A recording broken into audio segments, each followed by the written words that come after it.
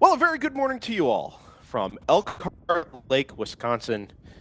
This is not the Mid-Ohio Sports Car Course. This is Road America and the 2025 Can-Am Endurance Cup, the Saturday 8-hour enduro live on DriversEye Live, and the World Racing League's 2025 championship season rolls on with round 4. My name is Brendan Kazmarek. I am joined this morning by Ryan West. Good morning, Ryan.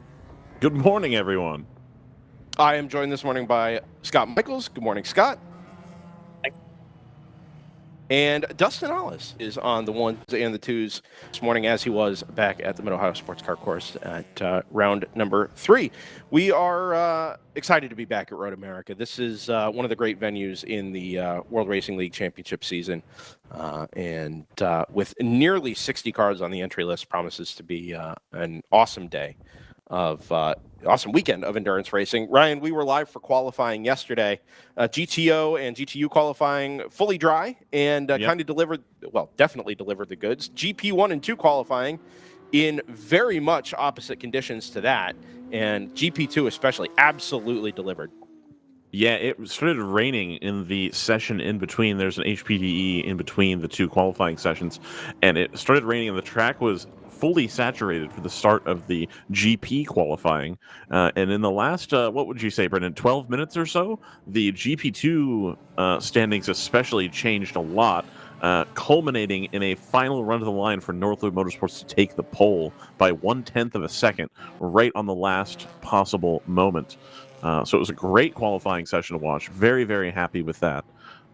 So I'm glad that WRL has switched to the new qualifying format. And if you haven't seen it yet, it is available on the YouTube for Friday. So you just go into this very channel, find it from yesterday, and you can catch up with that. It was a great session. We had a little podcast time as well. Yeah, good feedback throughout the podcast yesterday. We'll have our podcast mode moments today as well, I am sure. Up on the GTO and GTU running orders, we're going to have the GTO cars starting at the front of the field this morning. It is a little on the chilly side, and while the GTU cars, particularly the GTU class pole sitter, was the quickest car on track yesterday, sometimes it takes those Sebeco NPO1s a little bit of time to get their tires up to temperature. Nothing out of the ordinary there, and it's generally a little bit safer and calmer to have those GTU cars picking their way through the GTO cars rather than falling back on cold tires during the first few frantic laps of these World Racing League endurance races. The front of the GTO grid is the number 70 Round 3 Racing Trimtex Porsche 911 991.2 GT3 Cup.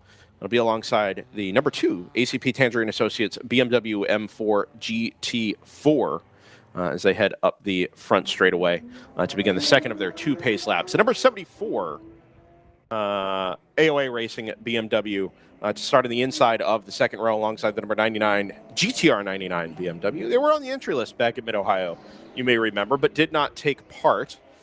Unfortunately, we haven't seen that GTR 99 car in a little while, but happy to have them back here and starting on the second row of the GTO grid. Third row of the grid will be the number 11 Kingpin Racing Toyota Supra alongside the number 91 FPRS Motorsports Ford Mustang GT4, 52 ACP Tangerine Associates BMW alongside the second of the Kingpin Racing Toyota Supras. That's the Rob Walker Racing entered blue and white Supra there to start on the inside, outside of row number 4. AE Victory Racing and Moorhead Speedworks in the number 290 Jannetta to start on row number 5, rounding out the top 10 in class. Ryan, yesterday during qualifying, we had anticipated having 2 Moorhead Speedworks Jannettas on the entry list for the first time, I think, ever.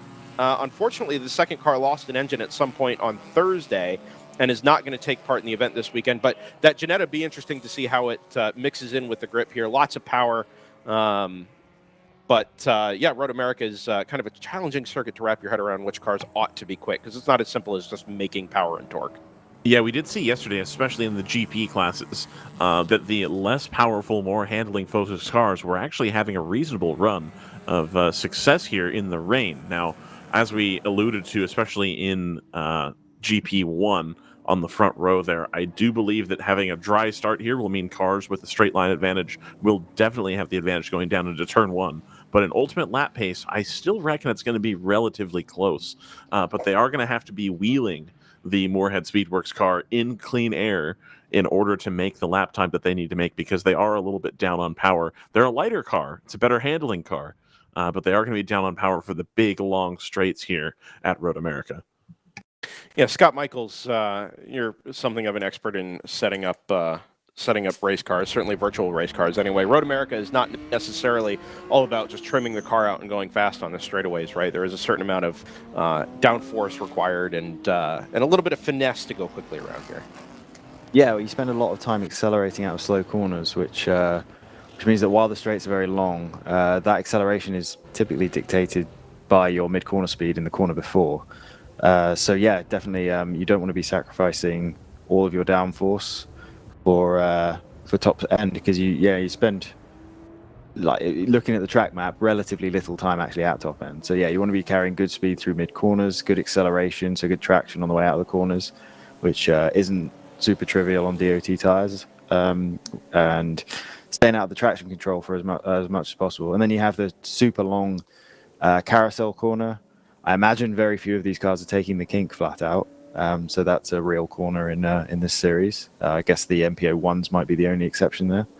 But yeah, it's a track that's deceptively mid corner speed dependent.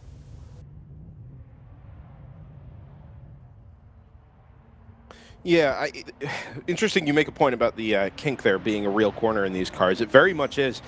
This will be the first race we've got the alternate curbing on the exit of the kink there. A little bit wider, actually substantially wider. It's sort of like a grasscrete, almost like a backyard paver with holes in the middle of it that allow dirt and grass to filter through. Does cost you a little bit of grip on occasion out there, so let's keep an eye on that. Be interesting to see how it plays a role, if it plays a role, in our Saturday 8-hour enduro today, and of course the 7 hours to come tomorrow. The field heads up the front straightaway and underneath the new drive-over bridge for the first time at Road America, and will head towards the start-finish line to take the first green flag of the weekend at Road America. We wait for the GTO and GTU cars first on the grid to receive the green flag off in the distance. It waves now, and side by side go the Porsche and the BMW from row number 1. They'll fan out 3 wide, maybe 4 wide by the time we get down towards the pit exit. Really good start from the number 2 BMW to get out ahead of the Porsche. AOA 74 will show the nose, but is kind of squeezed there by the GTR 99 BMW, trying to solidify themselves into third on the exit of turn number 1. Down into the braking zone at 3 comes the new race leader, ACP Tangerine Associates, and it looks like it'll be AOA Racing to clear the 99 BMW onto the straightaway. The GTU cars get the green flag down the front straightaway. We'll pick them up at turn number 1, and it should be Stratus number 59, who's gotten an enormous jump off of the start, gets past the number 109 Roberts Motorsports NPO1 very cleanly.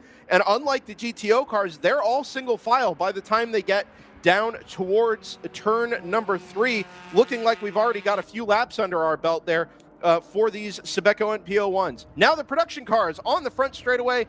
Green flag waves again for the 3rd time. And we have our final start of the day. We can pick them up. There they are, Harrison Motorsports. Ryan, we talked about this yesterday. The V8 Power gets the jump on the Palomar car. The Palomar car almost getting swallowed up there by the AOA car. I think does well to stay ahead. That AOA car had a good run of steam coming down to turn 1, so they're going to be on the defensive here until tires start to get warm. We were mentioned the other day that tires do take only about a lap here to come up to temperature, so it shouldn't take that long, but they are going to have to be careful if they don't want to continue to plummet down the order. And again, they're going to come back. No, not quite. They are going to pull in to try to make the toe on that V8-powered M3.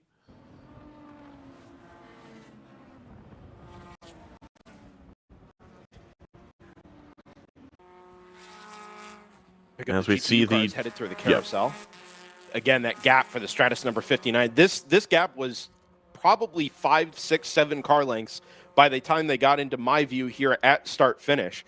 So I think maybe the 59 went off the final corner and was able to clear that Roberts Motorsports car coming up to the green flag. We've now got a battle on for the overall race lead. That is the number 2 ACP Tangerine Associates car defending from the Porsche.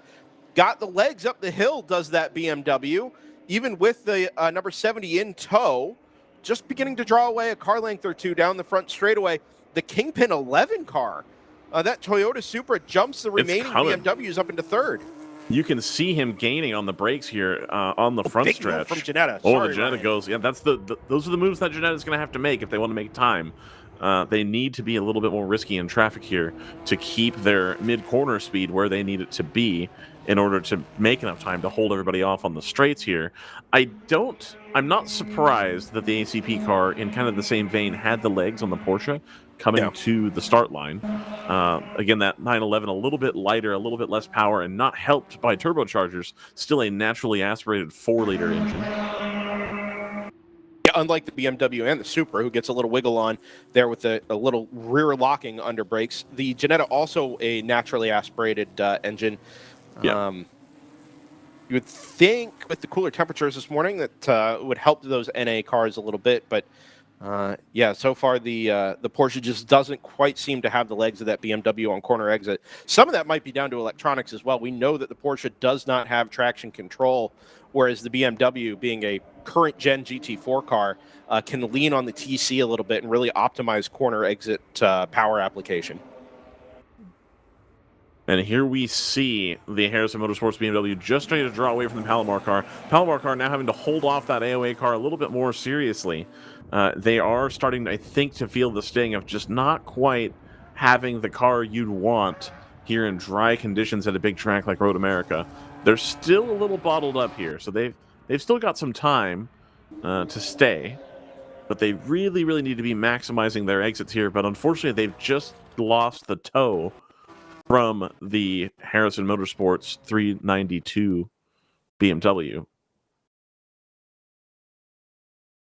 A bit of a camera reset here. If you're with us this weekend, appreciate you tuning in to our World Racing League coverage here at the Can-Am Endurance Cup. This is a triple header weekend for us here on DriversEye Live. We've got friends down at Hallett Motor Racing Circuit for the SCCA Super Tour. We've got friends up at Lime Rock Park for the Porsche Club of America racing into spring event, our first time up at Lime Rock, and yeah, good crowd on hand here as well at Road America. Of course, not a spectator event as such, but season pass holders at Road America are welcome for the weekend, and certainly invite you to come out and check it out. A little cool and windy today, but otherwise actually a fairly pleasant morning, all things considered, and dry, most importantly, which is not exactly how we left Road America yesterday afternoon.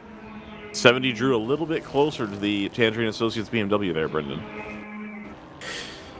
Yeah, I think through the second half of the lap, that Porsche is meaningfully quicker than the number two. It just seems like where it matters, which is onto these long straights that lead into the good passing zones, actually that that BMW is able to just draw away enough and be out of striking distance of the number 70, at least through this first stint.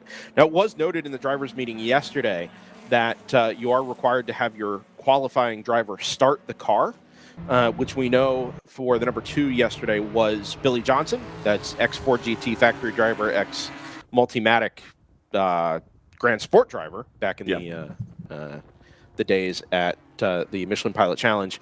Billy Johnson and Cole Lofsgaard, we think, is in the number 70 for round 3 racing. So certainly two of the strongest GTO drivers going head-to-head at the front of the GTO field. Back with the production cars up the front straightaway. It is still the GP1 class leader of Harrison Motorsports in number 392 that leads the way, but now a challenge from the BMW M2 Club Sport of AOA Racing. That's number 85.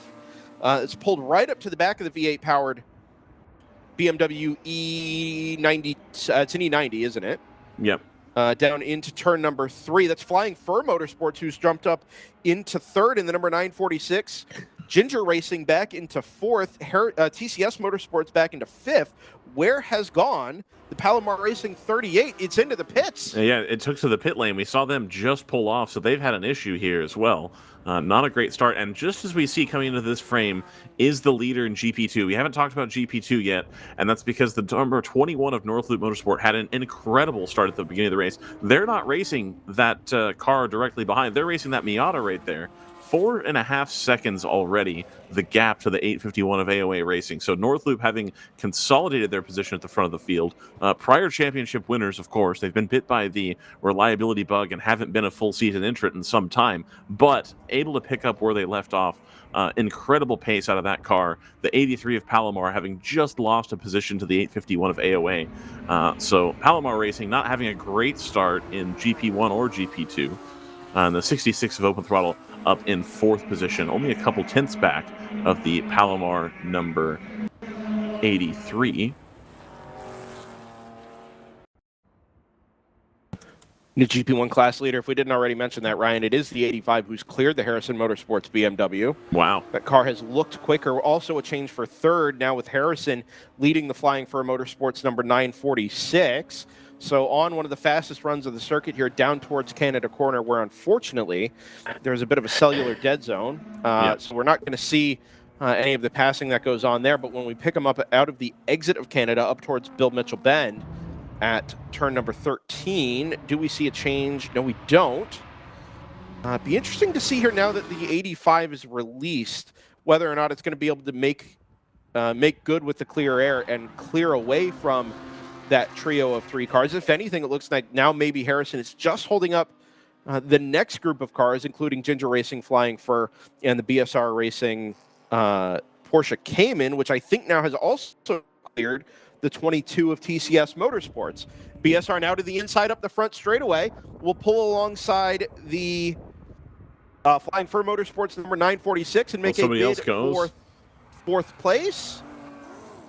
Moved on. Now, some of this is to be expected, Ryan. Yesterday, well, you know, normally in qualifying, you'd find some clear air, put down a flyer, wiggle out of the back of the Harrison car. You'd expect to see that flyer right off the bat. We did qualify in fully wet conditions yesterday, so while seeing Harrison on pole is not unexpected, it does kind of seem here like we're having a little bit of jumbling, trying to sort out what the dry, raw pace is like for most of these GTO cars. Into the pit lane comes the number 39 LA Honda World sponsor Proper Performance Honda Civic. Spoke to them yesterday at the drivers meeting, fans of that team down in GP2. The number 27 car that was on the entry list was due to be the only car running this weekend. That car had an electronic failure. They think of an actual electronic control unit on Thursday. The team spent Friday driving back to Pittsburgh, picking up the spare car, drove it back last night over to we're already Road going to get America. into lap traffic for the leaders here. I'm sorry to cut you off, Brendan. No, you're okay. But that 39 is a car that's turned 0 laps this weekend. So seeing them in the pit lane here, not necessarily what you want, but also not a surprise, being that they've had no real opportunity to get that car up to speed. So there's your GP2 leader, and then there's a little bit of a gap here all the way back to this Palomar car, which has regained second in class, followed by the Open Throttle Racing number 66, who's gained 3 positions so far. That AOA car slides back to 4th position where they started. And then you've got the leaders in GTO just breathing down the back of this GP2 battle. So that'll dice this up a little bit. I think this is going to be the opening that the driver of the 70 is probably waiting for, is just the opportunity, because I do think they're being held up to some extent in the corners here at least. They're going to be being held up. If they can get around the ACP Tangerine Associates BMW, then they'll, I think, stand a good chance to eke out a bit of a gap, just enough to stay ahead on the straights. But when you're trying to deal with that much traffic in this short of time, you really wish you'd had the torque. Oh, and they go around the outside here, trying to just stay with the BMW. They're able to do so. So both cars choosing to deal with traffic on different sides of the track in the back half of the lap here. And this is going to be unfortunate, because I think the 70 now is going to catch all this traffic with the 2 on the straight. And that's, Sorry, go ahead, Brendan.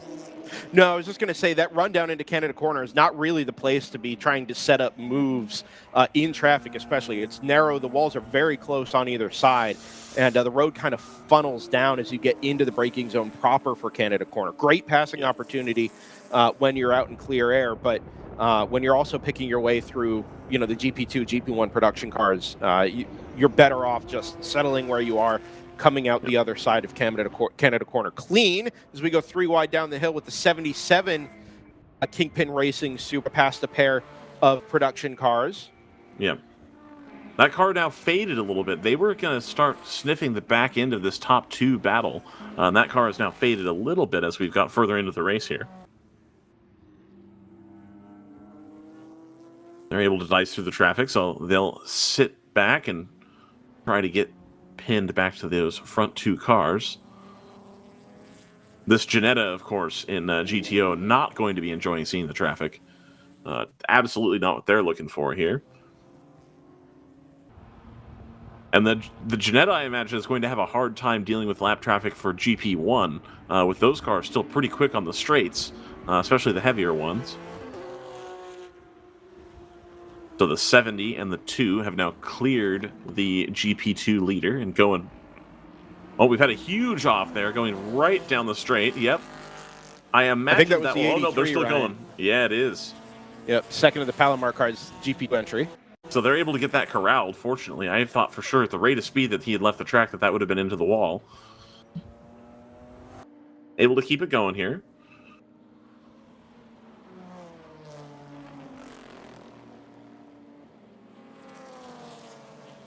Meanwhile, in a little bit further back in the pack, we've got a really great fight going on in GTU. It looks like the round 3 racing cars are really taking it to Stratus today, as well as Roberts Motorsports.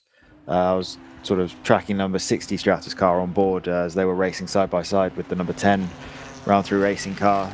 They've caught the back of the GTO field, so things getting mixed up there. But it looks like the round 3 cars actually have quite a significant top-end advantage on the Stratus cars. If anytime Stratus managed to draw alongside a round 3 car, the round 3 car would edge them out by the end of the straight.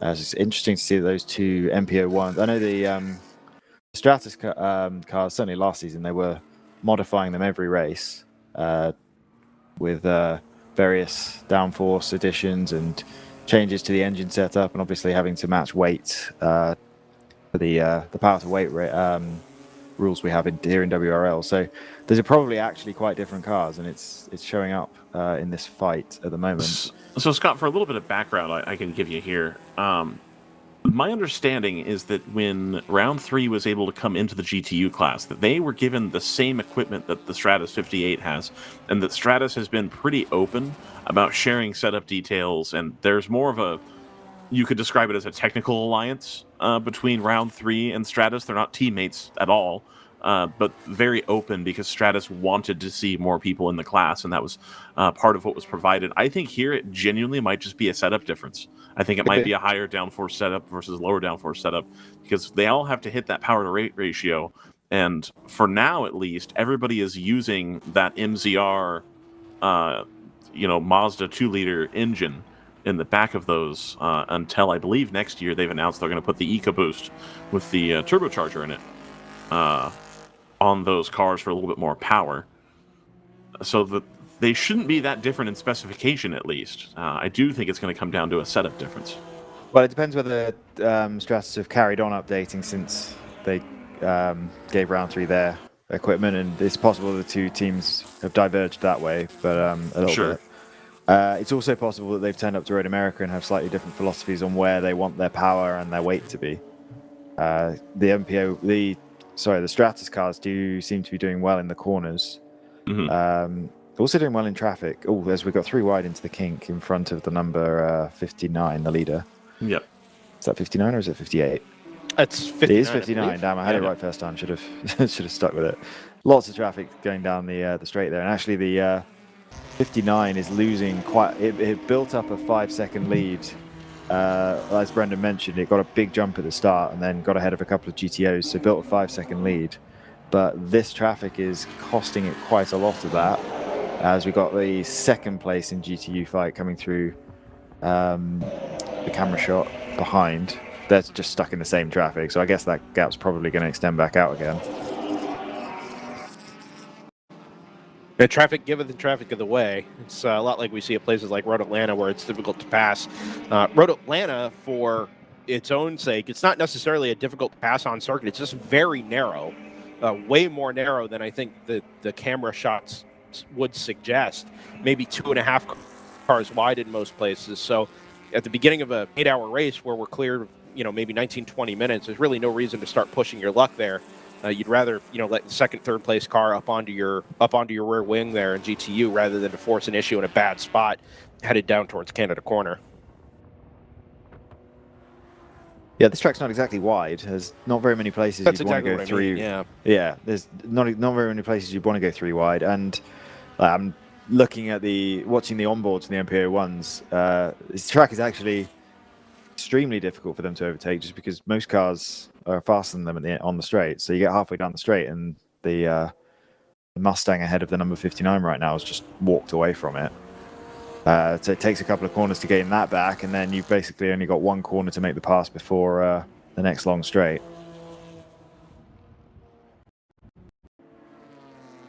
20 minutes gone. We've got 8 cars in the overall running order inside of 20 seconds of gap. Fastest lap of the race belongs to the round 3. The round 3 racing number 70 Porsche 221.314 set on lap number 6. That was right before, or actually as these cars were worked through traffic, which is awfully impressive. Same thing goes for the number 2 ACP Tangerine Associates BMW 221.394. So just as we've seen on our cameras around the 4-mile Road America circuit, nothing to choose between these top 2 cars, even though they've managed to gap, is now a pair of Kingpin Racing Toyota Supras with the number 11 and the number 77 having cleared the 74 AOA Racing BMW.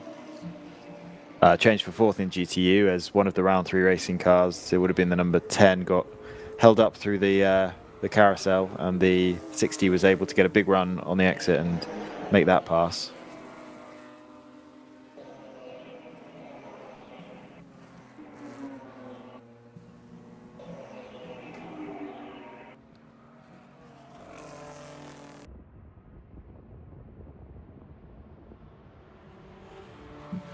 I'm attempting to get an answer to your question, Scott. Yeah. See that. Appreciate that, Ryan. Yeah. Now off in the distance there, that's the battle between the number 74 AOA Racing BMW and the number 290 Moorhead Speedworks Ginetta G56. Nice to have the Ginetta back with us after a couple of races away there for that number 290. The car came out guns blazing this time last season back at Eagles Canyon, was right on the base. And again at Burr. And then after an incident at Road Atlanta, just kind of seemed to struggle to get back onto terms with everything at the front of GTO. But off to a really good start inside the top 6 here after just 22, 23 minutes of running.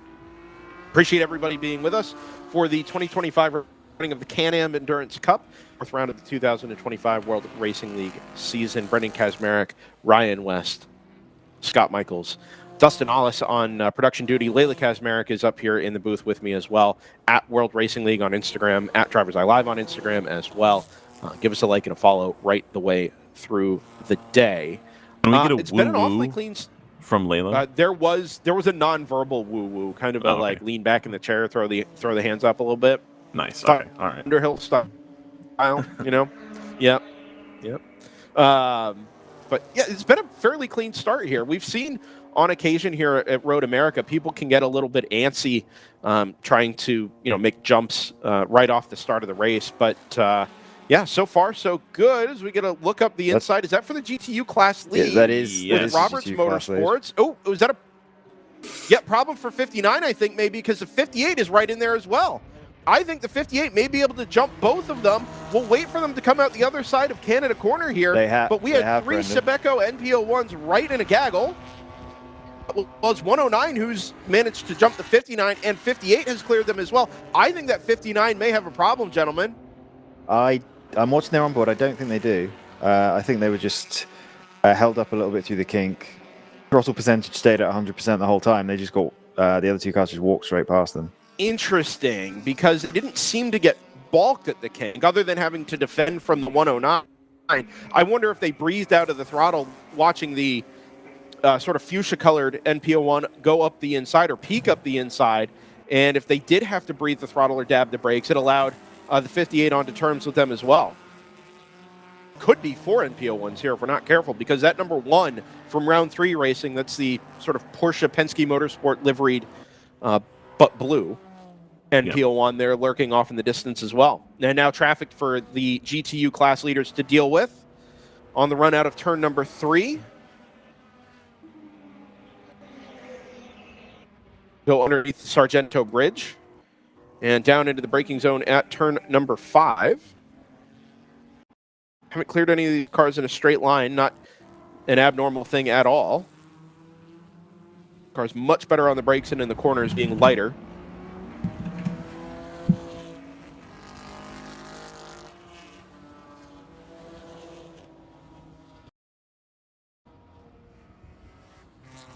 Those two cars just making their way past the Corvette as the round 3 car has managed to put that Corvette between themselves and the 2 Stratus cars. There's a little bit of a gap now, although that's going to, the very next corner that gets closed up again. Yeah, as they go around the carousel now, it is round 3 racing from the 2 Stratus cars. Sorry, it's not round 3, is it? It's Roberts Motorsports from the 2 Stratus cars. And now right up on the back of some GTO cars in the kink.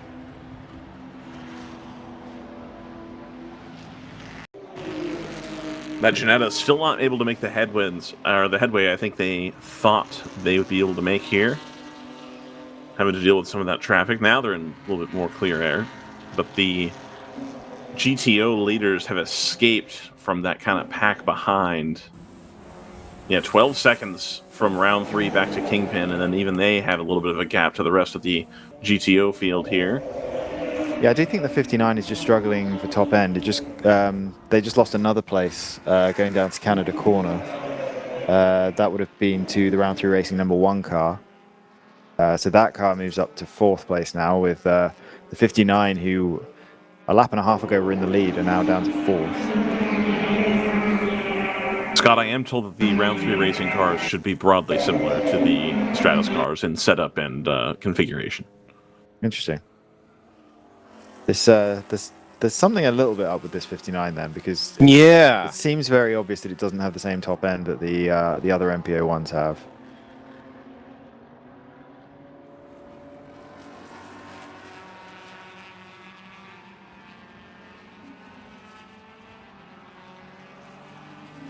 It seems to be in like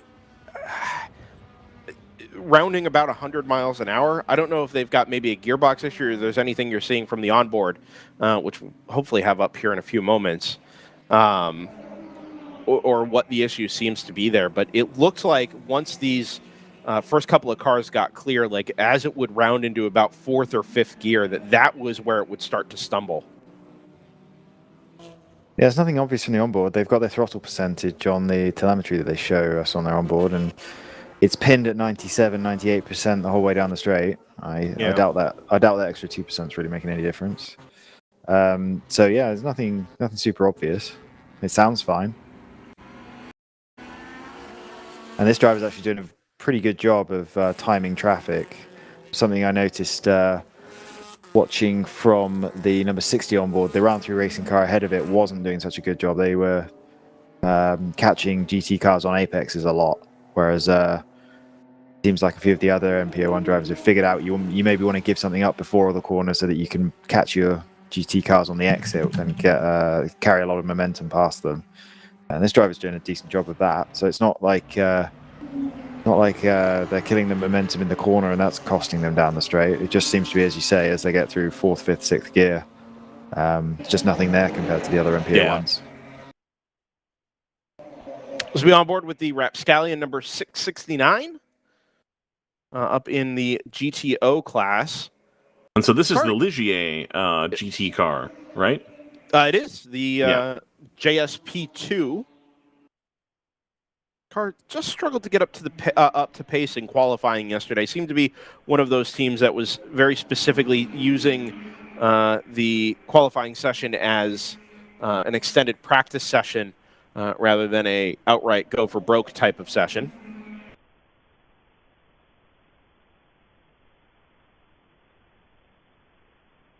Have we been on board with this car before? Ryan, it actually caught me off guard yesterday. I was kind of clicking around in the Sentinel back-end page that we have access to here on DriversEye Live, and I didn't recognize the cockpit. I didn't recognize the steering wheel. Thought it was a very odd choice of steering wheel for a BMW or something similar, so I had to kind of go through and figure out which it was. You see the Stack Racing logo there on the bottom left as well, and sure enough, turned out to be that Ligier JSP2. So not a car we've seen onboard footage from before. Good pull up the front straightaway here behind the BRZ number 214. And that's really the straight line difference you see illustrated there between a GTO car and the GP2 car. And this isn't even the fastest GTO car in a straight line. This is probably one of the slower ones, one of the less powerful GTO cars. Having to take the modifier, I believe, for being a non-road car. You know, so even correct. then, a little bit less power. You do have to do that in GTO, but not in GTU, it turns out. Yes. Which I hadn't exactly realized before making a fool of myself to RJ Till trying to make a joke about the road-going Porsche 963 yesterday. Right. But Did you we will confirm have that anybody has an allocation for that? As far as we know, the answer is no. Oh, okay. That's too bad.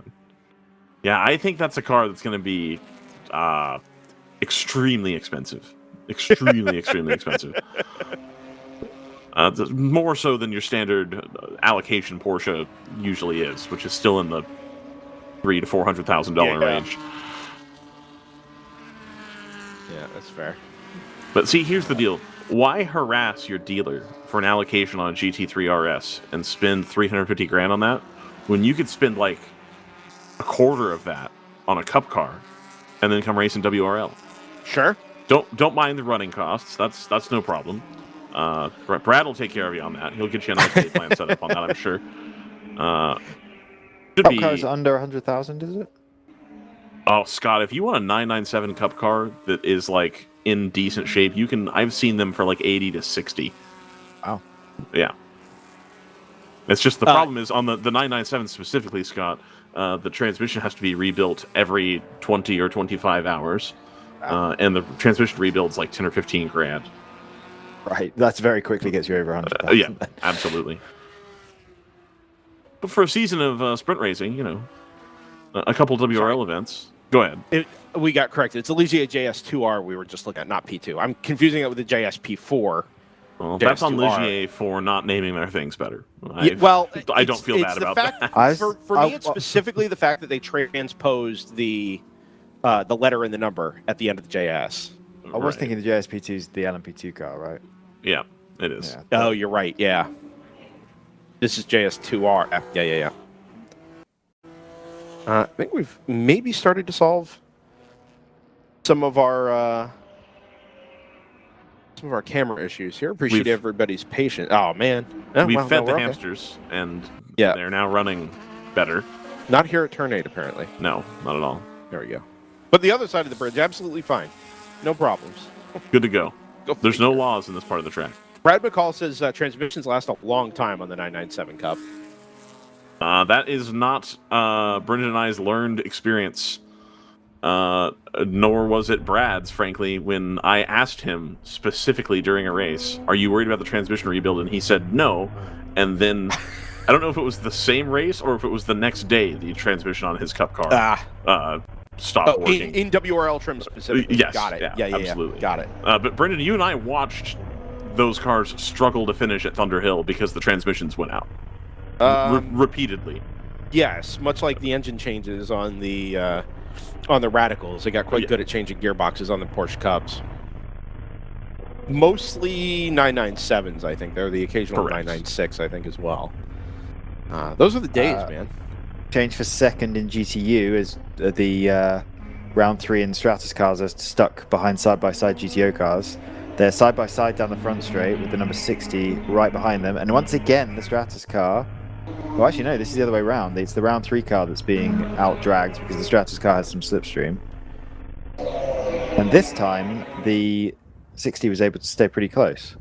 So perhaps it was just the way the driver was exiting the corners previously. But yeah, all the 3 MPO ones look very even on that side-by-side action down the front straight. And it was, in fact, the Stratus number 58 that was able to stay ahead in that race. One thing also to keep in mind, Scott, Stratus have been Side driving by these side cars. again down to 10.5. Sorry. No, you're fine. Stratus have been driving these cars in WRL, dealing with the traffic for like a long time, like 5 to 7 years, versus round 3 and some of the other guys, on effectively weekend number 4. There's going to be a difference in, I think, skill in dealing with traffic and when to catch everybody. That's going to continue to show itself here this afternoon. Number 60 is now overtaken number 59. So that 60 car is moving up through the field. I think it started quite a long way down. I think the 59 did as well, but they're making good progress towards the battle for second, and it's the Roberts Motorsports car has really escaped a good 6 or 7 seconds up the road from the race for second. I wonder if there was just a little bit of settling in to be done there for Roberts Motorsports. They were really quick yesterday in qualifying. Obviously started the race on the pole, and maybe just let the tires come up to temperature, bring everything in a very predictable way, and then once the car is fully up to operating temperature and pressure, start to send it a little bit. And then obviously the bobble for the 59, with whatever minor issue they seem to be dealing with at the moment, certainly helps there as well.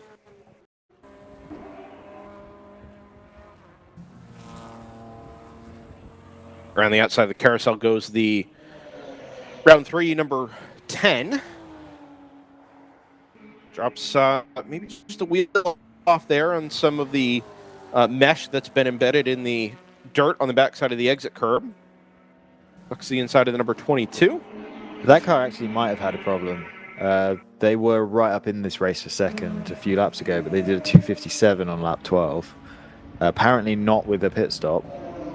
Oh, interesting. Yeah, there was a 2:31 a few laps earlier as well. So this car's, I did see the 2:31 was when it lost a position to number 60, and it was just stuck in some really bad traffic through the carousel and the kink. But it wasn't able to clear that traffic. Does say there was a spin drivers left at turn 12, Scott, for that number 10 back at 9:29 this morning. So just 2 laps ago, as you said. So that would be the 2:57 would be that one. So they've lost 30 seconds or so there.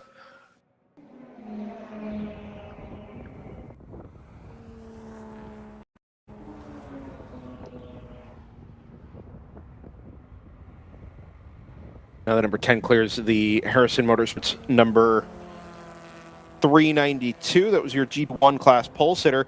That race has now gone the way of BSR Racing, the Porsche Cayman. So we moved away from the GP1 battle that we followed through the first couple of laps. And now that things have settled in over there, it's the Porsche Cayman that leads the class by 4.8 seconds over the Ginger Racing number 46. The AOA Racing BMW M2 Club Sport that had rocketed into the class lead on lap 3 or 4 is now back into P3. Oh, big accident here at the exit of the kink. 3 cars involved. One of them is a BMW M4. There's a number 111, I believe, Ford Mustang there to driver's right. And then the number 290 Jetta is off to driver's left. Debris all over the center part of the circuit.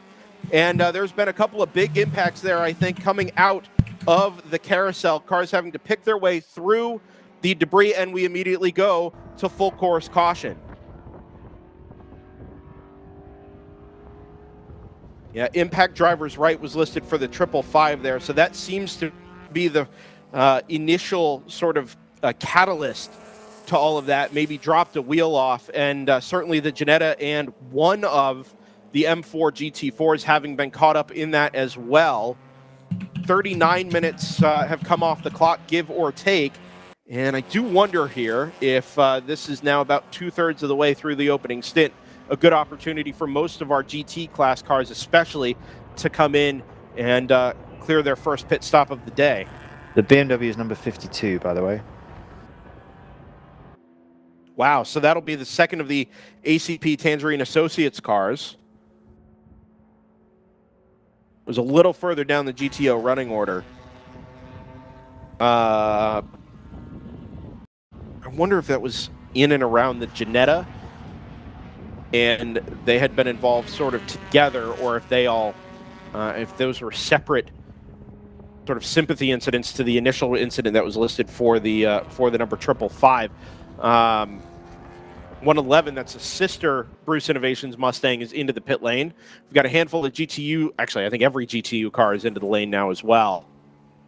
All the Stratus cars are pitted together. The 909 is in from Automatic Racing.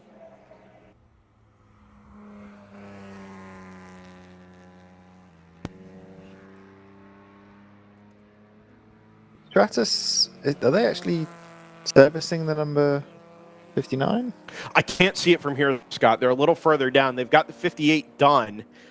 I wonder if they service the 58 and the 59 with the same crew, and this is an effective double stacking. Yeah. I saw the 59. I'm very confused because the 58 has got the 59's lollipop. They both have the same. 59 is the one that's stationary in the lane now, Scott. Yeah, so that car came to a stop behind the 60, and it looked like there was nobody ready for them, but the 60 was already being serviced. It was just, I was looking at, I've got both onboards up, and both cars had the number 59 on their lollipops, which was very confusing. But 59 is the only one still there. So yeah, I think that's the case, where they've had to stop and wait, and now they're off again. Morning to Erwin Graven, who joins us in the chat. Appreciate you being with us, Erwin.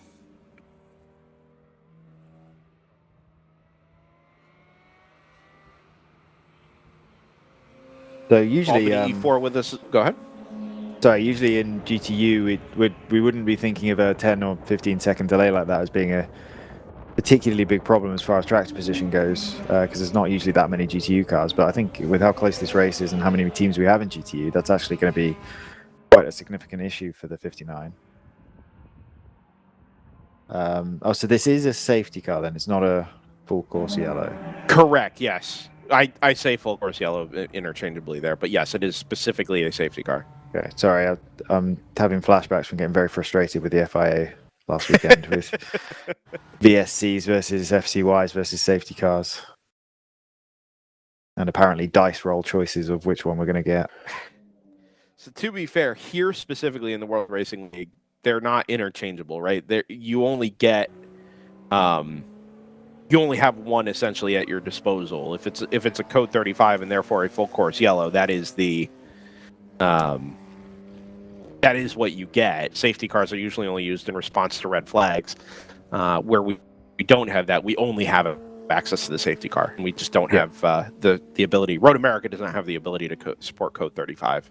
Actually, you know what? That's probably not true. Road America invested in a track-wide Flagtronics permanent install here a couple of years ago, and since that is how the code 35 is essentially enforced at Barber Motorsports Park especially, I do suspect we could probably get away with the code 35 here.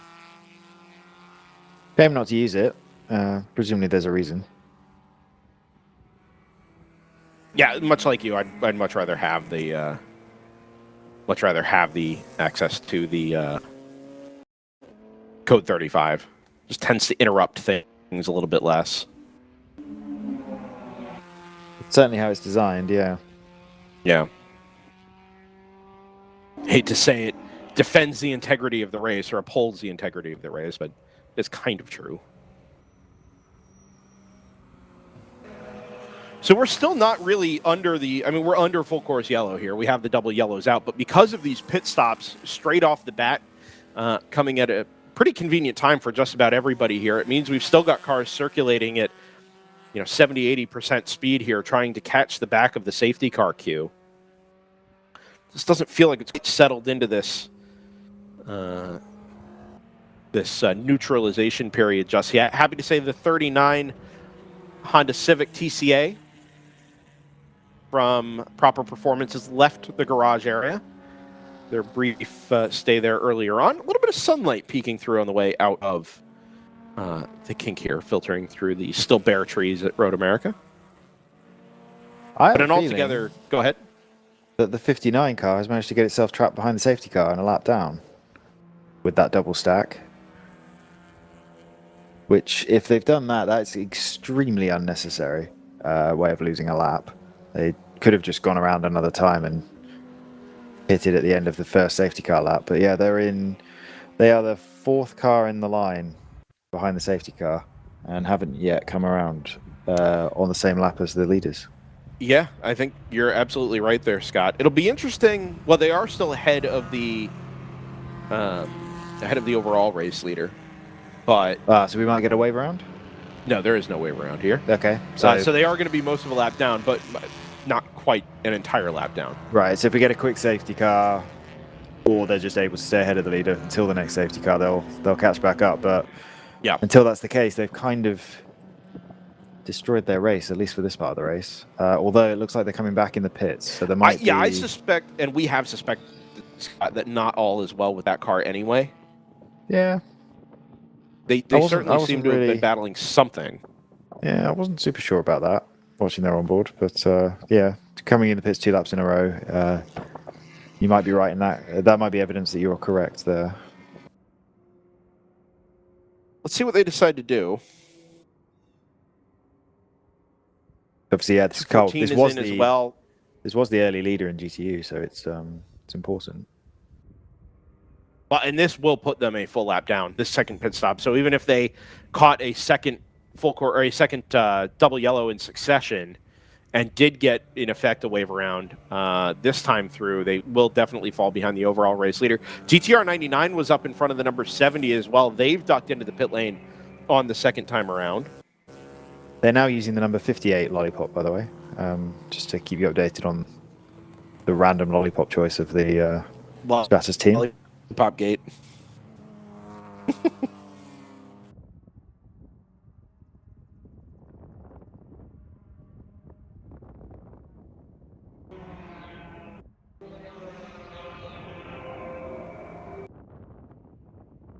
Underneath our first full course yellow of the day, appreciate everybody joining us. Close to 300 of you along for the ride for the 2025 Can-Am Endurance Cup here at Road America. Brendan Kazmarek, Scott Michaels, Ryan West. This is the first time we've JT Tamulus in quite some time. Like, truly, day-long JT Tamulus.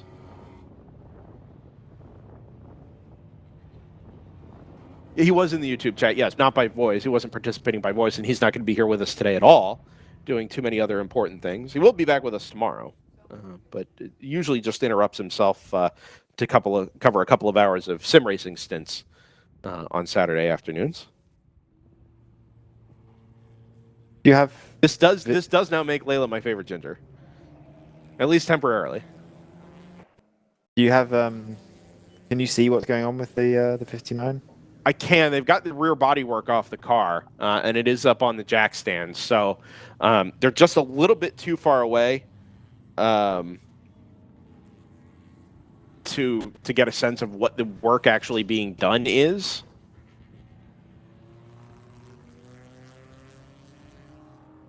Looks like bodywork getting just about ready to go back on, and they are holding it above the car. So I think whatever they're doing here, they're trying to get done quickly. But as you mentioned, Scott, they've already lost the lap.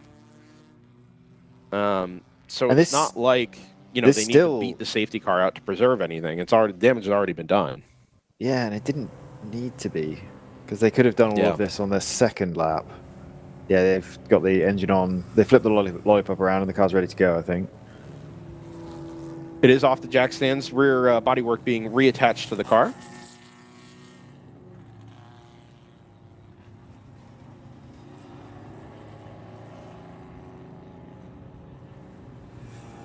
You see how cleanup is proceeding over here at the exit of the carousel? Dustin will have eyes on that.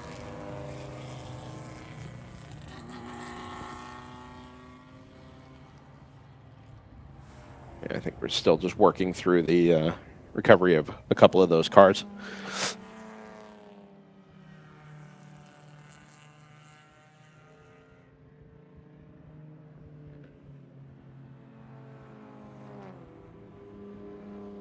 Quick reset of the running order here, particularly GTO. Number 2 ACP Tangerine Associates BMW does maintain the class lead over the number 70 after pit stops for both of those cars.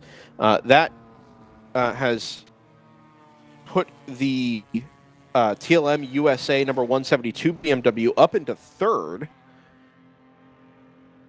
with this first cycle of pit stops. GTR 99 falls back into fourth, but did pit on the last time through. So I kind of suspect that car actually will be a little bit further back. Should put the Kingpin 11 Toyota Supra up into P4 in class, then AOA Racing number 74, Kingpin Racing number 77 in P6, Bruce Innovations number 111 in P7. Interesting, the only Bruce Innovations car we've got is that number 111 Mustang. Typically we'd see, is it the 444? No, the 333 is the GTO car, isn't it, Ryan? Yeah, I think that's right. But anyway, just Fords this weekend for the Bruce Innovation squad. Kind of run in accordance with Montgomery Motorsports, who of course had fielded a BMW and GP1 for eons, and now has switched over from the E46 platform over to the BMW M230. It's not an M. Well, it is, but 235i. It's not the IR. And that Montgomery Motorsports team now fully under the banner of Bruce Innovations as well.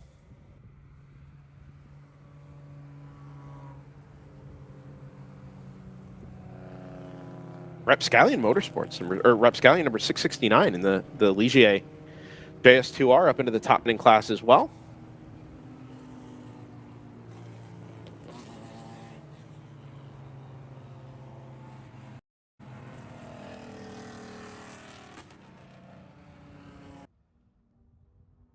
Might get a little bit of track temperature into the pavement here as well. It's been gray and cloudy, I think, basically since we arrived first thing Friday morning, and we're just now starting to see some breaks in a low overcast layer. And yeah, hopefully warming up a bit here as well.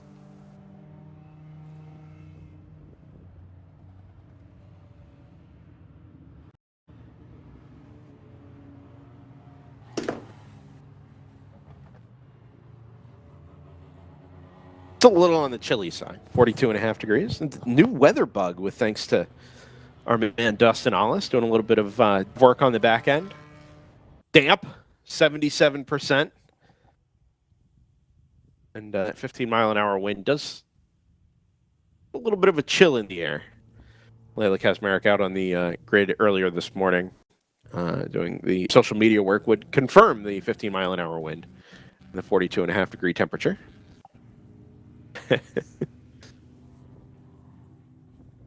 Even camera setup this morning wasn't what I would call warm and cozy, although the seat heaters in the Mazda CX-90 this weekend did certainly add some life back into things. The good news is 0% chance of rain, as you see there on the right-hand side, which we do love here. Got, I think, most of the damp weather out of the way yesterday afternoon. Sent it all the way of our DriversEye Live team out at Lime Rock Park covering the Porsche Club of America this weekend. Matt Wood on executive producer duty as Brian Donati on commentator duty. First trip up to LRP for DEL. Go ahead, Scott. 59's back in the pits, by the way. Yeah. I wonder if our man Brad McCall, being adjacent to that Stratus team, has any information on where that Stratus number 59 is at in terms of mechanical soundness here.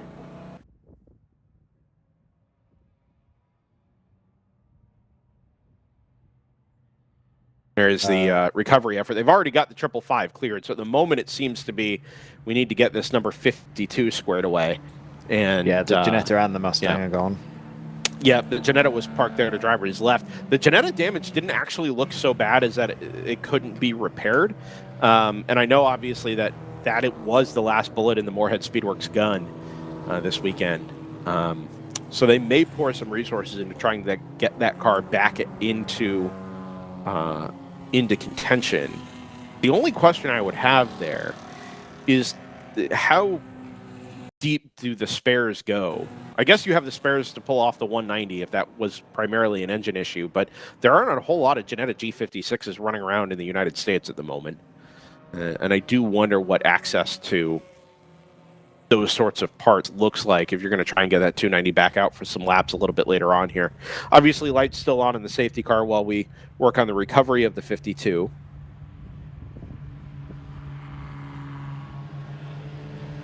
Over at the exit of the kink.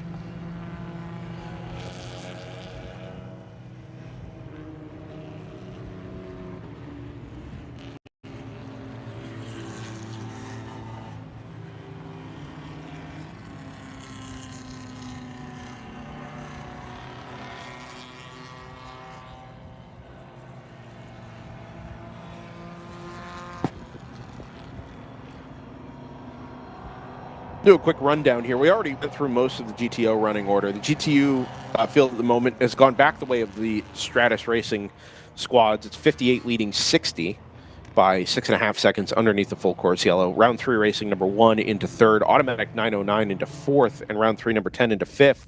All of that has shuffled the Roberts Motorsports number 109, your erstwhile GTU class leader, all the way back to P6 ahead of the 908 automatic racing. Second, Sebeco NPO1. Intrigued by this, what appears to be an issue for the Stratus number 59. Certainly they're back out of the pit lane now. I don't know if they've come back around, Scott. You've been watching the onboards a little bit more carefully. 59's going down the back straight at the moment. Okay, so yeah, it's back out on track after what I think I'm right in saying is the 3rd pit stop in succession for that car. Excellent. And I do want to make one other note here. If you've been following along in GTO, the number 119 AE Victory Supra has not started today's race. I'm not sure what the issue was there. Certainly they didn't seem to have any problems during the day yesterday. Well, they were out in qualifying for sure, but didn't seem to... certainly wasn't ready to go first thing this morning. We'll head down towards the production classes. The GP1 class leader after wholesale pit stops there is the TC Klein Racing number 112, the number 64 from Open Throttle Racing. In second place, Harrison Motorsports number 392 into third ahead of the 946 from Flying Fur Motorsports. That seems to be the original class lead battle. Ginger Racing, P5, TCS Motorsports, number 22 and 6th, and then Blaze Racing, number 118 and 7th. This is all very interesting, though. So the TC Klein, number 112, I definitely saw into the pit lane late, even though it didn't trip the pit flag on Red Mist timing. That's redmist.racing if you'd like to follow along there. 64 from Open Throttle Racing, also definitely pitted. Scott, you and I have talked about this on more than one occasion here, but you've got to be aware of where the overall race leader is when you come in to make your stop, lest you get caught behind the safety car and most of the lap down. And it actually seems like a couple of our class leaders, certainly the BSR Racing Porsche Cayman number 981 and the Auto Prep Club Chevrolet Corvette C5, that being the number 195, have kind of got caught in that situation where they now... particularly the 981 goes from the class lead to being the better part of a lap down. Actually, the first car behind the safety car. Yeah, we do. We talk about this. GP1. Talk about this seemingly every race, and it's odd that the mistake is being made so regularly. It really is like you scratch for tenths on the track, lap after lap after lap, and then you give up. In the case of Road America, we're talking over 2 minutes just by around 2 minutes, I guess, just by hitting a lap before you necessarily had to. Yep. The number 59 is back on the pits for a 4th lap in a row. It's very easy just to jump when you see full course yellow, and all things being equal. Sorry, 59 was only stopped for about 2 seconds and then headed off again. I wonder if they topped it off with fuel this time. They said, well, we're already at the back anyway. Yeah, I suppose. They also don't have a whole lot of time to work with here with this cleanup going on over at the with the kink. They do too many of these pit stops. They are. Eventually, I mean, they're Yeah, they're a long They're only way about a behind. mile ahead of the queue at the moment. Yeah, and it's not like it's a Formula One car where you catch up with the queue like instantly because of how fast your car is. There's a very real danger they'll end up going green while being half a lap behind the safety car queue. Yeah, I mean, If they in keep addition to the doing time this. they've already lost, right? You don't want to shoot yourself in the foot and lose additional time to the class leaders. Could be that they were just checking on a repair they'd made on the previous lap, and it only took a couple of seconds to check. LaCosta Motors joins us in the YouTube chat. Greetings from Automatic Racing down here at pit lane number 1. I'm going to assume that's stall number 1. Can't quite see the invisible glass overhang, so assume they're outside of my field of view here. That's start finish. Team Frozen Rotor, how do we get picked up by the safety car, leading to 1 lap down? Not a full lap down. I suspect that what happened here is that they were came out directly behind, pitted early, came out directly behind the overall race leader, which would have been the number 2. And because they were then a lap down to the overall race leader, they were the next car in line out on track, but had already actually pitted.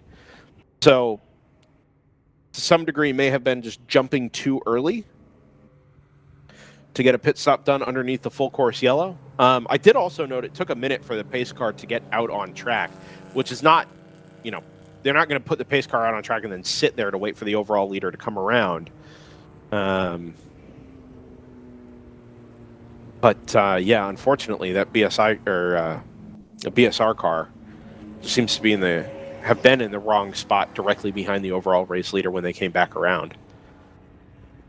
To be picked up by the safety car initially.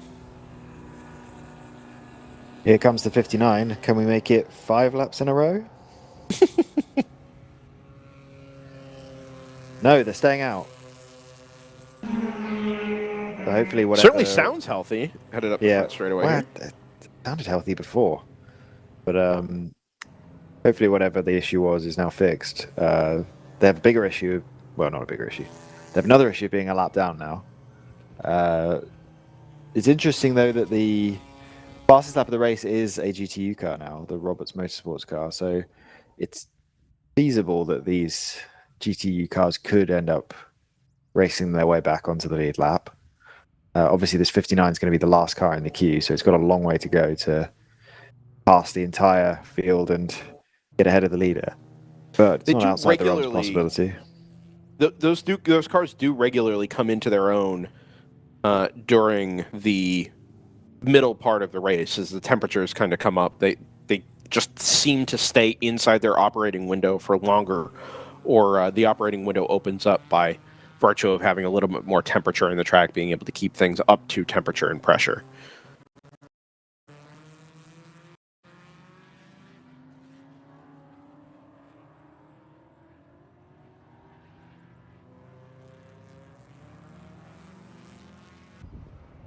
Appreciate everybody being along for the ride this fine Saturday at Road America.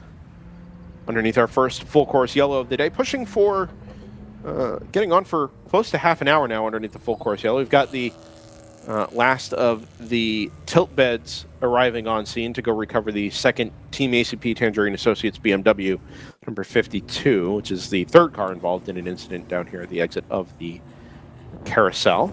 Cleared the first hour of racing here as well.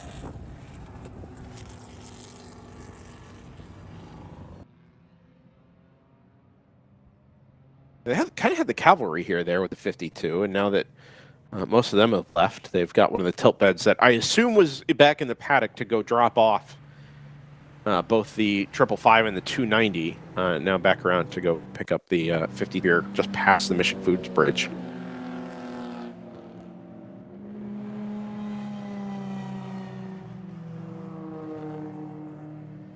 So one of the things that was mentioned here in the race control log, in addition to the spin and impact for the 555 driver's right, was contact between the 555, the 74, the 290, and the 52.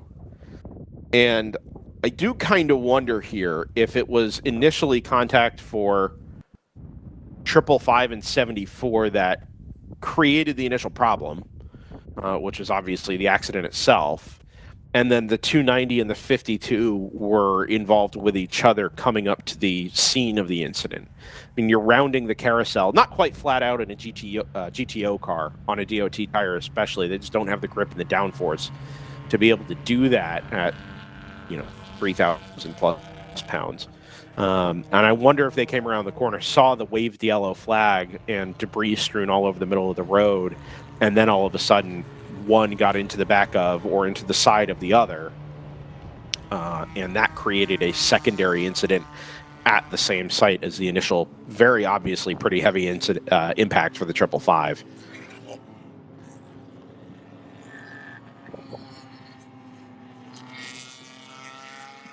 If you're a club racing or amateur motorsports fan, DriversEye Live is your home for what I would call the premier coverage of amateur motorsports in the United States. Certainly stretching our limits this weekend.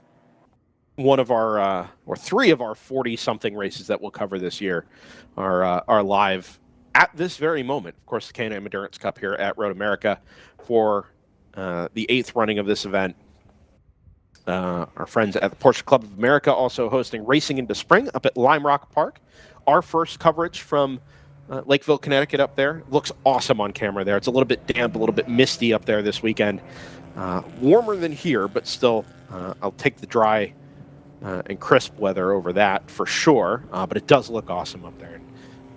Appreciative of Brian Donati and Matt Wood anchoring that coverage up at Lime Rock. Little bull ring there, which, by the way, would host WRL racing exceptionally well. And then the SCCA Super Tour. Would it? Oh, yeah, absolutely. I spent all of Wednesday thinking about how awesome it would be to have WRL at Lime Rock. All 60 cars, or 50 or 40? No, I think you'd have to do dual, 4-hour production in GD. Yeah, I think you'd have to split it. And then the SCCA Super Tour live at Hallett Motor Racing Circuit. Would you believe that if I told you that the combined length of the other two tracks we're running races at this weekend is still shorter than Road America? Yes. Yeah, 1.5 plus 1.8 does not equal 4.0. It does not. No. So we got a couple of bull ring events this weekend, and what I heard yesterday that Paul Newman once called heaven on earth down there in Jennings, Oklahoma. 59's back in the pits. Paul has been known to be wrong before. Scott. And Scott will I have looked none to of my it. left. Yeah, no, Scott has no interest in Hallett. Looks like they've got the rear body work again, but there's a bit of glare here on the window, so it's kind of difficult to tell. Yeah, I definitely do.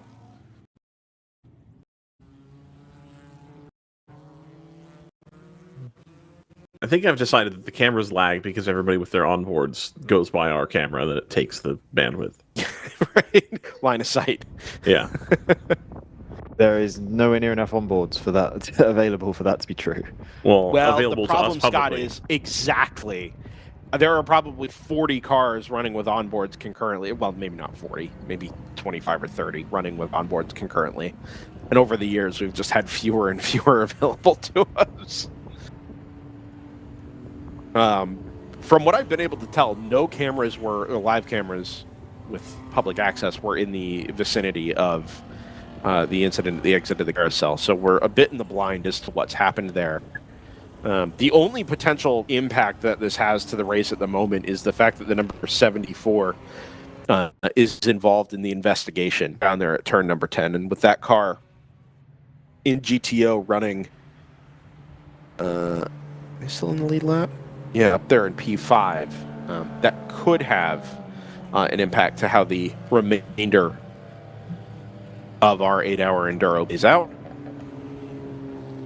Unfortunately, this weekend, when we think back to Mid-Ohio, we only had 8 GTO cars on the grid. It was a very sort of unusual feeling event because of that. But the reality was that you could make a mistake, have an error, and still find yourself top 4, top 5. And in the case of the round 3 car, which suffered a 5-lap penalty, and that number 70, they were able to charge back onto the lead lap by the end of the race. Here, both due to the number of cars in the field this weekend, combined also with the fact that a 1 lap penalty is a 4-mile penalty rather than a 2.2-mile penalty. Much more difficult to come back from that type of self-inflicted wound than it would have been back at the last event at Mid-Ohio. It looks like the starter has pulled in the double yellows. That is the 52 on the back of the rollback. And with the field having cleared them, we are set to go back to green flag racing at Road America. It's been nearly a 35-minute wait and a very fractured restart here. Big gaps in between the cars, but the double yellows are in and the green flag waves on the TireRack.com starter stand up at the top of the hill down the front straightaway. Cameras play catch up here. BSR car has been jumped at the restart. Of course, not a GT class car, so off the start, not terribly surprising. But look at just how strung out the field is, headed down front straightaway for the first time. Up the inside goes the number 2. That is your overall race leader with just that black Porsche Cayman in between itself. 3 wide on the way into turn number 3. Between itself and the round 3 racing. Number 70 into the pit lane comes the GTR 99. But what's gone on there? Yeah, that's not great timing, I reckon. No, obviously, I think is an issue there. Yeah. For car number 99. Number 2 has cleared the remaining cars at the front of the queue and goes into the overall race lead. Also the race lead on the road. There at the exit of turn number 4.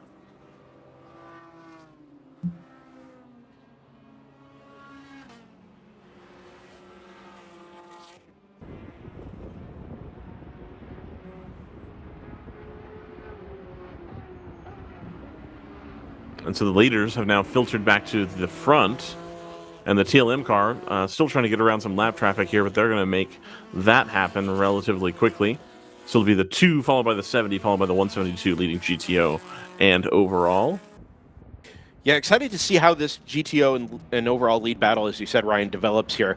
Obviously, we had spent most of that initial return or initial phase of the race working through traffic, so there wasn't a whole lot to choose between them. And even if there was, I don't think any obvious passing opportunities presented themselves. The number 85 AOA BMW goes a little wide there at the exit of the kink. With clear air here, you wonder if maybe the 70 is going to be able to drop to the back of the number 2 and take the fight to the ACP Tangerine Associates squad. And does the 172 BMW from TLM USA have anything to say about it? Remember, if you've watched WRL races before, we typically see that number 172 is an Aston Martin V8 Vantage. Imagine our surprise when we turned up yesterday and the car is actually a BMW M4 GT4. Third place at the moment, but potentially not for long because the number 11 Kingpin Racing Toyota Supra has drawn along 2 drivers left with that BMW, and in a straight line, no match is that BMW for the Kingpin Supra, who puts themselves back onto the GTO class podium. TLM, of course, had a strong run here last season as well, fighting with NFC Motorsports, I believe, at the end of the race on Sunday. One of the closer battles we saw last season as they duked it out for about the last 10 minutes or so, I believe.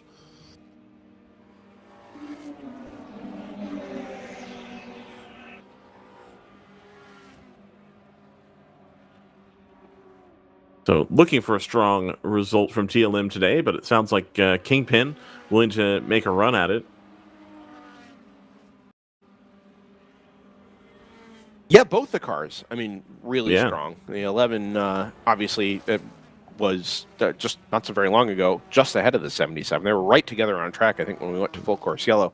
Pit stops have jumbled that up just a little bit, but 11 picking up right where they left off. Kingpin 77 back in 5th, so just the TLM USA BMW splitting those 2 cars at the moment.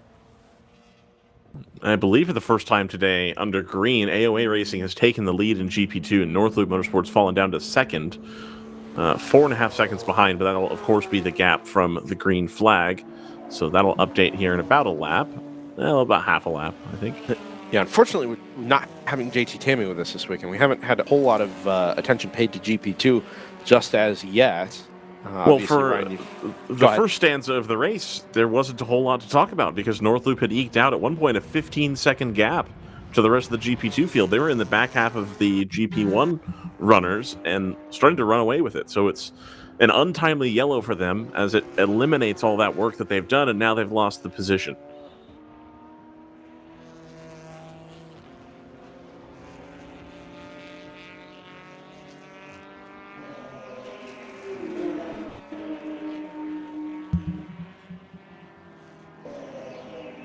GP1, we've got the 112 of TC Klein having gone to the front of that class, followed by the 392, and then the 64, and then all BMW top 3 in GP1. The 946 of Flying Fur in fourth, followed by the number 46, Brendan's favorite racing team, Ginger Racing. I heard they named their two cars, the 46 and the 47. They named one Layla and the other JT. I believe that. I've heard that. Yeah, somebody told me that. Some people are saying. Yeah, 46 being the faster car is obviously JT. Yes. Right. It would be the old 47. Yeah. You just made that joke to me.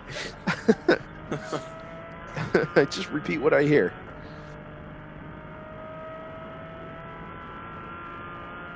Of course, this onboard brought to you by Sargento, one of the many fine corporations headquartered in Wisconsin. Many. Some of the best cheese available on the open market. I saw a video last night it was a promo video that Three Sheeps Brewing did out in Sheboygan with Leroy Butler, NFL Hall of Famer, as a promo for Wisconsinitis. It's a cream Three Sheeps makes, and they were listing all of the things that you may not know are actually made in like central and southern Wisconsin. Sure. And it is actually kind was of Trek shocking. Bicycle one of them? It was not. Are Trek made here?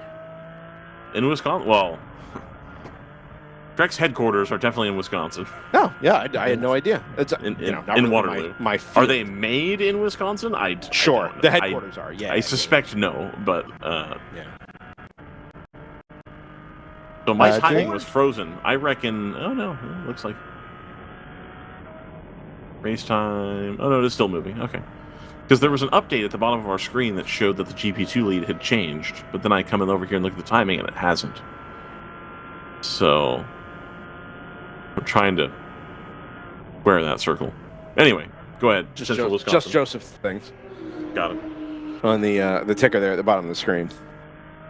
The GTU battle got quite shuffled up during that yellow flag because the Roberts car has dropped down to 14th overall.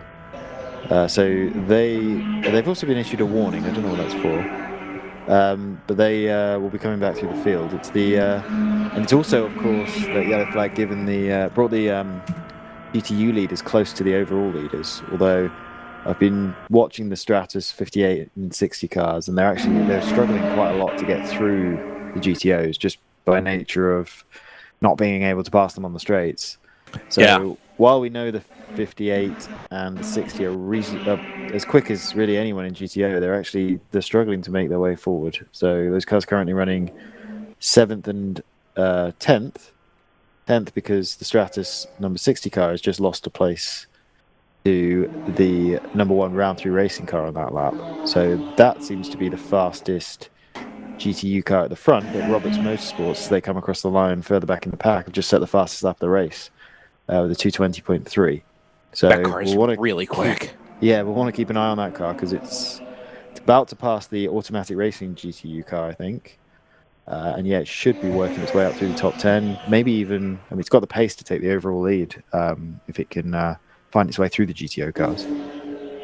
That Roberts Motorsports 109, you did mention that there's no warning. Race control log suggests that was actually a warning for a blend line violation, which is something that Series VP RJ Till mentioned yesterday during the drivers' meeting. The blend line here is enforced, even though it's not necessarily a hard white line that denotes one side of the track from the other. It's a dashed white line that essentially suggests stay to the right. And what was mentioned yesterday specifically was that you should be staying to the right-hand side of the track up against the white line on the track edge from pit out all the way down to the apex of turn 1. Don't swing out wide.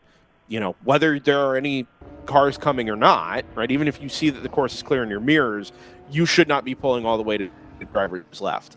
And it certainly seems to be we'll know it when we see it sort of thing there, even though there's no line as such cross other than the dashed white lines. And in that case, it looks like the 109 has fallen afoul of that on the first round of pit stops, as did the number 22 TCS BMW. What I don't know, and there you see that dashed line. It does extend a little bit further down than it used to, but and not supposed to cross that dashed line out onto the track side. One of the things I don't know is whether or not those warnings are included in the typical list of pit lane warnings. The thought being on pit lane, certainly that if you pick up any pit lane warning, your next pit lane infraction will be a penalty, regardless of whether or not it's... So one might be not having a fire extinguisher ready when you're fueling. The next one might be, having your visor up during refueling. And if you've picked up a warning for the first, the visor up will then become the one lap penalty. And I just don't know whether or not the blend line violations apply the same way, or if they're in their own sort of category as warnings and penalties go. Race leaders right together here, headed underneath the Speedville Bridge and through the carousel, the long right-hander at stations 9 and 10, turns 9 and 10. Underneath the Mission Foods Bridge on the other side with the sort of beach area there off the driver's left, just off the side of the camera. And down through the exit of the kink for what is the 27th time of asking. Down into Canada Corner here. That's the GTR 99 BMW, by the way. Back out on track. We know that car had pitted just as we came back to green. Not sure what the issue was there. But in any case, they've already lost a lap, and now we're in danger of potentially going 2 laps down here to the pair of race-leading GTO cars.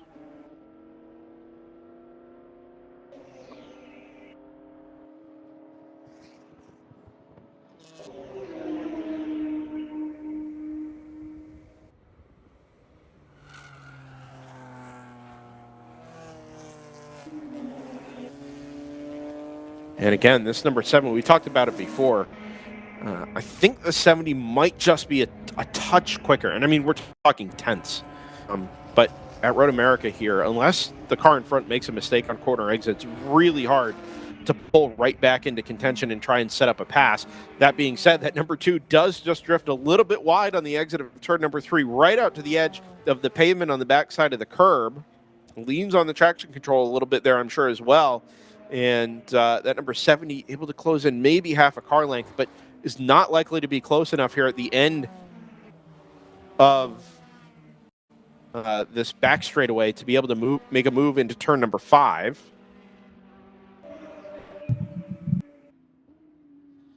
Already come through the shot there. There is the number 11 followed by the 172.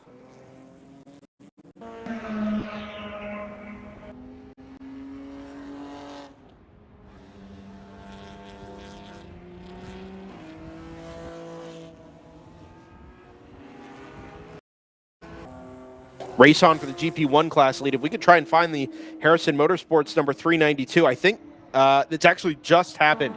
They've passed the TC Klein number 112. We expected this to happen at some point in this resumption of racing here after the full course yellow.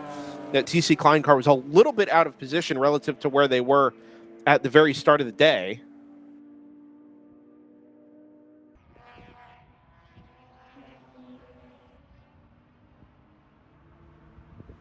Flying Fur Motorsports number 946, Ginger Racing number 46 right together as well. I think they're probably somewhere around the first part of the lap.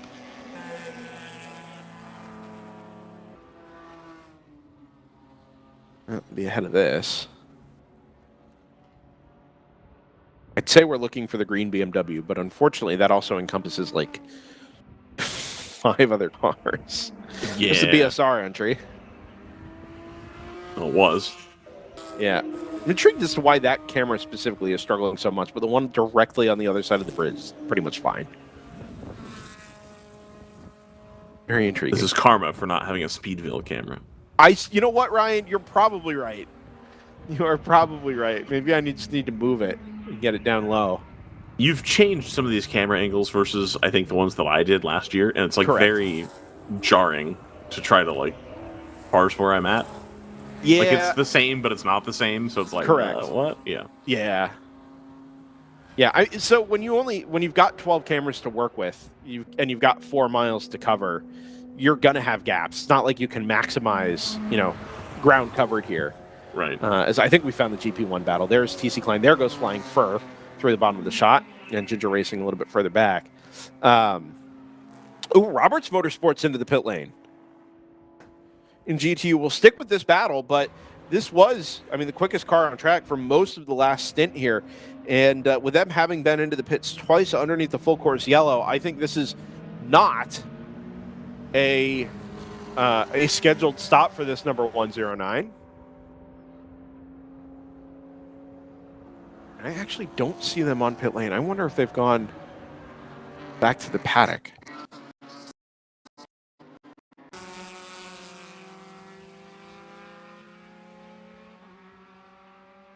That's one of the main contenders in GTU specifically that's now kind of being put to one side. GP1 battle comes up the front straightaway. There's a red Corvette in there, which I think has gone a lap down in the GP1 production fight. It's the Auto Prep Club number 195. There's Harrison Motorsports, your class leader, having already cleared that red Corvette. TC Klein just being held up a little bit maybe by the Corvette. It's allowed the Rapscallion 669 to start working their way through. Probably get the jump here on the exit of turn 3. They do, but also have to let the Rapscallion car go through. It's a bit of a tricky one because that Corvette, also being a GP1 class car, is going to be of a similar performance level to the cars that are chasing it down.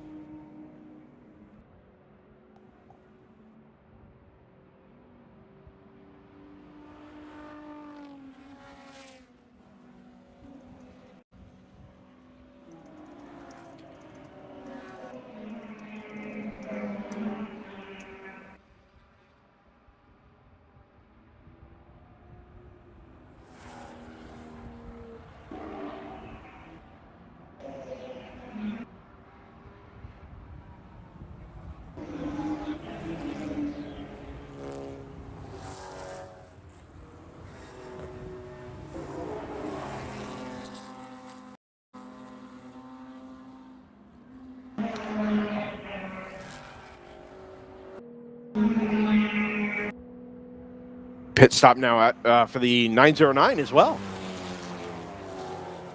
Second of the automatic racing Sebeco NPO1s in GTU. TC Klein not able to clear that 195 as of yet, but the Rapscallion Ligier has gone through. So now we've got second, third, and fourth in GP1 all right together. Pick them up coming out of Canada corner, but I suspect that the TC Klein car, the longer it sits in traffic here, is going to come under fire from the Flying Fur 946 and the Ginger Racing number 46. Well, this just, as they work through the Brian Harder Autosports Hyundai Elantra end. Oh, that's held up the Ginger Racing car quite badly there at the apex of the final corner.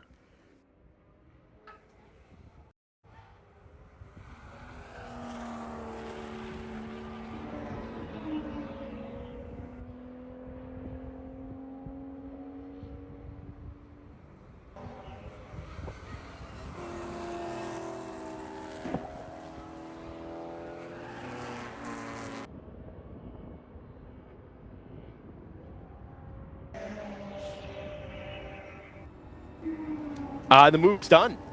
I thought that might be the case. I don't know if that Corvette had anything to do with it, but the 946 able to get the jump on the TC Klein BMW, headed out of the final corner all the way up the front straightaway. And now Ginger Racing is going to pull along the side. So kind of the same thing there. These exit of the slower corners, kind of looks like that's where TC Klein and that number 112 just lose a little bit of punch. And twice now it's allowed the older, smaller BMWs of Flying Fur Motorsports and Ginger Racing to sneak through. So our GP1 class podium now looks like Harrison Motorsports, Flying Fur Motorsports, and then Ginger Racing in the 46. Demote the 112 TC Klein car back to P4. And then not so very far away, the Open Throttle number 64 and the Blaze Racing number 118. Also in the fight there on the class lead lap as well. Gratis Racing number 58 has moved up to 5th place overall. So those GTU cars are starting to warm up and make their way up through the field. Only 5 seconds or so behind the 3rd place car, while the cars have escaped up the road by 12 seconds.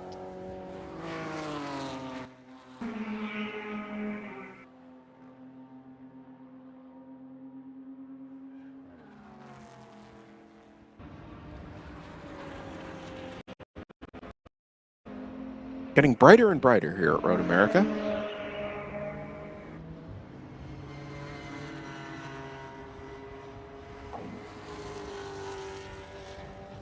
Yes, hi Tawny, I'll acknowledge you.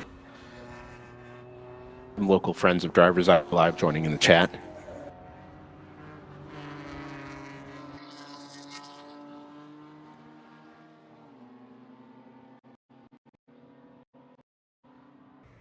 GP2 still now being led by the Garage 66 Subaru BRZ ahead of the North Loop Motorsport number 21. That BRZ, as it was back at Mid-Ohio, really, really quick. Yeah. And, you know, you would have thought that, well, it's a small car, lightweight, really gets around the change of direction quickly. Don't really have that sort of thing at Road America, but nevertheless, it seems to be very much on the overall GP1 pace. Battle on for the lead up the front straightaway. 70 goes 3 wide with a couple of cars headed past the TireRack.com starters gantry.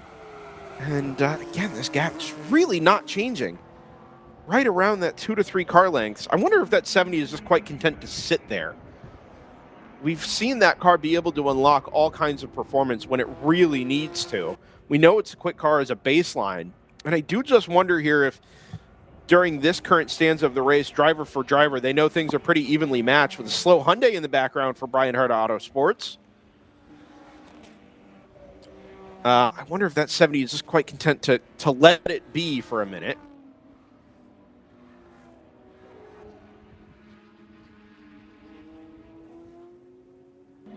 Pit stop again for the 909 of Automatic Racing.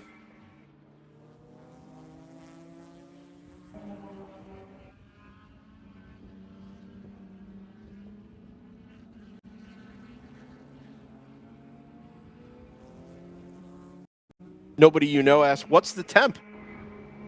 Dustin, do we have temperature information? We do. 44 degrees. 73% humidity. Perfect. And a 13.3 mile an hour wind. It looks like the sun's starting to peek through right Yeah, here. absolutely. It's getting much, much brighter here.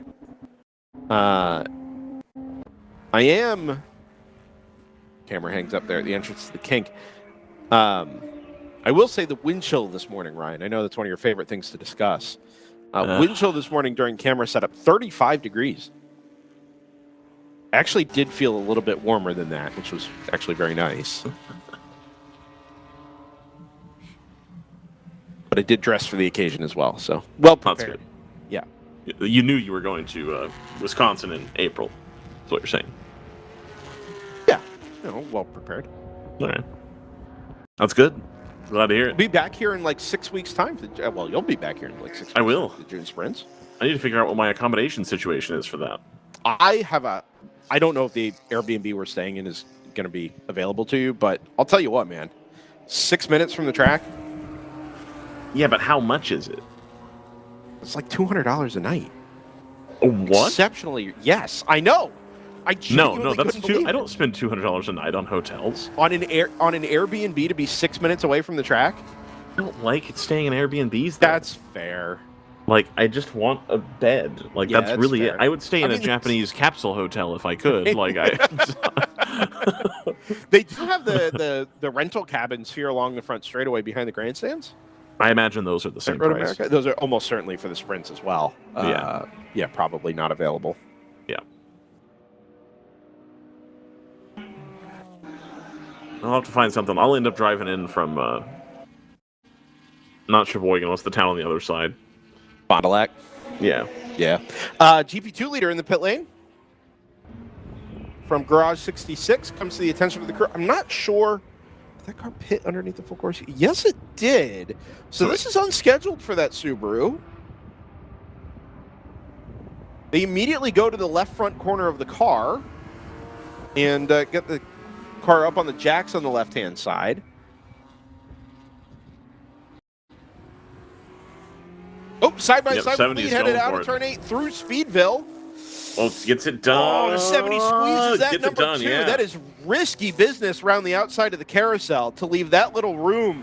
But judged to millimetric perfection there by the driver of the 70 Trimtex Porsche. And for the first time, maybe all morning, we have a change for the overall and GTO race lead. And I do expect they're going to check out here.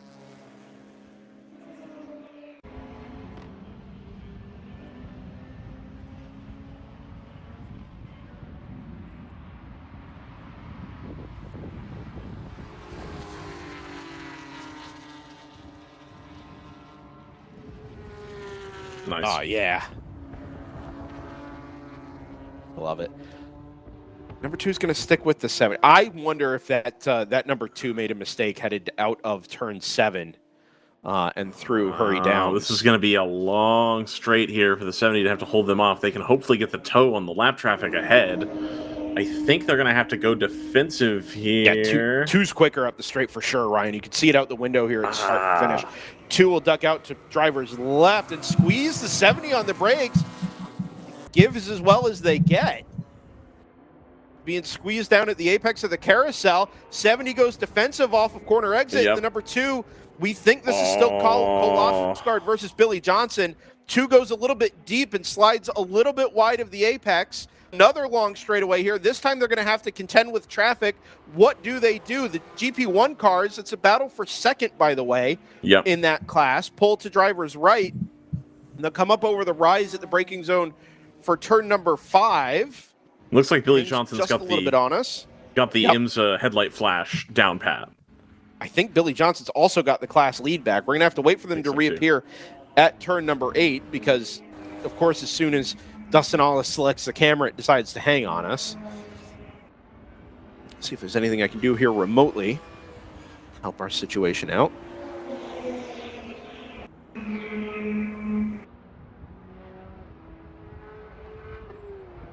Indeed.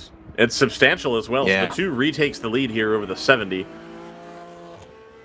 Kolofsgaard, I think, will be disappointed in how that played out. Really was hoping to get a little bit further up the road.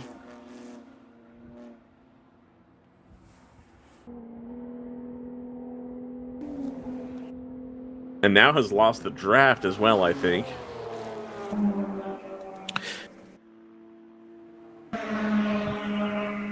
Let's draw a little bit closer here.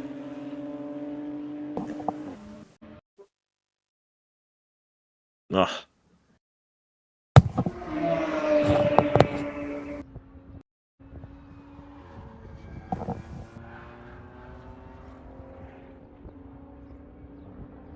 There's the 2, there's the 70. So, yeah, I wonder if it was just a mistake from the 2 somewhere up around Hurry Downs that created the opportunity for the 70 to sneak through or pull alongside anyway on the brakes into turn number 8. And then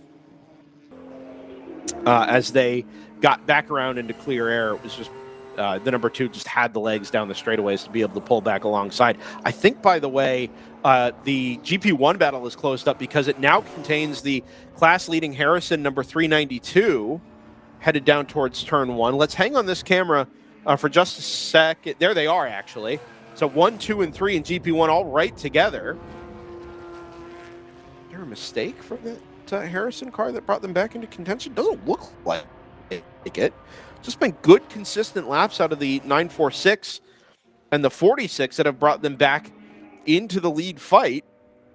And the 946 is able to get a decent launch off of turn 3, go underneath the Sargento Bridge and onto the brakes at turn number 5. Wait for them to appear in the over background hill of here. this Yep. Background of this shot is a really great battle for 4th overall as well between Stratus 58 and TLM USA. They're not in the same class, but they've been going back and forth for the last couple of laps.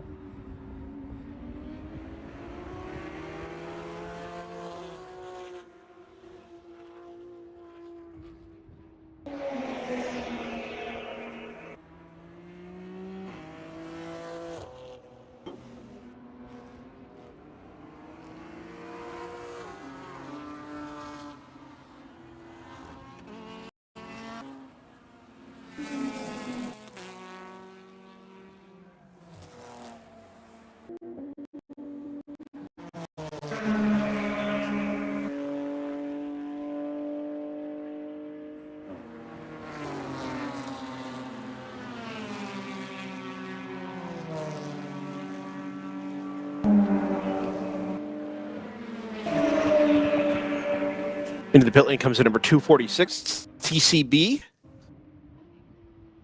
which is not a TCB car. That is Toyota Supra, number 246. Change for the GP1 class lead. That is the red BMW Flying Fur. I've been calling that on mute the whole cleared time. the 392 of Harrison. Thanks, Ryan. I'm sure it was an excellent call. It was a great call. I was concerned that nobody else was talking about it. Yeah, we're still kind of working through some of the camera/server issues at the moment. It seems like just about everybody else's have, when I say everybody else, is the other 2 DriversEye Live teams this weekend. Their camera issues have mostly cleared up. And this 74 dives up the inside of the Ginger Racing 46 at number 1. At the moment, it seems like ours sort of persists. We're in pretty good shape. Yesterday, Ryan, everything was buttery. Yeah, no, everything ran great. It was perfect. The front of the train now is the race for overall 3rd place. The Kingpin, I assume that's the Kingpin Supra, is being caught by the TLM USA BMW and the 50 Stratus MPO1.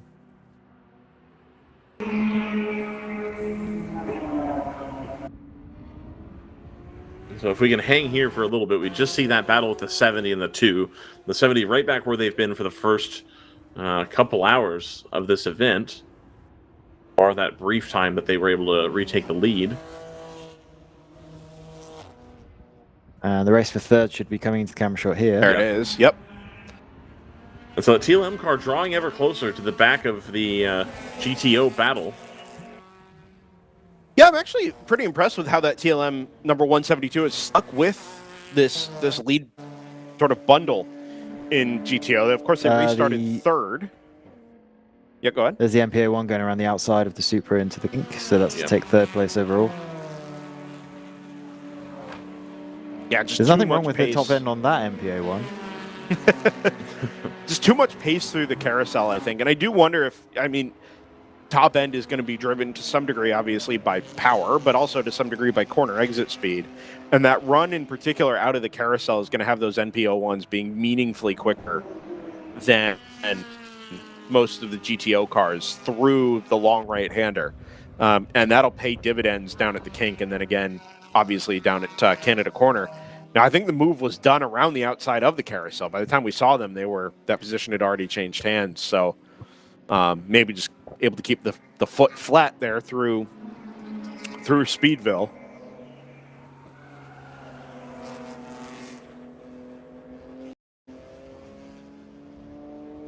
TCB Super makes a right-hand turn there in the background into the paddock. So problems persist for that GT4 Supra.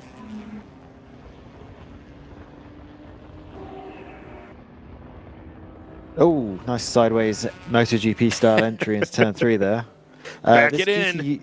This GTU battle isn't just one-sided. We can see the round 3 racing number 1 car in the background here. This is 2nd place in GTU, racing that Stratus 58 car that's just moved into 3rd overall.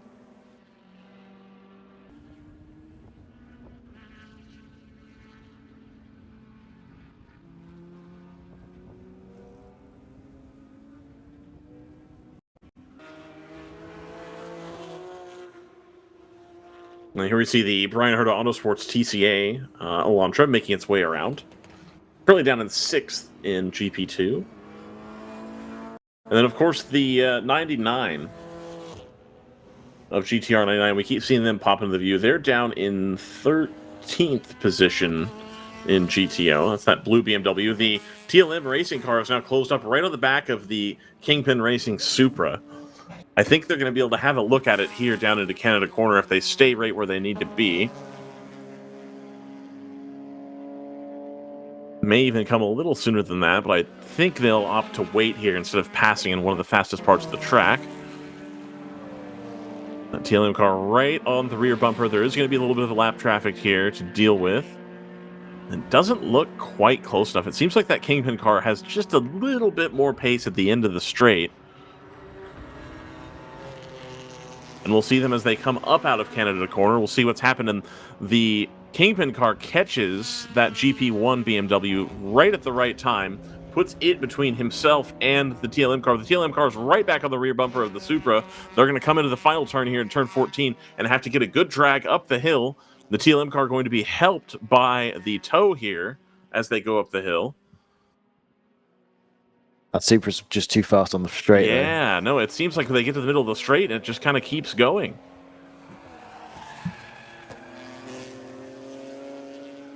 Yeah, starting to eke out a gap on the TLM car, then able to get on the brakes. The TLM car gains a little bit more on the brakes and has a decent exit here, but I think we'll see they've still got that little bit of gap here. It's going to have to be a move in traffic to get it done. Able to stay with him here.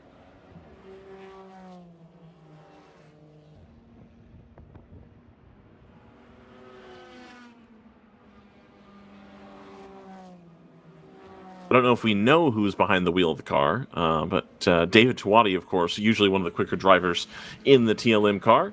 Lots of GT racing experience. Usually see him driving a Porsche in the Forest Series in South Florida. Also have made trips up to Sebring in the past, just this past Easter. The 70 is right back on the rear bumper of the 2, but talk about cars that just don't quite have the legs to pull out and make a move.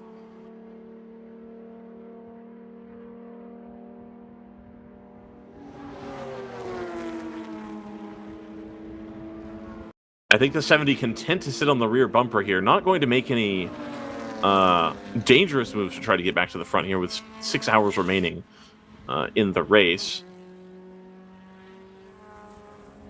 We don't have an onboard for the 70.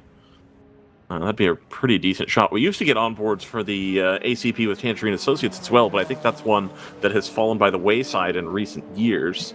But that would be a great battle to watch on board. We also usually have a TLM on board. Dustin, do we have the onboard from the 172? Is that in the barrel, in the chamber? It is working pretty well, that one. They're very much nose to tail through Canada Corner and up into the last 2 turns with a little bit of traffic ahead. As we see them coming through into turn 14 here, they're able to get through the traffic together, and I really think the Kingpin car would love to put a little bit of lap traffic between them and the BMW behind.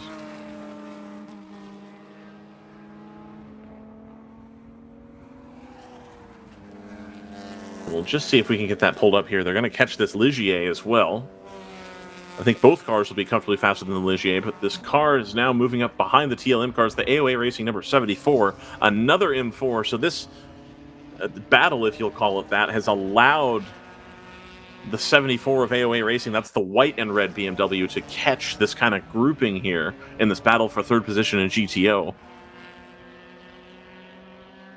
So now we'll have another car looking to take advantage of the pace drop by the 11 and the 172. It's not uncommon that we'll see that move happen all at once and see the 74 go through, and they have indeed. So the 74, that's the 74 having gone around the 172 of TLM. They think they're going to have a swing now at Tyler Hoffman's Kingpin Racing Supra. I don't know if that's him in the car right now, but it is his team.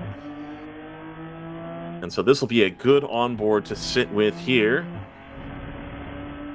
You see both of those cars able to get a little bit better exit now as well. deep on the brakes, catches right up. They're all wide at turn 7. Or at turn 8. 3 of them just about a foot or so off of the apex at the left-hander. Caught up behind what I think is the night performance Nissan 350Z. Brendan cutting in and out there. Super goes around the outside There where we the go. camera hangs up.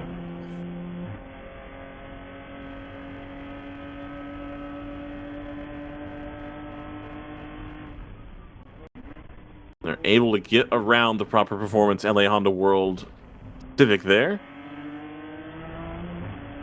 Yeah, that Supra started to check out a little bit from both of these cars. I really thought with the pace that the 74 caught this battle that they'd be able to stay on the back of the 11 a little bit better, but now the TLM guy is probably thinking, hey, listen, I was right there on his bumper, and now we're starting to lose a little bit of time. We got to figure out how to get back in front of that number 11. And as Scott had mentioned earlier, that 11's got great legs going up the hill here and on the straight. I do wonder if that, Scott, if you'll entertain my conjecture here for a moment, if that's a function of the Supra being a better shape than a BMW M4? You cut out there for me, right? Could you repeat the question? Yeah, so do you think that the number 11 having the legs on the straight, especially in the mid to late part of the straight, is down to the Supra being a better shape for the air? Versus an M4, I'm not. It's a slightly smaller frontal area car, I think. I would have thought, to be honest, engine and gearbox things would dictate that more. Well, they're the same engine and gearbox. But yeah, thing. Yeah. Oh, are they? Okay, well there you go. Yeah. In which case, yeah, I suppose either that or wing angles. Those cars both have like, large rear wings, so they've the option of tuning, handling versus top speed there. But yeah, it is a smaller frontal aerial car, so I guess with the I don't know about how their weights compare as well. But yeah, I mean, same engine and gearbox with a smaller frontal area, you should pass at the end of the straight. Right. My assumption would be, if anything, that car is lighter, given that its physical dimensions are smaller. I know that's obviously not always the case, but I don't have the disclosure sheet sitting in front of me either.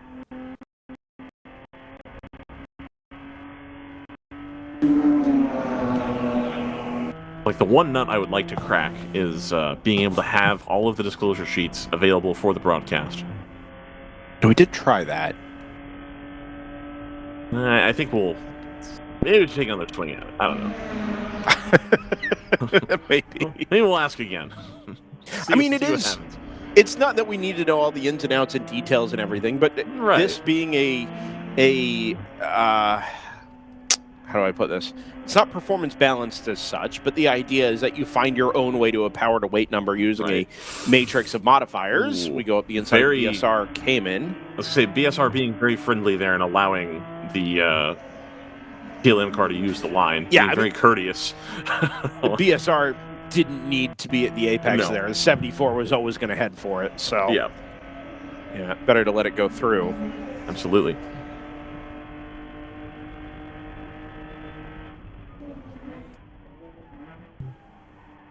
Northloop Motorsport, having regained the top position in GP2, has now eked out a 12-second gap over the 83 of Palomar, and then an additional 30 seconds back to the open throttle number 66. So now that they're back at the front of the class, doing what they've been doing basically all weekend. Sorry, wide for the 74 there on the exit of turn number 3. Dropped 2 wheels just where the curb starts to narrow, and it allows the 172 to draw alongside. Will be on the outside headed into turn 5, but more importantly, likely to be caught up behind here. I think the 214, yep, and backs out of it. 74 had position there and was always going to box in that 172. Aggressive on the throttle coming off of the turn there. You could see the back end of the car start to step out. And still aggressive on the throttle is the TLM car as they're trying to get back to the rear bumper of the 74. I think kind of like this 2 and 70 battle. These cars are all fairly evenly matched, and I do kind of suspect that without mistakes being made, the 74 is probably marginally quicker here. Yep. The problem is they're both / all kind of making different mistakes, and it's allowed the number 11 from Kingpin to scoot off into the distance. Yeah. What was 0.7 of a second, 3/4 of a second at the start-finish line is probably out closer now to 2 or 3. Yep. Alan Fafroth in the chat asks where the track is. This is Road America. We're in Elkhart Lake, Wisconsin. About an hour north of Milwaukee. Matt Busby. I'm going to assume that's Thunderhill's own Matthew Busby. I believe so. Yeah, president of Thunderhill Raceway Park. And he reports on how the skirt at the kink is working. It took me a second to understand what he meant by the skirt, but I have to assume that he's referring to the grass. It's a little wide there for the 74. Situation. I'm sorry, Brendan. Yeah, the 74 no, okay. got a bad exit there and went over onto the grass. There's 172 there being a lot kinder than the 74 was in traffic last time down into turn 5. Anyway, to answer Matt's question here, no negative reports, and it hasn't really come into play this weekend. But it also means that there's no giant clouds of dust being kicked up, which is a by definition an improvement over where we were last year. So all good things down there at the exit of the kink as far as we can tell. Yep. Well, 172 very much wanting to show the nose here and let the 74 know exactly where he's at. Yep. 172 using a little bit more road on the exit there. This also allows the number 1 from round 3 racing, which I think I'm right in saying is actually a battle for over... No, not a battle for overall position. The 1 is a lap down. Oh, no, it is a battle. There it is. Yeah, 7th place overall. So P5, 6, and 7. 172 being very consistent here about showing the nose but not going for the move, just wanting to be all over the rear view mirrors of the 74 of AOA Racing here. Yeah, so still pushing. You can see as they try to come up out of the turn 4, 5, 6 area that they're absolutely hammering the throttle to try to get back to the rear bumper of this car. Jungle Motorsports in the chat says, less time on the rumbles, more time hitting the apexes. And, I mean, we had kind of just seen that, particularly down there at turn number 8. It's a tricky downhill braking zone, but you've got to get the car down to the apex on driver's left. And time after time, that 74 is really hustling the car in the braking zones and finding itself 6, 12, 18 inches off of the apex curb. Yep. Go show the inside, show the nose up the inside here at the kink. That's a late move, but it does box the 172 in. 172 able to come right back around, but now they're going to have the 1 caught up in that battle. Yeah, and that 1 makes speed in a completely different way, so they're going to probably have some trouble trying to get through these 2 M4s. The smallest car on track versus the biggest car on track at this point. Insert BMW M8 meme here. Yes. And here they are. They're going to go around the GP2 leader. Well, not quite. They got stuck there at turn 13. Unfortunately, they've all kind of got stuck here, and it means that the 172 is going to try and have... that's trouble. A stop car on the exit of the last corner. That's in a really bad spot. Yeah, that's tough to see as you come through that section. Obviously, by the time you get the car through the apex, you can see a lot better, but that's right on the line. There? Very odd. That's going to end up at a full course yellow, I think, if they can't get that car moved very quickly. You can't leave that car there for long. Yeah. So the 74 trying another late move on lap traffic to try to get that extra car in between. So we'll see effectively a replay of that here. Oh, no, this is very late move up the inside at 3. Oh, this is done. 3. Yep, done. Yep, done. Perfect. 172 retakes 4th position. My apologies. We're getting reports now that the driver door is open on that stopped Mustang and the exit of turn 14. Yeah, that's a 111. That car can't stay there for long. They're going to have to... I think they're going to have to go full course yellow here in a moment for that, especially if the driver's door is open. I think that signifies that that car is not going to be able to continue under its own power. Right.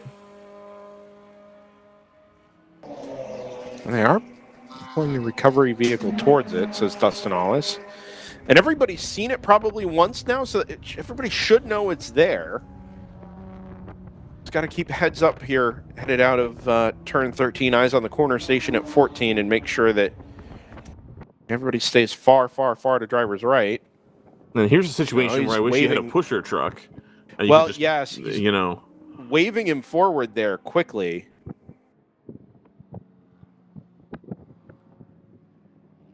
I think they may wait for a second truck to come and hook up. and use this first one as a shield, basically, for the crew to try to attach that Mustang.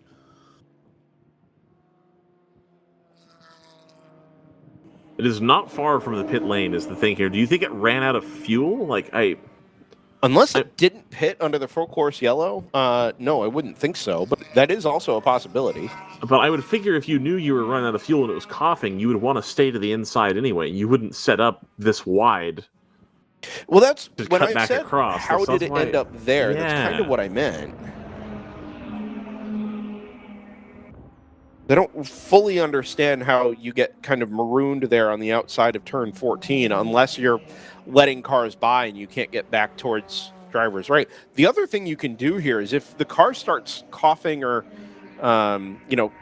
loses power exiting turn 12, you can make the right-hand turn into the access road at turn 13 and duck into kind of that safety vehicle area between 5 and 13.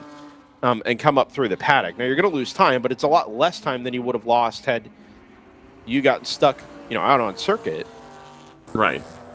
Certainly somebody can come get you. Also worth noting, about 20 minutes ago, 25 minutes ago now, report of impact for the 246 at the exit of turn 14. You can actually see it in the turn 14 shot. There's a pair of tire tracks that spin to driver's right and end at the tire wall on the inside of corner exit. And I kind of wonder if that is what sent that car into the paddock. So we didn't quite see the cause, but we did see the effect, which was that car pulling, making the right-hand turn and pulling into the paddock. 111 has been towed. I'm actually very impressed here. Indeed, that was quick. Yeah, and the kudos here are due not to, well, I mean, obviously they are due to Road America, but all of the drivers played extremely friendly with the safety vehicle and the recovery down there at turn 14, to the point that we had a couple of cars come through at very near pace car speed, because that is the one obvious behavior that makes it clear that drivers have seen the safety vehicles. They know the yellow flag is there. And in the grand scheme of things, losing 3, 4, 5 seconds going very slowly through a yellow flag zone with Marshall's boots on the ground is still better than having the whole race neutralized and compromised. Yes. Because we're going too quickly through a yellow flag zone. So fair play to everybody, and well done for that, because that car was in an extremely precarious position. And yet, we've made it through. Coming up, or having completed now the end of the second hour of racing at Road America, we should be coming up to a round of pit stops here, I think, reasonably soon. We did go back to green a little less than an hour ago, and we had a few laps of full course yellow in before that. So if we can, Dustin Ollis, is there any chance that we could step aside and say hello to our friends over at Continental Tire? Continental for Tire. a quick 30-second ad break. Cross course, contact LX Sport. You're not Sean Heckman, and that's okay. But did I do That's the mic okay. thing correctly? Like, that's the thing. Kind of. Did I get close enough? It was a little aggressive, but Well, there's a dead cat on the sure. mic, so that Yeah, made it fair. harder. Let's knock this ad out of the way now. The spec tire provider in the general production class is GP1 and GP2, of course, Continental Tire.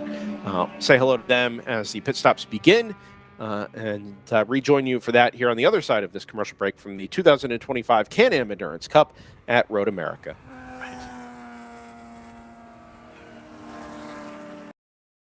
You can feel confident Continental is the smart choice in tires. And to handle extremes? Yep. Tested from the Texas desert to near the Arctic Circle. Really? Really? Anything for the guy who finds that one pothole? Yeah, road hazard coverage has your back. For real? Absolutely. Were they made by like a bajillion engineers? Well, closer to 100. Continental. Welcome to the smart choice in tires.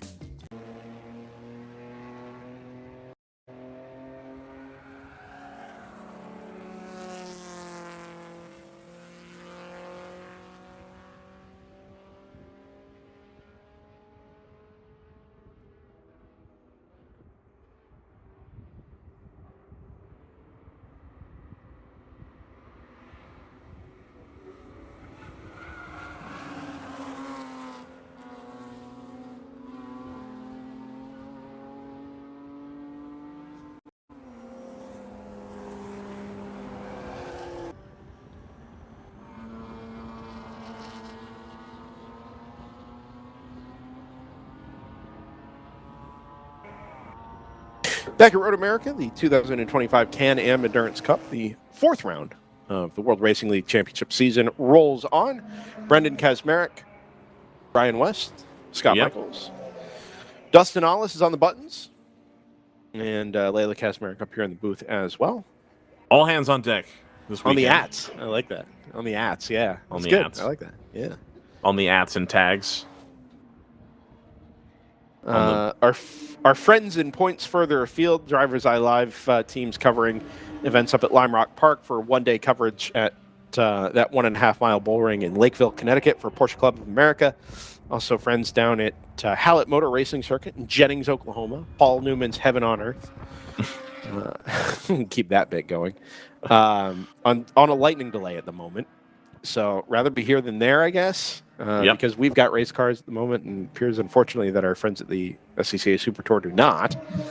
They've actually just taken a lunch break early, I've been told. And say, well, hopefully it's done when we get back. But no such concerns for us here in the Kettle Moraine Forest. The opening weekend of action here at Road America. A season pass holders friendly event. If you're a part of the local community here in Elkhart Lake and you've signed up for a 2025 season pass, you're welcome to come out and check it out. I think there's hope in the future that this could become a spectator event. I hope so as well. Yeah. To some degree, I think maybe Road America needs a few weekends to get operationally up to speed before they start welcoming new spectators. Otherwise, I think it's the kind of event that would draw people out regardless. But if we can find maybe a weekend a little bit later in the year to come out here and welcome some of the central Wisconsin community out to Road America, I think it'd be a good thing. There is a date in late July that used to be held by USAC in Porsche Sprint Challenge that also backs up to EAA AirVenture up in Oshkosh that has been since vacated. I do wonder if that would be an opportunity here for the World Racing League. Pit stops for your race leaders. 2 and 70 are in together, nose to tail. And driver change for the number 2 is the first call of action. The number 70 appears to be just fuel at this time. I wonder if they did a driver change on their first stop, because here, 53 minutes, we'd be pushing that 3-hour limit pretty quickly at the end of this next stint. So ACP Tangerine Associates is going to hand over. Round 3 racing will stick with the driver on board. See if this changes the pit stop time here at all. The number 1 is in as well. That is the Sebeco NPO1 of round 3 racing. Ooh, double yellow. We go double yellow with the leaders in the pit lane. And what's this for? I've got my telestrator ready, though. Impact drivers left at turn 11 for the 908. That'll be at the exit of the kink. Oh, yep, safety vehicle is already there. It's right here. The titles. Dustin, see where that car is? It would be the track map, yeah. Yeah. There it is there. Yep, just nudged into the wall on driver's left. That's pretty early on in the corner. I wonder if it got stuck out wide into some of the marbles there and it just sort of understeered off into the safer barrier on driver's left. Steel and foam wall was put in a couple of years ago, and as far as I'm concerned, is pretty much the ideal solution there on the outside of the kink. You don't want to be hitting unprotected concrete at one of the fastest corners, narrowest corners in North American road racing. It has allowed more than one driver to walk away from what would have been a really sizable shunt there. Fortunately, it looks like the 908 hasn't really had that same kind of incident. And just kind of slid along the wall there on driver's left, right in front of the corner station, just past the corner station. I have telestrated the indicator of where the car is, for those who can't see it. Have we seen it? So if we could put that on the thing, I would feel... Yeah, there we go. Heck yeah. Oh, man. Look at that. Right there. Tremendous. That's it. I like that you pointed out the yellow car with a yellow arrow. Yes, I switched it on purpose. Yeah. Yeah. So what Are you doing usually this happens? on PC with a mouse, or are you doing this on a tablet, Ryan? Oh, I'm doing it on PC with a mouse. That's why Okay. it's a little shaky. Yeah. But you can see here, you kind of, well, this shot doesn't really give me a spot where I can draw it. Anyway, the usual racing line is sort of something like this.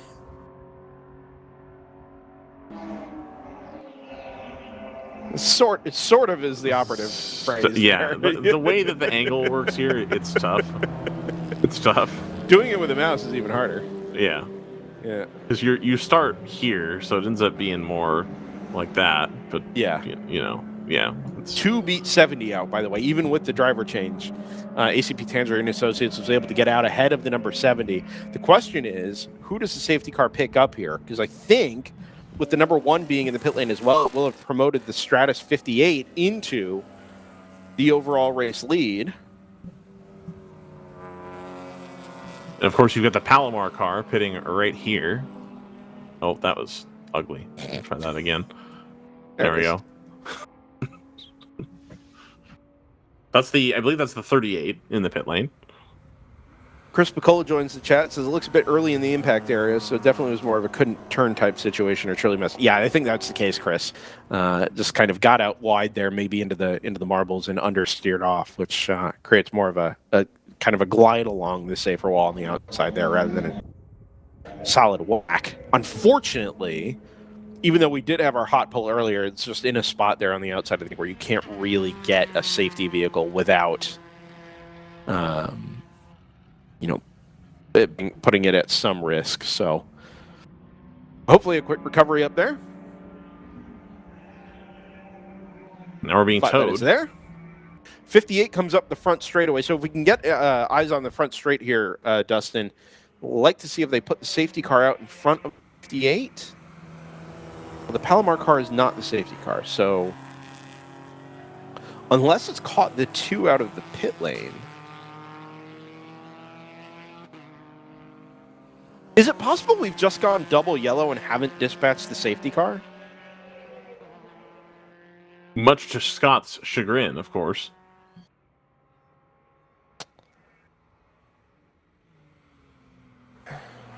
Where? Well, if it keeps the gaps the way they're meant to be, then, that's a good thing. But also, if you haven't declared that there's a code 60, then what's the speed limit? I don't know. Surely that was talked about in the driver meeting, no? Not specifically, not the safety carless double yellow specifically. Yeah, I know we have a little bit of a gap there around turns 5, 6, 7 at the moment. In terms of our camera coverage.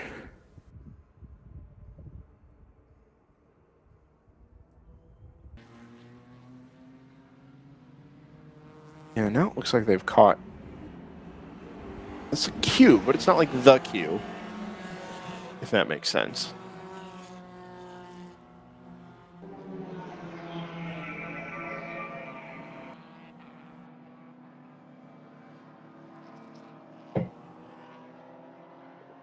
The pace car, of course, being a red Mustang from earlier. My memory serves me correctly. That was the second pace car, I think. Went out to lead the general production cars around on our 2 pace laps this morning. Nobody says thankless job. Support your local corner workers. Absolutely. Yes. Always appreciative of the volunteers, and in some cases, increasingly at racetracks, the paid or stipended staff that help support these types of track rentals. But you can get involved on a volunteer basis for sure with the Sports Car Club of America, Friends of DriversEye Live, with arguably one of the most robust motorsports volunteer programs and motorsports access programs in North America. I think we've gone back to green from the looks of things here at the... Oh, no, definitely not. The starter has just put the yellow flags down briefly, but we are still double yellow. Got it. Yeah, Jungle Motorsports. If you can't be behind the windshield, next best place is behind some flags. I found the same. I spent a couple of years marshaling while I was in college down in Florida, and it is the most accessible way to be a part of motorsports for sure. We do have the safety car out now. Has picked up the. I guess that car is still the race leader, that number 2. So they've gone through this whole pit stop cycle with the number 1 as well, and kept the overall race lead because the 58 pitted as well. So that makes sense. So I think this is all kind of a product of the fact that the cars that we would have been meant to pick up were in the pit. They were in the pit lane when the yellow came out. And while we might have picked up the Stratus number 58, it's possible they were also on the way into the pit lane. And so there is just no next car behind the leader because the leader was in the box. So this does make some sense. That 2 also now has 3 cars between itself and the Trimtex number 70 Porsche.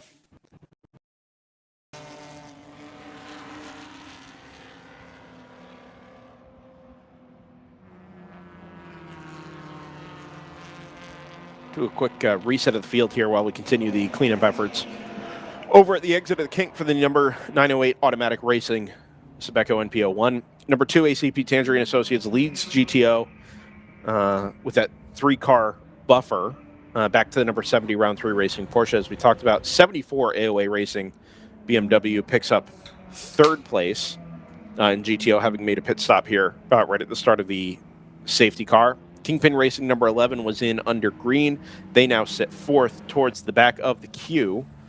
It's 4th place in GTO. Your 5th place car in GTO, the number 172 TLM USA BMW. So this is kind of shaking that battle up for 3rd that we had been following through most of the second hour of the race.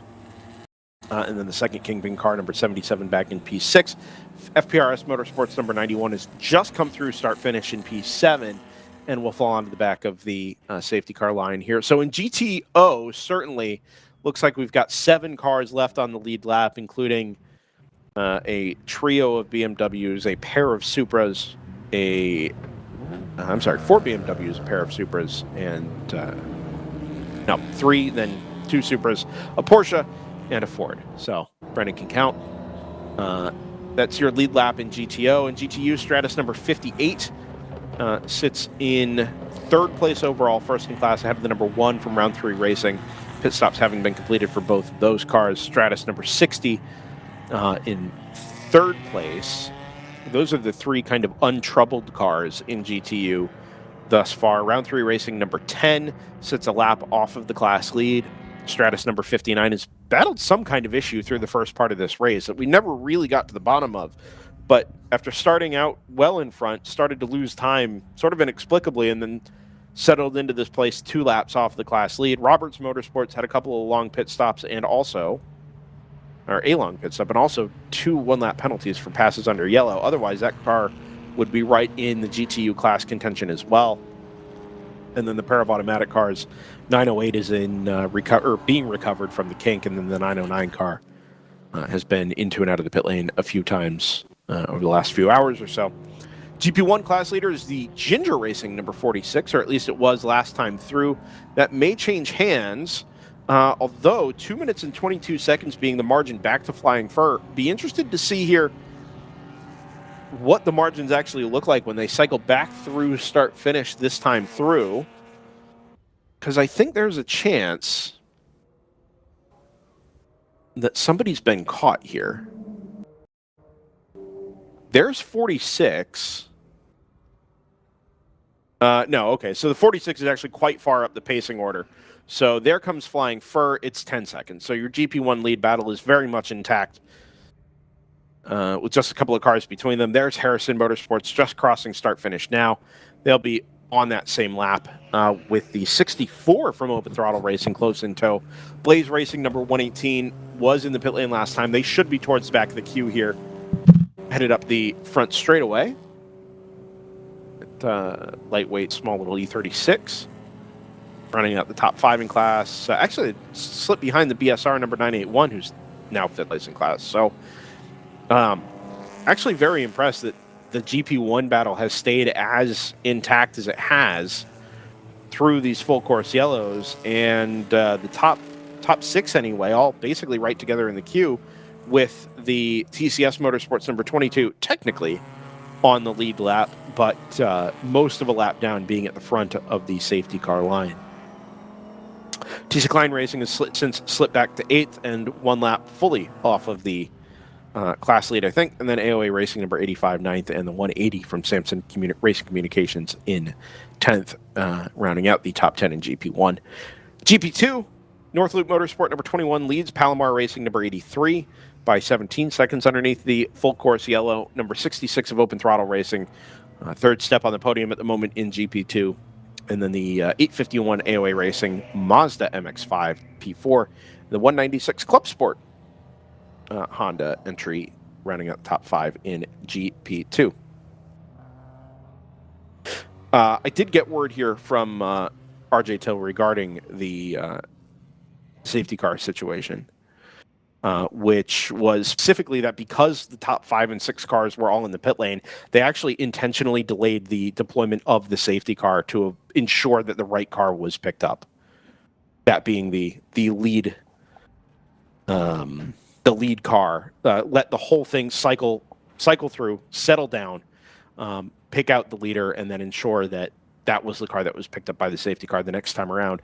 Obviously, I think to some degree here, the drivers have earned that ability because of how well they handled the hot pole down at the exit of turn 14, that nobody, even under a full course yellow conditions, without a queue of cars, was in any danger down there at the kink. So good decision making by the folks over in race control, and good behavior by everybody out on track means that, as we said, the race is here. All 4 of them still very, very much intact even through the safety car period. And with just about everybody having been into the pit lane at the conclusion of the second hour of racing here, I think we should be set up for a nice next little stanza here to hour number 3 in the 2025 Can-Am Endurance Cup.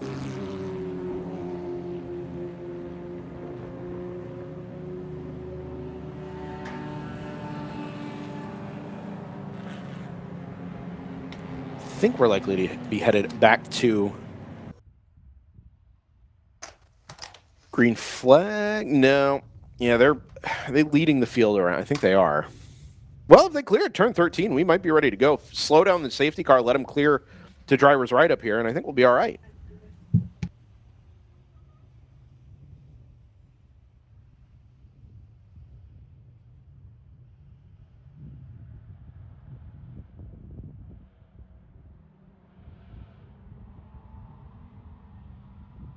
Does look like we have one more lap here.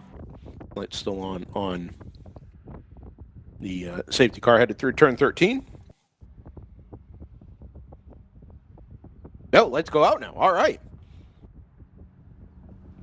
Hopefully everybody's kind of ready to go here and anticipating this. I'm sure it'll be communicated over the team broadcast radio channel. Oh my goodness. Is that Nick Woodbury in the YouTube chat? Is it? Hello to Nick Woodbury. I haven't seen Nick's name in a long time. Green flag waves at start finish. And the number 2 scoots away at the front of the field. And as we said, with a couple of cars in between itself and the number 70 Round 3 Racing Porsche, doesn't last long. It's going to come right back to the rear bumper, though. They're going to have clear track. Did they take fresh tires is the question. Nobody's done tires. We know that the 2 did a driver change, and we think the 70 driver has stayed the same. So no longer Billy Johnson on board the ACP Tangerine Associates BMW M4. These 2 have absolutely rocketed away from the front of the field, with the GTU cars being caught up in substantially more traffic. You could pick out the number 74 AOA Racing BMW going underneath the Sargento Bridge just a moment earlier. So these 2, man, this camera, every time. Those 2 have kind of found themselves some clear air, where the rest of the GTO and GTU battles in the overall running order are going to be very, very much caught by the general production cars.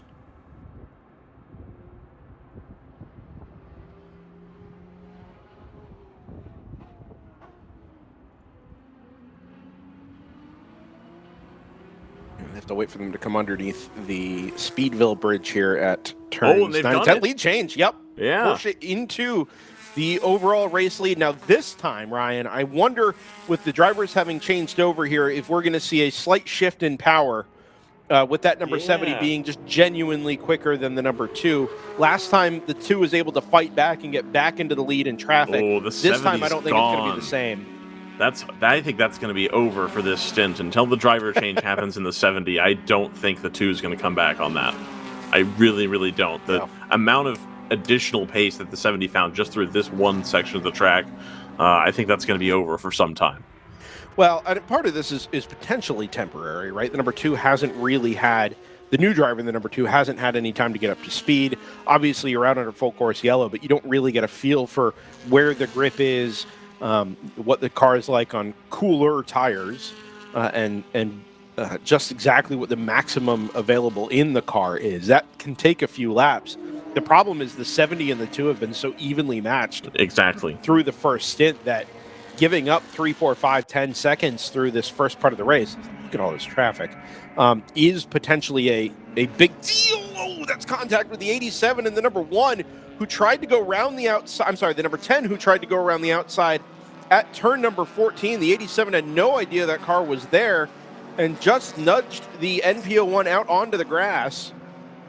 Looks like both cars are okay, but I do wonder a little bit how straight the wheel was on that number 10 when the bump happened, because it looked like it caught the car right in the sidewall of the tire, which A, can pop a sidewall, but B, also doing a steering arm potentially. Man, this traffic has not sorted itself out the way it did after the first couple of yellows. One by one, they seem to be finding some clear air. Worth keeping an eye on the GP1 battle here as well. Ginger Racing has 4.7 seconds in hand over the 946 of Flying Fur Motorsports. Harrison is tucked in the battle here as well. I think they're mostly clear of the chaos behind, so inside the first 10 or 15 cars on the road. But BSR is obviously going to be a part of this open throttle Blaze Racing. All of them can potentially lose time here being caught up in that massive swarm of traffic. Those are your top 3 overall clearing the shot. There's 4th, 5th, 6th place. So it's a trio of GTO cars, a trio of GTU cars inside that top 6. Kingpin Racing number 11 currently sits P7.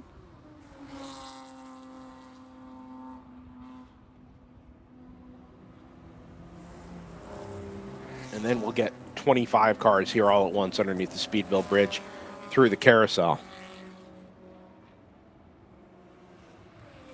This carousel camera holding strong, doing the Lord's work. One of the few. The few, the proud, the carousel cameras. Back on board with the TLM Racing BMW. Down the run to Canada Corner. Jumps up the inside of the is it TC Klein car? Yes, it was. Yes, sir. Yeah. Battle on between the 60 and the 1. Headed up the front straightaway. This is second place in GTU. Yep. And also Scott's 5th place overall. 59's in there as well. 2's coming under fire overall from the number 58 as well. 59 shows the nose on the number 1. That is not a move for position, with the Stratus NPO1 number 59 being a couple of laps down. Nevertheless, can play spoiler here on behalf of the team car number 60.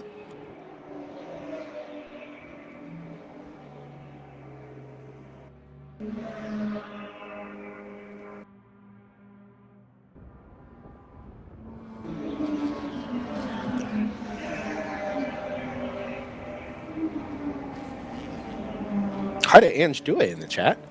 Got more friends joining from Point's home in Pennsylvania for DriversEye Live headquarters than I think we've had before. Very nice to see. Appreciate the support and the tune in. I've decided that I should probably... Oh, go ahead. No, go ahead. Inspired by you, I should probably start posting the YouTube link to my personal Facebook. I have a get out of jail free card there because I don't have a Facebook anymore, but Layla's been doing the work on Instagram. Sure. Like maybe I should be like doing that. Because I was at a wedding yesterday and everybody asked about it. Like, where can I watch it? Like, oh, it's on the YouTube. They're like, oh, what's the link? I guess I should be putting that out there. Yeah, it would make sense. Nobody says I like the cameras show the elevation changes when I watch on broadcast TV. It looks perfectly flat. TV cameras have a fantastic way of making the track look very, very flat.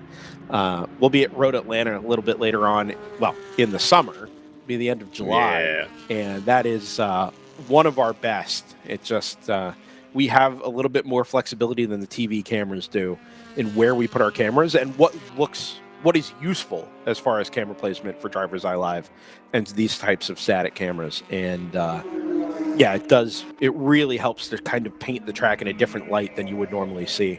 And boy, do I have a banger for you when we go to Laguna Seca here in a couple months. Oh, man. That's going to be an incredible shot. And I guarantee the following year, IMSA will try to put a camera there. I would bet money on it. They're going to see that shot and be like, dang, that is awesome.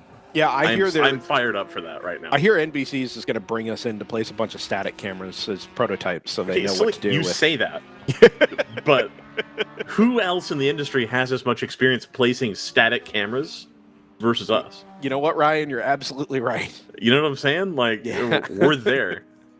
Also, I'm trying to carve out an angle where I apply for the SRO GT4 gig on the basis that I already know all the teams.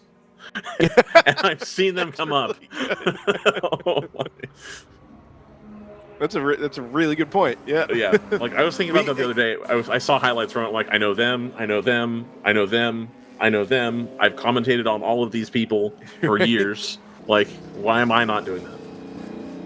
Oh, slow car into now out of the kink. Oh, trouble. Oh, it's a Mustang. Oh, that's 111. That's the second Bruce Innovations Mustang. Flat left front, very flat left front here. I would telestrate it, but it's moving. Rookie. I'll use the pointer. You can just see. Oh, it's way too big. How do I change that? Can't be changed. Can't change the size of the pointer. Every viewer's cat just going absolutely nuts on the TV right screen there. Right you now. Can see it. And here come the leaders. It's 70 now and 58. The number 2 having been displaced by the GTU race leader.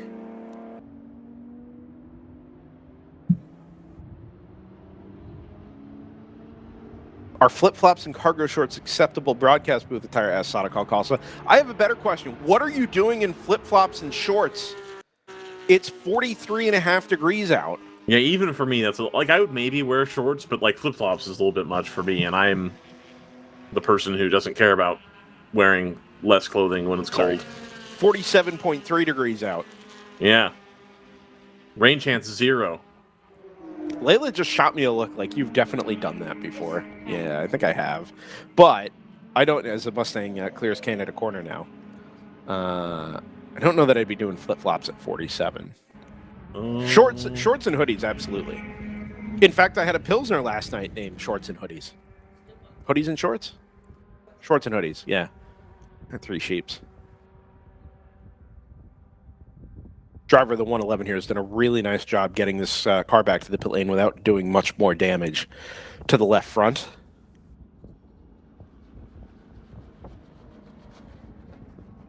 that a maple leaf, Ryan? It is. It is a maple leaf.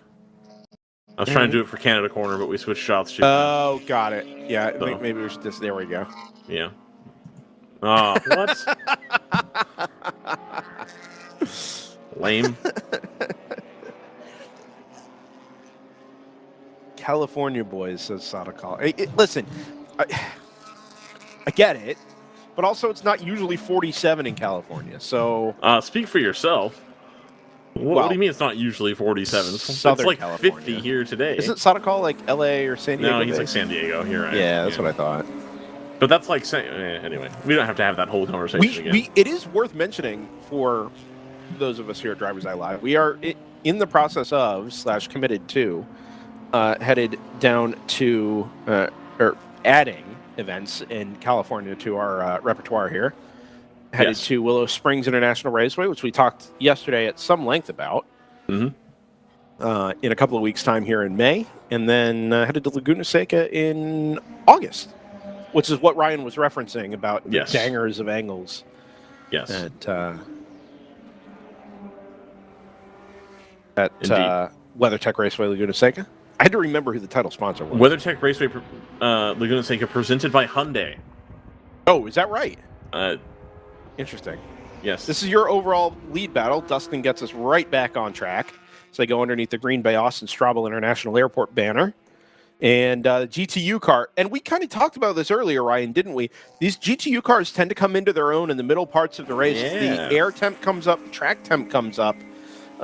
The advantage that the GTO cars, generally speaking, had kind of goes away, even with the discrepancy in power that makes itself very apparent here at Road America. It's 58 right up onto the back of the Porsche. One thing I think you're going to start to get into on the NPO1 is if you're too far up the back of a GT car, the arrow is going to stop working as well. So you want to maintain a little bit of a gap so that you can keep your mid-corner speed as high as you can and not have the downforce compromised by the car in front of you. Anybody who watched the F1 race last weekend knows what I'm talking about, that if you were right underneath the leader, the downforce didn't work and it shredded the tires. The same principle would apply here, less so on the tire front, but indeed on the not being able to make the pace front when your air ahead is jumbled up by the car in front.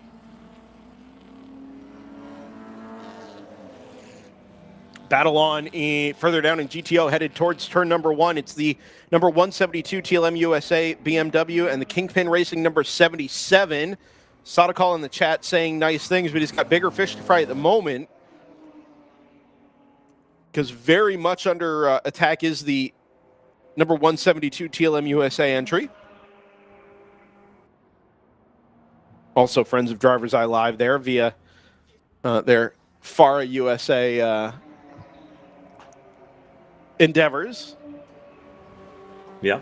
Sodacall was actually actively posting in the YouTube chat and literally is walking into the broadcast booth right now. What is happening? You just texting on your way over? It's the tech guys, man. It's the tech guys. They're all over. Walking and texting? Yeah. I was sure you were going to see me walk in there. I did not. Well, here we go, man. Excellent. I have bad news, Sodacall. You're not able to leave. The first time all day, we finally got this turn 5 camera working smoothly. And I think it's because you joined us. So now you have to stay. I took his hoodie off. Can I interest you in a headset? Yeah, please. Fantastic. I'm going to figure out which headset you're on here. Number 3. All right. In the broadcast booth for, I don't know, 3rd time this year, 4th time this year. Driver of the number 77, Kingpin Racing, Cargo Shorts Racing, Rob Walker Racing, Toyota Supra. I don't know which 2 out of 3 you want there, but you can only have 2. I can only have 2? Yeah, so Sodacall Costa, thanks for joining us. Thank you so much for having me. Hi, Layla. Road America is awesome, man. Have you ever been here before? This place is nuts. I was here a few years ago, like WRL, and I was driving Random Vandals. Yeah. I was in the Continental car. Yeah. And I walled at 7. Did you? Yeah, I'm really dumb. It was great, but whatever. Yeah. Having a better time this time around? I mean, I haven't walled anything yet, Sure. so I'm having a much better weekend. Yeah? Yeah. 77's really competitive this weekend. So what I'm told, hey, if you don't know, in January there was an event in Florida, a place called Daytona. I heard about Me and Rob did a thing with our co-driver David Hodge a few weeks ago. He did a lot of testing with Tyler at the home track Road America, and he said he found some speed. They were just like throwing all kinds of business at it. This is Rob specifically was testing with Tyler. Pardon. David Hodge. Oh, David was. Yeah. Okay. Right. Yeah. So our cheater bronze, our young. Got it. Right. Yeah. Yeah. So apparently we found some speed, and it was good for both cars, and so we're doing great. Yeah. And the driver lineup is really strong. Contact, and it's shoved the 85 off. That's the AOA Racing M2. Clears the gravel. Let's keep going, yeah. Yep. It's going to come out the other side, it looks like, because the dust is There still it is. going. Yep. All right. I don't Able to keep don't going. know how or why that had to happen on the way into 14. There were a lot of cars there, but certainly enough room to get 2 or 3 cars into the in towards the apex, and this looks like racing room maybe not given, but it's brought the 85 into the pit lane as well. Sorry, Sodacall, didn't mean to interrupt there. I don't have anything of importance to say at all, almost ever. Well, I mean, you were saying important things, Okay, gotcha. so we can carry on. Yeah. This car's firing off into the gravel. We have to acknowledge. Yeah. Yeah. Hey, can I admit a sin? Oh my goodness! The same thing at the exact same move, but that car is gonna, I think, go further off towards the wall there on driver's left at turn number 3. That was one of the open throttle BMWs. Yeah, green flag. That car is now stationary there, I think. Well, we'll wait for a report there as to what's happened and see what the recovery effort's going to be. As you were, Sadako. Yeah, was your view on that the guy just soloed that task all by himself? No, so twice now, and it's not the first time it's happened. We saw it at turn 14 earlier with, I think, one of the round 3 cars. The car to the inside doesn't know that a move is being attempted around the outside, and so they just drift out to try and swing back to the apex. And with that car kind of showing the nose on the outside, it just nudges them off into the grass. It keeps that particular incident keeps happening. Driving is so hard. It is, but you've seemed to figure it out a little bit. Yeah, I'm doing okay. Oh yeah, so I was going to admit my sin. I hit the 74 car. The 74. Hang on. Where's race control? They're that way. Yeah, I don't need to go talk to them. Apparently Okay. My incident was like I gave him a little touch in the butt at 6. And then he got all wiggly, and then we had a full course yellow, and then came back around, and he gave me a crossover move that didn't really work. Well, it worked fine because he got the position in 8, and like both the front and the back of both cars are fine. So it's kind of, I assume race control is like, guys, pretty please, don't do this. Yeah. But also, since there's, nobody's bruised or bloodied, then just be smarter, guys, because you know what you're doing. I assume that's what happened, and so I feel like a jerk for having put my guys in jeopardy and my team in jeopardy. Was it a heat of the moment thing or a heat of the battle thing, or did you just get a little deep into a braking zone, or how did it all happen there? So I think both incidents were my fault, or at least majority of my fault. Like, so when I touched him at 6, my guys said that it was as if he parked it at 6. And but he parked it with big yaw. So basically he stalled out of momentum. And then, I'm already there. And then honestly, I feel guilty for saying this, but like I feel like my deal was like I wanted to pressure him so that he dropped wheels. Yeah, so that it would be like an easy thing. But drivers of a certain caliber aren't going to drop wheels. But yes, like over yawing the car and then essentially stalling the momentum and then getting a touch is a thing that happened, and it's a thing that I should have budgeted for in terms of like having myself a way out. Understood. It is nice to see that race control kind of acknowledge that, hey, you're fighting here and everything was clean up until the lead driver made a mistake.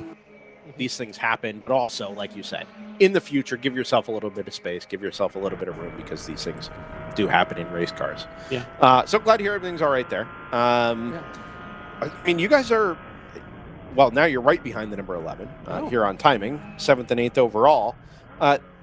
Normally, frequently, we see a little bit of stratification between those two cars, but even through what I assume now is at least 2 drivers in the 77, you've been right there with the second team car. That's awesome. Yeah, it's great. Yeah. So we had Pedro Torres take the green in the 11. I took the green in the 77. Okay. And now we have this kid that's like going up the FIA open wheel ladder in the car. I think his name is Jet Bowling. Okay. I'll try and trick him into coming to say Yeah, that. absolutely. But yeah, man, he's been like, I think our fastest driver all weekend. And, we got a great vibe. We got an RV where we're just like eating a whole lot of peanuts, drinking water, and like we got the Specifically broadcast peanuts. on. Yeah. No cashews. No. Out on cashews. Nah. Huh. All right. I mean, it's like when you go in the aisle of like nuts and stuff, like the peanuts are the most budget. I have to ask you a question or series of questions, not on your behalf, but on behalf of the RW and RWR, being Rob Walker. He is everywhere. Yeah. I mean, I think every race we've covered since March, Rob Walker has been a part of. And we just got an email from him the other day that he's going to be at the POC event at Willow Springs in May that we're going to be covering. Is that going to be the tribute one? Tribute to Le Mans, May? I don't know if they have a theme for it. I haven't. Okay. We're not that deep into yet? it yet. No, Okay. no. I just know that we're going to be at Willow Springs May 17th and 18th. Okay, well, I'll be there too. Oh, fantastic. All right. Well, so will Ryan. I won't be. I'll Okay. be where am I? Mid-Ohio, I think. Ooh. But Rob he just maximum seat time, it Yes. seems like. Yes. Does he do anything else other than race cars? Yeah. Oh, okay. You want to know what else he does? I do, because it does drive a lot of the identity of the team. I mean, you do as well, but Yeah. Rob's name is attached to the thing, so Yeah. kind of helps to know. So on weekends he races cars, and on weekdays he replaces third gears in Boxster transmission. Is that right? That's all that he really does with his weekdays. Is like he's always blowing up a third gear in that Boxster spec, and so he's always like putting another one in. So he loves to turn wrenches. Is that in his shop? Yeah. So Okay, got it. He's in on independent motor cars in San Diego, and he has a bay and an office and a sim rig and a keg, and Oh, wow. it's Sure, all it's the right bro things. hangout for me. Like after work, Yeah. I go over there and like we do some iRacing business, and I don't know. He turns wrenches. I don't have any patience for that anymore. Does he go run other people's cars at events on the East Coast, or does he trailer this car around all over the place? Because he was at Road Atlanta, Yeah. in his spec Boxster. Yeah. I had assumed maybe he was East Coast based, but then obviously you guys are in San Diego area, so I don't. So in San Diego, he's got a Boxster spec, and that's fielded locally, by the shop that he has an office in, and so that's all the West Coast stuff. Okay. And then for the PCA Club Racing, he's campaigning this season with the guys out of Eagles Canyon with Innovative, Okay. and they're taking him around to all the things. So I think With his, a different car. yes, Got it. Yeah. Okay. yeah, I think he has 2 Boxster specs in San Diego, and maybe just one in Texas with Innovative. And cool story, the Innovative Boxster spec is the second Boxster spec because the first one got tubbed at the Sebring event. Earlier this year? Yeah. So like the first PCA Club Racing. Yeah. In Yeah, race, we were there, but I don't remember there being was it Rob? yeah, and the car actually looked like it was the zombie livery car. Oh, Right, so it was the first one. It like looked real good with purple, Yeah, and, like, yeah. zombies or goblins, as Sure. sometimes DriversEye Live refers to them. Oh. And We'll stick with zombies from now on. okay, Yeah. I mean because the car is, he calls the car zombie. So No, do I what you want. specifically made a joke about Rob Walker and then the zombie on the in-car logo being Rob Zombie. Yes, that's excellent. Yes, and Yeah. the other commentators didn't seem to appreciate it very much, but Yeah. yeah, I know. I've been calling it a zombie. The other guys will get them on board. Anyway, Yeah, a lot of cars, a lot Sure. of stuff. so one thing that is not taking multiple cars is your number 77 Cargo Shorts Racing Kingpin entry. That is the same car that runs in or has run in the IMSA events, right? It is not exactly the same spec, but near enough. And I've noticed that you use the IMSA number plate, and then you just slap a couple of GTO stickers on it and call it good. Is there much changeover that's done by the Kingpin guys in between events, or are you just taking the car, slapping some DOT tires on it, and sending it out? I think the latter. I think Okay. it's pretty much unchanged, and you just put the street tires on it and go. Yeah. I think we're messing around with a deeper setup change Okay. in terms of like obviously like for like the pro GT4 racing, it's all Sure. like homologated, so the spring and shock package. But here it's open. It's just Yeah. power to weight. So I think they're starting to mess with that. Not on the 77, but I think on the 11. Okay. And if that ends up being like a big successful, then it'll probably get moved over for WRL weekends and then off for IMSA weekends. Okay. This Yeah. makes a lot of sense.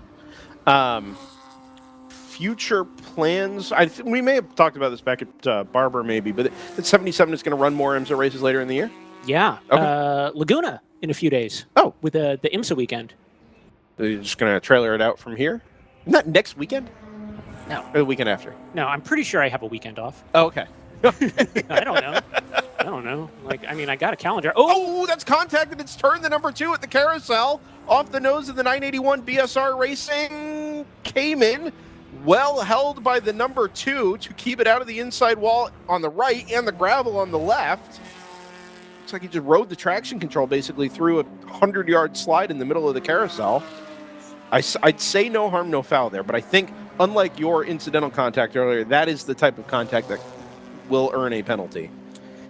Or can earn a penalty. The GTO car has the responsibility of making sure that everything's clear and open when making a pass on a GP1 Yeah, that's car. true. And so the GTO car, it sure would be nice if that black Cayman had disappeared and he could get to Apex, but It's that just very wasn't true. true. Yeah, and it was a move around the outside there by the number 2. Sports Emmy to Dustin Hollis for catching that one in real time, obviously. Yeah, good work. And it's only because 3 of our other cameras just have terrible reception at the moment that we caught it in the first place. But nevertheless, anyway, so you go to Laguna Seca. Is that car? Are you guys doing the full season of Pilot Challenge? Okay. No. All So right. we missed. We're only doing 3 this year. Oh, okay. So Daytona, we got Laguna, and then maybe a month after that, we're doing the second 4-hour of the year at Mid Ohio. Oh, sure. Okay. And so I think we're going to get David Hodge back in the car for that. And I think Kingpin is also going to maybe field some VP races for that. Okay. I don't know if Rob is going to be in one of those VP races, but the 11 car will probably be in there. Yeah, it was a late move up the inside there. Couldn't quite get close enough to actually get it done. When you're behind the wheel, Sadako, I mean, you see that opportunity present itself. Do you find yourself hustling for it just because it's there, or can you do the mental calculations quick enough in real time to say, hey, I'm probably going to lose more time trying to dart to the apex here and compromising us both. Maybe I need to take a seat back here, and I'll get them on the exit. Oh, man, that is... Or is it just all vibes? It's almost always the best for my average lap time to get the move done. Okay. Right? So even if it's a case of out-of-class car is online, and just because of... as long as I'm going to present as if before hands move towards steering, if I am, like, visible, if not only that he can, like, feel me and sense me, but he can see me. Yeah.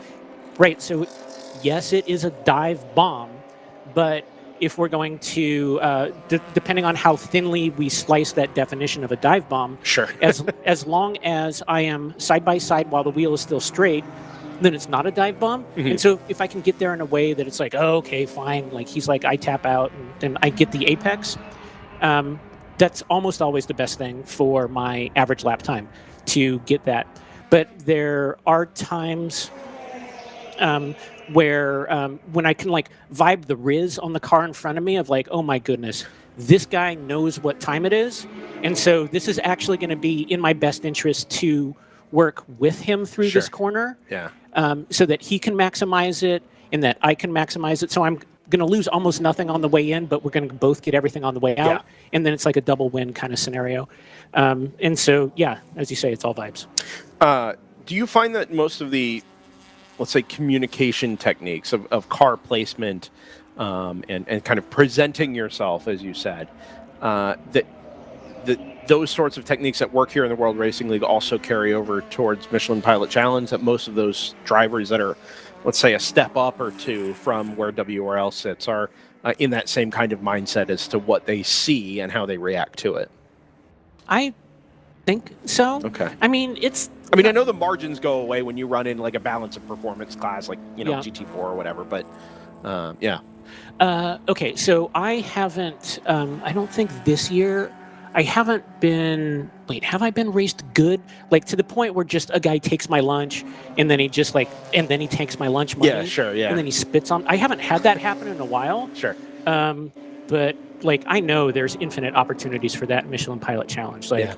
I mean, a McAleer or Pompelli will just make me look like a stupid idiot at any opportunity. And then I think I would that would be my new kink of just like getting like smashed by these guys. Yeah, sure. Like, oh my gosh, that one time that, I still can't stop talking about. Overall race lead change. Sorry, Sadako. Not a class for race for position, but 58 past 70 around the outside of the carousel, and a much cleaner move than the one we saw a couple of minutes ago. Anyway, dude, this is like a really difficult place for a GTO car, because not like I'm telling you anything you don't know. The GTU cars are kind of fast in the carousel, and then it's almost like they're no lift through the kink. But on those two straightaways in between, it's really tempting to take it back.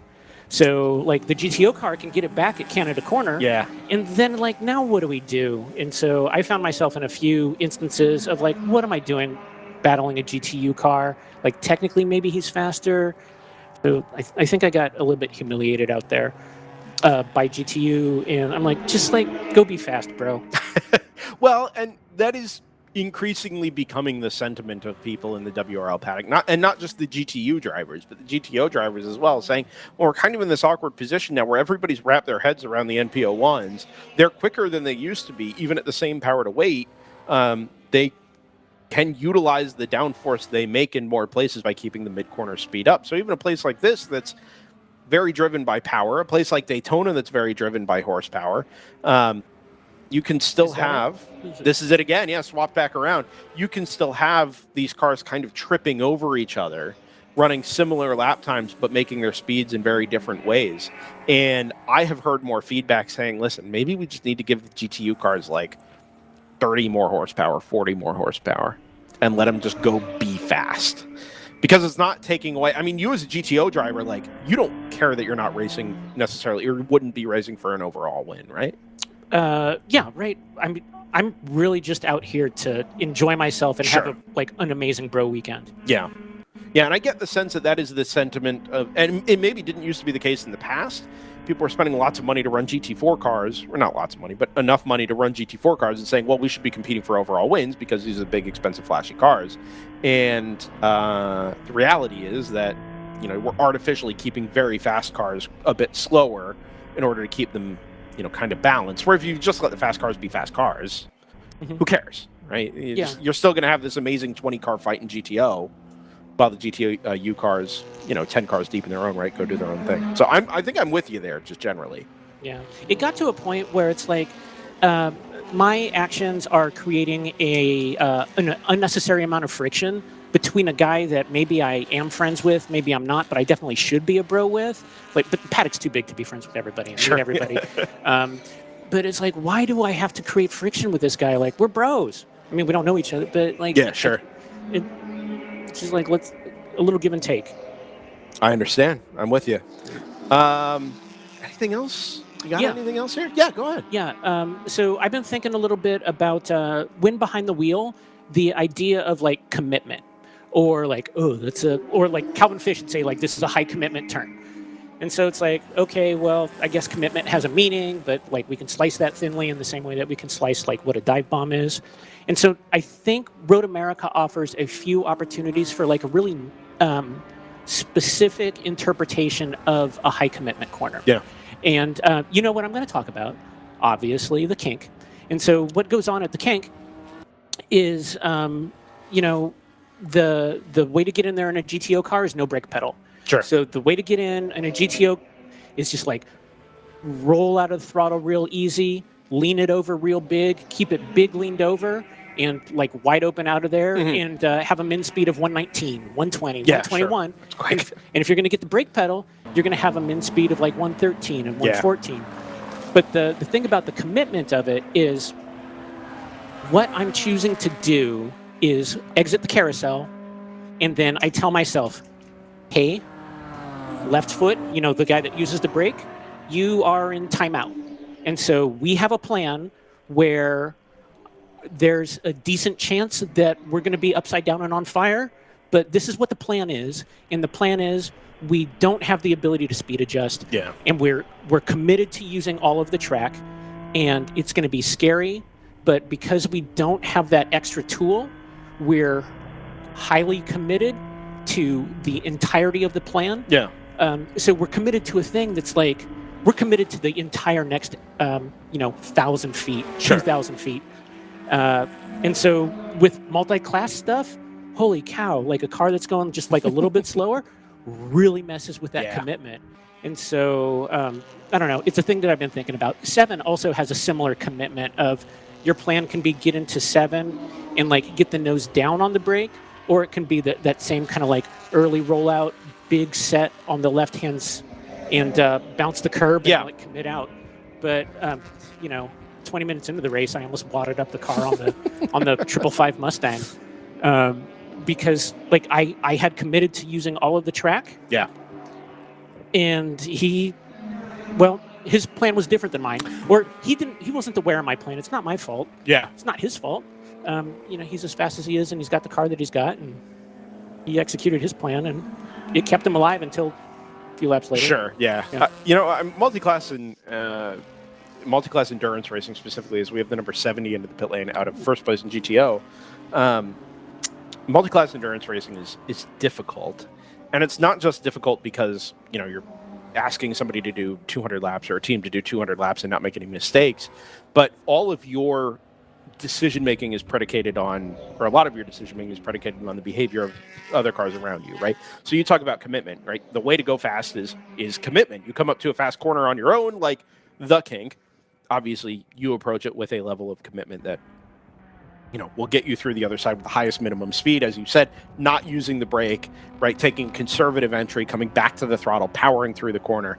That is also the way to be quick in traffic, right? It's to maximize your minimum corner speed and to get around a slower car on the exit. If you spend time behind a parked car, on a GP2 car doing 20 miles an hour slower at a high-speed apex than you, you are actively losing time because it's costing you not just at the apex, but all the way through the corner exit and down to the end of the next straightaway as well.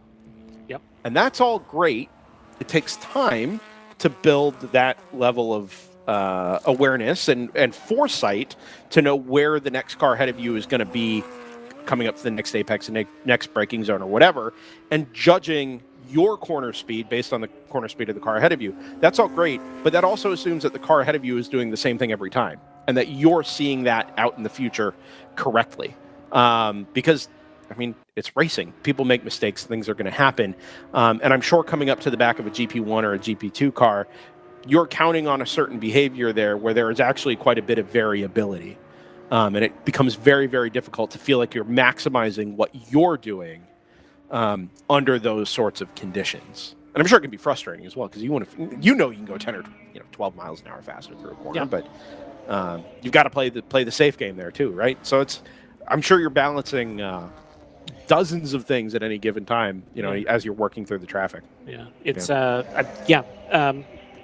get a run out of carousel, and I'm dealt a hand, and part of that hand is I've got a slow car that I could make it really uncomfortable and be side by side at the kink. Yeah. And then we could both be parked and both go slow out of that.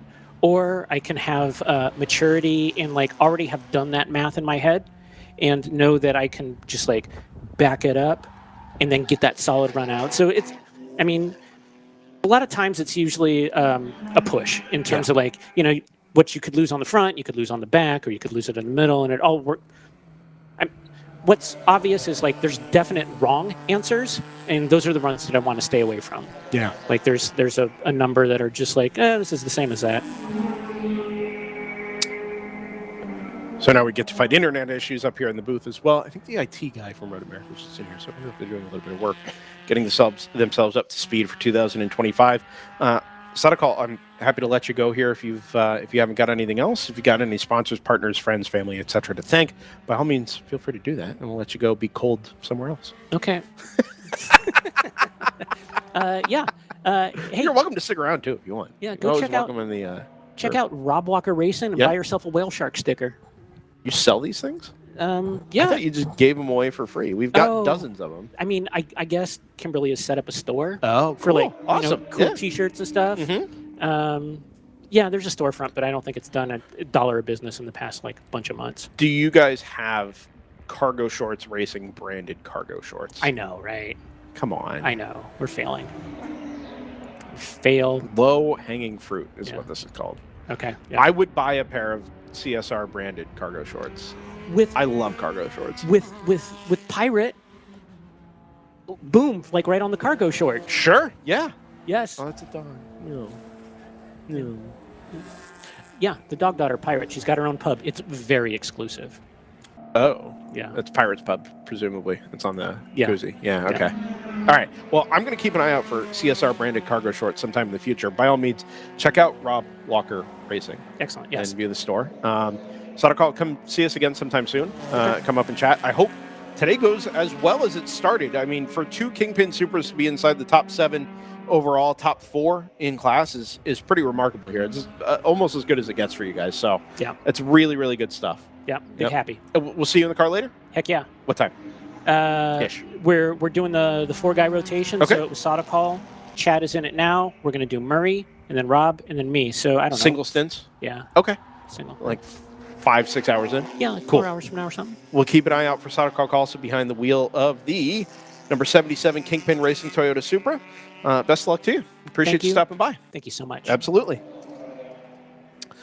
So we press on here at the Can-Am Endurance Cup 2025 running. Battle on for first place in GTO between the number 2 and the number 11. Team car to the 77. We were just speaking about. Go ahead, I was Ryan. away. What happened to the 70? Pitted. Oh, all right. Appears to have been scheduled. That'll happen. You know. Yeah, I think this was just a pit stop at the end of another hour of racing. And it's allowed that number 11 to, well, the number 11 and the number 2 together to assume this lead battle.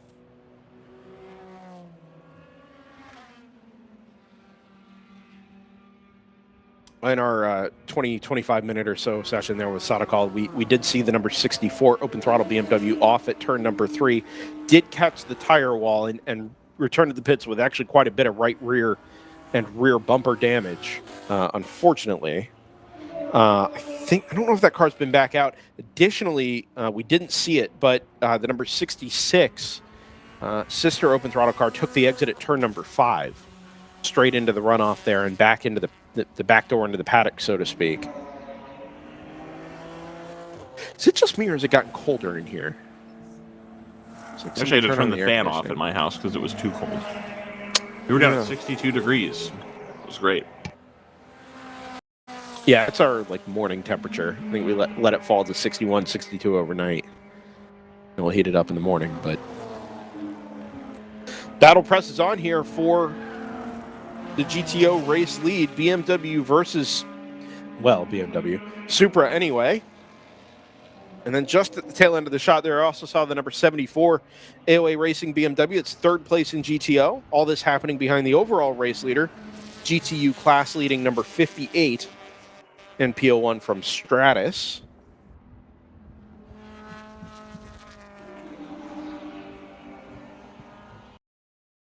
Will Ferrell's favorite race car.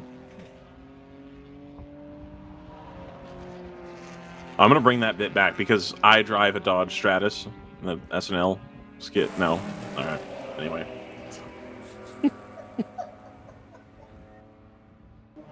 Well, I'll be left hanging on that one. It's not great. You know, I've tried that one on for a couple seasons now, and I can't find a way to make it work. I think we've had the Supra in. I look to there it is, just appeared in front of me at start finish. Kingpin Racing into the pit lane. Released itself from the mirror of that number 2. I wonder if there's the opportunity to jump it here in the pit lane with a decent stop. Kingpin all the way down there. Man, Sadakal had to walk a long way. Hopefully he took a bicycle or similar. Or a car, even. Maybe a bicycle. E-bike, perhaps? Scooter? You know, I'm substantially less of an e-bike hater than I was before. Why were you an e-bike hater? Because it seems like defeating the purpose. Like you're riding your bike rapid, to consistent mobile transport? No, you're riding it to get in shape and feel it as a workout thing. And then you've got 16-year-old kids riding around on effectively a dirt bike going everywhere, and I hated it. Just the idea of it. Sure. What an affront. And then I got to sample the E-Assist Class 1 e-bike on a mountain bike. And I was like, oh, you still have to work pretty hard on this. But it's makes it that 10% easier. I'm like, okay, I'm all right.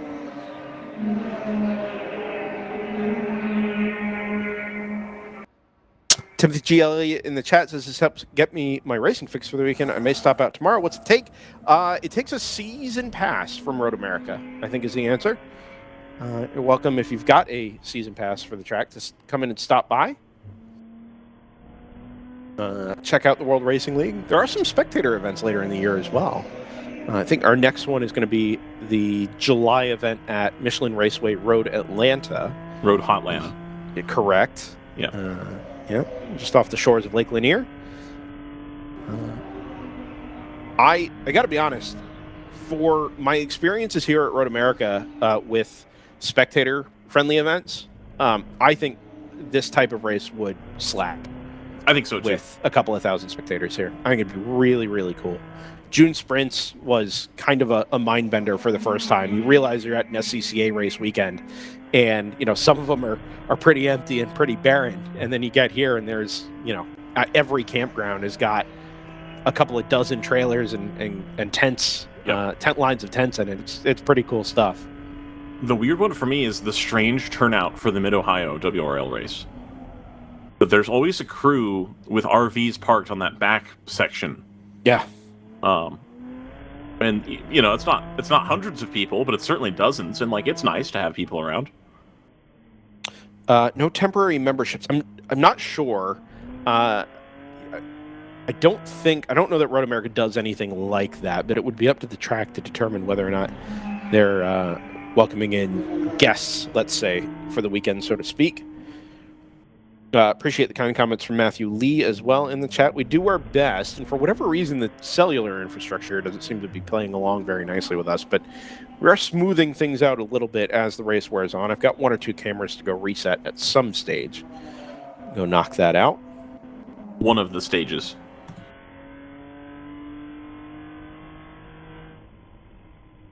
You know, I was able to cook dinner or cook lunch in the time that it comes out to go get a prepared lunch. I'm very intrigued by that. Scott have to like hike to West Virginia or something? Potentially. Yeah. It's got to be something like that, you know. See, I get the pop out chat, and then I can close this. Now I can... Correct. That is the way to do it. Yeah, there we go. It is not the way I'm doing it, but it is the way to do it. This is the way. Yep.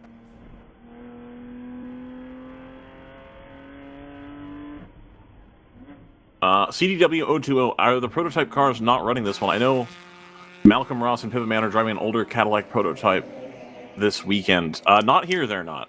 That is not a car that is legal for competition here. That might be at the Midi. Yeah, down at Michelin Raceway Road Atlanta as well. Yeah, indeed. Our friends over at HSR running, I think, one of the great historics events in the United States. Yeah. I mean, Monterey Historics, as we go 3 wide down the hill into turn 3. I think you can make a case Monterey Historics is probably the premier historics racing event in the country. Yeah, I think that's fair to say. In terms of like overall awareness, prestige, entries, that sort of thing. Yeah. HSR Classic 24 is certainly right up there. HSR is the MIDI. Has a long history. I think we're on running number 47 or 48. And my suspicion is that whereas Peppa Man would normally be up here, usually with AE Victory or TLM, that her priorities are probably behind the wheel of a Cadillac DPI. And seems like at fun. that point, why wouldn't it be? I think a historic prototype class for WRL would do well. That's my take.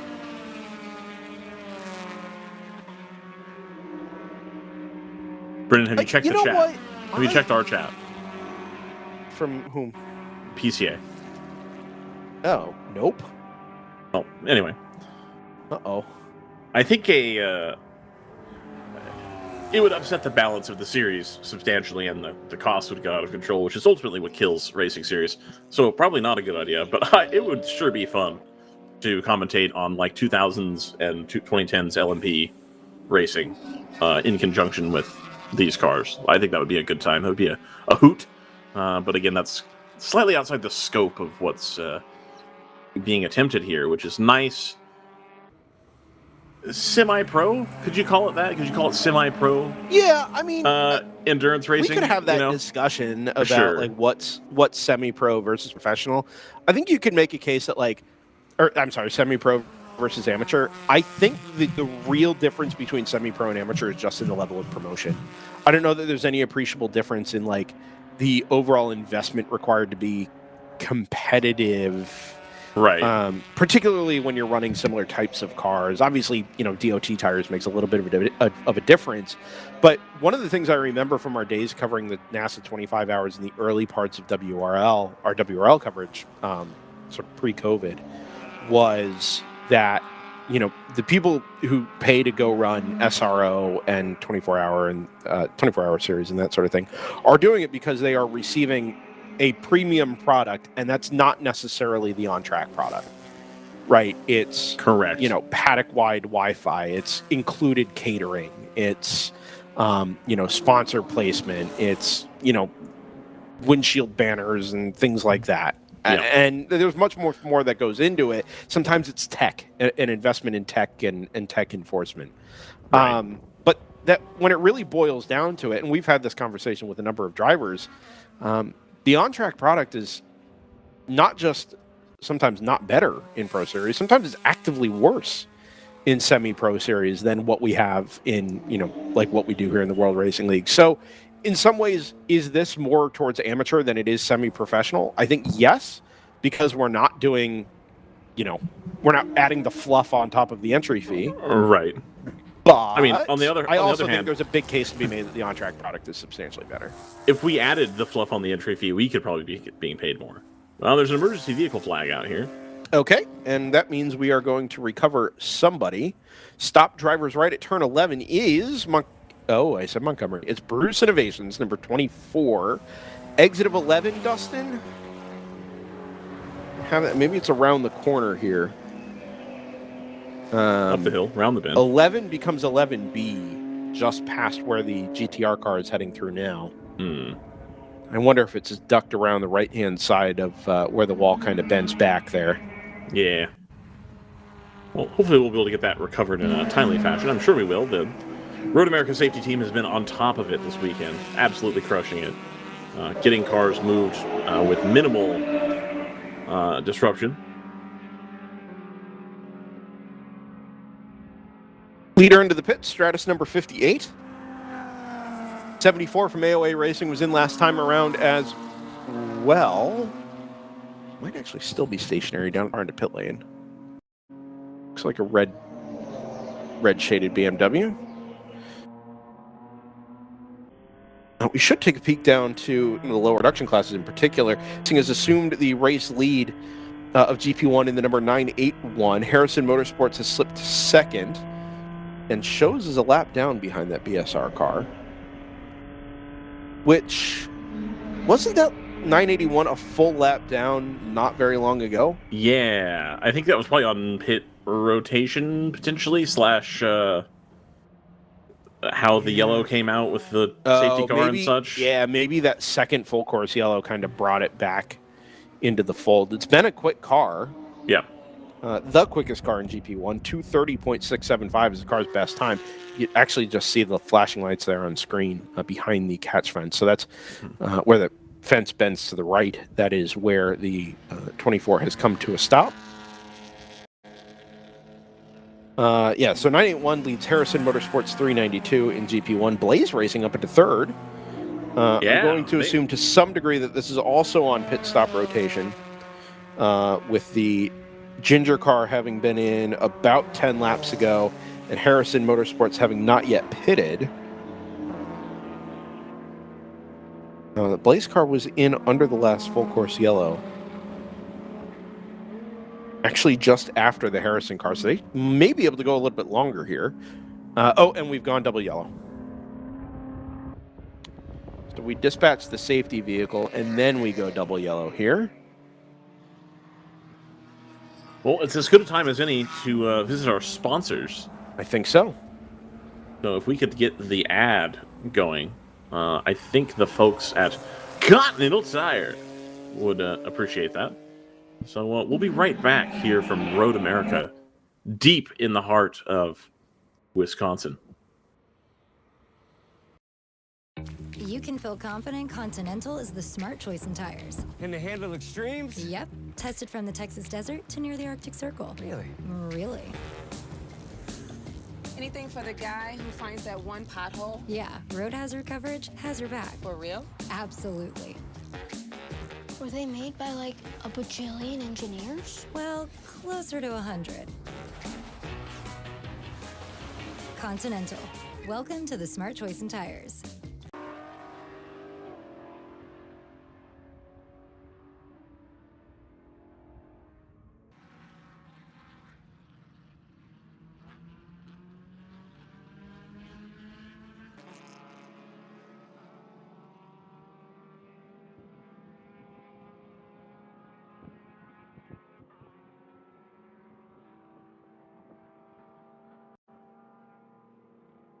And welcome back to Elkhart Lake, Wisconsin. We are watching it's round one of the weekend anyway, of the Can-Am Cup here at Road America, WRL. One of the events that I look forward to every year is this WRL event here at Road America. Road America, a legendary track in North America, known really around the world as one of the last big tracks that's not like a Herman Tilke designed sterilized thing. It really follows the geography and the terrain of the region that it's placed in. And so one of the classic tracks that I think even drivers in Europe always talk fondly of. Wisconsin is famous for its 90-degree turns, after all. That is true. And if you're not busy when you're finished taking in the race here, if you're in Elkhart Lake, you've got live music at the Elk Room at the Osthoff Resort, one of the premier destinations in Elkhart Lake, the Osthoff Resort. So they've got Gene Gruber in for a live performance at the Elk Room on Saturday, March 12th. Oh, that's not the... Oh, so he's been there multiple times. They haven't updated this description. Gene, a singer-songwriter, plays crowd-pleasing cover songs from artists like Jim Croce, The Eagles, America, Don McLean, Dan Fogelberg, and John Denver. Live music is free and open to the public. So many more things to do in the Elkhart Lake region when you come on down for WRL. And we invite you to stay in the village and take in the shops, the lovely restaurants, the things of that nature. Just a great place to spend time. We're very, very happy to have been asked back yet again this year. So what a lovely part of the country. We're happy to be here. Scott Michaels, what did you have for lunch? Barbecue. What, like you ate charcoal and metal, or? No, it was pork and chicken. Oh, okay. Lovely, lovely. I've definitely had better. Well, as I recall, you're working at and getting lunch at a school, and I wouldn't usually anticipate that the school has a good barbecue setup when you're trying to make barbecue for hundreds of people. Isn't a cheap school, but yeah, that's true. Yeah, okay, fair enough. They yeah, I wouldn't say it's their best, but it is what it is. Oh, and it's raining at your house, that's presumably. Yeah. Yeah, okay. No, I was like, not in Wisconsin. I just had my head elsewhere, not looking out the window, and I've definitely wasn't raining half an hour ago, and now it's very wet. So I see. Much There's nicer no weather in chance of Wisconsin. rain today in Wisconsin. None. 0%. It cannot happen. You can go to the bank. You can go to the window with that. That's a lovely color of MPO1. That dark red one. I don't know which team that is. But... That is the Roberts racing car. Oh, the fast one. Nice. Yeah. Well, bravo, guys. That's a very nice looking car. It's almost, and like maybe you have a better sight on it, is it almost the Mazda prototype color, or is it more purple than that? Oh, I can't tell that much, but yeah, I would say it's a very close match to that color. Excellent. Some good liveries here in GTU.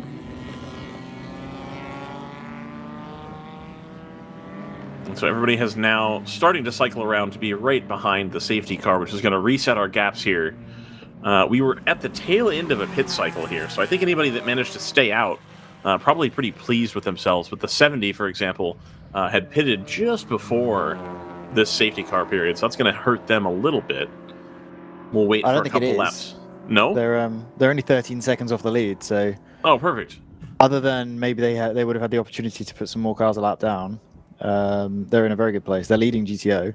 Well, indeed, they're actually back to the lead, yeah. So I guess everybody else has pit under yellow. That cycled them to the front. But now they're going to have to pit earlier than everybody else on this next pit cycle, since they've already been out there for some time. I think the first car trapped a lap down is going to be TLM USA, number 172. They're listed as in the pit, so which they're not, I can see from their onboard, but they must have just pitted on the first lap of the yellow. So there they are right there. I think we need to have a branded award for teams that we catch who've pitted a lap too early and end up getting caught behind the safety car because of it.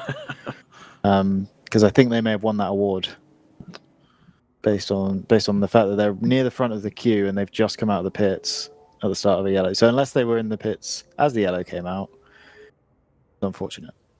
So, Scott, you would enjoy the bit that Discovery Parts does during the driver meeting, wherein he gives everybody awards for speeding in the pit lane during practice and spinning the car during practice, things like that. And he's handing out free helmet bags and T-shirts. And people are rather scared to get up and collect their prize for the awards that they're presented. This seems kind of in the same vein as that. Very much, yeah. I'm not sure about actually rewarding people who's doing stuff like that, but I mean, it is funny to make them have to stand up. We're talking about a $20 helmet bag, man. Like, right. You know, I'm not tremendously worried. I'd take it. I wouldn't speed in the pit lane for it, but well, you know. Is there also like a fine associated with? No, it's just him getting up and like doing a bit. That's pretty fun. Okay. I like it.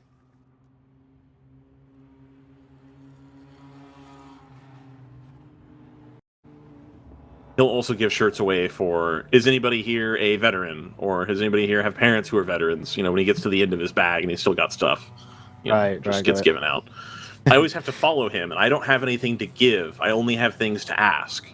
So I feel that it's not the ideal situation for me, wherein I'm up there begging people for onboards and begging people to come see us in the booth after they just get given free stuff. We have magnets. I think I have a lot of the magnets. Do you have a DriversEye Live fridge magnet, Scott? Yeah, what's going on with this car? Yeah, so I think this is the Palomar car. Having a tire rub on the front right, it looks like. I'm happy to be proven wrong on that. They're going to peel off, which will allow the rest of this gaggle to hopefully catch up to the safety car. I feel like with how smoky that car is, that gaggle could have been welcomed past. I don't think you have to follow a clearly alien car, do you? I mean, there's rules about that. I think people would rather err on the side of caution here, and they'll take the 30 seconds they lost in hand here. Yeah, lights are still on the safety car, so it's not going to be coming in anytime immediately. Well, it could be, I suppose. They. To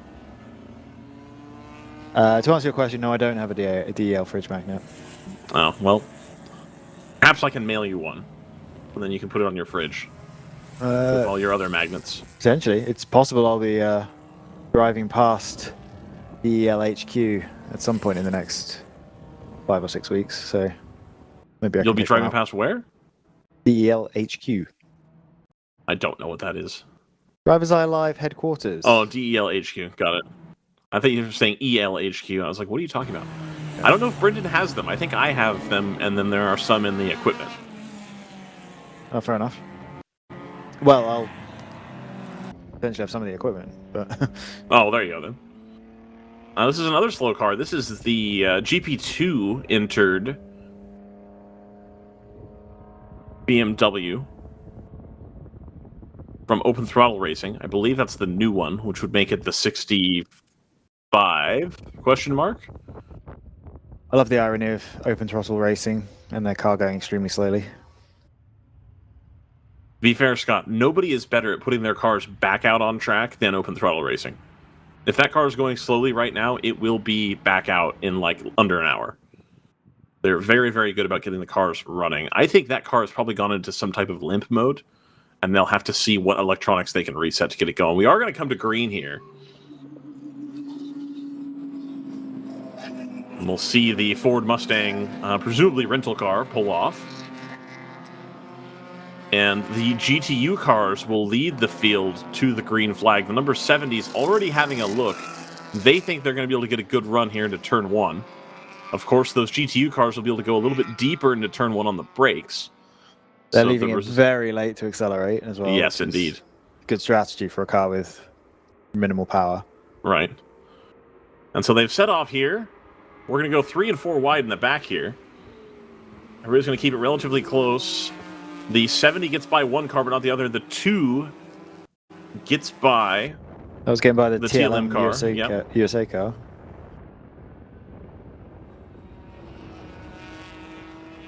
Just looking a little bit further back to make sure everybody's staying nice and steady here. Oh. There's the Kingpin Supra working its way through the traffic as well. Watching a restart from the onboard of an MPO1 is a painful experience. Oh, so everybody is right up the back and going around you, and there's nothing you can do about it? Yeah, getting swamped by Yeah. cars that they're definitely slower overall, but Right. yeah, there's really nothing they can do on acceleration. And so here we're going to take the onboard of the TLM car. That's the 74 ahead. That's the AOA BMW, the car that it was competing with earlier. Unfortunately, as Scott alluded to, I don't think this is going to be for position because I believe the TLM car is a lap down. Correct. What is for position is the AOA car and the Stratus car ahead of it. Obviously not for class position, but that's for Correct. fourth overall. And the AOA car is racing the ACP car, which is ahead of it. So if we just hold on this shot, there's the ACP car that's the multicolored, then the two Stratuses, and then the AOA BMW. That is for position. Only one of those Stratuses are competitive. Actually, I'm not sure they're both Stratus. Oh no, they are. One of them. Sorry, my 59 onboard is way behind. Gotcha. Yeah, that car is laps down. You see the AOA car just trying to have a look here to see if there's any opportunity to get by, to get back to the bumper of the ACP with Tangerine Associates BMW. As the 70 continues in their steady pace at the front. The number 60 Stratus is very keen to get past that ACP car. Yep. And then the Kingpin 11 that just flashed through our shot, that's the Toyota Supra. That is also in this part of this GTO battle for second and third position. Just behind the TLM car there, so they'll have to get around the lapped TLM car and then set off in pursuit of this battle at the front of GTO.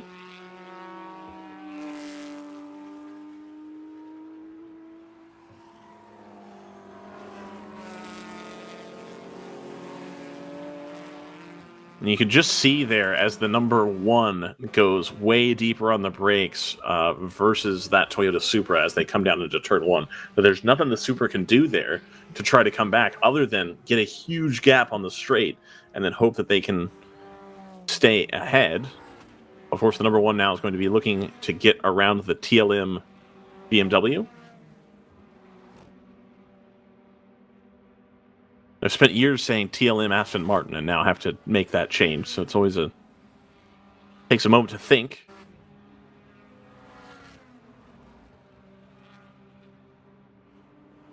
In GP2 here, North Loop Motorsports has reclaimed the lead. Palomar Racing had eked out about a 20-second gap over them, but have now pitted in. I think that was the car that had trouble towards the restart. So that's gone the direction of North Loop Motorsport, puts them back out in the lead over the number 851 of AOA Racing, which is one of the Mazda MX-5s in the field. I think the only MX-5 in the field, indeed. Brian Herta Autosport up into 5th position, I think on some level of attrition in the class. They were running nearer to the back of the field, but now have made up some positions. The 196 of Club Sport up into 4th place. They've gained 4 positions. This AOA car is really not doing any favors to these two Stratus cars, which are definitely faster, but struggling. Obviously, the only place they can make the pass is in a corner. Right. The number 60 tried committing to the outside of the carousel just then, but had to bail out at the last minute, which cost it a lot of momentum. And now the 59 instead has got through and is trying. 59 is laps down, but definitely running a little bit quicker than this AOA car, but struggling to get through. I'm surprised, Scott, that I don't ever see more coordination between the Stratos cars as far as drafting each other down the straights. Like you used to see with the Peugeot 908s at Le Mans during qualifying, they would kind of shuffle around each other and try to make up time that way. And I always figured in a class where you're down on power that they might want to do that. But I don't see that happen very often, if at all. As the 60s just drafted straight past the 59. Yeah, and done that. Yeah, exactly. Just done the thing I said they don't do. Yep. Well, that makes a lot of sense in qualifying. It makes a bit less sense in the race. It's not like cadet karting where you can fully clear another car on the slipstream, I think. And therefore leapfrogging really would be an advantage. I think anytime you draw side by side, one car's going to have to lift, and that's just going to be slower overall. Sure.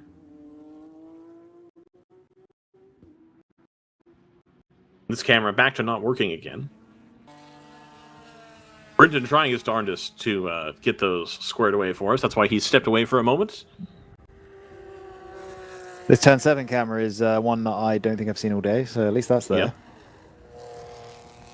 And we Here's see the that battle we were talking about. And we see that ACP car having drawn a little bit closer to the 70 now that they've cleared some of the traffic, I think, that they'd had around.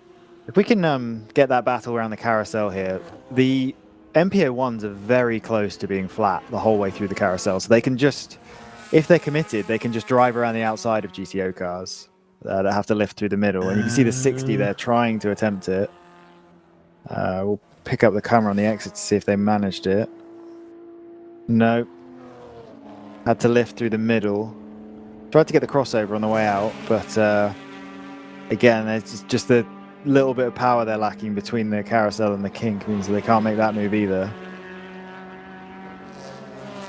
I'm watching from the onboard of the second of the two MPO1s. Yeah, just not able to draw alongside before the, or even stay within a car length before getting on the brakes. So they're just having a really hard time timing the run effectively enough to get through. John, is that on YouTube or is that in our internal link? YouTube. Oh, okay. That's too bad. Yeah, Stratus Racing YouTube channel had all 3 cars hooked up with onboards at the start, but unfortunately the only one that's still surviving is the only car that's laps down. Of course. As it tends to be the case. Yeah. Dustin, do we have other onboards available in the... Actually, I could probably look at the link here. Oh.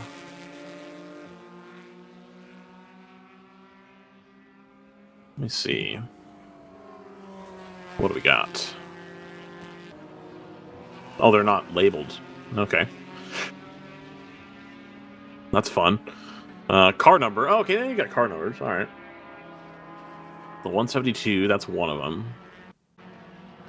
Yeah, at the front of the field, I've only got the 172, and then the Stratus Racing YouTube channel. Let's see, the 981 is useful sometimes. Let's see. The Ginetta had one on the warm-up lap, and it broke. Well, and they're out as well. Yeah. Well, yeah, the camera broke a long time before their car did. Sure, okay. Unfortunately. Well, that is not this event.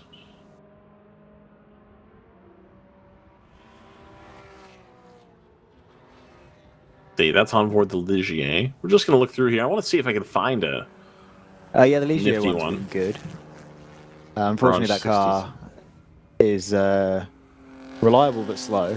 By the looks of things. The front of the field, Stratus has pulled out an almost 10-second lead now on the 70. So the MPO1s are really stretching their legs if they can get ahead. We've still got this great battle for 4th place overall between the 74 and the 60. Or the 60s, they're side by side now, going towards Canada Corner, but again the BMW just pulls ahead as they get into 6th gear, and the Stratus car isn't able to make it up on... Well, it can make up all the time on the brakes, but it can't drop alongside. Right. They'll have to wait for the 74 car to make a mistake here is what's going to be needed. Well, it's either that or it's the Stratus timing its run and being a little bit brave through some of these combination corners. Right. It's not a car that can wait for a straight and an obvious overtaking possibility, because that's a point where it just doesn't have the speed in 6th gear to pull up alongside. Sure.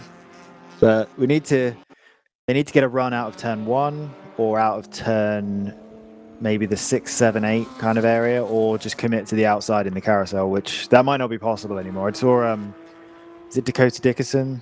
Is he the driver who one of them. Was in the 59 earlier? Yes. When he was in the 59, he was committing to the outside of the carousel and just passing GTO cars like they were stood still. But it's possible the marbles have built up there, so it's not possible anymore. Right.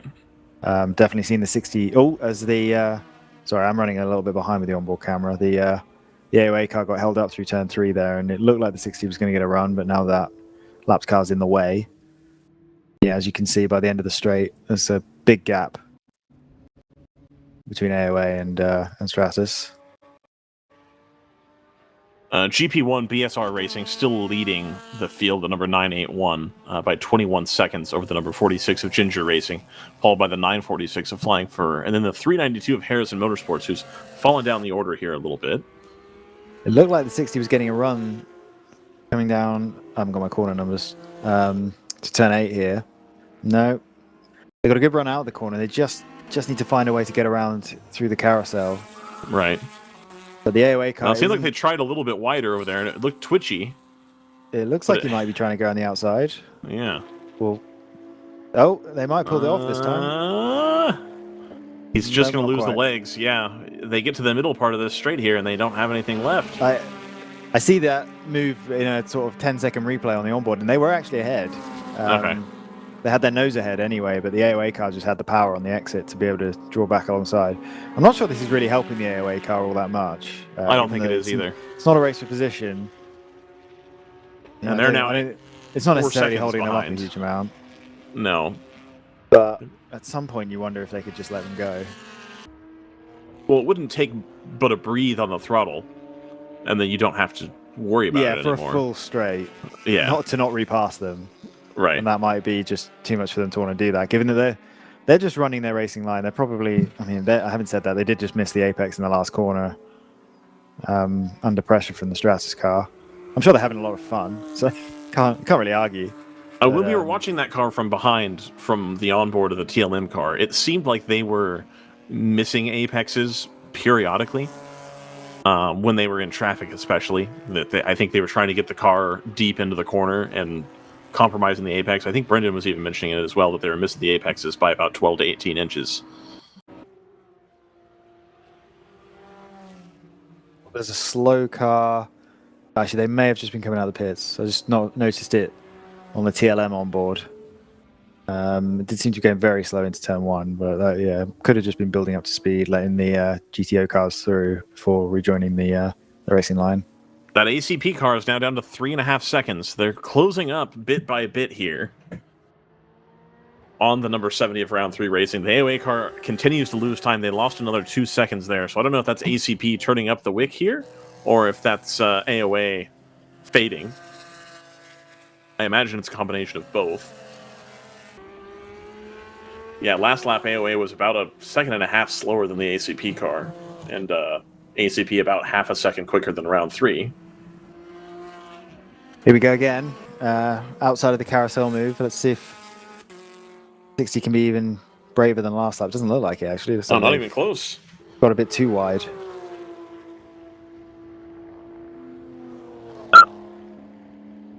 Yeah, they're going for the cutback on the exit. Held up by the BSR car, the 74 is, and maybe they'll create an opportunity for the NPO1s here? No. Well, they're closer than they have been in the braking zone of Canada corner, but they haven't looked like they're going to be brave enough to make that late braking move. And no, not this time either.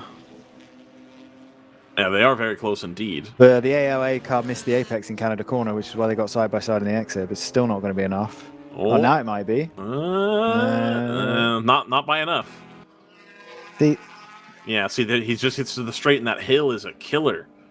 Absolute killer. Stratus car isn't brave enough to make a dive on the brakes, but those half moves aren't really any safer, to be honest. So, but yeah, the BMW is going to pull away on the straight here in 6th gear. And actually, the 60 got such a bad run off of the last corner that the 59's going to have to lift to not go through.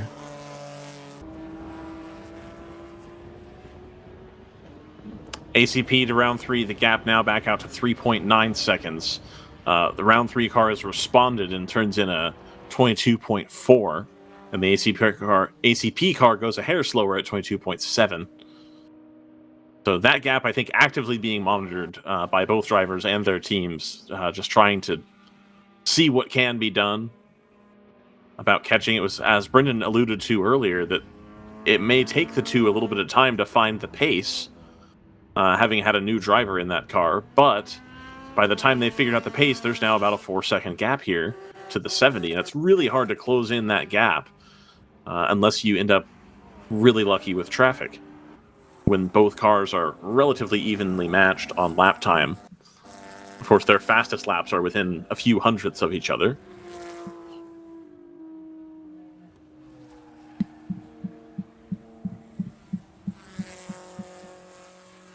Okay, so now we've got this 86 here.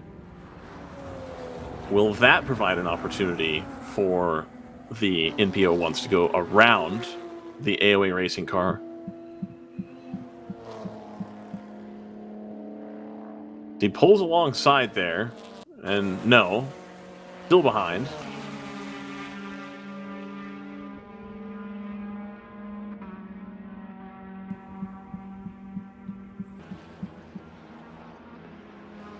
And here it is. The 70 is going to start running into traffic here as they catch the end of the GP2 or the front of the GP2 field.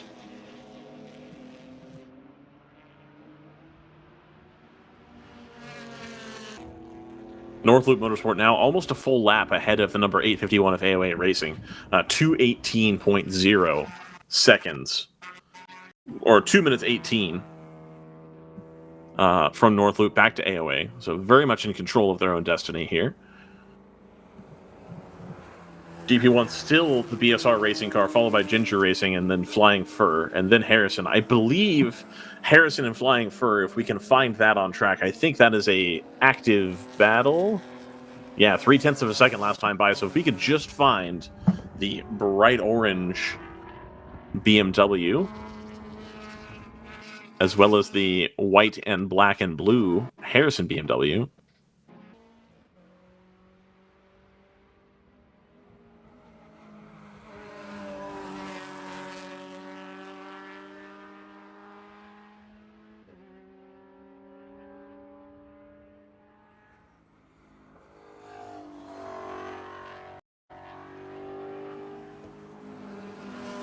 We can just hang here for a little bit. I think that's the BSR car behind.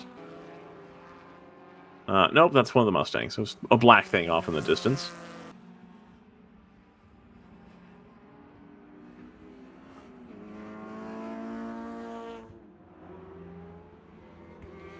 So this is the lead right here. 3.1 seconds ACP by Tangerine Associates. So they close to back under 3.5 seconds to the leader.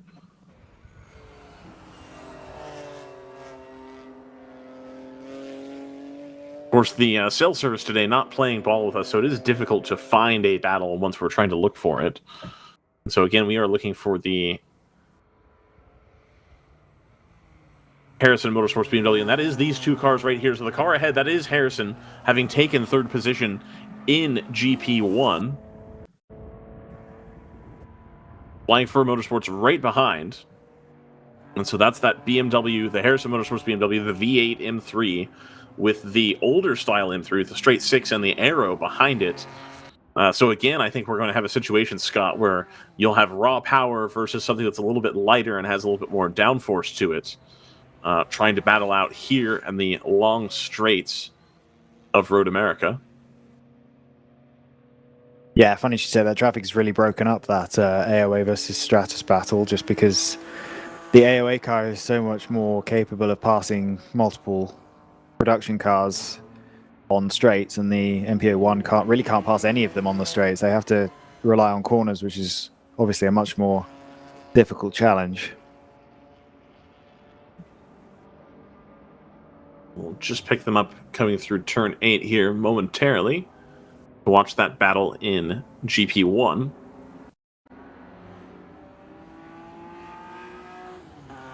And there they are. The Harrison car has now eked out a little bit of an advantage. They're actually hounding the back of that GTR 99, a GTO car. More testament to this GP1 field.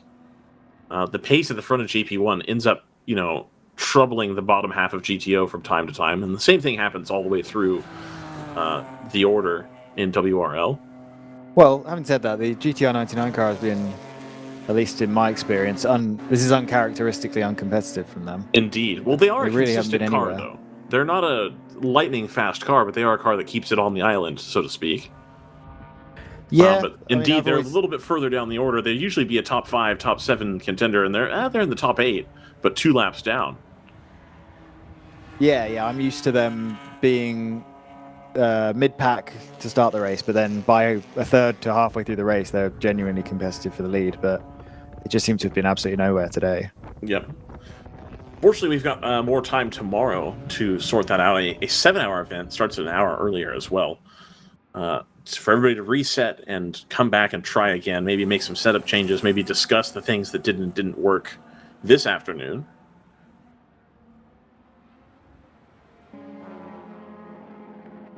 We'll also be seeing the AE Victory Racing car tomorrow, I believe. I think their mechanical troubles were limited to today, and they thought they were going to be able to get the car back out tomorrow. So that'll be another Supra to add to the collection in GTO. That team, of course, having found their way into a little bit more competitive chassis here in WRL.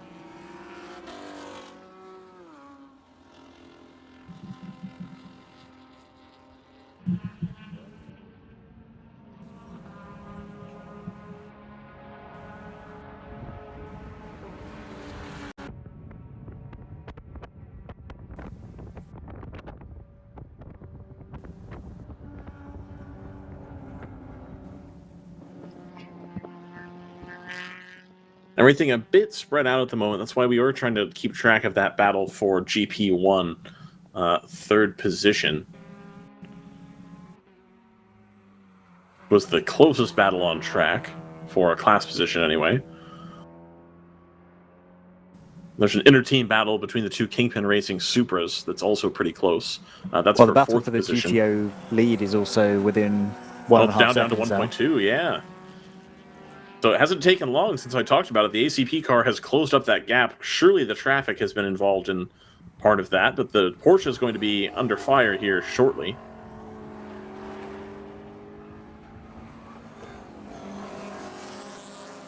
I believe they would be around turn 8 now.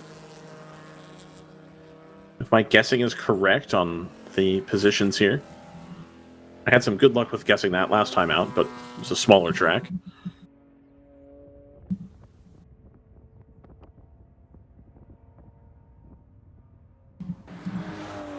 And we're just waiting to pick up the 70 Porsche right there, and that is the ACP BMW right behind it.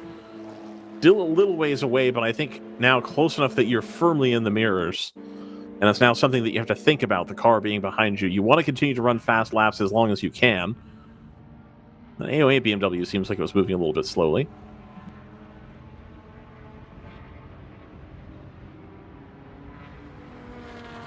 And they're about to catch one of the other Supras here. That's a lapped traffic. Oh, side by side for AOA and Stratus again. Going towards Canada corner, but once again, 6th gear in the MPO1 is its Achilles heel. The 70 able to put the Stoic Racing Supra in between itself and the ACP BMW. That's going to buy them a little bit more time for this next lap. 4 hours, 8 minutes remaining here in the Saturday 8-hour race of the Can-Am Endurance Cup. And indeed, it doesn't really matter. The ACP car right back to the rear bumper of the number 70. They're going to come down through turns 2 and 3 here. ACP car very close. They're going to have to deal with the TC Klein BMW. The 70 again times that about as well as they can to try to keep the traffic behind, but I don't think it's going to matter. They both get through the lap traffic in the same corner. They're going to head downhill into turn 5. A little bit of a tricky braking zone. A smidge off camber.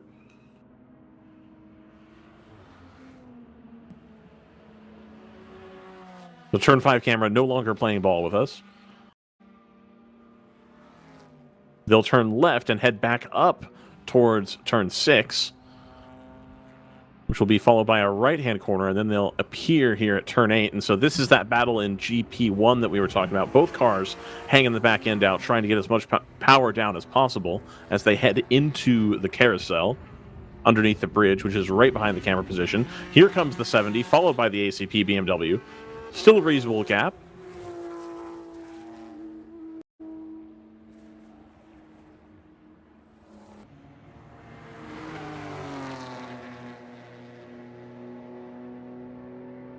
on the backstretch here, and I think the 70 has now eked out a little bit of an advantage, a little bit more breathing room than they had to start the lap here. They're going to go around the lone AOA MX-5.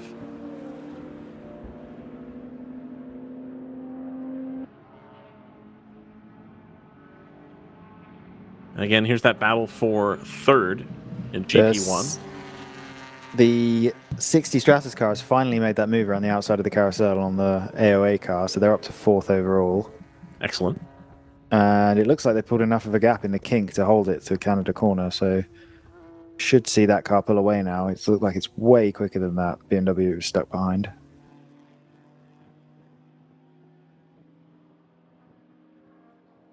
Reasonable sized gap here now from the Porsche back to the ACP BMW. If we could skip to the next camera so we could at least try to take a peek. Yeah, there you go, the third place battle.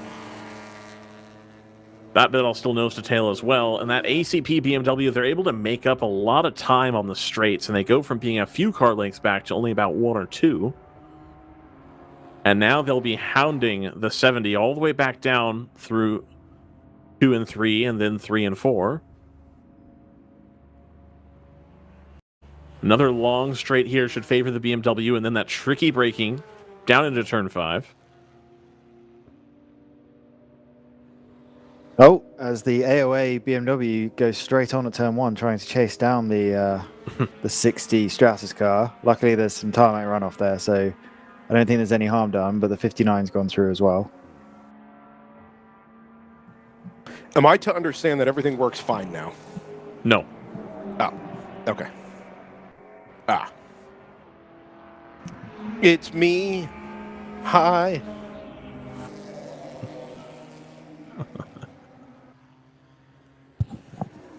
Nice angle here, though.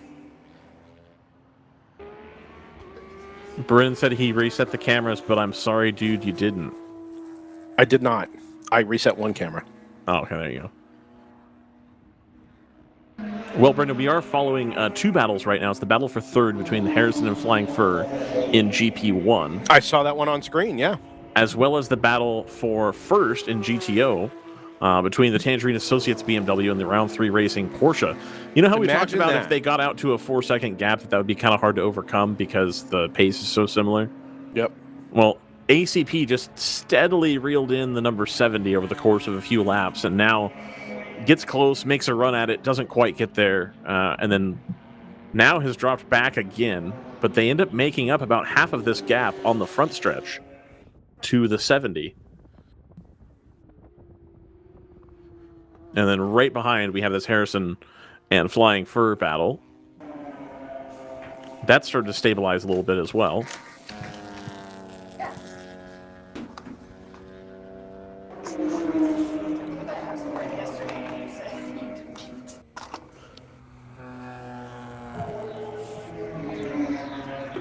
And you can just see here as we get down into turn 1 again, that ACP car has closed a lot of the gap that it had created for itself.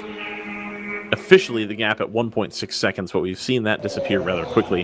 Harrison Motorsports now eking out a little bit of advantage back to the Flying Fur car, a 1.5 second gap. As long as they don't end up in a tricky traffic situation, they should be able to maintain that. They were a full second faster last lap than they are, or than they were before. And a full second faster than Flying Fur as well.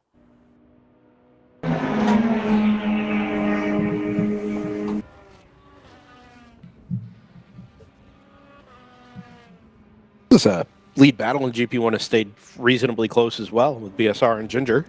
Yep. 12.2 seconds. Are we doing mini moto on the kart track? They are. All right. Where's Scotty? Unclear. Not here, it turns out. Not here, yeah. No. If he may be Sonoma.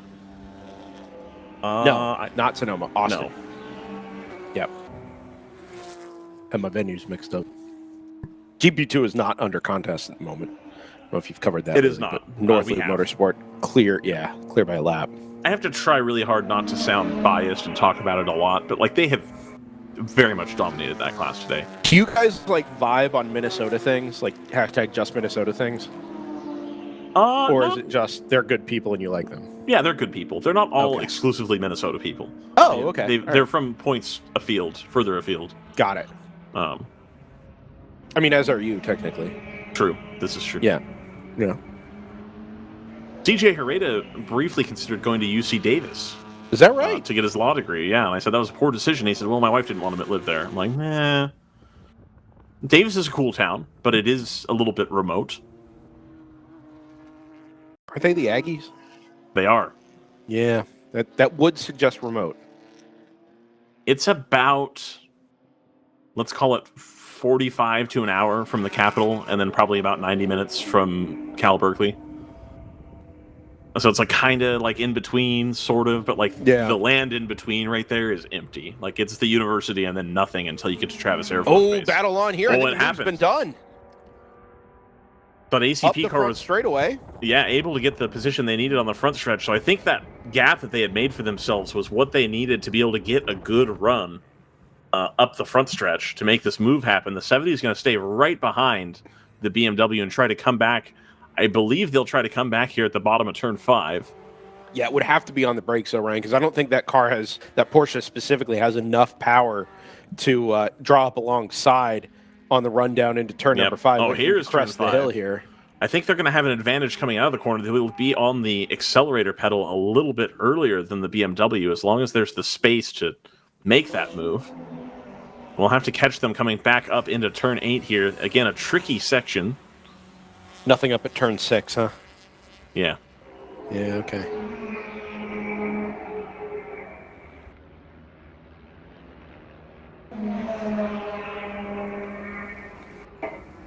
And here they are. They did not manage to get back around, so that is going to be the 70 trying to harass the 2. But with the 2 having the legs on the straights here, I think it's going to become increasingly difficult for the 70 to find a spot to get around.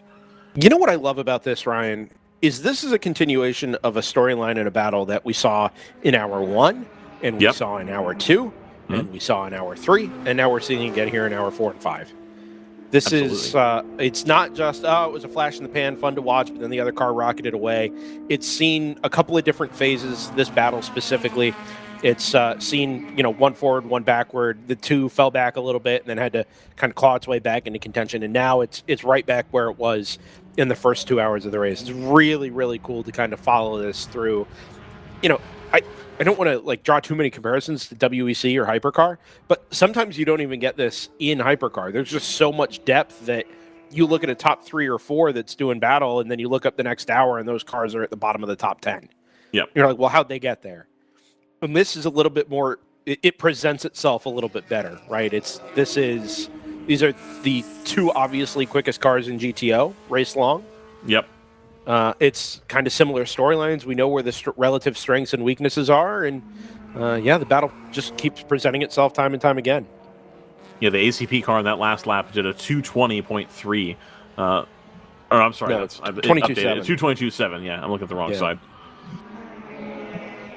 By the way, now that things have warmed up a little bit and the sun's come out, and it's also not 9 o'clock in the morning, drove around to turns 5 and 6, or 6 and 7 in that area, and there's actually, I don't know if we're pushing a couple hundred spectators, but I'd say there were probably 50 or so people down there at turn number 3. Excellent. With their cars parked out in the grass. It's again, not a full spectator event, but nice to see people here. Yeah. And involved in checking out what WRL has to offer. Beyond the live stream, of course. We spent a lot of time yesterday, Brendan, talking about how to keep a racetrack profitable year-round so that the racetrack can continue to thrive. And I think this idea of the season ticket pass and giving you access to events that you wouldn't normally have access to is a good way to do that. Yeah. Yeah, I mean, ultimately, it is, if you love racing, it's not that you love racing promotion. It's that you love racing, right? And yes, the professionally promoted stuff, the spectator events with the amenities and the crowds and the throngs and all that, that's all great. But if you like to watch cars go quickly around challenging racetracks, then the season pass concept, which they have here, they have down at Mid-Ohio as well, it just caters to racing people. Absolutely. Just yeah, and then there's no judgment cast to non-racing people there. Obviously, it's just motivations can be very different sometimes, and this is one that's obviously a revenue generator, and B caters to people who just like to see cool things. Well, it also caters to locals. Go? Also caters Yes, to locals. Yeah. very good point. Yes. Well, and I mean, racing is very much in the fabric of things here in this part of the country. Yeah. I think it's as much a campground here in a national park type environment as it is a pure racetrack. Yeah. So but for what I'm definitely doing, draws the people out.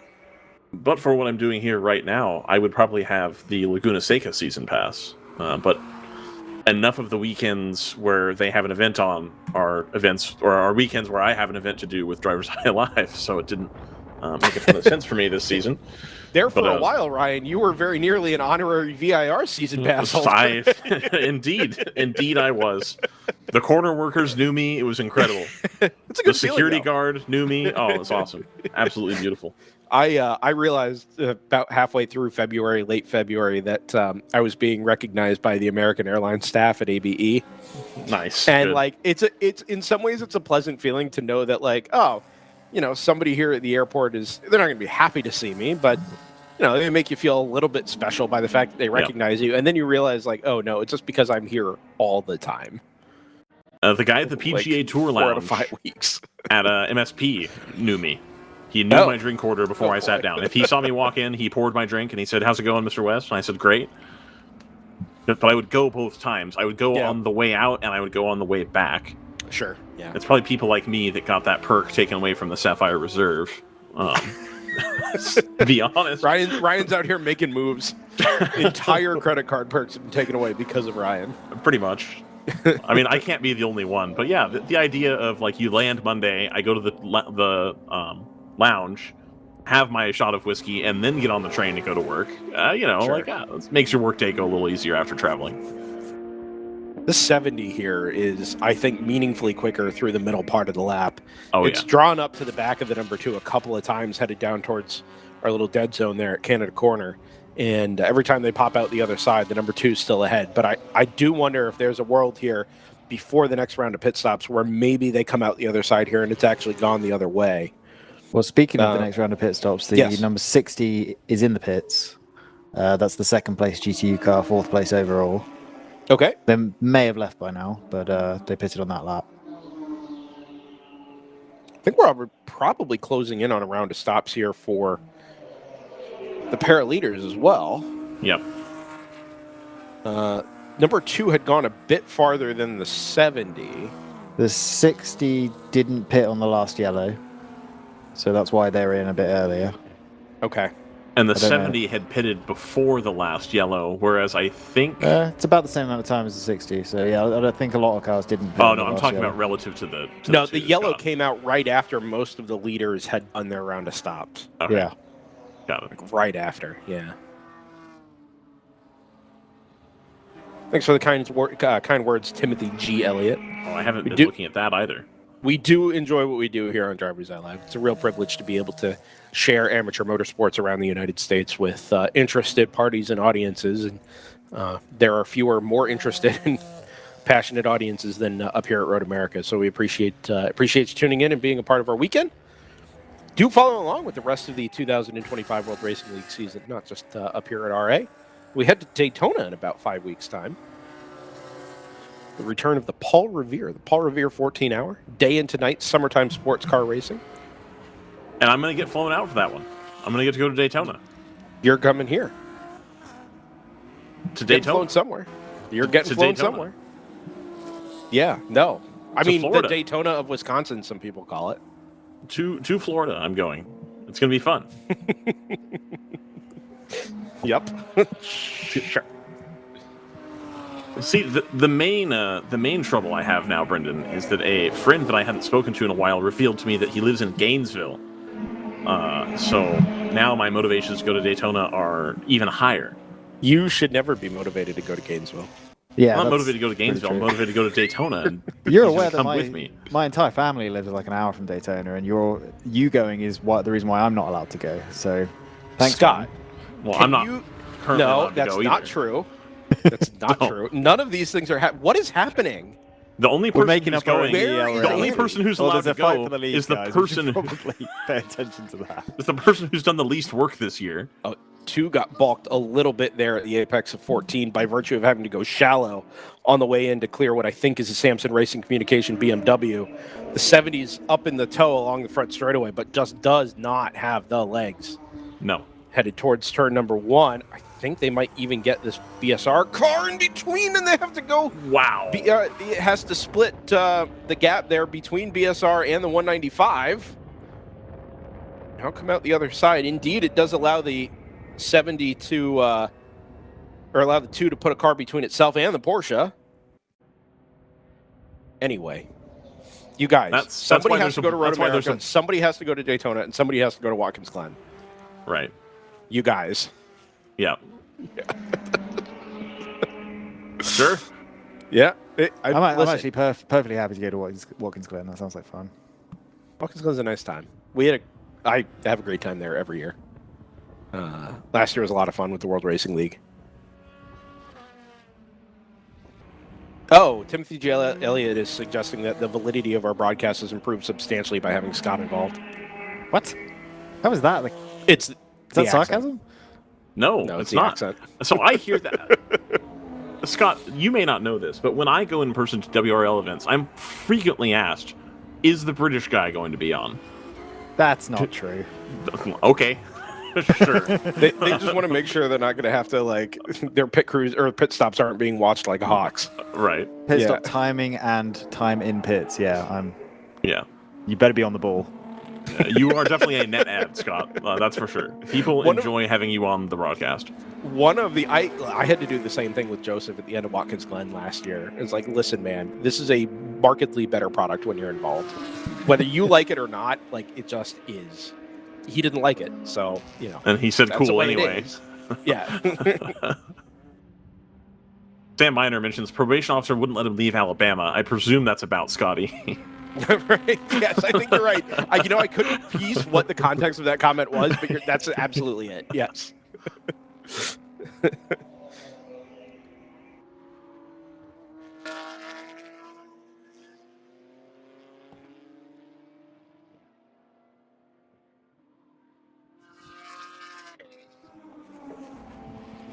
Sorry, I'm just looking at Airbnbs in Daytona Beach.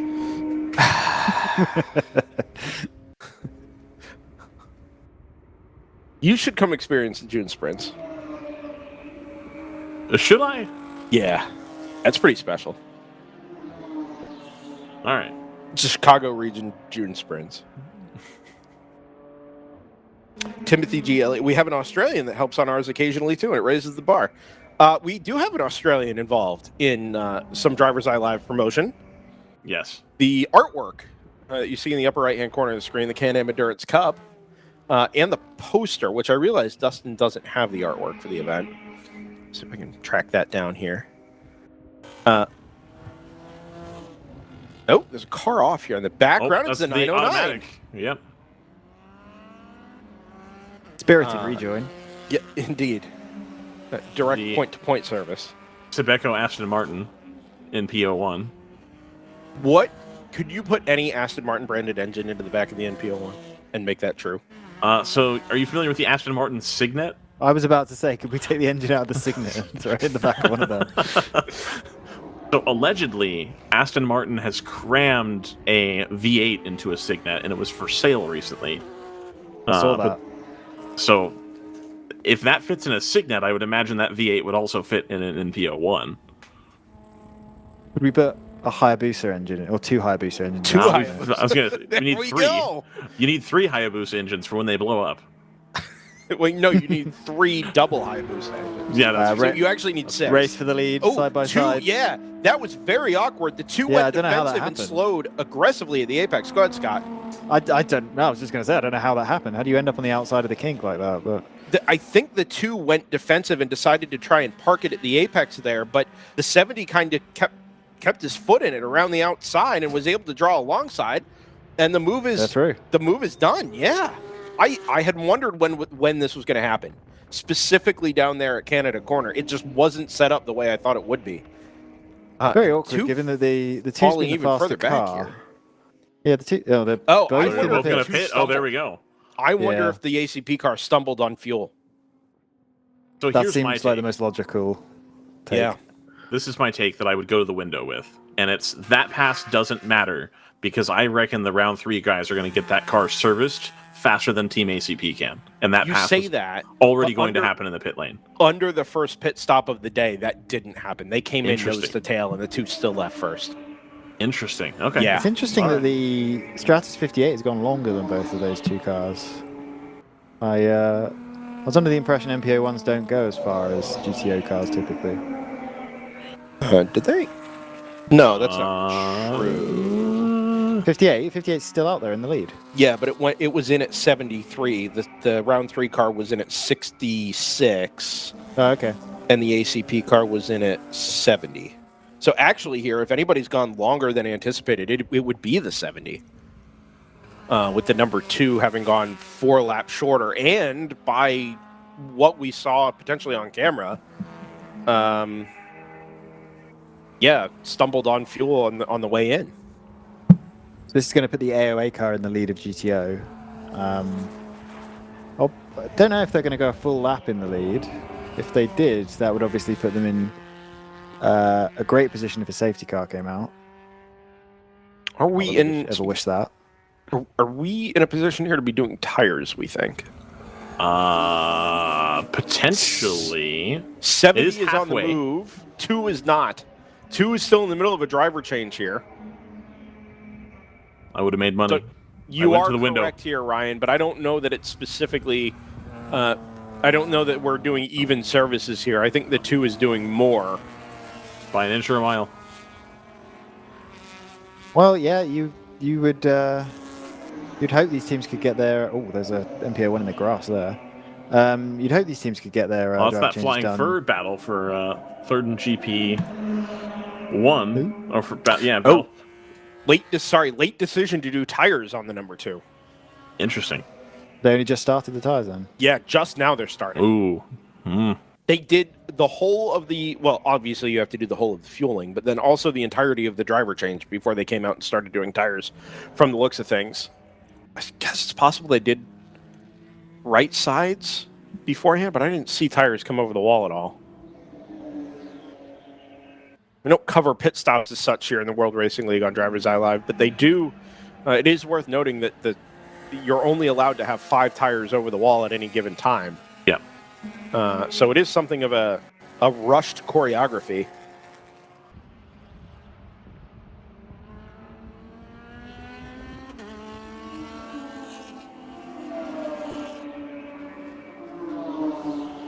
Have they left yet, Brendan? They just left. Just Okay, in front of the so- pit lane.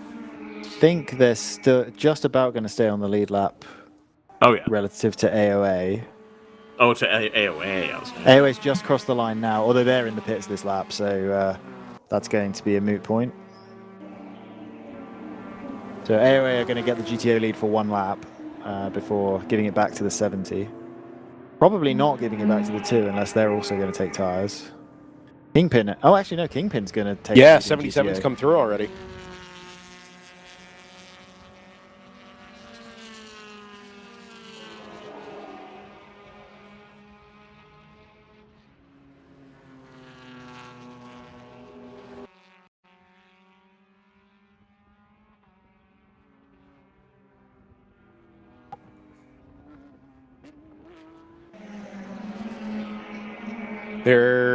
Here comes that'll be the 11.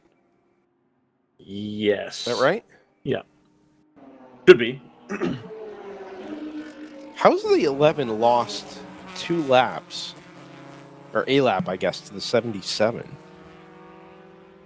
That would have been on the yellow question mark. Yeah, it may be because of the yellow, Ryan. That actually might make sense. They've just, I think they're 1 lap down. Well, it would be, and that's the Stratus 58, not to AOA Racing. So they would have just gone back onto the same lap as the 74 now as they come through the pit lane. They'll drop the lap back down when they get sent again. Yeah. Flying first, still right up the back of the Harrison Motorsports BMW. Yeah, this is much like the GTO battle we were talking about earlier, Ryan. This battle excuse me, just keeps presenting itself Yeah. in GP1.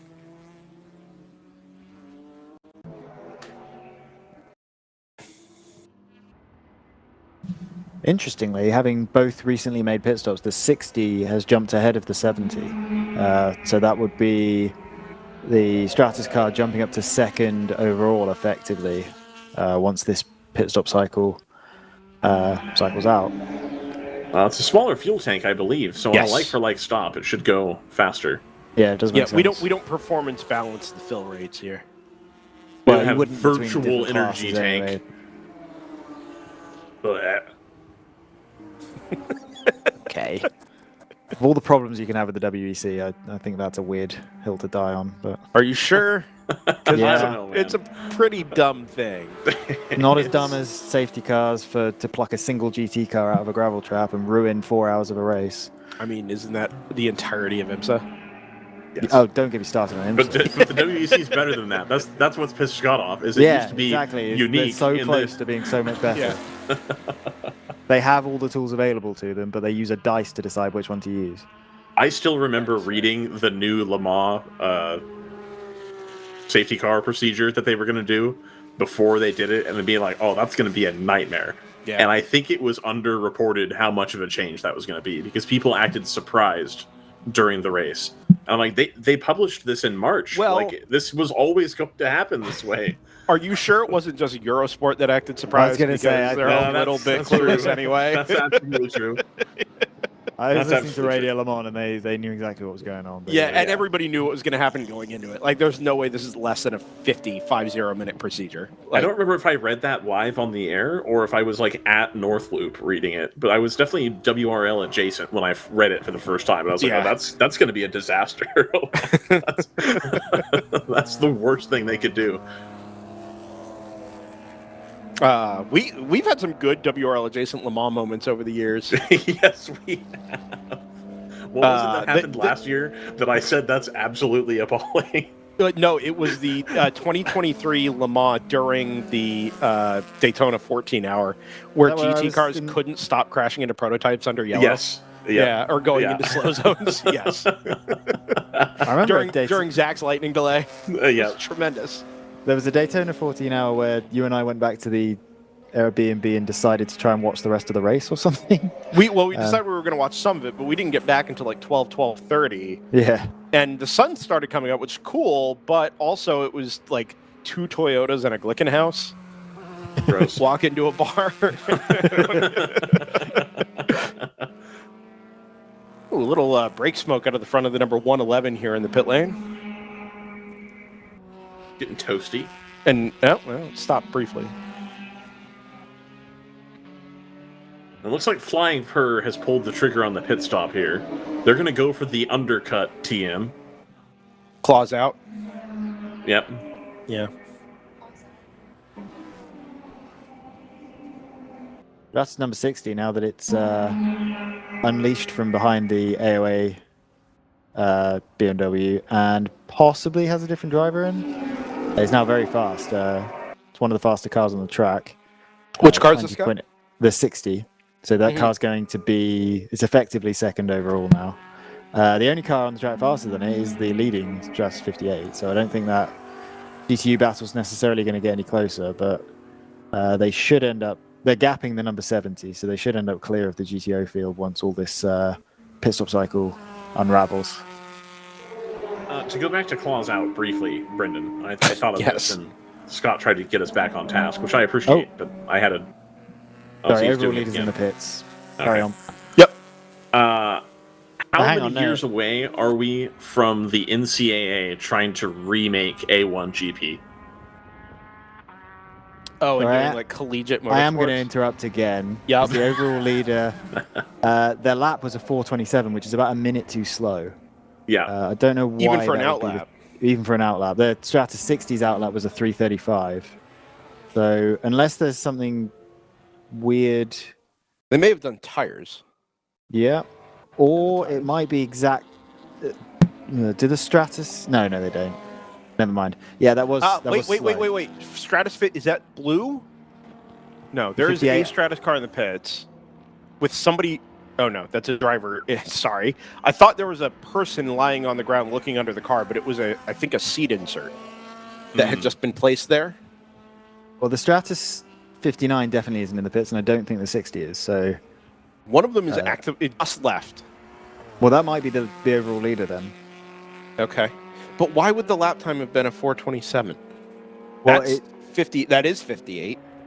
I actually thought it was an in-lap based on the pit thing appeared as that really slow lap time appeared. So that might have been a very, very slow in-lap, which might mean that they're about to lose the lead. No, but it's weird, Scott. When you click on the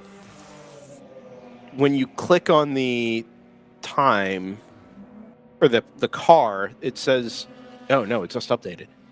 The lap time was at 2:38, and it's just updated to 4:27. But then it's weird because you look at the race time for the passing, and it doesn't say 4:27 at all. The difference between the race times is 2:38. Oh no. So I think the 4:27 is just like something's not right there. All right, we'll let that play out for a couple of laps and see what happens. Scott, are you familiar with the lore surrounding the number 60? No. No. So Not sure in I the am. you didn't go back and rewatch the first 3 races of the season?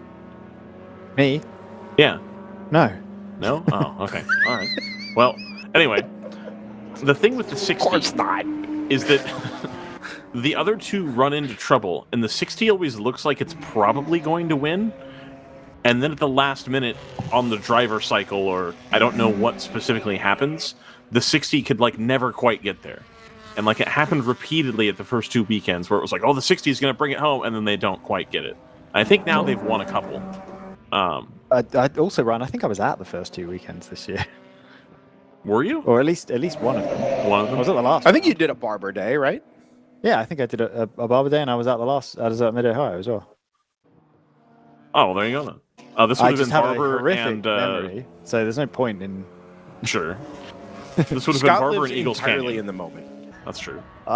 By force, yeah. Yeah. I have no choice. Scott, are you still broadcasting live from like an F3 chassis? No, I'm on my couch nowadays. Oh, okay. Do you with a laptop? Yeah. That's so like that must be hot. Like It's not on my lap. Oh, okay. Like silly me, Scott, thinking a laptop would be on your lap. On a TV tray, like my great grandfather used to have. It's just sat on the couch next to me. Do you not have TV trays, Ryan? No, what? Neither do we, in fairness. Oh, okay. I'm like, Yeah, what? definitely not. What in the 1960s are you talking about? I mean, I did growing up. My parents did. I have Did TV they? trays. I like how Scott defends, like, no, of course I don't have the laptop on my lap. And then Ryan makes a joke about how antiquated it would be for him to have TV trays. And then Scott's like, no, but I do have TV trays. So he makes the whole thing sound ridiculous. And then he's like, Well, no, but I do don't. have them. I don't have like a dining table, so. Oh, sure. Got it. Okay. Yeah. Now, does your TV tray, Scott, is it one of those IKEA joints where it's got legs and you like put it over your lap? it's or is it just like a straight. slidey under your couch? Enjoy the photo I just put in WRL broadcast chat. Oh, okay, let's see. It even includes my TV tray. Wow. Wow. Well, Wait, where's the TV WRL tray? multi-screen experience? Oh. Yeah, exactly. It's not. No, it's a TV tray. It's just not a fancy one with extra features. It just sits on my lap. What? I think a TV tray, like by definition, Sure. supports itself. Financially. Yes, exactly. Yeah. It's independent. I do not think we need this on stream. Dustin. And Yeah, Scott's legs. Scott's not giving away feet pics for free. Like, let's be honest. That's.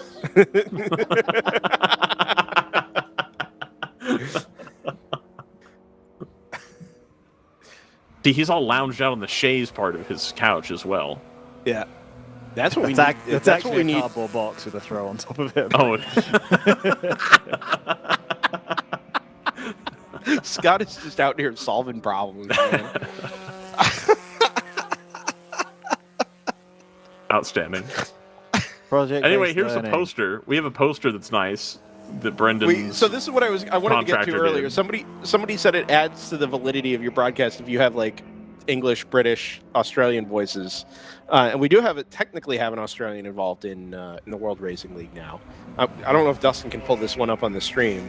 Yeah, there we go. So, as part of our increased involvement in the World Racing League, we here at DriversEye Live have taken on the responsibility of coming up with some branding for the remaining races on the 2025 World Racing League schedule.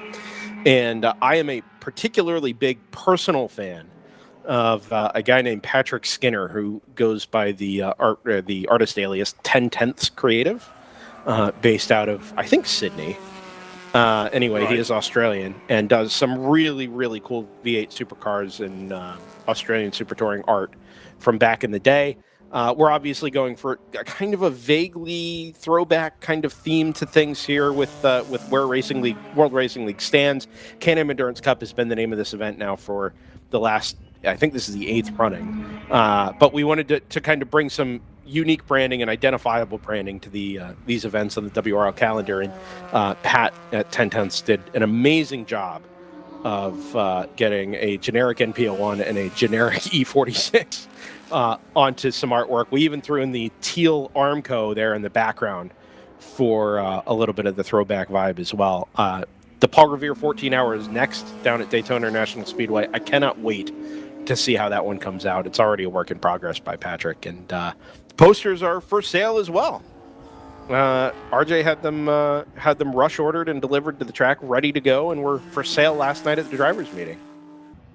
Can I get those? Very cool stuff. Can I get on a list to have one of those saved for me, of these of posters? One of all of them? Yeah, potentially. Yeah. I would quite like these. I think they would look really nice in my house, and I have lots of racing themed posters like this in this kind of vein. Yeah. There was a slow dark blue edition BMW coming towards Canada corner. I think. Well, I saw the ginger car slow around the outside of turn 1, but it wasn't slow. I think it was just kind of caught behind a car coming out of the pit lane and decided to bail out. Let's keep an eye on this. Well, it would have cleared the area. Oh, it would be okay. Yeah. It may have just been very aggressively letting the TLM USA car through, but I'm gonna reopen the GP2 tab just to see. Yep. That's same as it ever was. Sits. Everybody's on their own lap. So to close the loop here on the Stratus thing, Scott, I think that 4:27 lap time was just an anomaly. Okay. On live timing, the out lap was a 3:31. That's totally normal, yeah. Yeah, in lap was a 2:38. So you lose the 20 or so seconds, slow up the non-pit part of the pit lane at the crest of the hill, and then obviously the stop is after start finish. So Blaze Racing is in. Stratus 59 is in for a driver change, but that's the one that's uncompetitive at the moment. Well, you say it's uncompetitive, Scott. It's many laps down.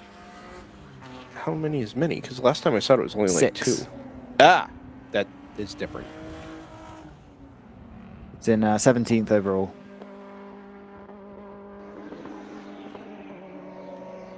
What we need to do is find a team. Oh, go ahead. It's actually got the fastest lap of the race, doesn't it? It has, yeah. I think that would have been when Dakota Dickerson was in the car a couple of hours ago. What we need to do is find a team that doesn't mind losing money, which, to be fair, which most not probably all of them.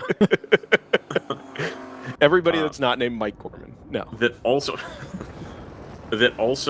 owns both an F4 car and a NP01. And then get Scott and Jordan out for a test day. So sorry, I'm going to fulfill their dreams. I think the slow car in Canada corner is actually now on a flatbed. I think they're doing a hot pull. Oh, shoot. There we go. The camera on the exit of Canada corner might be able to catch that. I think it's just out of shot to the left. We look at the race. That's what I want to do. I want to look at the race control log and find out who this stopped. There you go. It's the 24. It's the Bruce Innovations BMW M235i. Yeah. They had issues earlier as well. Hi to my mom in the chat. Hi to Rapscallion. Not too many Michelle Kazmariks out there, I have to assume. Now my mother has joined the chat. Hello, Mom. I love you, Mom. I think there are probably quite a few in Poland. Michelle's though, Oh, with one L, in this socioeconomic climate.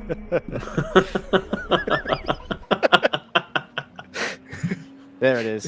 Here's the 20. There's an extremely good female 400-meter runner called Kaczmarek, but I don't know what her first name is. So, but There was also a male, I think during the Olympics, wasn't there a Polish male volleyball player? Was Kaczmarek? Yeah. Yeah, I don't watch team volleyball, sports in the Olympics. We were at Three Sheeps last night. I went up to order a beer at the bar. The bartender said, "Oh, I went to school, high school with somebody your last name, but we pronounced it Kasperzak." And I was not like, the same name. Oh. She looks at the tab and she goes, "Oh no, is this a completely different last name?" Not at all the same thing. Starts and ends with the same letter. Must be the same. Take my last name. Now take something completely different, and that was the other name. Really good. One time I talked to somebody that had a vaguely Eastern European name. Yeah, right.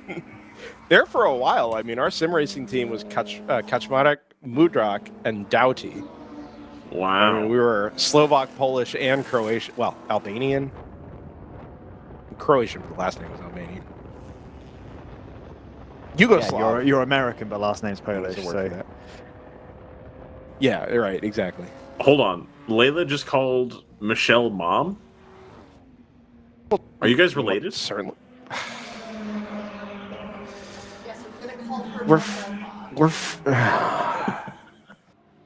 All right. I don't know where to go with that. All right. Yeah, right. Maybe that's just a me blind spot because I've never referred to my mother-in-law as mom ever. Maybe that's just me. I don't know. Windscreen wipers on the I'm TLM looking at USA Layla car. for approval, and I'm getting nothing here. Nothing. Oh, okay. Well, you know, it is what it is. I'm the worst. Layla knows I'm the worst too, so it's fine. We've got the windscreen wipers going on the TLM USA car, so I can only Why assume is it's that? raining. Well, they're in It's the pits. definitely not raining. Probably doing a driver change, so maybe they hit the stick or something. Yep. They're not turning them off. This is how you wear out a pair of wiper blades. I'm gonna be honest, Scott. I don't think they're worried about it wearing them out here at Road America this weekend. Do you appreciate the weather bug in front of the windscreen wipers? Specifically, rain chance 0%. The wiper blade going in the background. It's really good. GP2 leader in the pit lane. Like he hasn't bound the button to his steering wheel. Ryan, who is the North Loop driver with the Turner fire suit? That's Chris. Okay. Chris Davis? Yeah. There goes Davis! Yeah, he is getting out, currently buckling somebody else in. Is he buckling in somebody in an EJ Viso suit? That's tremendous. Why does anybody have an EJ Viso suit? Because that was on Racing Image, and that's what he Got bought. it. When in Rome. Oh, you weren't there then that year. So there was a year that I introduced them as Will Turner and EJ Viso live on the air, and only okay. CJ picked it up. Is CJ EJ? Yes. Yes. Yeah, he is. okay. Yeah. Bit of traffic here for your GTO class leader, number 70. How long do we think it's going to take for this TLM USA car to turn the wipers off? Is it going to Should be we the get a whole line? stint? Should we get a line? There is a non-zero chance that the driver behind the wheel has absolutely no idea how to turn the wipers off. Yeah. Over under 10 laps. That has to be the case. I mean, at a certain point, it becomes a distraction, right? Right now. It's distracting me. You have to turn this onboard camera off. Scott's got this full screen on the 43-inch or 55-inch across the room, and it's just 35-inch tall wiper blades. It's also taking up extra bitrate because it's changing. Could you more imagine of the this? screen. Could you imagine this on Big Hoss on the back on the back straight at Charlotte, the world's biggest wiper blades? Tremendous.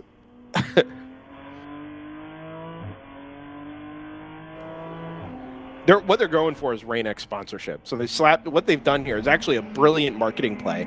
They've slapped a pair of Rain-X's on, and what they're going to do is demo them to run in the dry on full bore for a full stint at Road America, and then they're going to come back and measure the wear on the wiper blades, and it's all going to be a big promotion or a big production for Rain-X. So who's going to go to the next FAR event? Because we're going to get talked to by by David. David. He's going to be like, "Why are you talking about that?"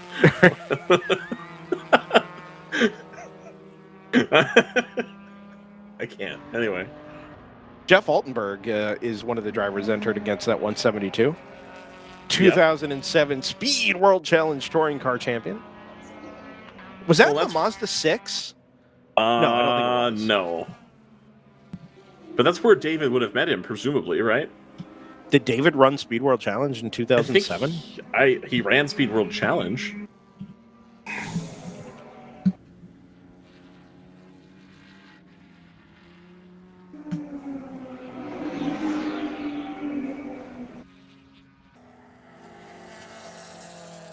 Oh, this article is unreadable. It's an old article from the SCCA website, and it's just not. Oh, it's not going to do it for you. How many sentences Altenberg's per finish. paragraph? Altenberg's fourth place finish in the number 72 Mazda Speed Motorsports Development Mazda 6 was enough to capture his first ever Speed World Challenge. I wonder, I got to go talk to Jeff. I'll be right back, guys. I got to go see if we can get access to that Mazda 6, that tri-point car. No kidding. I feel like I saw it for sale a few years ago. The old Speed TC car? Yeah. That car single-handedly made me buy a Mazda 6. Well, I believe that. To buy a Mazda 6. Okay, who had 2.5 laps? I had an hour, so I was over. I was committed to the full stint, but he's found the button. Okay, so David Tuwadi did Grand Am Coney Challenge. Yeah, no, I knew that. And then did Pirelli World Challenge in touring car in a Civic. Oh. And then a Mini Right. Cooper in In what 2012 year, and though? 2014. Yeah, okay. I mean, Altenberg probably could have still been running World Challenge at that point. I don't know for sure. He ran for Speed Source. Did you know David Tuwadi ran for Speed Source in the RX-8? In Coney. And Grand Am Conti. Cup. So before Yeah, it was Coney. sure. Yeah. An ST. So there you go. That's our David Tuwadi update. Hi to Rank Up Gamers, who's in the YouTube chat. Appreciate you joining along. It's Dustin. Dustin is Rank Up Gamers.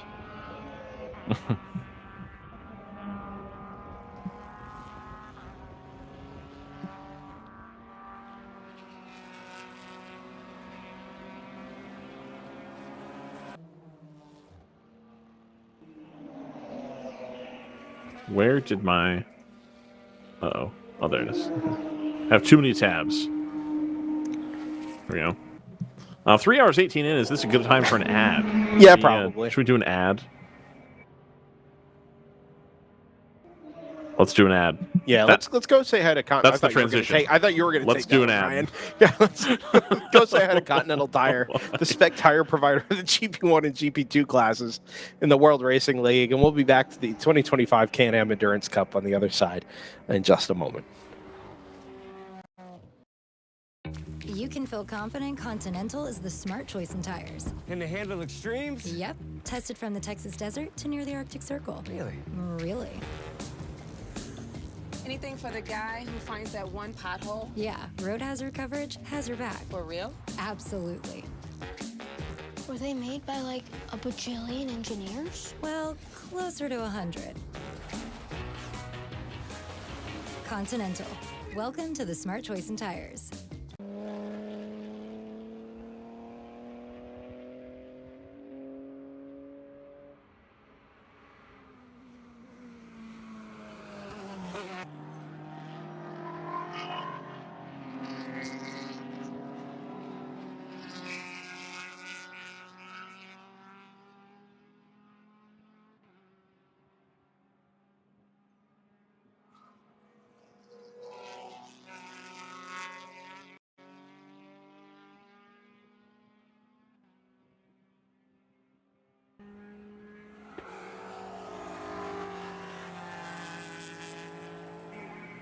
Welcome back Back. to the Foot and Mouth Championships. I'm Ryan West. Leading runaway points champion, Ryan West. Tremendous. Thought I'd 3 heard hours, foot- 16 minutes left on the clock. I Stone thought I cold. heard foot and mouth then. As a British person who grew up in the 90s, that was triggering. Yeah, speaking of trauma informed, what overlap was there between foot and mouth disease and mad cow disease in Britain in the 90s? Are they Okay, not so- the same thing? I've actually had I don't know. I've had it. I've had Mad hand, foot, cow or mouth. foot and mouth? Foot and mouth. I Hand, had mouth, it as and an foot. adult. I've had hand, mouth, and foot, and it was painful as hell as an adult. It was the Huh. worst. Like, there's still scars on the bottom of my feet from, like, where it, like, bubbled up and then peeled and was, like, awful. And, like, there's still, like, lines on my feet. It's the worst. Like, Dustin concurs as if he has had. Oh, fair. Yeah, that's fair. Oh, okay, yeah. Right, strikes again. Yeah, there we go. That's fair. This is after the commercial break too. Like we had our time to reset. Tremendous. Anyway, it's the worst. You do not want it Yeah, I at believe all. that. Like, it's terrible. How did it develop in specifically Britain, Scott? Was it like just a These are absolutely questions I can't answer. You know, okay. we've talked about my memory already. That's I very true. am chat GPTing the overlap, and there wasn't one. Okay. Bad cow disease peaked around. Look at 92. that. Look at that. Did you see that? The North Loop car just put the move on Harrison Motorsports right there. That was, GP2 past GP1. yeah. I'm delivering important information here. I'm sorry. You're right. Mad cow disease peaked in 92 and foot and mouth in 2001.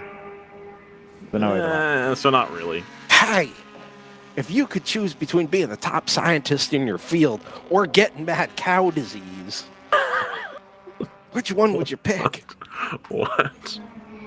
It's no idea. Space: The Infinite Frontier with Will Ferrell as Harry Carey from SNL. Oh, it's tremendous. I It's knew one it. of my favorite sketches of all time. Yeah. Every time I hear mad cow disease, it's immediately what I think of. I once took a pair of binoculars and stared at the sun for over an hour.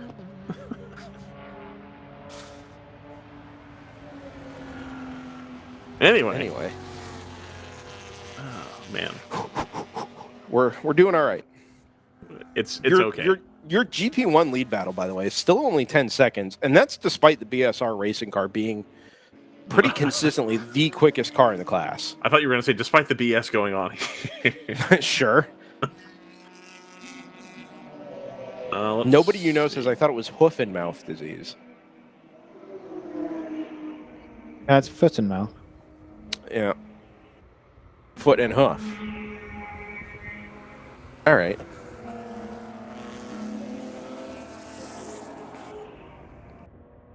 Should we run down the entire running order to help reset ourselves? Just the whole thing. In the red corner, the number 70. Through the Round field. 3 racing. Yeah. Is not in the lead, so why would you start there? Because I'm starting in GTO, Scott. Oh. Scott has this thing where he's extremely concerned about the overall, which, having hung out in the WRL paddock, virtually no one cares about. Well, and we talked about that earlier. There was this kind At of growing least start with the sentiment that- fastest class. I mean, this is the class that led most of the day. Like, I don't know. That's true. If you look at overall lap leaders, I'm not sure that the 58 would be at the top. Which is obviously how you score races, by the number of total laps led. Yes. Correct. Yes. You gotta get your bonus Imagine- point for leading a lap. Imagine imagine a tempo race. Michelin Endurance Cup or a Continental Endurance Cup. I don't know. Let's pick a sponsor. Yeah, be careful. Where they award points for your position on every lap. Well, we could just apply velodrome cycling tempo race rules, Which are? is that you Yes. get 1 point for every lap you lead, and you Yep. you get 20 points for every lap you take on the field. But once you've taken a lap, you stop scoring laps for leading. Stop scoring points for leading. Interesting. That would be, with a mixed class field, that would be extremely complicated. I wonder if we could get like passings data from a race and just come up with something truly bonkers. like some mid 2000 or mid 2010s Stefan Rattel nonsense that like just or like early 2000s Champ Car fuel window, that really just has no application in racing whatsoever, but for some reason exists. The Continental I'm sure you Tire could do it. Orange X Challenge. Yeah, right. Where like the top, you get points in the top 20 for every lap that you complete in that position, and it's just 20 to 1 or 1 to 20 or 20 to 1, I guess. Dustin Hollis suggests in the chat that we do the Chase for the Cup, which I have earnestly suggested before as a thing. Erwin just called us Beavis and Butthead. I'm sorry. I didn't even know they had that in the Netherlands. Outstanding. Never have I been compared to such an American icon. Sure. It's all downhill when you start getting compared to Hank Hill instead of Beavis and Butthead. That's what I always say. You know what Ford stands for, don't you? Oh, Lord.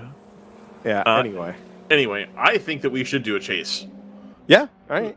And that will drive entries to the West Coast races. Like, cool, first round of the chase, High Plains. You want to win the championship? You're going. I don't think you can do a chase and also have drops. Like, I think those, you have those drops during the concepts are season. I think those things are incongruent. And I then don't when think you they can be get allowed. to the playoffs, then you don't have drops. You have But to be there. Yeah.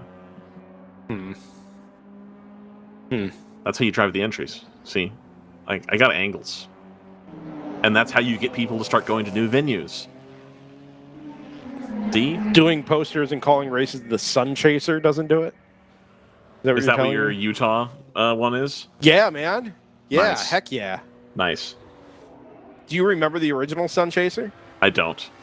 The Sun was Chaser Grand Am isn't season that like a finale. brand of boat? No, it was.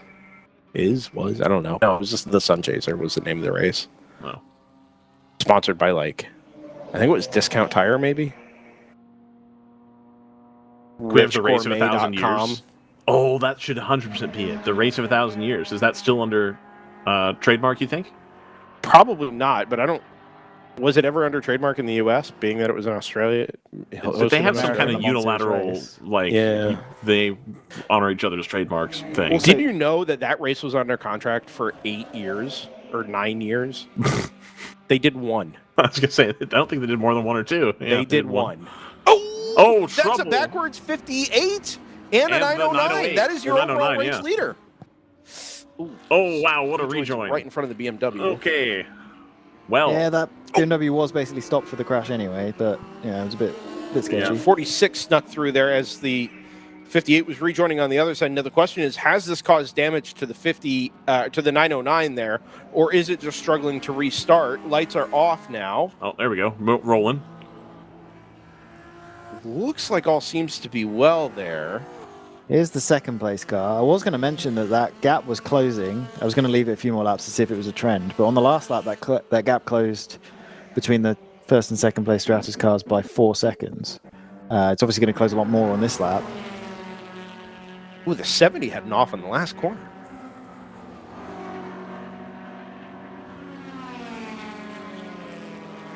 Lap time wasn't too bad last time. It's 2:24 for the 70. Did we see contact there?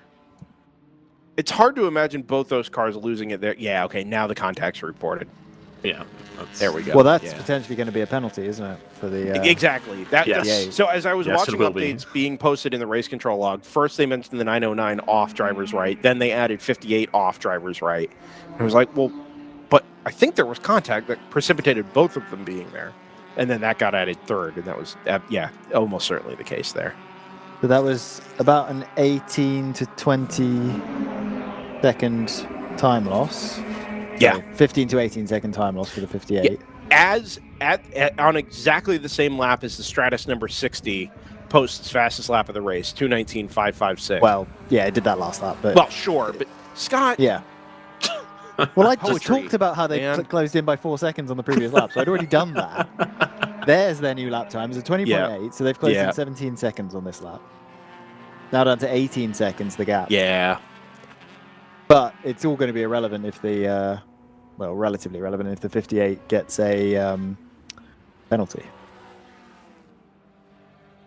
Oh, we've got some competition today. We sure do. I think both of our other events are still under. Oh, we have more than I thought we did. Okay, all right. Yeah, oh yeah. We're doing well. Yeah, there's a lot of car guy events going on today that would have been heavily watched. Yeah. Sure. Well, I mean, that one we've didn't do as well as I thought it would. Friends of the World Racing League are hanging out down in Austin, right? Thunder Bunny. Thunder Bunny, yep. World Challenge Asia. Cletus don't know that we have any McFarland's friends live of World- in-car at Talladega just ended. Was that for ARCA, I guess? I thought it was for Xfinity. Oh, it is ARCA. Okay, all right. Yeah, I was going to say, that's why we always Xfinity's usually late. It's required that we have a NASCAR guy be the producer so that when I say something I don't actually know about in NASCAR, it can be corrected. So that's good. I like that.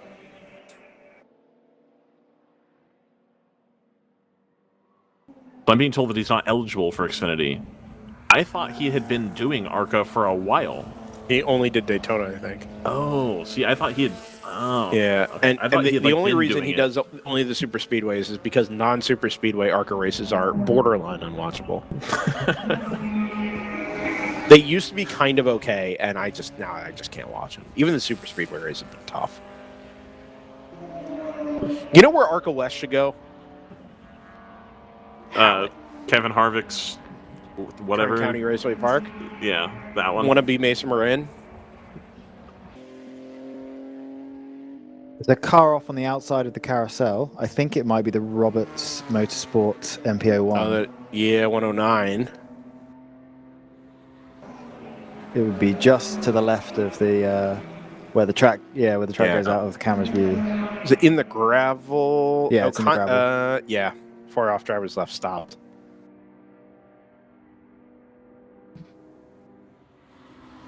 Some Lotus chat going on in the YouTube chat there. I heard that there's a team trying to bring the ILMC Lotus Evora to GTO. Yes, I hope so. Yeah. Did you hear the Dinner with Racers where they talked about that? The Jet Alliance Evora program? Yeah. No. So I think they had Alex Job on, and he talked about being involved in that program. Was it Alex Job or was it one of the drivers? That's a weird spot for that car. Yeah, that is a to weird end up. spot. Yeah. I can mid-corner. see it being what happens when you try to go around the outside of a bunch of GTO cars. Apparently either get pushed off or the marbles are built up enough that you Gonna skate over there. That's a good point. Anyway, they went to Britain to like meet the new CEO of Lotus, and they were having some issue with the air conditioner in the race car, and he was like talking about it. It's like, yeah, that's kind of what we need to win is, just these little things to start going more our way. And the CEO looked at him and said, my road Evora has the same problem. Oh, no. Do you think if we got to the bottom of that, we could fit? And like started talking about his road car, and they're like, yeah, I guess maybe. And it was like clear that they were so divorced from the reality of racing at that point that they kind of knew it wasn't going to go anywhere. It's tough. So, yeah, that's on board the Ligier, a French car, as it were. Indeed.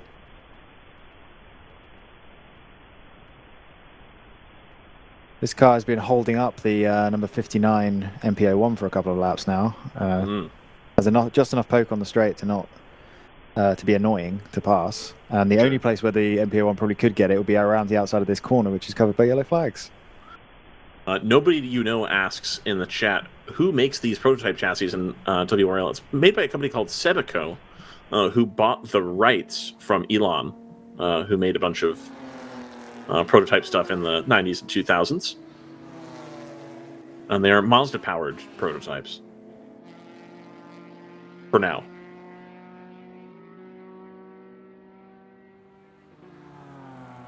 I am a little disappointed we didn't get to see that JSP4, because I think, unironically, this is the track for that car. Up against the NPO ones in class. Yes, specifically. Yeah, I agree. Yeah. Do we not think Daytona's even more so? I I imagine the NPO ones will be a lot better on the infield section than that JSP4. When you see it drive around the track, it looks heavier, like it has less mechanical grip. Like you can tell that it is not as comfortable at the low speeds. And I think this track would have suited it better than Daytona. Can I briefly interrupt? Our friend Sadakok also has been nice enough to deliver us a guest. Doesn't look particularly fresh out of the number 11, but has shown up in proper racing apparel, and I think actually if I need to double check the name, I can just go check our recent followers list over on Instagram. Jet Bowling, out of the number 11, Kingpin Racing Toyota Super joins us up here. Yeah, thank you for having me. It's a blast to be up here. I've never been on this side of the track. It's beautiful to see from this side. Very different over here, obviously. Yeah, right. It's definitely warmer anyway here in the booth. I appreciate you taking some time and coming over. You're still a little green when it comes to the car racing side, and particularly the endurance racing side. Yeah, I've only done Formula racing up until now, F4 and Formula Regional United States. But I'm taking a crack at my first weekend in a GT4 car and first weekend in an endurance race. So lots of new things happening. How are you finding it so far? Oh, it's a lot of fun. I love the mixed class stuff. I love racing. I feel like I'm in a mini IMSA, a mini GTP car. It's a lot of fun. I love the physicality of it, going out there for an hour and a half and just doing a lot of laps. Yeah. I obviously have no racing experience of my own, but I always kind of got the sense that those Formula cars, you could kind of chuck them around a little bit and maybe even need to in order to make some decent speed out of them.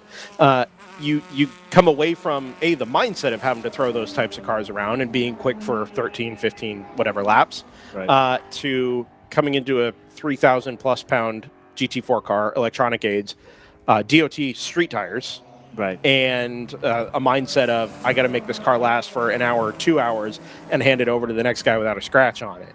How have you found that transition specifically, both behind the wheel and mentally? Yeah, right. I'd say the main difference is, having teammates in the car. It's a bit different when I'm going through the kink and I know if I crash, it's my fault and I'm the one who has to bear the bad news. But if I have to return the 3 teammates and show up with a broken car, then, it's no good. But, it's a really different driving style, in the Formula car. We're ragging that thing around the track the whole time. It's really physical on the shoulders and the neck. And this thing, smooth as fast sometimes, and it's 8 hours. I have to remind myself when I'm going nose to tail with a BMW, but that's how it is. How have you ended up in the World Racing League specifically and tied in with the folks over at Kingpin? It's not doesn't seem like a very obvious presentation, but anyway. Right. Yeah, kind of a big jump. I've got my mentor and my coach, Ryan Yardley. He knows Tyler Hoffman, the owner of Kingpin, quite well, so he was my connection there. Tyler reached out to Ryan saying, you know anybody, and Ryan luckily reached out to me, and we made that connection. A couple of cars off here. This is the 144, I think, Forza BMW M4. There's also the 118 from Blaze Racing that stopped over on the exit of Turn 5 out in the runoff road. And this is all happening while the 109 NPO1 is being recovered from outside the carousel. So bad day to be a triple-digit number, I suppose. But all these things will get recovered pretty quickly. You guys have found yourself pretty much right in the thick of things, both the Kingpin cars today. Yeah, no, we're going really good. We're getting all the drivers rotated through, having a good time. I know we're handling traffic well, which is always a big part of it. We're staying out of the penalties, which is a huge part of it, what I've come to hear. So I think we're doing a good job. We're staying consistent, staying out of penalties, and we're just going to see how it ends up in the last hour or so. Did you come into this race with expectations, given your relative lack of endurance experience? Yeah, honestly, there wasn't much expectations. Obviously, I knew I've got quite a bit of laps under my belt just in general, not necessarily in a GT4 car. So I knew, and I have been here before, so I knew which way I was going. But yeah, no expectation, just here to have fun and put my foot in the door of endurance racing. So what do the next steps look like for Jet Bowling? What is this the kind of progress? What is this progressing towards? Right. Yeah. So short term, hopefully we're going to win the Formula Regional Americas Championship this year. We've done one round. I'm in, I think, 4th place overall. We actually come here to Road America in about 3 weeks' time. Short term, we're going to look to win the championship this year, and then next year, we're going to have to make a choice, most likely on if we're going to get in a sports car. We're going to maybe, try some Indy next or some other level of open wheel racing. I don't know if there was contact there headed at the apex of turn number 1, but the 392 from Harrison Motorsports just about closed the door on one of maybe the 909 there at the apex. Yeah, really, really close. A lot of time spent here looking in the mirror. Sorry, Jed, I didn't mean to interrupt there. No, you're all good. Yeah. So I mean, is this still kind of all doors open as far as the way you guys go in the future? Yeah, exactly. You know, I've really become fond of endurance racing in the past couple months, past year, I guess. I love IMSA, I love WEC, I love watching, obviously, Le Mans, Daytona, and Petit Le Mans. So I've become quite fond of the prototype cars, GTP, so that's a dream. You know, become a factory driver for one of those guys, that's a dream. So, I mean, try to ask this question with nuance. The economics of racing have changed a lot over the years. You obviously seem like a young man that's got a good head on your shoulders, number one, and clear direction for how you want to achieve your goals. There was a time when, you know, sports car racing, endurance racing was looked at as the fallback, or let's say the place for drivers that have already had most of a career behind them to go and have a second wind, so to speak. I mean, for a young driver like yourself, there must be a certain adaptation there where you see the boom that's going on in hypercar at the moment, the global boom of GT3 racing, and see potentially a viable pathway there towards being a professional driver that might even be easier and more accessible than an open wheel pathway. Yeah, right. Yeah, and I hear a lot of people say as well, you know, it's, you know, oh, you know, I'm kind of midfield in the open wheel stuff. Let me try a sports car out. And, you know, that is true sometimes, but it's also not true a lot. Some guys are really quick on the open wheel, and some guys, and they transfer over to a sports car and they can't figure it out. They can't figure out the ABS, the traction control. So, you know, with all due respect to people who think that way, it's just, you know, that's not very true. Yeah, you can't really say that. Endurance racing is a whole thing in itself, like we were talking about. Sprint racing, you know, you're going for every move you can. Endurance racing, you got to play it smart. You got to be patient. So, yeah, I don't see it as a fallback. I see it, you know, it's a whole different kind of racing. I take a look at the patches or the imagery here on your fire suit, and I see one that says Chip Ganassi Racing. Right. And I got to be honest, I'm not a huge follower of the Formula Regional Americas Championship. I know they run with the Speed Tour, and things like that. Is what's the tie-in there, and what is that? Presuming there is a professional tie-in with Chip Ganassi Racing. Yeah. What is that tie-in like relative to the obviously huge programs that the team runs? Yeah, right. So I run with Kiwi Motorsport in Formula Regional, and they have a partnership. So a little bit of like a junior team to Chip Ganassi. Obviously, Chip Ganassi's big in IndyCar, big in Indy Next. So that would be a potential ladder for the future. Hopefully, me with my love of endurance, hopefully Chip Ganassi can pick up another hypercar program or GT3 program at IMSA, and I can maybe put my foot in the door somewhere there. But yeah, it's obviously nice to have Chip watching over and have that partnership in the books. Options are what makes success. Yeah, for sure. And I've got one other kind of tangentially related question to that. Again, not being a huge follower of Formula Regional and Formula 4 US and things like that, there is and has been, I think, for a long time, a maybe an oversaturation of junior open wheel Formula Series, and that's true globally. Right? Everybody wants to kind of take a little piece of the pie here. Yeah, right. There's obviously the Indy ladder, the Road to Indy ladder, where you have your options there. You've got Formula 4 US, Formula USF Juniors, Formula Regionals. I mean, it's literally maybe a dozen series that you could go get seat time and experience in. You find yourself specifically running with the Speed Tour and the SVRA sanctioned series, SECA Pro Racing. How do you kind of end up navigating that as a young driver, navigating that looking for sponsorship and funding and backing and support? I mean, that cannot be an easy pathway. Yeah, right. So coming out of go-karts, I'm from Dallas, Texas. So and Kiwi Motorsport, they run out of Fort Worth pretty much. So it was an easy choice. I knew they had an F4 team. Me and my dad looked into it, and so it was easy to make that choice with F4. Yeah. It's entry-level car racing. Relatively cost-effective for what it is, compared to, if say you go to Europe, obviously it's going to be quite expensive there on an open wheel. So, and Kiwi runs the F4 program and a Formula Regional program. So, easy step up the ladder. Close home by, about an hour from the test track they run at. So, if they ever need me, if I ever need them, it's just an hour drive, be there for the weekend, whatever it is. So, that was an easy choice. And, I'm blessed to have, my parents backing me financially. I have a couple sponsors like on the suit, Bullhorn, a couple sponsors here and there, family, friends, true sponsors or whatever. But I'm so blessed to have my parents behind me. future plans for the rest of the season? Obviously, you're going to finish out the Formula Regionals Championship, go for the title there. Right. We'll be able to see, follow you along with that journey over on the live broadcast on YouTube. Future plans for WRL, endurance, and sports car racing? Yeah, right. We were talking about it last night. There's a couple tracks on the Formula Regional Americas calendar I haven't been to in either a while or at all. I haven't been to Barber, and I haven't been to VIR in a while. So, maybe come to WRL with at VIR. I know you guys already went to Barber. Yeah. It's just a shame I missed that one. But try and go to some tracks I've never been to. Add to the docket. I know Road Atlanta. I think that's coming up. That's a dream. Formula Regionals go there? No, we don't. Sadly, Okay. we sadly don't. But I watched Petit Le Mans, so it's sure. a dream to go there. Right. For me, Road Atlanta is maybe the top track in the U.S. It's just such an iconic venue. And then you see, like you said, Petit Le Mans is maybe the best race in the country. Yeah. Just the atmosphere there is unparalleled. Right. So if anybody wants to follow along with your career, your development, social media channels, anything like that we can tune into? Yeah, Instagram and Facebook. Those are the main two. It's just at Jet Bowling Racing.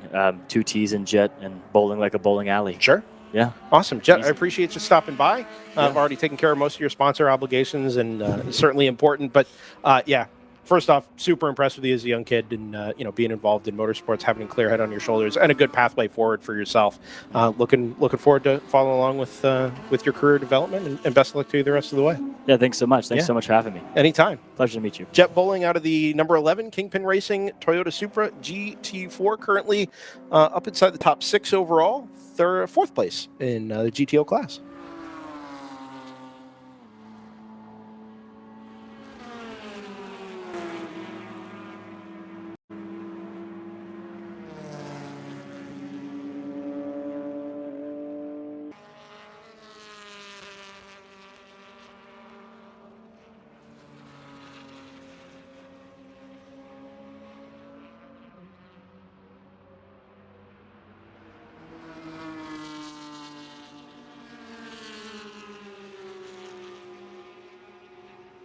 So indeed, we're here at 2 hours, 49 minutes remaining.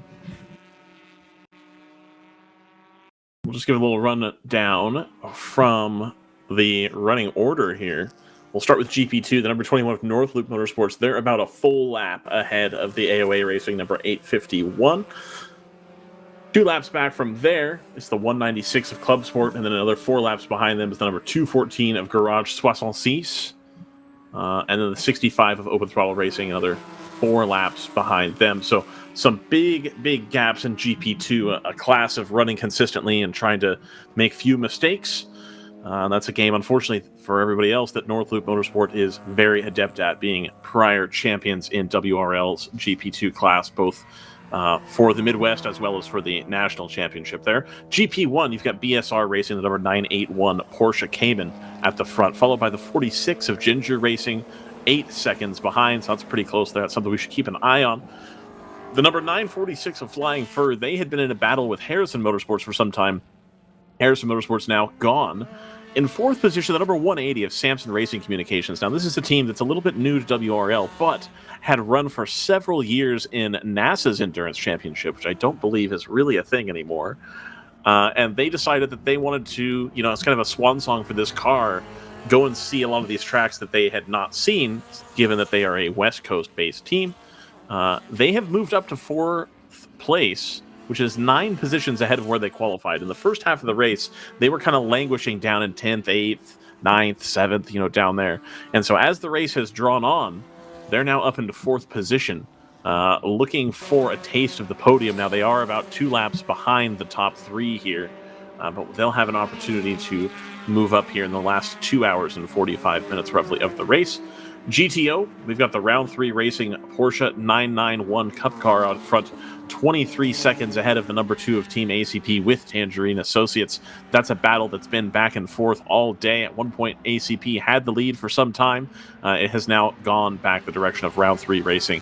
We'll keep an eye on that battle. And then a further minute 18 behind the 74 of AOA Racing. They have also been in this top 3 battle most of the day, followed by 2 Kingpin Racing Toyota Supras, and then in 6th position, the 91 of FPRS Motorsports in the Mustang. 7th place, series stalwart, number 99 of GTR 99. So that's kind of your top positions here. TLM USA, unfortunately, 3 laps down now. They were runners at the front of GTO for some time as well, but have sort of faded here in the second half of the race. We look forward to seeing them tomorrow. TLM has had huge success in WRL, especially at Road America last year.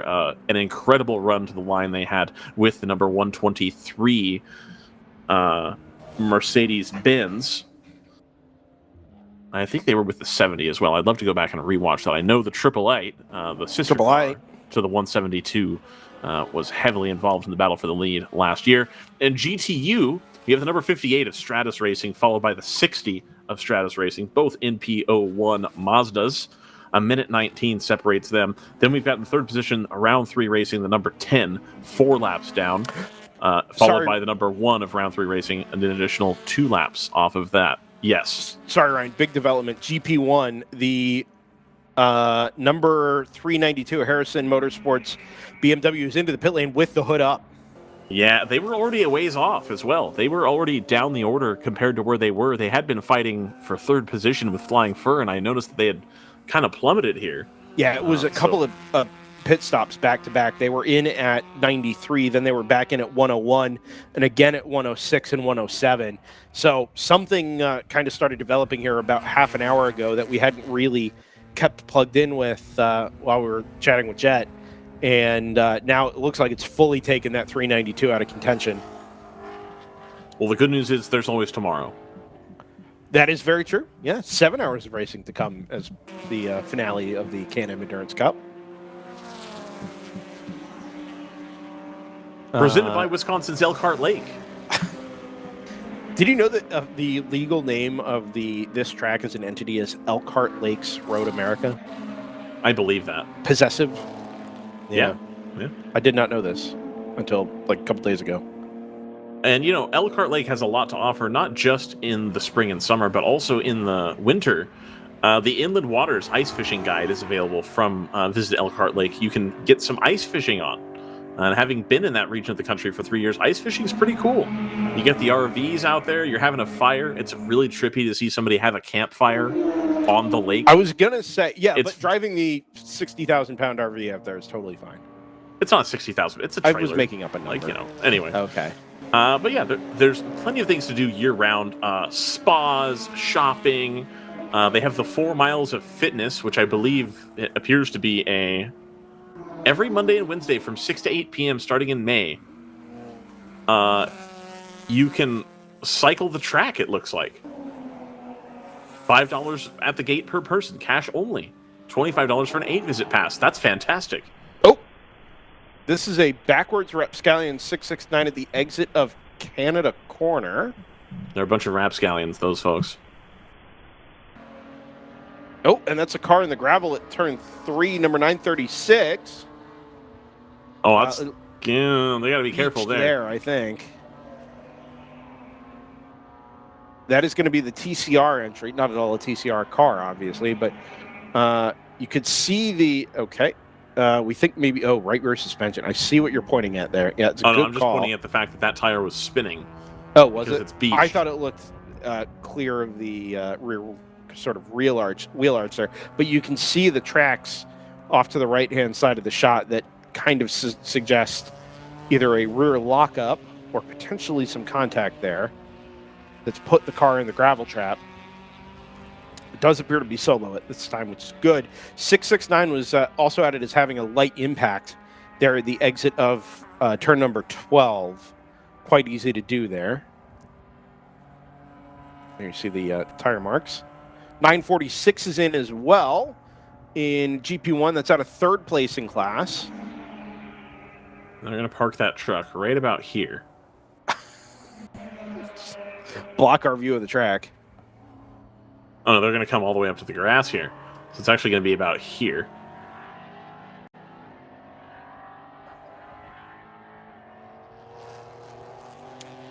And now what's going to happen is he's going to get out and he's going to come over here. Oh, my gosh. Talk to the driver. And then an additional truck is going to come down this way and help get them pulled out.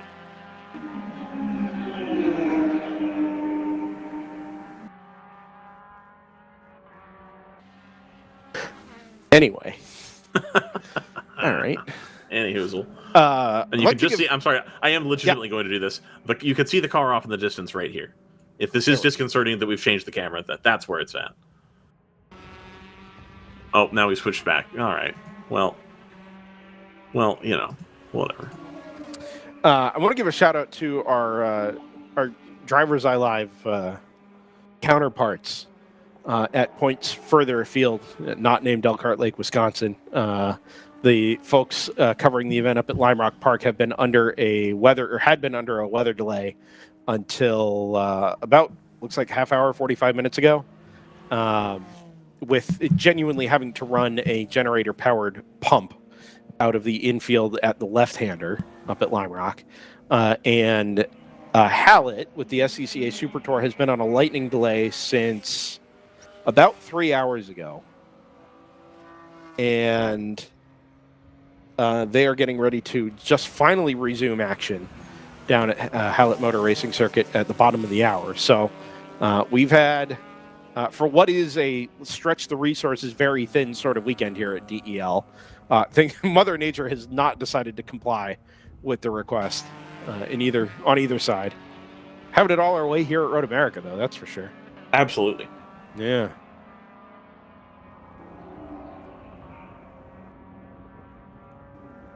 And here we go. The TCR BMW gets moving. What a sentence. Did BMW ever have a TCR car? I don't think they did. No. I mean, they had a Super 2000 car. They did not Super Touring. Yeah, and Super Touring, yeah. We love Super Touring. Shout out to Andy Prio. What's the rule set that British touring car uses? Currently? Well, the one that had the BMW M series. NGTC, series. next-gen touring car. Yeah. They had one of them as well. That's entirely in-house. That is not not a relevant rule set outside of the British Isles there. They had one of them as well. Excellent.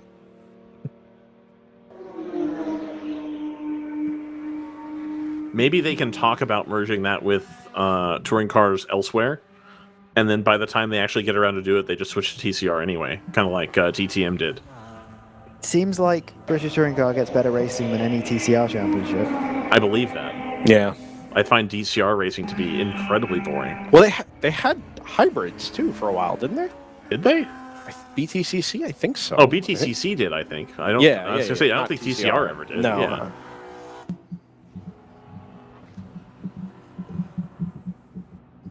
I think they're actually moving away from hybrids specifically. Lots of places are, including the WRC. World Rally Championship. Yeah. Let me tell you, I've been playing the EA World Rally Championship game. I like it. Yeah, oh yeah. I think it's actually quite good. Yeah. I mean, Richard Burns Rally eventually is going to have it start to have its shortcomings. Right. 22 years later, or whatever it is. Okay, so counterpoint. I think it's acceptable to move to a good alternative platform. Counterpoint, iRacing. It's being also a 2003 era platform. Yeah, and that's fine. Fair. I'm all right with that.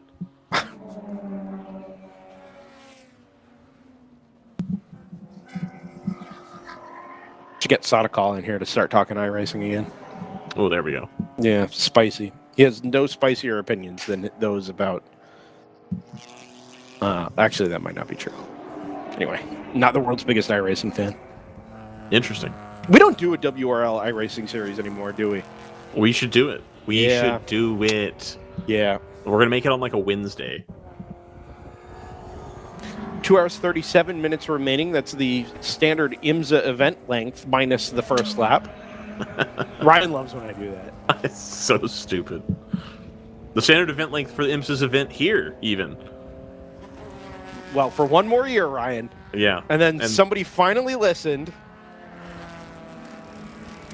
Somebody finally had a good idea.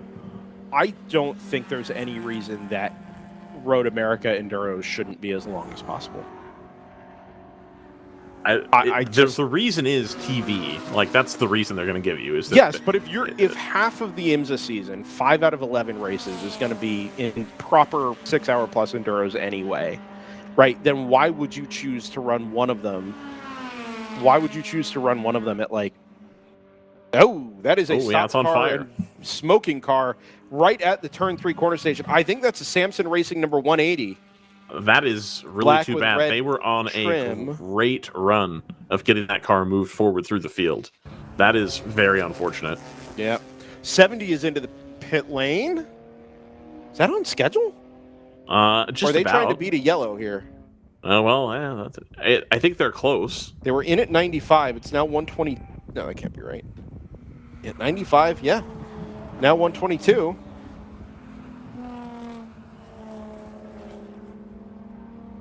Oh, ACP was just in at 120. So, actually, we've started another round of pit stops. Unbelievably, we've started another round of pit stops. Oh, I believe it. I kind of don't.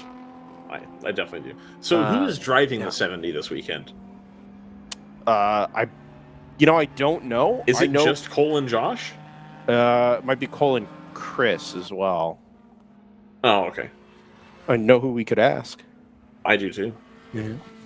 He stopped texting in our group chat and just texted you last time, so I'm I don't think he did. asking. I don't think he texted me. Oh, he definitely texted you about the Porsche gearbox thing. He didn't send that in the group chat. He posted it in the YouTube chat. Oh, okay. Got it. Yeah. See, you got to engage with the people, Ryan. I do engage with the people. I have it open now. I don't think I had it open at that time. The 180 over there stopped at the exit of turn 3. Has stopped smoking, fortunately. Driver, as was mentioned, is out of the car.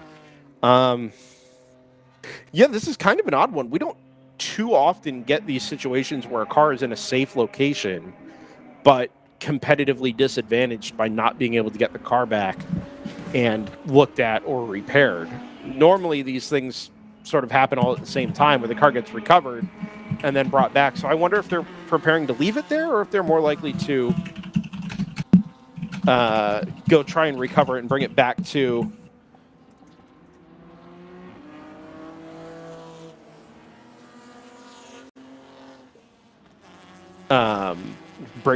the paddock to be looked at and worked on by the Samson crew.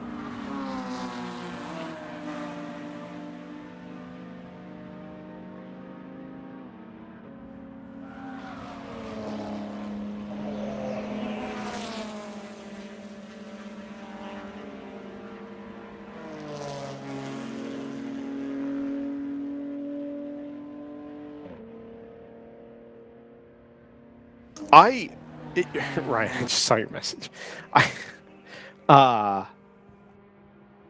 You were so busy reprimanding me that you didn't see. I wasn't reprimanding. It was I know. Really loud. And I'm a Foley you artist. know exactly what I'm referencing. So I did kind of have the thought the other day. I got sent a link by a friend of mine about the next generation of Mazda Skyactiv engines. I think Skyactiv X or Skyactiv Z. Yeah. I forget the new moniker for it. Sure. I do not represent Mazda, nor am I paid by them. But Well, we are kind of, sort of. Are we? For the SCCA, we are. Oh, kind of. Yeah, no, that's true. Yeah. But it was an interview done specifically about the next generation of internal combustion engines and how all that is likely to work, and what the advantages to be gained there are, and basically Mazda doubling down on their commitment to I don't want to say avoid electrification, but to make the current pathway as efficient as possible, and the realization that there are still gains to be made there. Even if they're marginal gains, they are still gains. And I kind of had the thought that, like, okay, if Mazda very publicly is continuing down this pathway of unelectrified internal combustion engines, like, what is the premier series right now that would allow Mazda a realistic pathway towards promoting their modern technology? Is there one? I'm sorry, I am handling a separate but equal issue. Can you explain that one more time, please? No, sorry. What I was saying is, if Mazda continues down this pathway of unelectrified, unhybridized internal combustion engines, like, they are electrified though. That CX-90 is a hybrid. Like, they're already doing it, and the CX-50, they buy the drivetrain from the RAV4 hybrid and put that in the CX-50 as well. Interesting. I don't think I knew that. Yeah, that's new for this year. But yeah, okay. Either way, it's LMH, isn't it? Yeah, but I mean, that's so expensive compared to LMDH. They're all the An same. Aston Martin Privateer does it. I mean, Well, Well, most of the work for that car was already done, Scott. And then they decided they didn't want to do it. And then somebody was like, well, actually, if it's already mostly done, I guess we should do it. yeah, I mean, you have to Like put that- the entire car around the chassis rather than having the chassis and moving bits basically already done. Right. Because they kept building like, the road car. Like that was my- the whole point, is they I weren't also using I the... just don't believe for a multi-million, billion-dollar company, international company, that it is that expensive. And Mazda does not have a ton of money. Like, of the major car brands, they are the least, flush with cash. I guess technically Nissan has no money right now, but that's a different situation. My broader concern here is more that, like, okay, everybody basically has to be involved with meaningful promotion of hybrid technologies or whatever to be able to run the sustainable version of international sports car racing. Right. Right, like they don't have a GT platform they can use, so if they want to build a prototype, which is kind of Mazda's thing, Yeah. or has been Mazda's thing in the past, they don't have the money to develop an LMH, so they can do LMDAs, but then the hybrid doesn't really get them anything. So what do you do? That being said, I'm not convinced that anybody that's really running a hybrid in the current form really advertises the fact that it is a hybrid. I think they just run the car and slap their branding on it, right? Right. I think Mazda is gun shy about returning to IMSA and the WEC, having spent the amount of money they did and had exactly one good result to show for it that no one watched because it was in 2020. So they didn't get the on-site activation and stuff out of it that they would have wanted. And Fair. I think it will be some time before they decide to go back in on that. Do you need to be winning? Does that really make a big difference? I think it People really does when you're like trying to that pitch it to I think when you're pitching it to a board, it does. No, People finish really that like Scott that thought, Mazda or thought, program. Scott. Yeah, I think that matters. But I don't think it matters to the bean counters. I really don't. Like, look at Toyota, for example, in Formula One. Like, it's having Toyota around, like, they were still getting their name said That on the feels weekend. a little like apples to oranges. I think Mazda has Maybe. enough. I think Mazda has enough goodwill from people who really care about Mazda that running in top flight sports car racing will generate enough interest and publicity for itself to make it worth it. So the other concern I don't think Mazda is ever going to be the type of the type of entrant that shows up in IMSA or WEC, but especially in IMSA, and is just there turning laps. Oh, that's a backwards number 10. The exit of turn 8, round 3, NPO1. I don't think they're ever going to be the type of organization that just shows up, turns laps, and finishes 12th. So they're the not other going to be a Lamborghini. You know? Right. Yeah, that's a good point. The other problem that they've done with their brand positioning is that they've moved away from being like fun, young, hip, down market, and they want to be this like quasi Volvo like hipster brand that's like kind of mid market, sort of, but not really. Like the connoisseurs, like, oh, everybody gets a Toyota, but if you really know, you get a Mazda. Like, they really have steered into the skid on that. And they very openly said, excuse me, actually in the news in the last, couple weeks, that the MX-5 is their halo car, and that's the whole point of the brand, is what you really want is an MX-5, but you actually need a family SUV. And this is the family SUV that exists that drives the closest to an MX-5. So when your brand is built on that, there's no natural extension that makes sense to tie in a prototype series. Well, that doesn't it doesn't track. There's I think no activation of the MX-5 beyond the Cup car. Yeah, but I think that's all they want and need. That's the only people they need to impress. So you think by running a 30-car field, a 30-car spec field on an IMSA weekend, they're getting more return out of that than they would be running a top flight program at, let's say in IMSA, WEC, Le Mans, etc. Yeah, I do, because I think the people running top flight programs are trying to sell $75,000 to $300,000 cars, and they're trying to sell not very many of them, but they're trying to do it at a larger profit. Whereas Mazda really needs to sell a zillion MX-5s every year to make it make sense, and then because they don't make a ton of profit on each one. Now they're a little bit more profitable than they used to be, since they haven't redesigned it in a while. which is normal for them. They keep the same car for like 10 years. And then even then, it's usually like a iterative update at that point. But yeah, I think the how are fraction they of money that they're different- spending. How is their approach different to Hyundai? Hyundai wants to be a Toyota and Ford. Hyundai's entire Does it? operating strategy right now is they want to be everywhere to everyone. And they want to sell as many cars as possible, and they will take absolutely every advertising angle that they possibly can. They're pushing a lot. So Hyundai has a lot of goodwill built up with the the enthusiast scene, because their electric car has fake gears and fake noise. And all the journalists went out and drove it, and they said, actually, this is great. Every electric car should be like this. And so they're selling tons of those Ioniq 5N things for 60 grand. They're selling loads of Palisades and Tellurides and stuff, because that's Kia also. And they really want to push volume on like everything, and they're willing to spend the money to do it because they are, at the end of the day, a bigger company than Mazda is, and they have more money to throw around on stuff like that than Mazda does. I also So- forgot they're actually entering as Genesis, but yeah. Yeah. Okay, but that's the same. It's all the same. It's one. It's Yeah, but it's Kia, just a- Hyundai, Genesis. It's all the same. Like most of the Genesis dealers are like a tack on at a Hyundai dealer. It's the same stuff. that makes total sense. I mean, the way that you get Toyota and Lexus, and Okay, but I'd that's the say, thing. Toyota's very particular that they don't want co-branded stores. Toyota wants the Lexus store to be a interesting. separate Okay. location. They don't Yeah. want it to be related at all. let me ask you a different question here. If Mazda were to get involved in international sports car racing, Yeah. would they or would they not become Wow. one of the top 2 or 3 most popular programs in the world? They would, but I don't think that gets them more buyers, because I think genuinely running a top flight sports car program in general is designed to get pull through for your high end stuff.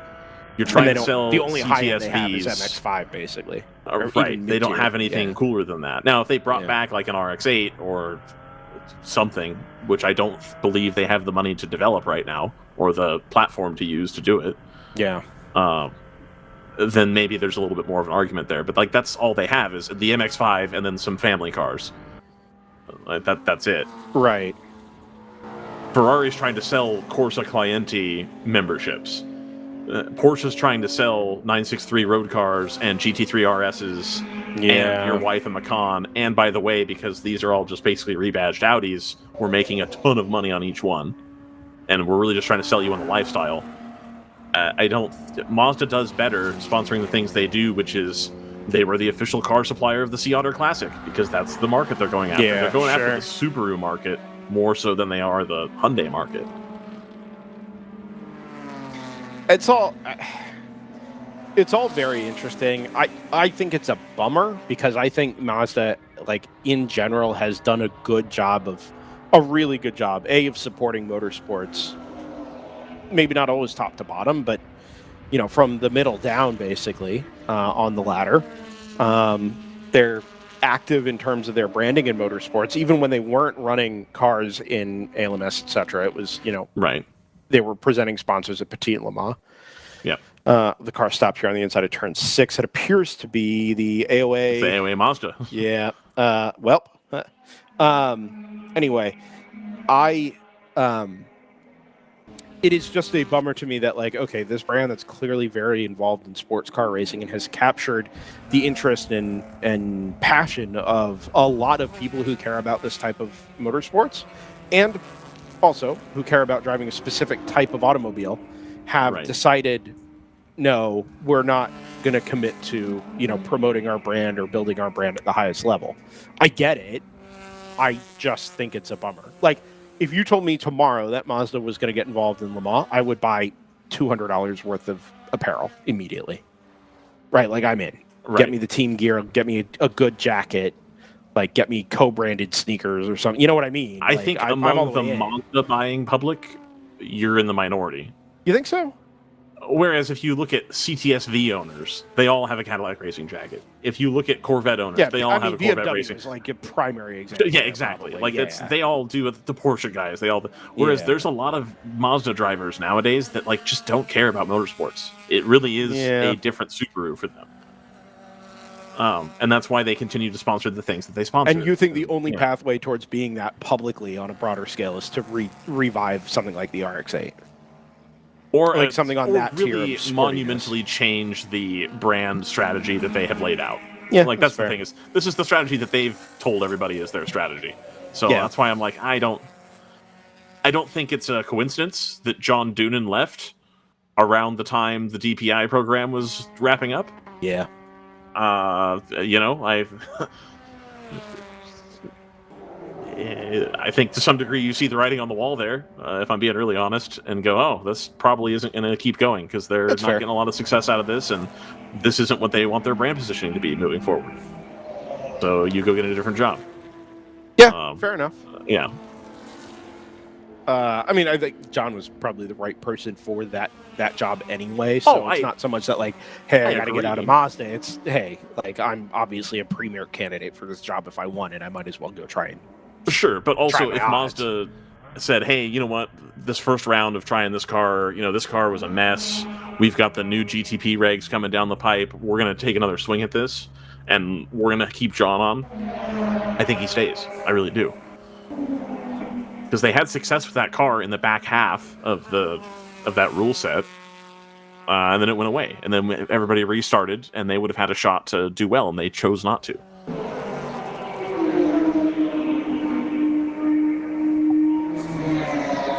But the diesels, though. Listen. Isobutanol. Yeah, man. They did a lot for racing. You are so butanol. Thank you. Thank you. They did a lot for racing. Their engines are still used broadly in grassroots motorsports. Yeah. Here in this field, there's more non-Mazdas running Mazda engines than there are Mazdas running Mazda engines. True.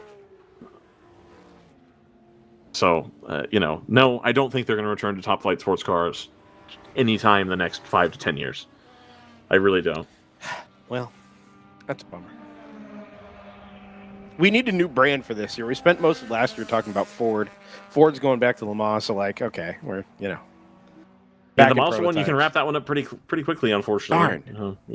We talked about BMW a lot. I will say, have you read any of the recent reporting from Racer and Daily Sports Car about the current regs being extended? No, but that doesn't surprise me. I think people like them. So basically, it sounds like they're going to extend the current hypercar rule set to like 2031 or 32. Cool. And I mean, look, basically the thought is like, okay, we have teams that are actively seeking, returning to or being involved in prototypes.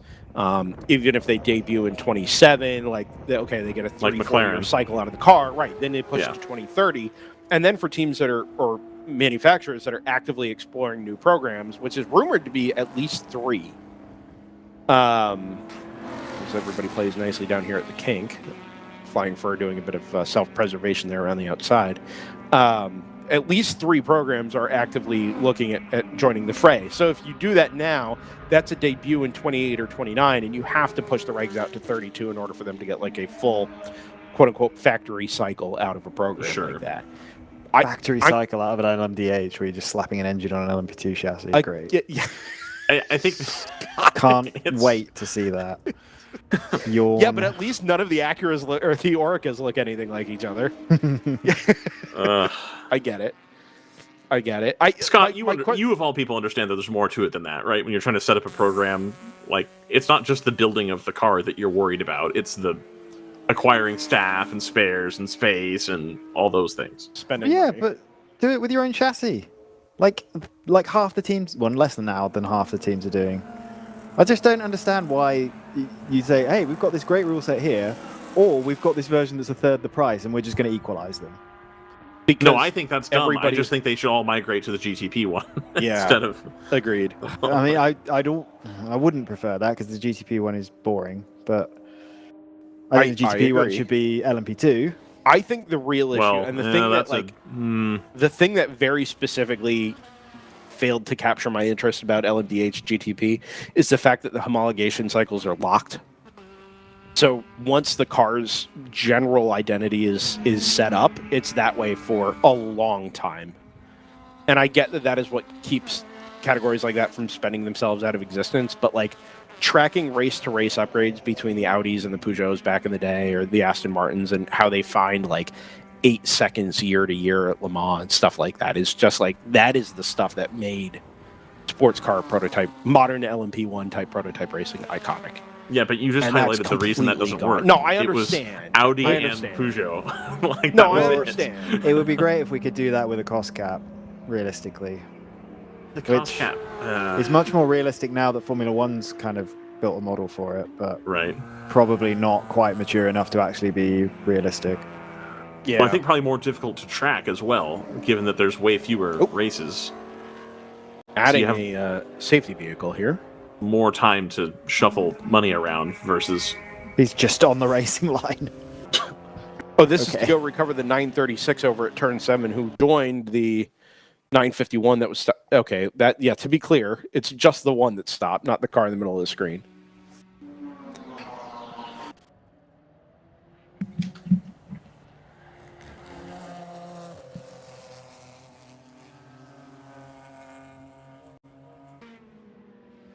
Dustin, there's a very defined click when you mute and unmute.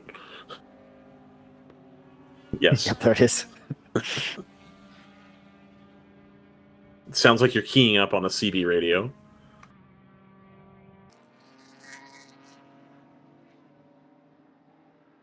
Nice.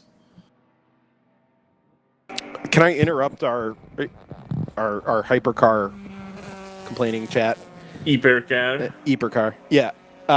We've been we've been joined by another guest. It's another Kingpin driver, but he assured us that Sonicall didn't have to trick him into coming over this time. Like, it's basically every other Kingpin interview we get that isn't Tyler Hoffman. So happy to say we're joined by Chad Carnevale, who is back for the first time. I think you said since Road Atlanta last year? That's right. Yep, that was my first race. Yep. Awesome. So have you done races since then, or are we just dipping a toe back in the water here? No, it was Road Atlanta the first race, and then we did Sebring at the end of the year, and then we did Barber last time, and now we're back here. So this is my fourth race with WRL. Okay. Yeah. And so I got to be honest, I can't cast my mind quite back far enough to Road Atlanta, other than the fact that we did nothing for like 4 hours on Sunday. Yeah, that's true. Yeah, that I remember. Yeah, we all do. It was not a fun time.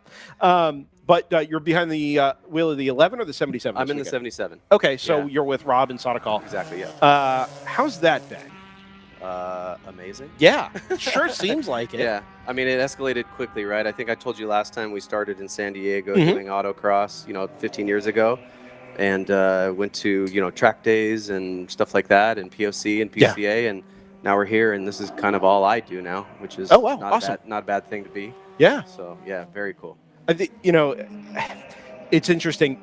Kingpin specifically, we like Tyler Hoffman a lot. He's a super, super guy. We see Sonicall, we see Rob all the time. And there was a time where, the Rob Walker Racing, Cargo Shorts Racing program was kind of like the obvious customer of Kingpin. And it is very structured that way, and there's no shame in that, obviously. But even for pace on track, you saw the 11 out contending for wins, and then you knew the 77 was kind of with an equal shout, but that maybe competitively speaking, it wasn't quite there. Yeah. And throughout the first 6 hours today, it has been maybe for me my favorite storyline of the race to see the 77 just as competitive as the lead car, as the number 11. You guys have both been in the top 5, top 6 basically all day. Yep. Sonicall said somebody found some speed testing with Tyler. But it's got to be deeper than that because the whole team has been super consistent all day. Sure.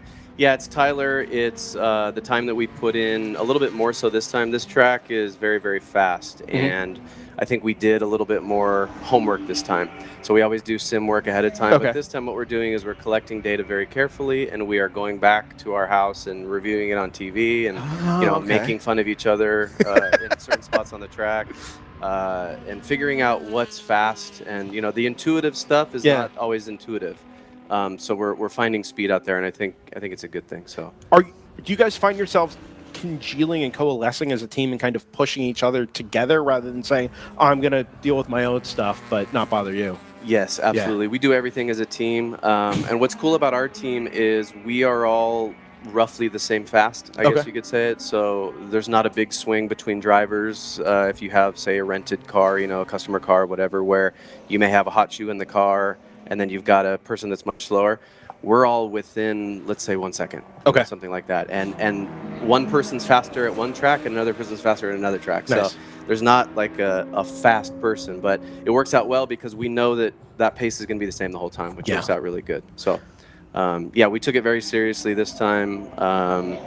This track really rewards patience, I think, and since there's so many long straightaways after, you know, slamming your brakes on and getting through a turn cleanly, that patience, the whole slow in, fast out thing is working for us, and just trying to stay clean.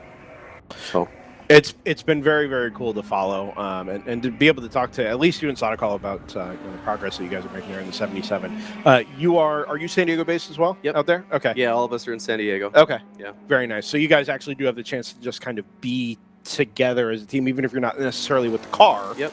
Yeah, that's yeah, we don't have the car, but we meet up. You know, Sadakal and Rob are together pretty often, and I meet with them when I can. But yeah, we all meet up at a shop that we kind of share together and sim and talk and plan and tinker around and act like ding dongs and, you know, do fun stuff together. So yeah, it's really cool. What's been the push towards trying to get yourselves more competitive? Is it just all internal, like, hey, I want to do this because I want to be... I mean, we didn't come here to lose, right? Of so, course. Like, we want to win. So we all have been pretty successful in the much lower rank of racing, right? So it's like we come here and sort of expect similar. Yeah. But you know, I think it was very intimidating. You know, Rob's doing, you know, racing on TV type stuff, so this is probably slow to him. But for the rest of us, for Murray and Sadakal and I, this is fast, right? Sure. And so it was intimidating at first, but I think we've put the time in, and we're used to the car now. The car doesn't scare us, and you know, the competitors are sort of, you know, the focus is happening, right? We're narrowing the focus a little bit, and so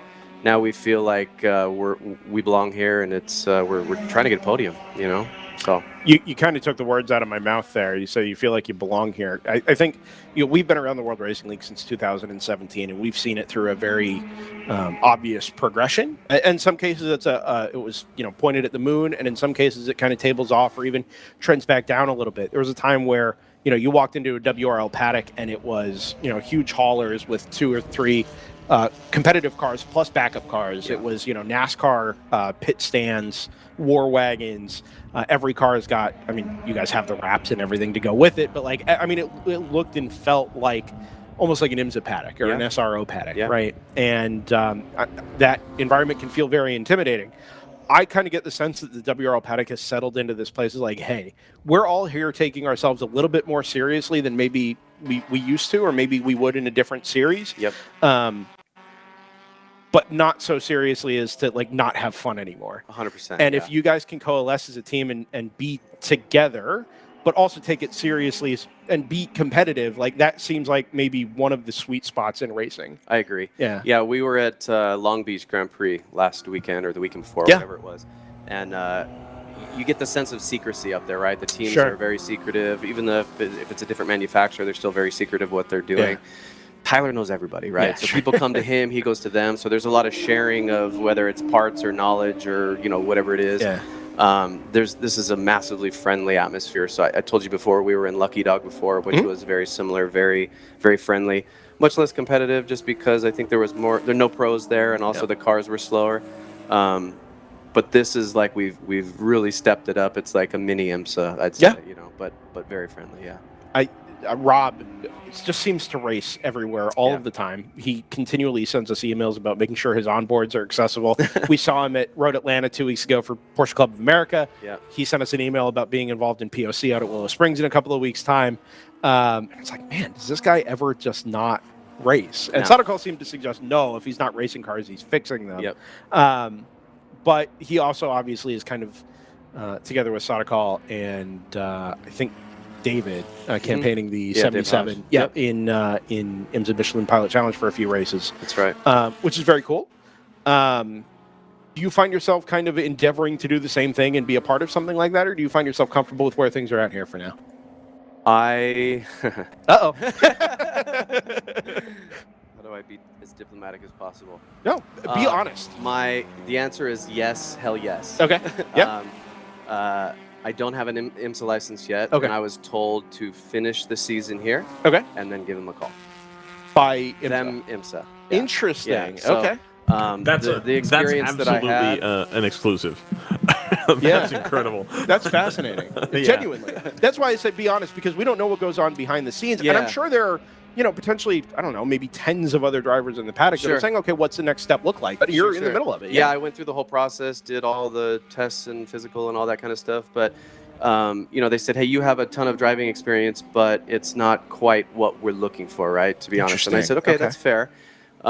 So I hope that when I come to them at the end of this year with then, 6 or 7 starts and, we'll keep it clean and hopefully get on the podium. I think they don't care if I'm a winner. They just want me to be safe. And I get that. So they don't know me, and that's fine. And so I want to prove here that we're a safe and reliable team, and I'll shoot for next year. Are they? Yeah, the answer is definitely. Awesome. Are they familiar with WRL as kind of a developmental platform for new drivers in endurance racing? I don't think they are. Okay. And then when I started rattling off just off the top of my head who was out there driving, I think it got their attention. So there's some pretty serious hardware. And it's the same car. Yeah. Literally the chassis. Absolutely. Yeah. Our car raced in IMSA. Still got IMSA stickers on Yes. it, right? And then, just the pros that you see out here, it's wild. So, me telling them that is not going to get me into IMSA, but I think hopefully it gets WRL on their radar and it helps with the process. So yeah, I'm sure somebody down in Daytona Beach is at least familiar with WRL. We run at Daytona. We'll be at Daytona next, obviously. I'm sure they're aware of what goes on here, but maybe not just how closely it mirrors on a much more budget-friendly and safe level, right? Mirrors what the pros do, what IMSA does, whether that's IMSA Top Flight, Pilot Challenge, whatever. So yeah, I get their stance. I said fair enough. Let's keep going in WRL, and I think we have 4 races total this year, and we'll probably do a little bit more next year. And so for me, being a desk jockey and a dad, that's about as much as I can do, and I'm super happy with that. But if IMSA's in the future, I'm really hopeful for that. So obviously that's viewed towards 2026 now. What does the rest of 2025 hold for you? Yeah, so we have Road Atlanta again in July, and then we are doing COTA at the end of the year, and I think that's our WRL for this year. Oh, okay. Yeah. Right. 2 more races, and then next year we'll take a look at the calendar and see what we can do. Awesome. And you have no other side programs? Just right now, no. The WRL stuff? Okay. All in on this, just the time and budget puts me here, and this is definitely where I want to be. It allows me to see tracks that I would have never gotten the chance to see otherwise, which is awesome. Yeah. WRL is full speed ahead for me. Awesome. Chad, thanks for stopping by and making My the trip pleasure, over here. I really appreciate it. Yeah, absolutely. Yeah, best of luck to you and the rest of the Kingpin and Cargo Shorts racing guys the rest of the way. It's been a fun follow for today as well, and hopefully more of the same tomorrow. Thanks so much. Yeah, appreciate it. See ya. It's Chad Carnevale out of the number 77 Kingpin Racing Cargo Shorts Racing Toyota Supra Camp.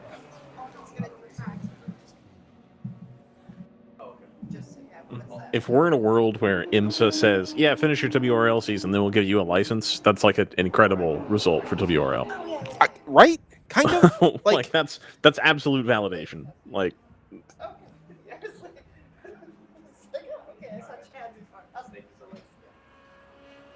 I think, I was waiting for Chad to finish up with Layla here. There is a part of me that wishes, like, hey, maybe somebody should be more aware of WRL as a legitimate developmental platform, but I also do understand, like, maybe there being a little bit of, let's say, protection. yes. And not just outright saying, yes, you guys have done enough. Right. Or that's enough. 3 races in WRL is more than enough experience to go do IMSA Pilot Challenge in literally the same chassis. Right. That you're running it. And the thing that, like, I'm going to say this as sports car racing fan and DriversEye Live, Brendan Kazmarek, not necessarily. These views do not necessarily WRL. reflect that of RJ Till or WRL LLC. It is legitimately disappointing that would be the case. Because you and I, Ryan, have seen drivers leave WRL and go campaign in IMSA semi-professional, like, ladder series. Yep. And crush it. And well, crush it, but also get, like, beat up by drivers that I think these types of people would tell you they perceived didn't need to be out there. They race rough, they race unfair, they race uncleanly, and like it is a legitimate damper and bummer to the experience, right? But to say that, hey, you who have kept your nose clean for, I don't know, 24 hours of racing across 3 events in the World Racing League, all this track time and car time, getting a car to the end of an 8-hour race, which, by the way, is 4 times longer than the majority of our schedule, right? Like, that would not be seen as being sufficient to go share the track with guys who have demonstrably also not raced clean. And I think it's cool that, like, hey, we get to have this conversation, and this was the return that they brought back to him and said, hey, go finish out this season in this championship and then come back to us. But also, I mean, getting through 3 or 4 WRL races in a GT4 car is no mean feat, especially with a clean, a clean bill behind you. So I guess the question I end up asking is it harder to get an IMSA license than it is an SRO license? Yeah, I don't know. Is that what they think that you should do? Do they think that, like, oh, well, usually you guys come from SRO and that's for idiots, or what? Like, I'm not saying that's my position. I'm just saying, like, is that the attitude that, like, oh, it's easier to do SRO than it is IMSA? We're above them? Because, like, I don't think the SRO would agree with that. Like, where else do they think they get drivers from, I guess, would be my question. Yeah. Like, does being in, like, oh, I won the SCCA championship and I won runoffs in a MX-5. Like, does that make you better than someone who's done this for a season? Like, I can't think of where else you would go to. It's kind of like the meme that goes around that's true for people that are like my age and a little bit younger than me, of like, there are no entry-level jobs. Every job ever requires you to have 2 years experience, even though it's allegedly. So it's like, how do you, if you have to have experience to get into IMSA, then, like, how do you get experience? Like, it's this. Like this is it. Like, because my assumption is that the SRO has a similar standard, but maybe it's not. I don't know. But if IMSA's really genuinely, like, only interested in, like, hey, you've either done SRO or you haven't, and, like, World Racing League is this weird thing you have to do on the side, then, like, I don't know how they get drivers ever. Like, do you have to have done Formula 4? Like, what counts? What counts and what doesn't? No. yeah, exactly. If you're in the advanced group, right. Have Hooked on Driving call us, and no, I mean, there's probably a fair JZilla, of course. Other track day organizations are available. Of course. Is it not done by iRating? Yeah. See, you say that, Scott, but, like, that's kind of the point. Like, how are they determining this?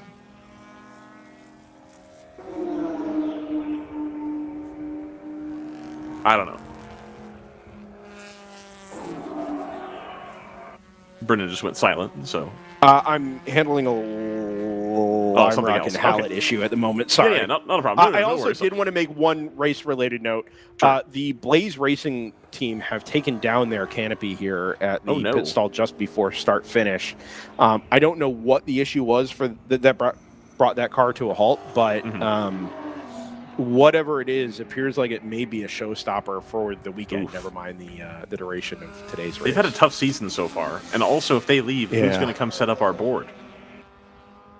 Set up our board? Yeah, the soundboard. What do you mean?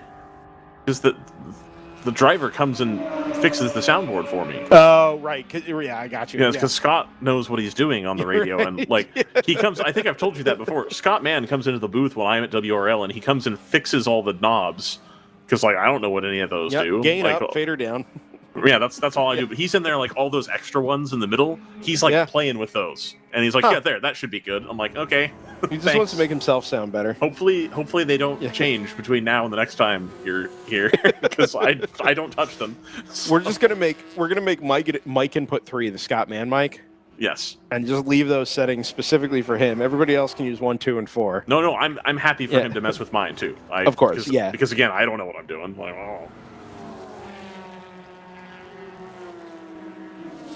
Anyway, I don't really know what I'm doing, send me to more races. Very self-aware, Ryan. I appreciate that.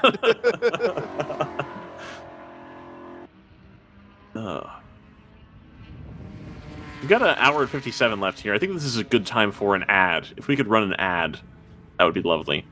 We'll get Dustin to shake the tree a little bit, and perhaps a fresh, ripe ad will come falling down, thus proving the existence of gravity. We'll be right back.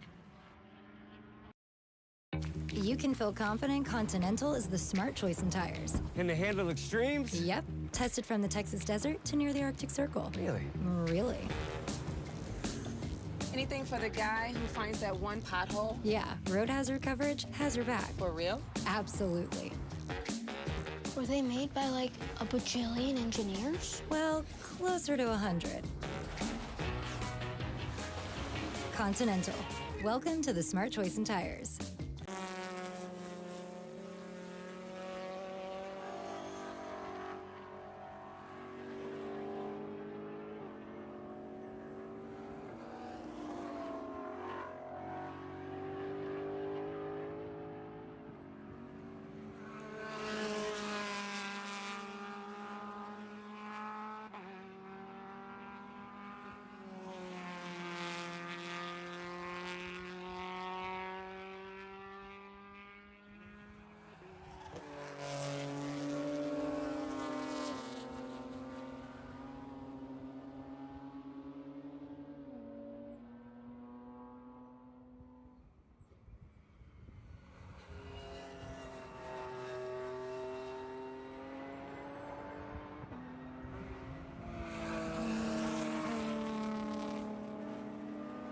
Welcome back to the World Racing League.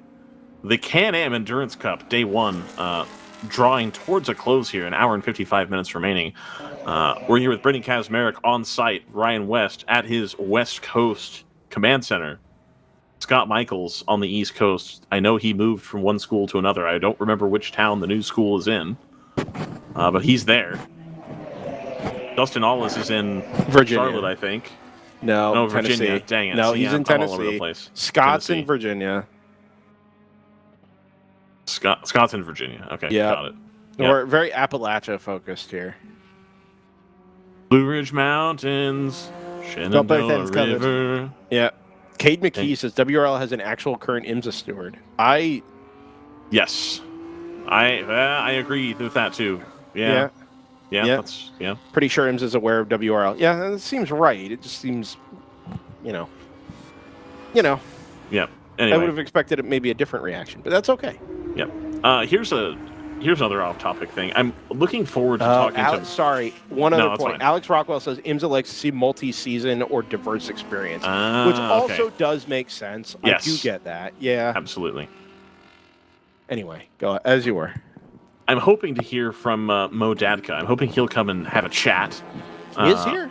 He is here. He's driving the NPO1. I want to hear his thoughts on the NPO1. But more importantly, I have an intro to business law final that I'm going to finish basically after this broadcast is over. And I was thinking if he came in the last like 20 minutes, I would just have him on and ask him questions while I do my final. Since Mo Dadka is a lawyer. So I was kind of hoping that would be something we could arrange, but it's looking less and less likely, if I'm being honest.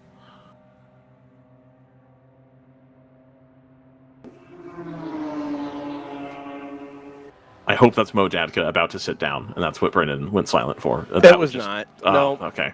No, All we right. kind of saw. I didn't talk to Mo, but we saw him at the. He had to do his WRL 2025 driver orientation, Sure. new driver orientation last night because he hasn't run this season yet.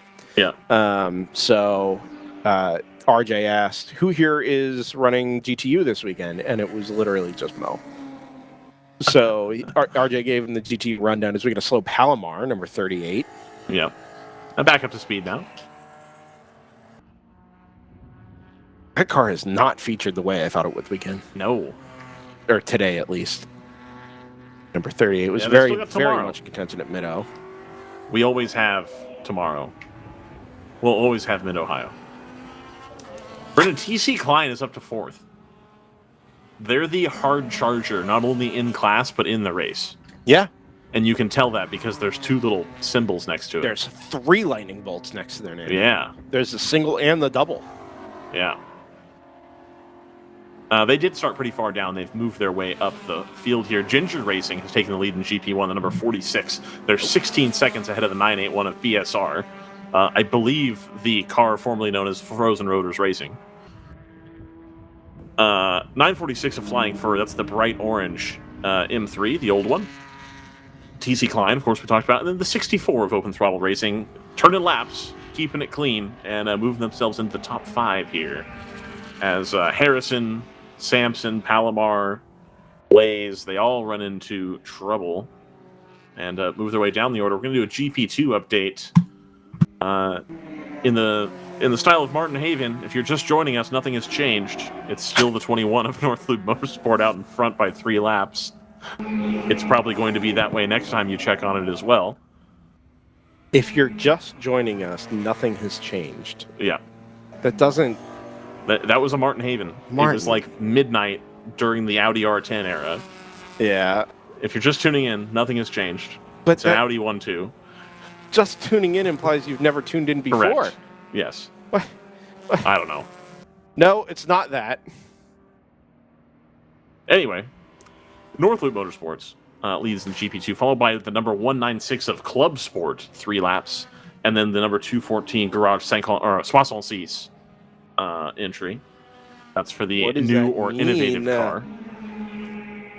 What do you mean? What does that mean? Wait, I don't know what the French word you said. Soissons-6. That's 66. Ah, okay. I only know 24. No, they always call it Garage 56. They call it 56. Garage 56, which is the innovative entry, Garage 56. Anyway. Got it. Yep. Not to be confused with Garage 66. The GP2. Yes, that's the joke. Yeah. Yeah, got it. Yes. Yeah. Anyway. 65 of Open Throttle Racing up into 4th position there. They've gained 7 spots, so their consistency rewarding them. And then the 851 of AOA Racing, we saw them kind of beached in the grass. I don't know if you can be beached in the grass, but that's what happened. High-sided? They're 15 laps down. They were having some trouble. And then the 106 of Brian Herta Autosport rounding out the top 6 there. GTO, we've got the number 2 of ACP with Tangerine Associates, currently in the lead over the number 70 of Round 3 Racing. A little bit of a gap there. And then the 74 of AOA Racing, this kind of top 3, top 4 group, top 5 group even, has stayed similar, and they're all kind of ebbing and flowing here. We got an hour and 49 left, so we're coming to the end. Every time I read the name ACP with Tangerine Associates, I think of Target Chip Ganassi Racing presented by Felix Sabates. Correct. That's what goes through my head.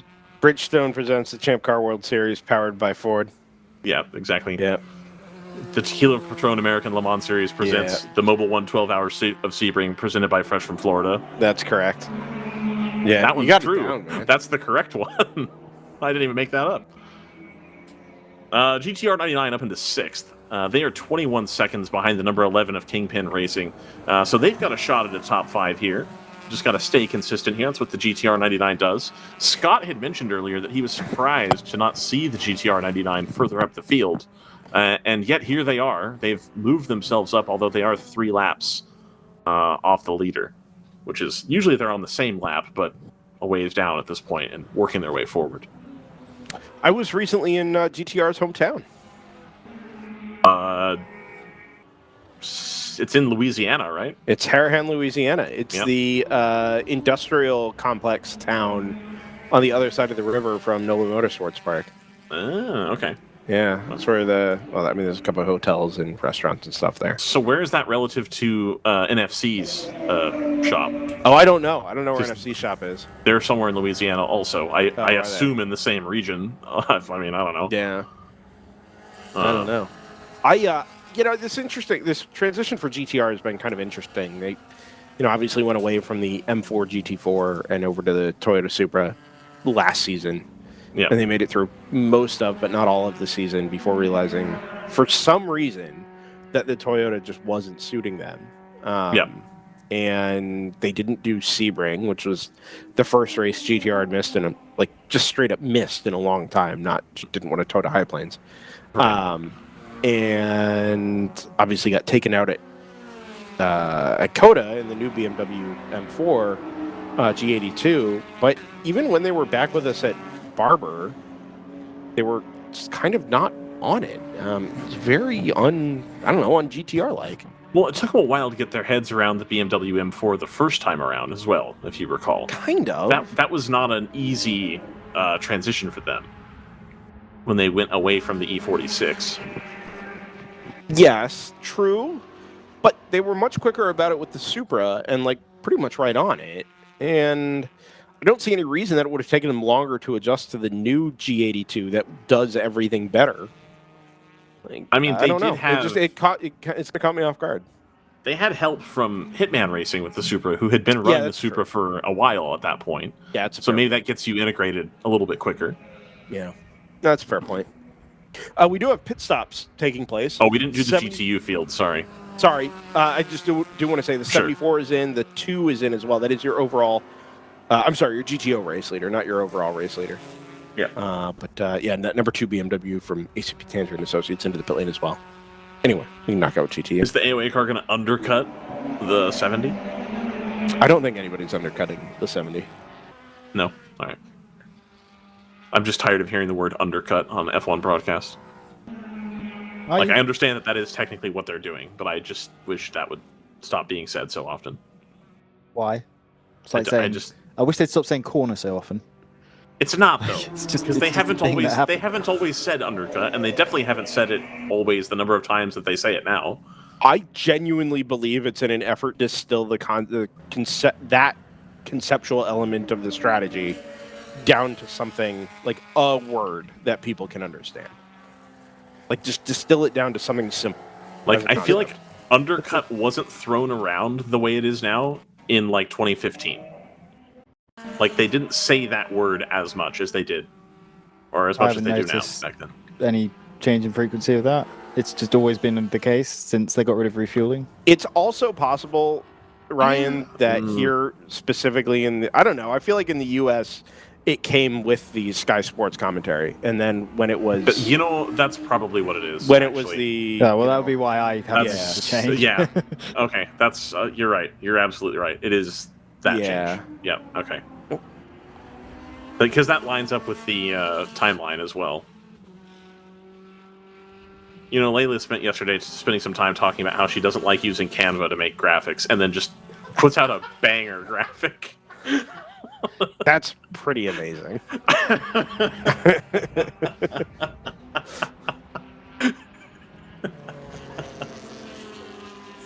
The worst part is we can't use that anywhere.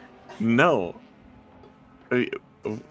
If we sent it to them, would they be good-natured about it? I have no idea. I don't know any of them. I've interviewed them once. I think it was at Road America that they came up and chatted for a while.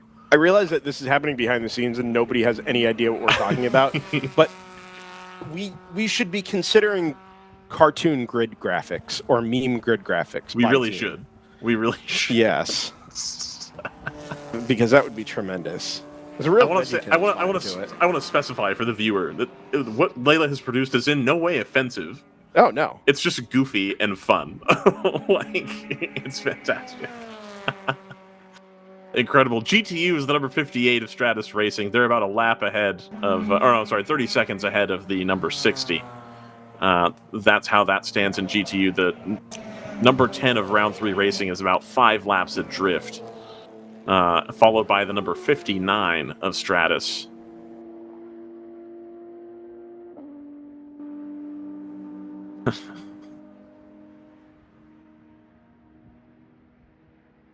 Hey, Ryan.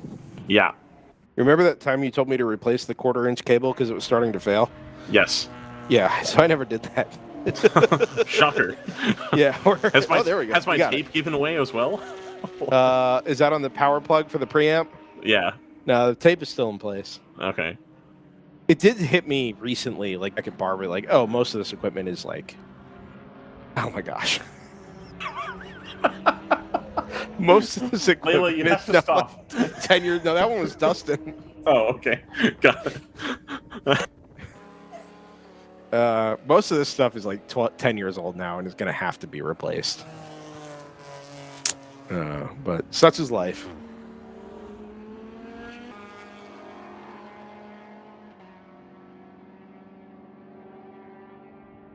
Somebody with an off there in the background just for the Mission Foods Bridge, the exit of the carousel.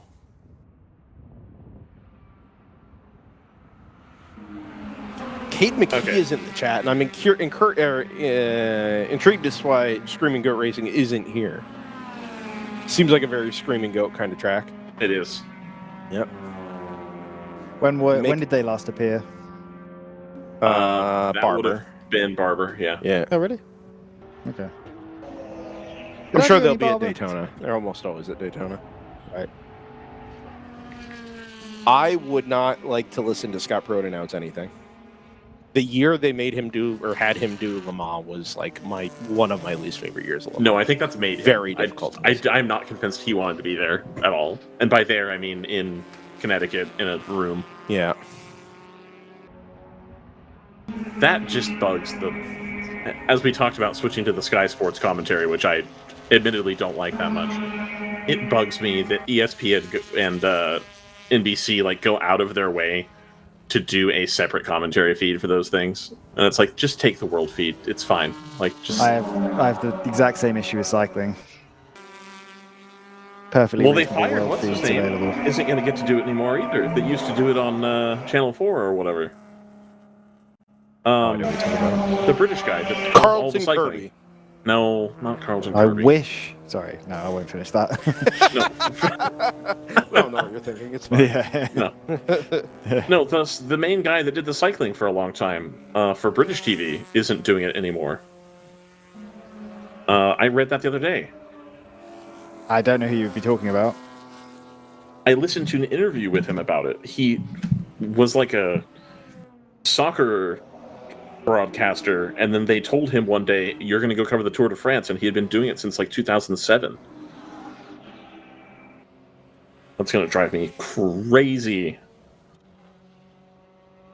I think because most of what I have access to is Eurosport commentary, I might not know who you're talking about. I believe this was like the ITV or Well, Channel ITV have 4 just guy. lost the rights to all cycling. Yeah, from but next this was year on. ITV's main guy was like on a podcast I listened to talking about how he doesn't get to do it anymore, and he's bummed out because that's what he's made his career. Is it? Well, I mean, if you're talking about ITV in whole, you're talking about Ned Bolton, I guess. I will find the podcast episode. He's the guy. He's the main commentator for ITV. He hasn't been fired. ITV have lost their rights to cycling broadcasts. Got it. But that's not like his main gig, though. He's much bigger than that. There's also Gary Imlach, but he's the host of the ITV stuff. I do like him. I'll miss his contributions to cycling broadcast.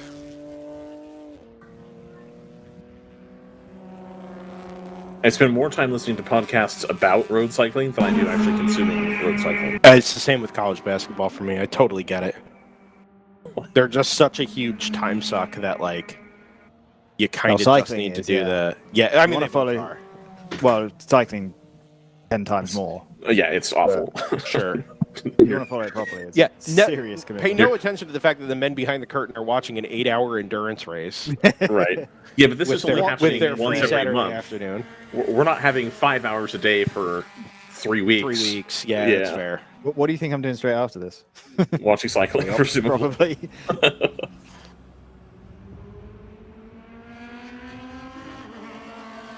I cannot find it. This is driving me insane. Because it was a really good interview, but apparently it wasn't that good because I don't remember the guy's name. But he talked about shot selection and directing for cycling as well. And the reason they don't use the overhead cam at the finish for the broadcast is because it doesn't look very good. And having that long shot from way behind the finish line makes it look really exciting, so you think every finish is exciting. Yeah. And then when you watch on the overhead, you're like, oh, it wasn't that close. And like, that's on purpose. The overhead looks more exciting. It doesn't look as close, but the problem with it is you can't see where the finish line is until they're on it. That was not what he was saying. I think he's wrong, if I'm honest. Just talking about it's all. I mean, because I find the head-on shot really boring. The racing looks really close, but you can't tell what's happening. right. And then you go to the overhead and you see how everyone's bouncing off each other and cutting through gaps. But then you realize it wasn't actually that close. There was a bike lane in it. To be clear, when he was referring to the overhead, he was referring to the one on the gantry, not the helicopter. Oh, I'm sorry. I'm thinking helicopter. Yeah, no, I agree. The helicopter one would be better too. But That's how you see what actually happened, but you can never tell how far away from the finish line they are is the problem. right.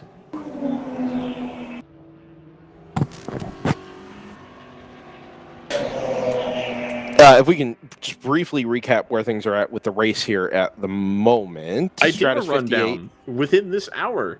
Oh, darn it. Now what? If you want to do it again, you can. No, but, like, that's fine. Don't make it sound like just I didn't do it. Nothing's really changing very quickly. There is a dog in the paddock. Doggo. Yeah. Leash dog, to be clear, yes. Kingpin 77's jumped Kingpin 11. There you go. Oh. Good news. The Dacia Ryan. Sandero. No. Oh. I have good that news was a for good you, bit. Ryan. That was a Ryan, good you bit. want to run an interview? Oh, heck yes. Would you like to conduct an interview? Oh, my Grab God. a headset, man. Good This to see is you. great. Yeah. Hang on one second. You got to give me a minute. Hold on. I'm going to set you up here for success. This is going to be outstanding. Did he hear me already or no? Did you hear him? No, so my dad texted me. Hi, Dad. Oh, He yes. said they were saying that you should come up and talk to him. So here I am. Okay. So Ryan, you introduce and take it away, man. So this is Mo Danica, presumably. It is. Yes. Of round 3 racing. Briefly of Random Vandals as well. To start with, Mo, how do you like driving the NPO1? It's a big departure from what you drive normally. Is usually big GT cars. Yeah, so if you asked me yesterday, I was walking around kind of moping at my speed, and I was having a tough time with it. But that last stint, I kind of figured some things out, and it's a lot of fun. It's analog, no ABS, no traction control. You really have to drive it. So I had a blast that last stint and kind of figured out how to drive the platform. But it was a departure. You do a lot of things in reverse to what you do in a GT car. I was squeezing on the throttle yesterday, and Carter, who's doing an exceptional job in our car, was like, "Mo, it has 200 horsepower. Just put your foot down. You're losing time trying to be smooth. Just put your foot down." And I was like, "Well, that makes a lot of sense." So now that I've understood how to drive it a bit more, I'm having a lot more fun in it.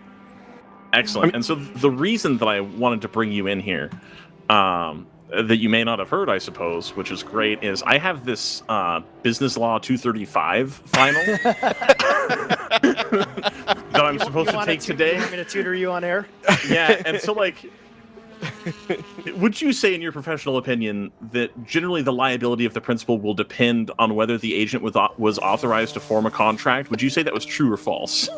That could be, but it depends on if they're an apparent agent, an independent contractor. There's more to the story. But yes, generally speaking, you are Generally correct. speaking, yes. Okay, good. That's great. This is just from this worksheet that's loosely associated with this final I'm meant to be doing. But I was really thinking about it today, and I was like, wait a minute, I have this law final coming. I know a lawyer. I could just ask him all the answers. And so, yeah, that's... Just text me all the questions, and on that day, I will go ahead and answer them as best I can. Oh, man. I was sitting there banging my head into the wall on this section about agents and principles and stuff like that. It was like 6 worksheets long, and the rest of them are usually like 1 or 2. And it just felt like it was the same language over and over again. And I'm like, I have to be missing something, because this just keeps going on forever. And like, I cannot believe I'm still sitting here doing this. When in doubt, the principal's liable. That's always what I go with. Usually the principal's liable for anything the agent does. Almost always. Almost always. Okay, perfect. Unless they're being grossly negligent? Unless they've been grossly negligent or operating outside of the capacity of the authority given to them by the principal, then, if you're off the job and you go and you do something crazy, then the principal would not be liable. But most of the time, the principal's liable. Which makes sense. There's no chance this shows up on your exam, Ryan. Now that we've covered it, Yeah, now that we've there's covered no this chance one part of it, it's going to be about like disability and stuff like that. And it's going to be like, oh, great, I've asked the wrong questions. I actually did that on an AP test on global governments, and there was like 6 that you had to study, and I didn't study until the last minute. Obviously, I didn't even take the class; I was just taking the test, and I was like, well, I only have time to study 4 of them, and I studied the wrong 4, and multiple of the questions that kept coming up were the 2 that I didn't even look at remotely, and I was extremely disappointed. Anyway, so enough about my school stuff. Mo, you're married now. You're a dad. It's in the name, Ryan. Yeah, I'm married now. I mean, that's true. It is in the name. Got a little guy, and actually he was up here watching, but he got a little bit sick. So my wife drove home today, but it's his 8-month today. He's 8 months old, and he was up here and was playing with the arcade at the Osthoff steering wheel. He loves steering wheels, which is kind of scary because that means I'm not going to be able to afford racing for myself, and I'll just be funding his karting adventure sometime soon here. I would just get him behind the wheel of the NPO1. Carter can train him up, and it's basically like a little go-kart, right? It drives just like a go-kart. Yeah. And I think that's what I had to figure out in my brain was go back to karting, get out of GT cars, because it really does drive like a go-kart. And you have to drive it that way. You have to stay on top of it. And it's tough out here because there's some GP1 cars that pull us down the straight. So you have to be really cautious about selecting your passes the right way, because if you get stuck behind one of them, you lose a lot of time. And I did that. I was guilty of that a couple times. And if you send it up on the inside of the wrong one, they're going to turn in on you. So you got to be pretty careful.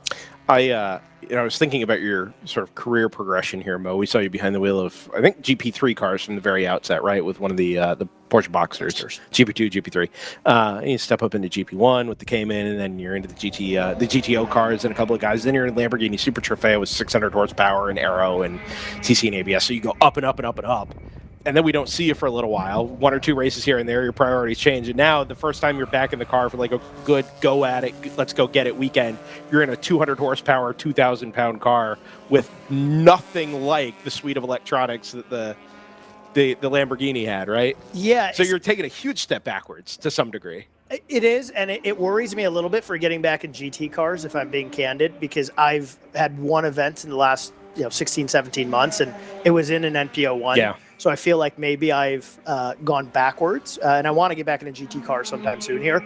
But it's good. I mean, any racing is good, and it's fun. It's a lot of fun. It's forcing me to hone my skills in this sort of car. But to be candid, I don't know if this is what I will do in the future. I'd like to get back into a GT car. I'd like to be, I've been talking a little bit to Random Vandals actually about their SRO program and potentially doing GT4 America, looking to potentially do something in Super Trofeo again.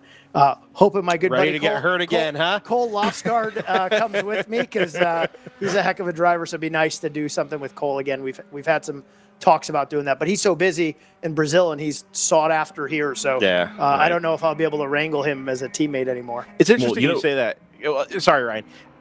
There are drivers that would not give us the candid take. They were like, I want to diversify, I want to hone my skills in all sorts of different areas and get all this experience because it'll make me a better all-around driver. And, there's probably some truth to that, even for you, I'm sure, right?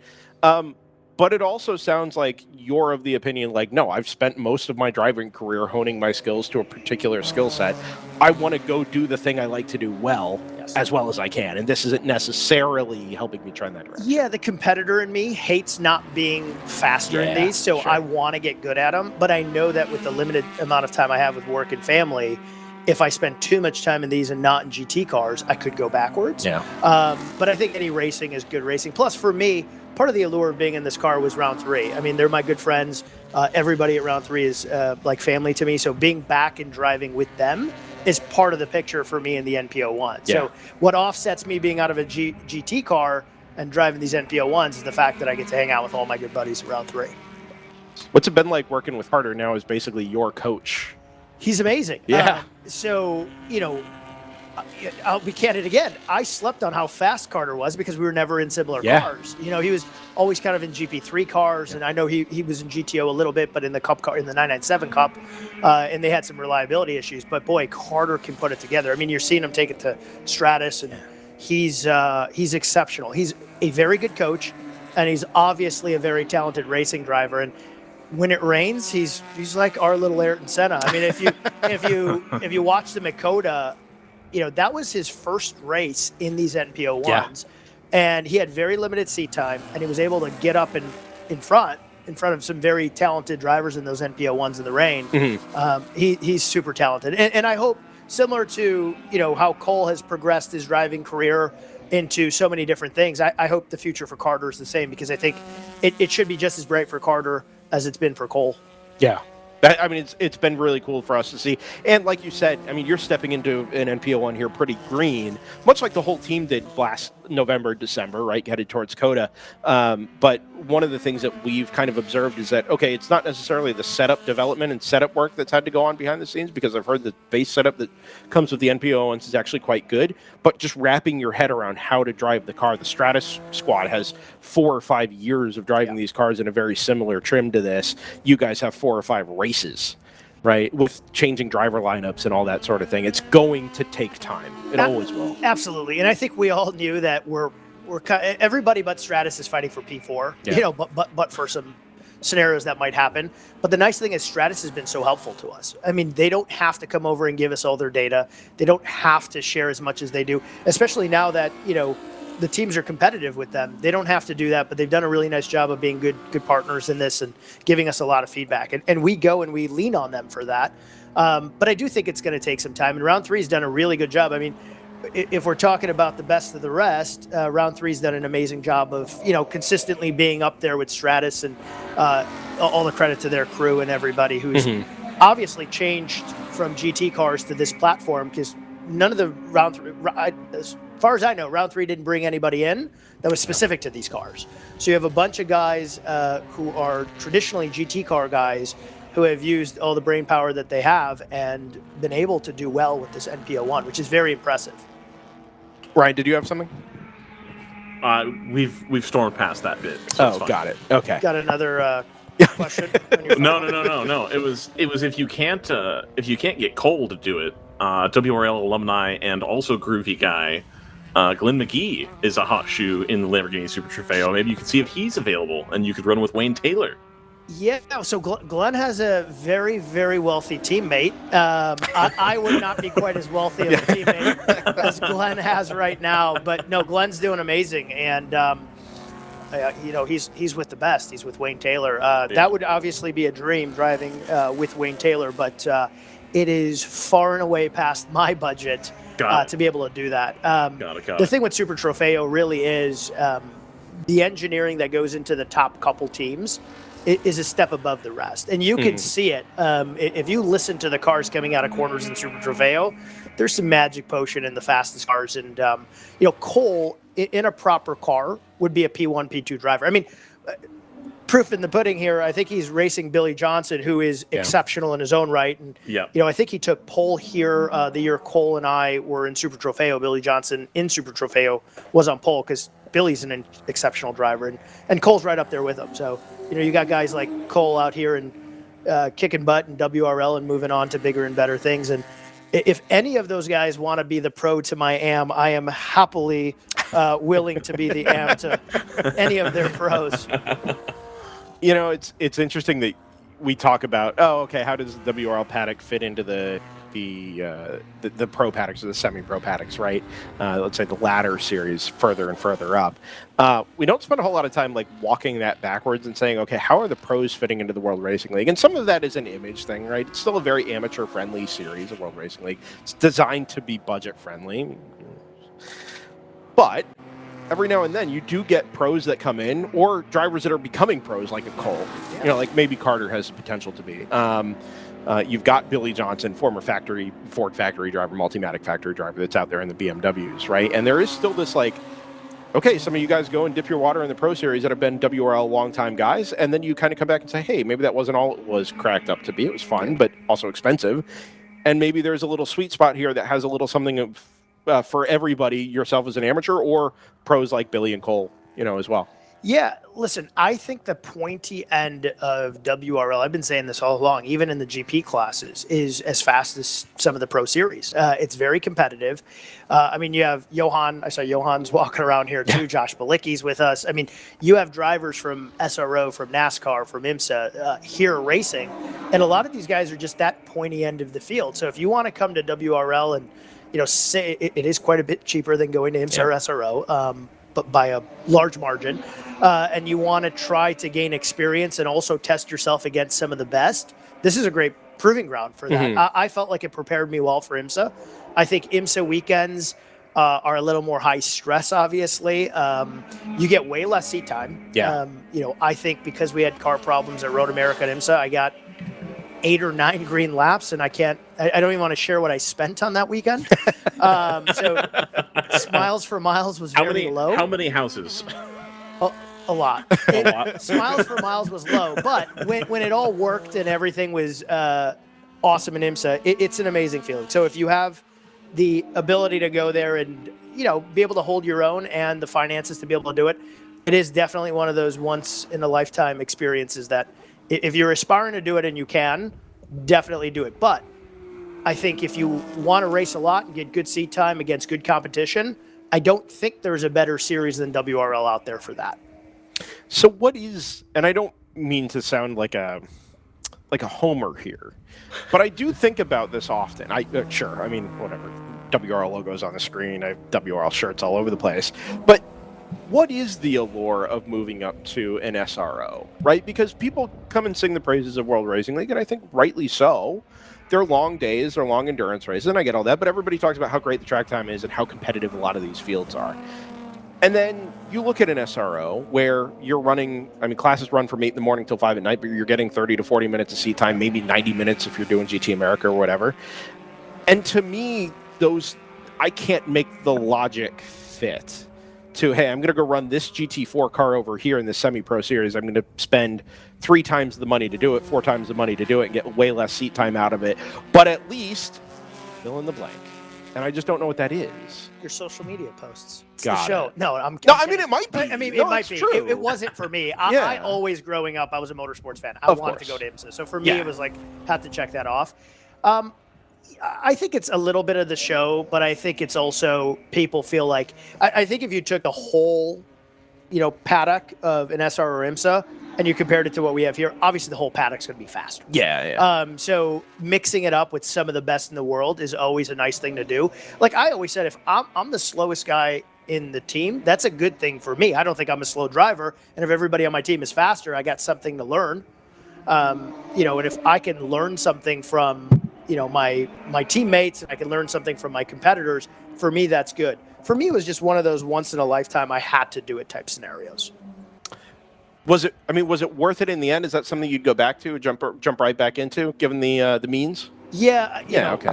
Cole and I finished off on that podium, and we started off almost winning our first race at Laguna Seca, and I got taken out. We felt like we had unfinished business, so we both want to go back and do it again and have a better showing. But I don't know how many more times I would do it. It's a little bit for me. I'm not in a financial place where it doesn't hurt me to go there. Yeah. I think if you have the finances and you're in a position where going to IMSA doesn't financially hurt you, then obviously go ahead and do it. For me, it's a stretch. I know for Cole, it's a massive stretch as well.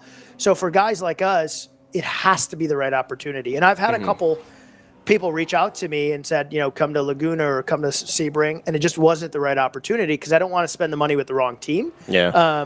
So for me, if I go there and I know it's money that I could spend to take my boys on a trip or my wife on a trip or do something like that, it has to be the right opportunity. But I would like to go back. I just feel I'm a competitive guy. I felt like it was left a bit unfinished. So you're looking at it from a not necessarily, hey, I want to I want to prove myself against this paddock, this lower tier paddock, let's say. It's, hey, there are tiers above WRL, and I am so naturally competitive as to want to go be a part of that competitive group. I think Cole and I would have had a real good shot at a Pro-Am title if things just had gone the right way. And I think if we go to SRO and do it Pro-Am, I think we'd have a good shot there too. Yeah. So that's kind of been the allure. Is I'd love to win a championship there. Obviously, racing in the 24 Hours of Daytona is everybody's dream. Yeah. I can't afford to do it. If someday I can, I would just do it just to be part of that show. But to win a championship either at SRO or IMSA would be cool. And Random Vandals is the perfect spot for that if I'm going to SRO. I mean, they're kicking butt and winning championships. And some of my teammates from WRL are there now, racing. Sam Craven is doing really, really well in Pro-Am. So it would be nice to go and race with Paul and those guys in SRO if I can. It seems like Paul, I've never really interacted much with Paul, but he seems like the kind of guy that gets it, right? In terms of bringing drivers up from, hey, I want to get a bunch of seat time in this endurance series that's, obviously not Champ Car. It's a couple of steps forward from that, but obviously also not SRO. That there is a pathway through what Paul's developed at Random Vandals to be able to get in and get comfortable quickly and be competitive there. Yeah, and he's built now from his endurance racing days, a GT4 platform. And now he's got a GT3 platform. And they're doing pretty well in GT3. So it's nice because Paul sees the big picture, but he also treats his drivers like any of the great teams here, like a round 3 would treat me. Paul does the same thing. So I found that even in my limited experience on the pro paddock, not every team owner handles his drivers with the kindness and the appreciation that Paul does. So if we can go to SRO and do that, it would be a really cool thing for me to follow from WRL to SRO, the same team. But we'll see. It's budget for us. And middle of the season, trying to find a budget for this season is almost impossible. So we might do a race or two this year. And my hope is to do Road America, it's home track for me, but set up some time to pick up some sponsorships for 2026 and give it a real go for a full season. So I'm going to ask you a similar question, but framed slightly differently. What would the progression have to be for WRL to get to a place where drivers are maybe not 50-50, but something closer to 50-50, choosing a WRL program over an SRO program?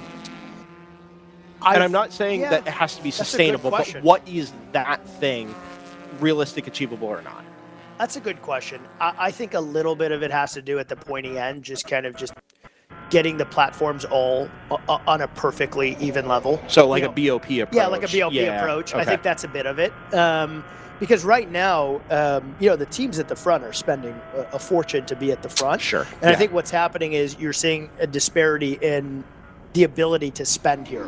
Whereas when you go to IMSA or SRO, all those teams have the ability to spend big money. Yes, a Wayne Taylor might outspend or do a little bit more, but almost everybody has that ability. But if you go and you look at like Open Throttle, they're trying to do the grassroots thing for their drivers.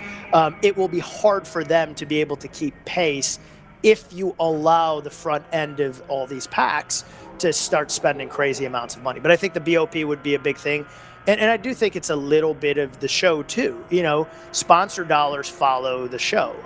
We don't have a ton of spectators here, so it's hard to find sponsor dollars. I find myself to be at least decent at marketing, decent at approach and talking to people, and it was very hard to find sponsors for IMSA.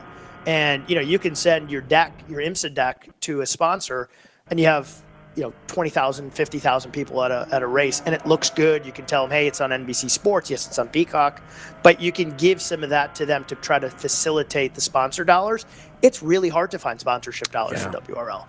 So when you can't do that, you also lose a lot of the drivers that are searching for sponsor dollars, because there's so many great drivers that just can't pay for a GTO seat. They're getting expensive. It's really hard. Even if you're reasonably successful, to pay for GTO. So a lot of these drivers who have the ability, like a Carter, they'd have to go find sponsor dollars if the series went there. And we just don't have the eyes on WRL that would allow sponsorship dollars to come in.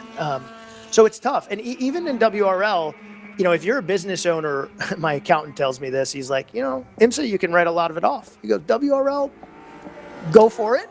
But you do run a risk there, because you got to prove that it's a worthwhile business expense. So I actually, frankly, I don't write WRL off. So I'm writing a check to come race, but I don't really write it off. Whereas in IMSA, you can. So you got the people who can pay for a seat, you got the people who look for sponsorships, and then you got me kind of in between, where I can kind of pay for seats, but I can't go to an IMSA or an SRO without sponsor dollars. And I think that's the ticket in SRO IMSA is it's got the show that allows you to potentially pick up some sponsor dollars, and we just don't have that here. Got it. So it's basically the incremental cost of going and doing that thing is easier to find in SRO, even though it is a higher increment. Yes. To go find that because there's potential for sponsorship to support your effort rather than as compared to WRL, where really you've got to kind of self-fund if that's what you're chasing. Yeah, really. Yeah, I mean, interesting. There's probably That's very a interesting. handful of drivers here who have some sponsorships, and I've been lucky enough in my couple years here. We had the show, so Haggerty helped us out For quite sure, a bit, yeah. the team at least. So Brad was passing on a lot of that to us. And Continental, I drove the Continental car, so that was really nice. But right now, I write my own check to be able to drive. And if I do get sponsor dollars, then I'm deciding, do I spend that here? Or if I have sponsor dollars, do I take what I can afford, add the sponsor dollars, and go to SRO or IMSA? So I think that's the difficulty at the pointy end here is kind of a variety of things. Yeah, and look, I'm not trying to suggest that WRL needs to do these things in order to be competitive, because I think it's carved out a really nice spot for itself in the overall racing ladder. Especially if you want to go sports car racing, how you develop yourself. And we just saw an FPRS come through the screen there. It's nice to have some, if not factory adjacent interest from somebody like Ford being involved in this series as well. So it obviously has appeals of its own that have carried it through this recent 4 or 5 year period of increased interest in the series. Just always interesting to get your perspective, specifically having come back, looking forward to going back to the higher end and going and doing those things, because you're obviously pretty plugged in and aware of all that. So I appreciate the candidness there with all that. Yeah, listen, I think WRL is in a perfect place for what it provides, and I think the next step up might ruin what WRL is all about. Of course, yeah. I think it becomes tough because then you are competing with going to SRO and going to IMSA, and it's hard to overcome the fact that they have all these fans, and if you're going to spend that sort of money, why not go do IMSA or SRO? Yeah, for sure. Yeah, no, I get it. It's one of the things that I enjoy about following Mo on Facebook is there's been a lot of changes in his industry as well in the last couple of years that I'm tangentially aware of because I have friends that also work in the real estate industry that are cagey about it. And Mo is speaking truth to the power on Facebook regarding some of these issues, and I'm always shocked that he lays it all out there. That's what I really enjoy about Mo is that he'll say exactly how it works and what's going to happen and why it has to be that way. And there's not a whole lot of reservation I see going on about it, and it's something that I've really, really come to appreciate as somebody in this paddock, especially that isn't cagey about stuff. He'll just come out and say it I can write this off and I can't write this off. That's a big part of it, I just really appreciate that. Well, thank you. I'm trying to be as transparent and candid at all times. And when it comes to real estate or law and stuff, sometimes I've spoken too candidly and the boards don't like it. I've been warned a couple times. And every time they call me and tell me, please take that down, I tell them no. I'm like, listen, this is my opinion and there's nothing illegal about my opinion. And I did it on ABC 7 News a couple weeks ago. Oh, wow. They actually cut most of what I said. But I went at some lawmakers about the squatter rights, and I did a backup interview with them, and I said, did I mic drop too hard when you guys interviewed me? And they said, yeah, we had to cut some of that out. But again, I was just being myself and being candid. So I do appreciate the fact that you appreciate that. How'd that candidness go over in the IMSA paddock? Well, so my team, the first race when I got taken out, I was pissed. Yeah. And so I went to scrutineering to talk to them, and I got hit on the final lap by a former Porsche factory pro, I won't mention his name, from two cars back. And they called that a racing incident. They said, well, he went kind of deep. I said, I was at the gates of hell because I was door to door with Mark Miller, and he was at the gates of hell. And I said, he just used me to stop. And they're like, well, it was a racing incident. And I was like, it's not a racing incident. So I was arguing with the IMSA scrutineers. And then I got taken out in turn 6. I was like, how's that a racing incident? And they tried to say that was a racing incident. And one of our team owners was like, I've never seen somebody argue on a first weekend and chew out IMSA scrutineers like you did. And I'm very polite to scrutineering. I mean, I've always had a great relationship with scrutineering here, but I thought it was BS, and I laid out my case, and they didn't really listen to me. And I went looking for the drivers to try to talk to them about how it was BS, and they were gone already. So, but no, I was very candid my first weekend. But again, that I understood after I calmed down that was part of their show. They didn't need to go green with 1 lap left. And you got pro drive. That's one of the downsides of pro racing is you have pro drivers whose damage is cut off.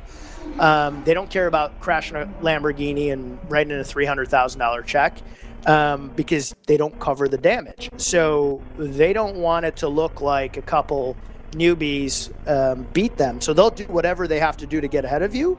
And that's part of their show at IMSA. Whereas here in WRL, you don't see that. That was a huge twitch. Whew. That was quite a save. Yeah, out on the new apron there at the exit of the kink. Well held. That saved him there. But that's rough out there. Have you been out there? We went out there in the street car. Oh, okay. And then I had one time where I got 2 wheels kind of over on it. And I think it definitely is good runoff out there in the kink now. It'll save you. But if you use too much of that and your tires are gone and your hands aren't straight, that's still going to pitch your inside or out. But that was a good save. Dicey. Yeah. Mo, I don't want to take up too much of your time. You've been entirely too generous as it is. Listen, the only bummer about seeing you come up here in your fire suit is just how faded and starting to peel it is. The WRL logo is starting to fade there. I mean, I need a new one. I gained too much weight to fit in my Super Trofeo one. Actually, funny story. No. I couldn't zip up the Super Trofeo suit, and then my Random Vandals one, I'm just fat enough that I zipped it up and the zipper broke, and Mace put it back together for me. So thanks, Mace. So this is the only one that fits now. So I think I need a new one, or I need to lose weight. Canned it again. New suit. The easy way. I got a couple of those new dad LBs on me, so I got to lose it or buy a new suit. Mo, thanks for stopping by. Really appreciate your time as always. Best luck to you the rest of the way. You're back in the car tomorrow? Back in the car tomorrow. Good. We had a bummer because we were in P3, but our shifter broke, so we spent a lot of time in the pits, and I think we're down there someplace P4, P5 now. But you're in the 1. 1 or 10? 1. Yeah, you're in the we were P3, but we lost. I think it was 5-6 laps sitting in the pits. But I think we got a shot at a podium tomorrow. Well, we'll keep an eye out for it. Always fun to watch these new and improved GTU battles with a couple of heavy hitters going at it yourselves. Automatic, Stratus, Roberts Motorsports. They were fast. Yeah, man. Real fast. So the guy who started in that car said he did dirt modified sprint racing, and boy, he put together a lap yesterday. Awesome. He's fast. Yeah. Awesome. Well, we'll look forward to you doing battle in the number 1 there again tomorrow morning. Mo Datka out of the Round 3 Racing Sebeco NP01 number 1. Thanks, guys. Mo, one of the all-time great guys in racing, and we did touch on that in a little bit there. Yeah, just overall a great guy. Glad to see him back here. He's got family commitments on top of his numerous professional commitments, which sees him limited in the amount of time that he's spent in the WRL in the last 18 months or so. But happy to see him make his return here with Round 3 Racing. Brendan, on the subject of driver suits, before we try to bang in some racing here for the last hour, did you see Rutledge Wood's racing suit this weekend? Brendan's still not back. He's still talking to Mo. Mo's a great guy. We'll touch on that here in a moment. Scott Michaels, have we missed anything in GTU?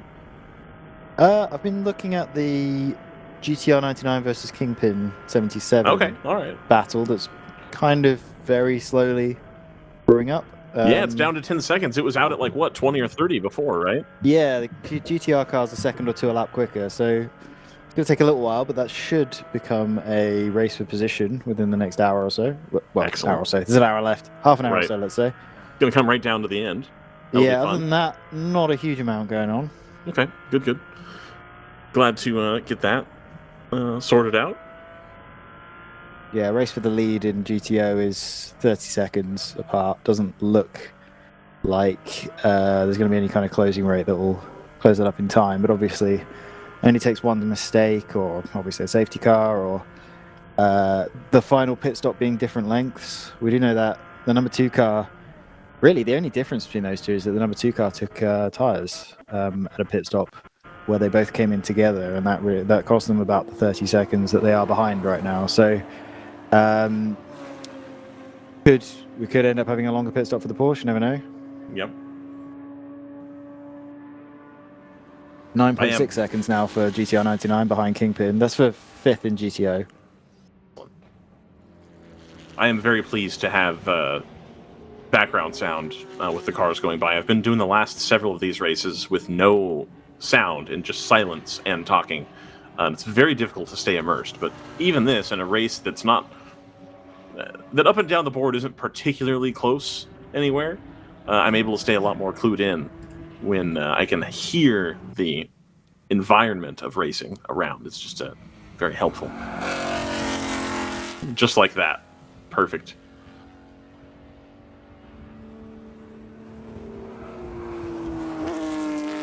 You can hear the Porsche as well. Just the different noise. Oh, beautiful.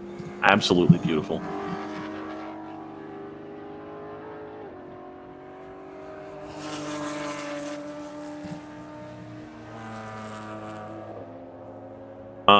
I think, Dustin, this would be a good time to go to the fridge, change the setting, and then put your cup under it and get yourself a nice fresh cup of Ad. If we could do that and refresh ourselves here of our knowledge about the best tire in the business, the best tire of all time, Continental Tire. We're going to go say hello to them. We'll be right back. You can feel confident Continental is the smart choice in tires. Can they handle extremes? Yep. Tested from the Texas desert to near the Arctic Circle. Really? Really. Anything for the guy who finds that one pothole? Yeah, road hazard coverage has your back. For real? Absolutely. Were they made by like a bajillion engineers? Well, closer to 100. Continental. Welcome to the smart choice in tires.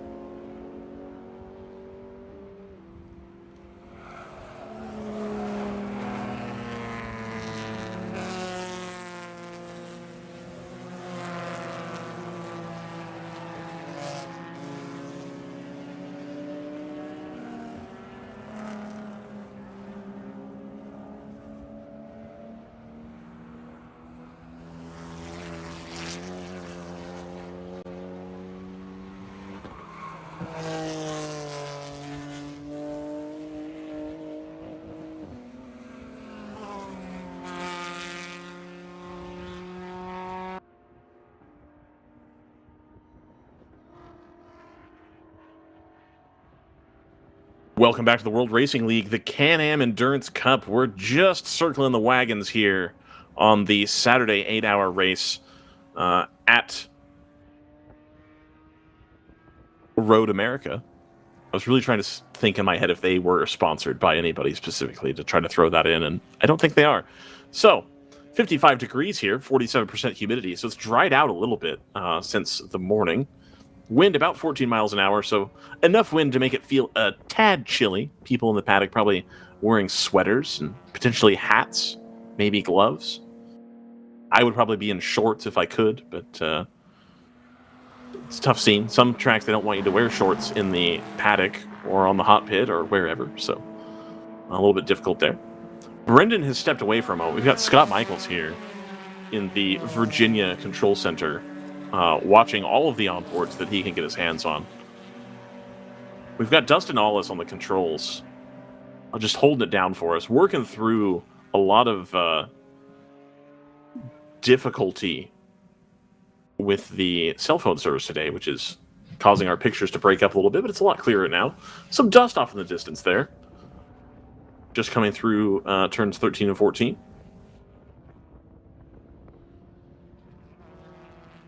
"59 minutes remaining.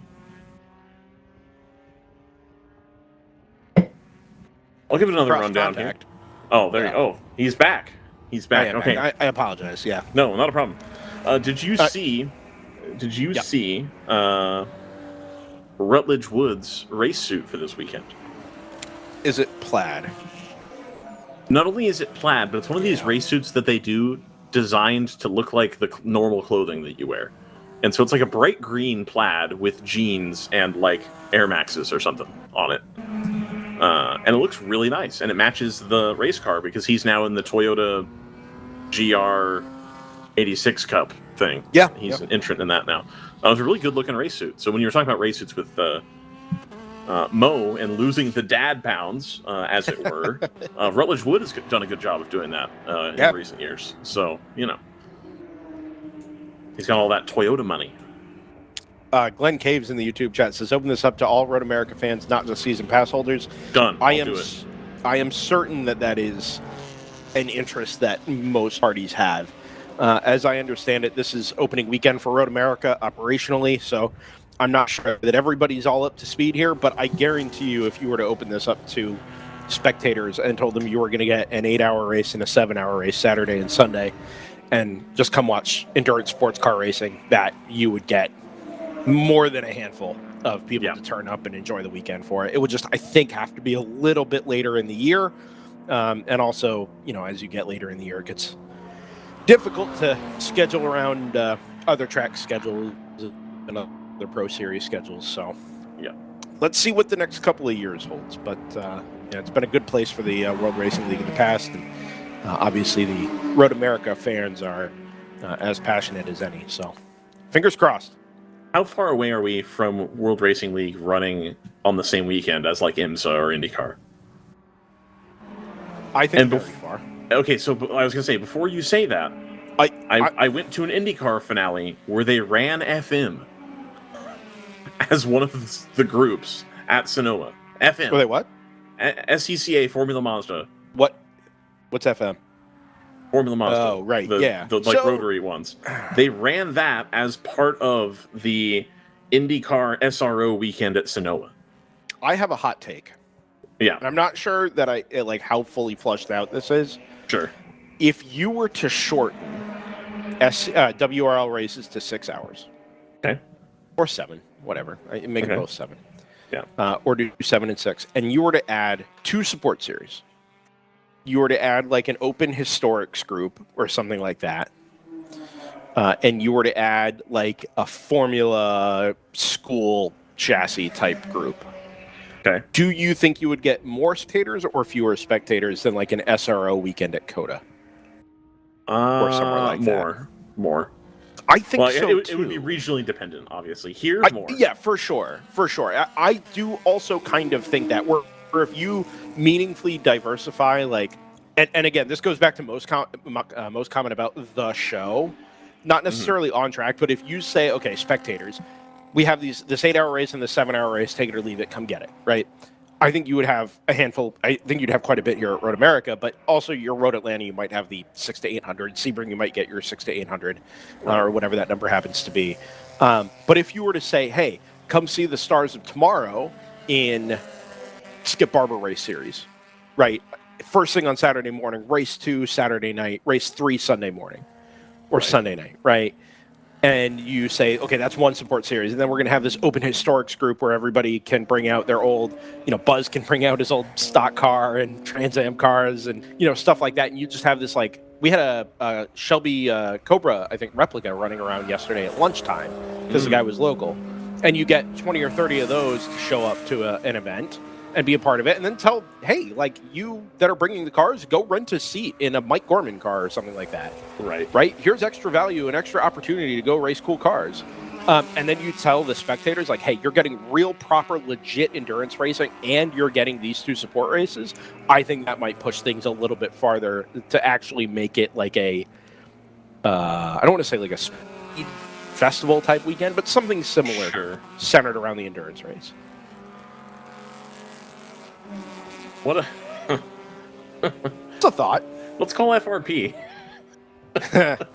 Hey, I mean, they're at Mid-Ohio, I think, this weekend on a standalone endeavor. Yeah. Been there, done that. Indeed. Appreciate everybody's company in the chat today. It is the 2025 running of the Can-Am Endurance Cup. Saturday 8-hour enduro is 7 hours done. 53 minutes remaining on the clock. That is roughly half of the length of a standard IMSA at Long Beach sprint race. Yes. I got a little extension to your question there. Yeah. Why, this doesn't seem to happen very much in America, but why don't we do something that looks a bit like what Silverstone used to do with the Tourist Trophy, where that is one race a year and it moves around like every 4 or 5 years who actually organizes it, but that is like the endurance race at Silverstone. And if you go there, that's a specifically quite big thing to win. Like, why isn't there a Road America 6 Hours and WRL just happens to host it? Because in this series, you can almost turn up with kind of whatever you want and match it to WRL fast rules, which will make that event a little bit unique, because like you can't just turn up to IMSA with anything. You have to turn up with a GT3 car or a Pro Star or a P2 or a GTP car. Yeah. With this, it's like, this is the Road America 6 Hours, and there's 4 classes in it. Just fit a car to any of those rules, and you can pretty much fit any car to some set of rules here, and try and come and win the Road America Endurance race this year. So, Scott, not to be too sarcastic, but they used to have this event. It was called the 25 Hours of Thunder Hill. Well, yeah, I'm not talking about one event in America. I'm talking about Road America, which is a circuit that has its set of fans. Oh, okay, I see what you're saying. Like, they have this one big endurance event a year, and right now the best Silverstone organization Tourist Trophy was for a couple of years, like it was the FIA GT event. Yeah, and then right? I think it went to... It became like a brick car event or something like that. No, it went to ILMC, I think. Oh, did it? I think so. I think the 6 hour in the ILMC was the Tourist Trophy. Interlagos had the has the Mil Milage, the 1,000 miles, which was like a historics event for a while, and then it became ELMS or LMS ran it in like 2007, and then they kind of did put it to one side, and then it got taken over by I think local organizers again. I see what you're saying, Scott. I'm kind of into the idea. I'm careful with how I posit this. With the next event at Daytona being the Paul Revere 14-hour, the idea there is not necessarily that it carries on like, oh, this is the same event as the Paul Revere 250. It's not. But the idea is to carry on that kind of lineage of like, hey, this was an iconic centerpiece of sports car racing, right? It was like an anchor for the summertime of IMSA racing in the 70s and again in the 90s and the early 2000s. That event doesn't exist anymore, right? So like, yeah, is this an IMSA event? No. Is this an event title that is a trophy that's been awarded continually for decades? Also, no. But are we accomplishing the same thing with an homage to the thing that came before it? Yes. And I think that's part of what we're trying to accomplish with some of the branding exercises here. Part of the problem, too, is like, okay, I mean, Road America has like an old sports car race that goes back a long time, through the ALMS days and the IMSA days. Mid-Ohio had sports car races, IMSA races that go back to the 70s, where they were twin 6-hour enduros. And it's kind of a similar thing to what we do here. But in a lot of cases, that lineage hasn't continued. Yeah, there's no IMSA has kind of made a scene of all that by screwing up the format. I'm sorry, Scott, go ahead. I was just going to say, it's a little surprising that there's no attempt to build in any legacy or lineage, as you say, into the WRL events. Although the Paul Revere thing, that's a good point. That is one. But this, like, could this not? I mean, I don't know if there historically has been a Road America 6 hour, if that's just a concept people throw around. I'm that certain we should do in the future. You go to the Wikipedia page for the whatever the sports car races, Road Racing Showcase, I think is the most recent name for it. I think if you were to type that into and go to the Wikipedia page, that it would just give you all of the winners of essentially the IMSA event at Road America. Yeah. Right, regardless of whatever the format was, race distance, time of year, any of that. Unfortunately, that name, like the Tourist Trophy name, like you described, that continuity just hasn't existed here in the United States. Some of that is sponsorship, too. Well, the problem with the IMSA event as well is it's way too short. It's just... And that was Scott. That's kind of what I was talking about. Yeah, like there have been historic events that you could have held on to, but like, for example, because it's close to home, Laguna Seca used to be a 6-hour event. Yeah. But now it's a 2-hour event, and then it was a 4-hour event for a little bit, and so it's hard to draw like a lineage to anything like that when you're constantly messing with the lengths of the events. And to some extent, the WEC does that as well, which I am not in love with, where they kind of arbitrarily decide that they're going to change the length of the event year to year. It seems like maybe I just don't follow it enough, but I feel like they all used to be 6 hours. Now it's like, well, this one's 1,000 kilometers and this one's this. Well, and... they ditched the 1,000 kilometers back in the late 2000s because the cars it's got only too quick. Qatar. Only Qatar, I think, and that's No, obviously Bahrain's not a 8, historic event. Qatar's 10. Well, past Okay, well 10. then neither of them have any lineage. Right. Historical Well, I mean, context. those have But been there for 20 years now. The distance thing has gone away with television, I think. ILMC. Well, also sort of 1,000 kilometers is just way too short nowadays. So And that was exactly the point. Is there's like, no round unless you want to do 1,000 miles, but we work in metric, so the mid 2000s, the cars got too quick for 1,000 kilometers to be anywhere near like a full 6 hour window. And obviously, we weren't broadcasting most 6 hour races in their entirety or 1,000K races in their entirety. But they did kind of pivot to the 6 hour standard race distance where the 1,000 kilometers didn't matter, but every race was going to be 6 hours to kind of continue that concept, that 1,000K concept. And then I think people started realizing, like, oh, we're repeating similar races here, just at different tracks. Maybe we should be mixing up the 6s, 8s, 10s, 12s. Right. Yeah. I think the difference is, and this goes with my complaint, that all the WEC tracks are just Tilke-drome F1 tracks that are lame, which I've been told is not accurate. Man. But that's my perception of it. I mean, great too. The Min is great Tilke-drome too. over at Imola. Silverstone and Bahrain and all the, Here is the issue, and it's the issue with WEC in the United States as well. There is a minimum expectation of infrastructure, and I'm not talking about like, would Road America as a circuit be a safe place for WEC? I mean, yeah, almost certainly. Right. But there's no permanent garage structures. Right. Right, and there's no ability to build temporary garage structures because the cold pit, hot pit situation here in the United States requires a wall and then a fence directly behind the wall, not a mega structure, to house. And so this is the problem we're running into now, where we could legitimately have like 50 car WEC grids everywhere. Right. But because, hey, everybody's got to have these garage structures, and we want every track to be kind of a we want our schedule to have a consistent presentation for our teams and our entrants.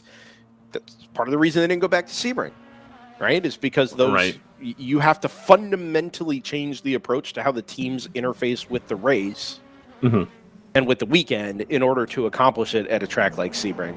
And it takes so many tracks off the calendar, and most of the Formula One tracks that have those garage structures have a maximum of 36 cars anyway. Right.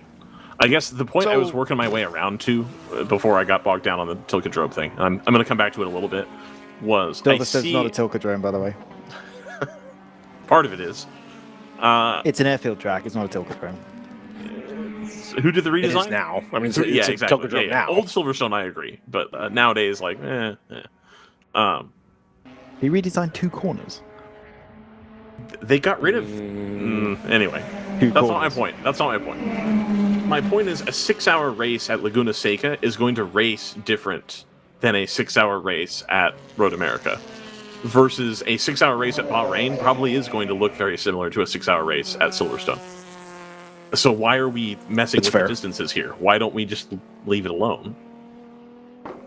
TV. People like that. European drivers are in the press saying they like racing in America because the tracks are all very different. It's TV. I think it's the short answer. And that's too bad. And I mean, well, you say that. In It an also era got where we the have to ALMS stream where it anyway. It got that's the true. ALMS to where it was. It's almost single-handedly. Having it in a digestible format. If the first year they ran, it was like 3-hour, 45-minute races at the Las Vegas Roval. Like, who are you helping? No, you're not helping TV. You're not helping local spectators. You're not helping anybody. You're not helping teams. You got things into a 2-hour, 45-minute window, a 3-hour TV window with a short pre-race. Cars roll off, and bam, you hit the ground running. And then you try and catch a winner after the race is over before the TV window closes, right? What's probably the most shared ALMS clip of all time, like on social media and stuff, like the most viewed by the most number of people, took place at a 6-hour event that I'm pretty sure Speed broadcasted in its entirety. You might be right. Yeah, I think so. They did that. And like, this is a secondary issue in that there used to be a channel to put all of that on, and there's not anymore. Well, but there is But there We don't is now need- because you we can don't need stream channels. it. Exactly. We all, You can stream we it. all stream in Devo. Exactly. So that's my point. Why do I give a blank about the TV window when I have to pull it up on Peacock and watch an ad every 45 seconds anyway? Which I absolutely still do, even though they got rid of IndyCar. I 100% still only watch IMSA on Peacock. I would never do anything illegal. But getting rid of IndyCar on Peacock made me a lot less interested in using Peacock for racing. But I definitely still use it for sure. I watch the extended highlights on YouTube, but Yeah, there you go. So, yeah, I mean, there you go. Like, you can watch the condensed one, you can watch the highlights, or if you want to watch the whole thing, it's streamed anyway. So why do I care what the TV window is? And I understand that at Belle Isle and at Long Beach, you can't have a 6-hour race. Like, that's they reasonable. should be 4 hours standard. I get for those two events. Well, yeah, sure. I agree. I would prefer a 6-hour standard, but like I would take 4. 4 standard and then 6 and 8 endurance races, and obviously Sebring at 12. The fact that the current IMSA schedule is half the events are 6+ is a boost. I think it makes a big difference the amount of people that get interested and stay interested. I don't know that you could wait. Half the IMSA schedule is 6 hour plus. Yeah, I don't think so. Yes. No, I don't think so either. 5 out of the 11 events are 6 hours plus, and no class runs more than 10 events. I think 4 of the events. No, it is 5. You're right. Yeah, because it's Petite. It's as well. Daytona, Sebring, Petite, Indy, and Watkins Glen. And there is no class that runs more than 10 events. Got it. Okay. And I know it doesn't feel that way because you have these weird street races that are only 100 minutes, like Detroit and Long Beach. And Long Beach, yeah. But, I mean, demonstrably, this is true, that there is still, endurance racing is still, proper endurance racing is still a significant part of the IMSA schedule. And it's like, do I want to watch a 6-hour race at Lime Rock or Mid-Ohio? Like, probably not. No, that's very true. I don't think I do either. So, like, basically, it's Road America and Laguna where I want to see a I would want to see race. a 4-hour race of those tracks. Yeah. And they're switching that to where Road America is going to have that next year. So I'm almost satisfied. But yeah, and in some cases it's just matching the event to the race distance to the event. Right. Road America, you're going to get 6-hour vibes from. You're going to get move around, check out different corners, different parts of the track, camp. I mean, you're going to get the whole long weekend endurance race vibe from a place like this that you're just not going to get at the Indy infield road course. It does feel like a giant waste of time to tow out to Laguna Seca and not run a long race. That's fair. I mean, that's also, I think, and a it's really good the point. same vibe. But it has the same vibe as Road America, where you can like go wander and like do stuff. And if you're going to tow to the West Coast, like doing 6 hours at Laguna is not going to present the same as doing 6 hours at like Portland. Right. And I'm not sure people are going to have the interest in watching a 6-hour race at Portland. Could you fit IMSA at Portland? I suppose. I mean, probably not. You can fit Xfinity there, then like maybe, but I don't know. They've done LMS. But anyway, the point is that like not every track is equally suited to doing the same type of race. Right. Everywhere, and that's from a perspective. Obviously, the World Racing League, like what we're doing here, is amateur and on a slightly different scale. Yeah. Yes, we welcome in spectators when we can, but the idea is to go get the track time and do the racing thing, right, on a high level. So you're not quite as worried about the show, and you're not quite as worried about entertaining 20 to 30,000 spectators. Nobody says in the chat, very few people have a 2-hour attention span. I couldn't bring my wife or grandkids. They'd be bored in less than an hour. So one, I am firmly against the old person mindset of like, kids these days can't do more than 2 hours. No, they can do more than 2 hours if it's something that's interesting. And like, I agree. I don't bring my daughter to these races usually because she can't sit still for 2 hours and just stare at the street. But you know what she can do? We can spend 8 or 9 hours at a cycling festival at a racetrack because there's stuff going on. Yeah. You can spend a long time at Road America during the IMSA weekend, even though the race is laughably short right now, because there's stuff to do. There's stuff to walk around and hang out and look at, etc. Yeah. And it comes back to what I talk about repeatedly, which is the Long Beach Grand Prix is a banger event because you can go and not be interested in racing, and there's still stuff to do. Yeah. There's drifting, there's concerts, there's vendors, there's like actual good vendors, not just like the tracks sanitized food. Yeah, sure. I'm not talking about Road America has really good food. That's not what I'm talking about. But people know which tracks I'm talking about when I talk about sanitized food, like very sterile, normal, like run-of-the-mill Cisco burgers. Everybody knows what tracks I'm talking about, and that's not here, to be very clear. When you have a place that is inviting like that, you can bring people to that event. You can have somewhere like Road Atlanta where they want you to come and bring your RV. Make it a camping trip with something to do. Yeah. If you're not a big hiker, not like a big outdoorsy person, but you go camping, it's boring as heck because you're just sitting there by the fire. When I go camping, I go on huge hikes because I can't just sit by the fire all day. You have to find something else to do in the meantime. And the longer your event is, the more of those other things you can do in the meantime. And then you can go back after a couple hours and sit down, watch the race, check the live timing, and go, oh yeah, now that car's ahead. Okay, cool, what happened? And sit there and take it in for a couple hours and then go, I want to go to the carnival zone and ride the Ferris wheel or whatever. You can have all of that stuff. There's also Venues don't do that anymore. There's also the fact that there are plenty of series who cater to the I don't have a 2-hour attention span crowd. Right. There's plenty of people who really look for something where they can attach their attention span for a longer period of time, and absolutely. less and less places and less series are catering to that crowd. If it's not obvious, I put myself firmly in that crowd. Yep. It's very frustrating that this crappy 1-hour attention span crowd is getting all the attention, and everyone's competing for their eyes. That's a really good point, Scott. And I'm trying to determine, really and good. like, can you give Layla a headset for this, please? Because She's like on. she's on. So okay, and I want her to talk. If that would be great. You and I talked about this the last time we did a WRL race, and it was that YouTube has changed the algorithm a little bit to now push. You're either watching reels or you're watching long form, 15 minutes or longer content. Is that YouTube changing based on what they perceive to be like society's change? Or do you think it's society's changing because that's what YouTube is pushing? Give me a chicken or egg understanding of, because to me, it feels like, hey, we're starting to emphasize long form content. We're starting to see more and more people as we run wide here in the 22.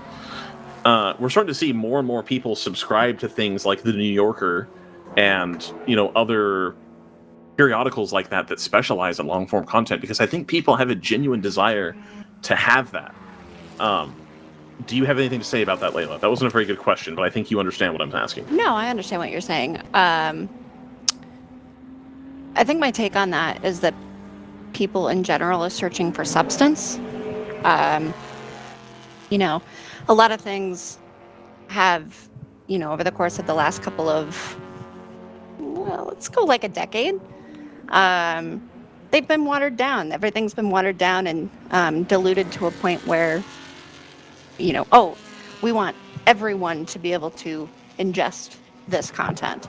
And then the reality is that I don't think that's how anybody actually is. Maybe for something quick and passing, you want like, hey, I just want the highlights. But I think in reality, people just crave substance. They crave backstories. They crave human interest. They crave, how did, all of these, how did everybody end up in X? How did all of these people end up here? So, I think it just boils down to like a craving of substance. Truly, it is. It does come down to substance and what people want. Reality, and reality isn't diluted and watered down. It's big. Yeah. The story is about so much more than just the result. I mean, if you whether that's racing terms or not, if you were to take history, like on a broader scale, and say, well, it's just about the here and now, it's not about how we got here, then how we got, like, the here and now would be kind of meaningless.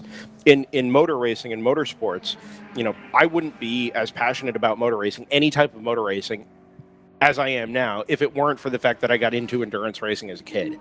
And the idea that, hey, to understand the end of the 24-hour race, you have to understand the 24-hour race.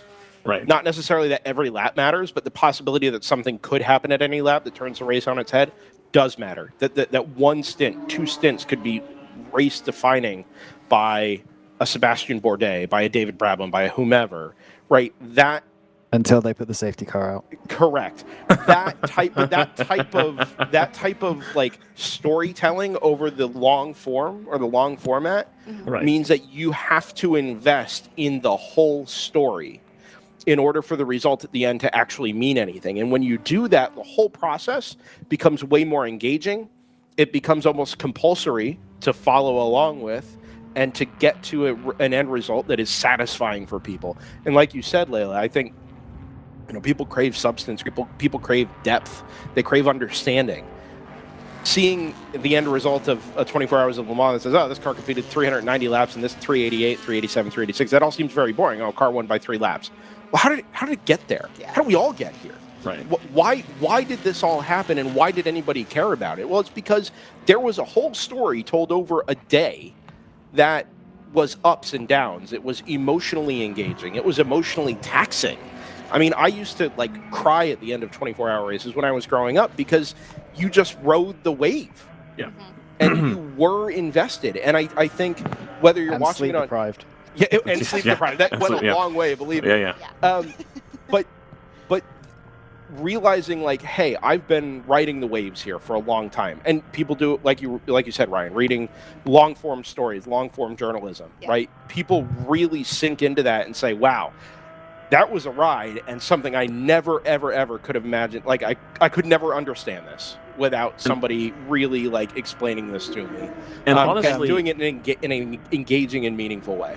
Honestly, I think there's... Oh, I'm sorry, Scott, go ahead. Yeah, just following up on Layla's thing. I think it's also the fact that people crave substance. I think it's an overcorrection to what you're talking about, Ryan, where a lot of companies have realized there's a lot of money in short form stuff and just cramming people with really, really quick information. So everyone's dived on that over the last 5 years or so. And now we actually just have a void of substance. There's not very much content out there that does contain substance. So now that's why there's a craving for it, I guess. And I think I just would a bit of an point overcorrection. Yeah, I agree. And I think I would point towards, the more I think about this, and there's 2 parts to this. And it's one, that premium television, like HBO, Apple TV, that level of FX to some extent, has taken over, I think, a lot more of the American psyche versus cinema. One, because movies right now are incredibly watered down, designed to be easily digestible, the things we've been talking about. But you've had this huge uptick in people's interest in, instead of watching a one-shot 100 to 200 minute movie one time, that I'll sit there and watch 10 or 15 45-minute episodes of a TV show, and I'll do that happily for 3 or 4 years while they still make the show, because it's a more in-depth storytelling.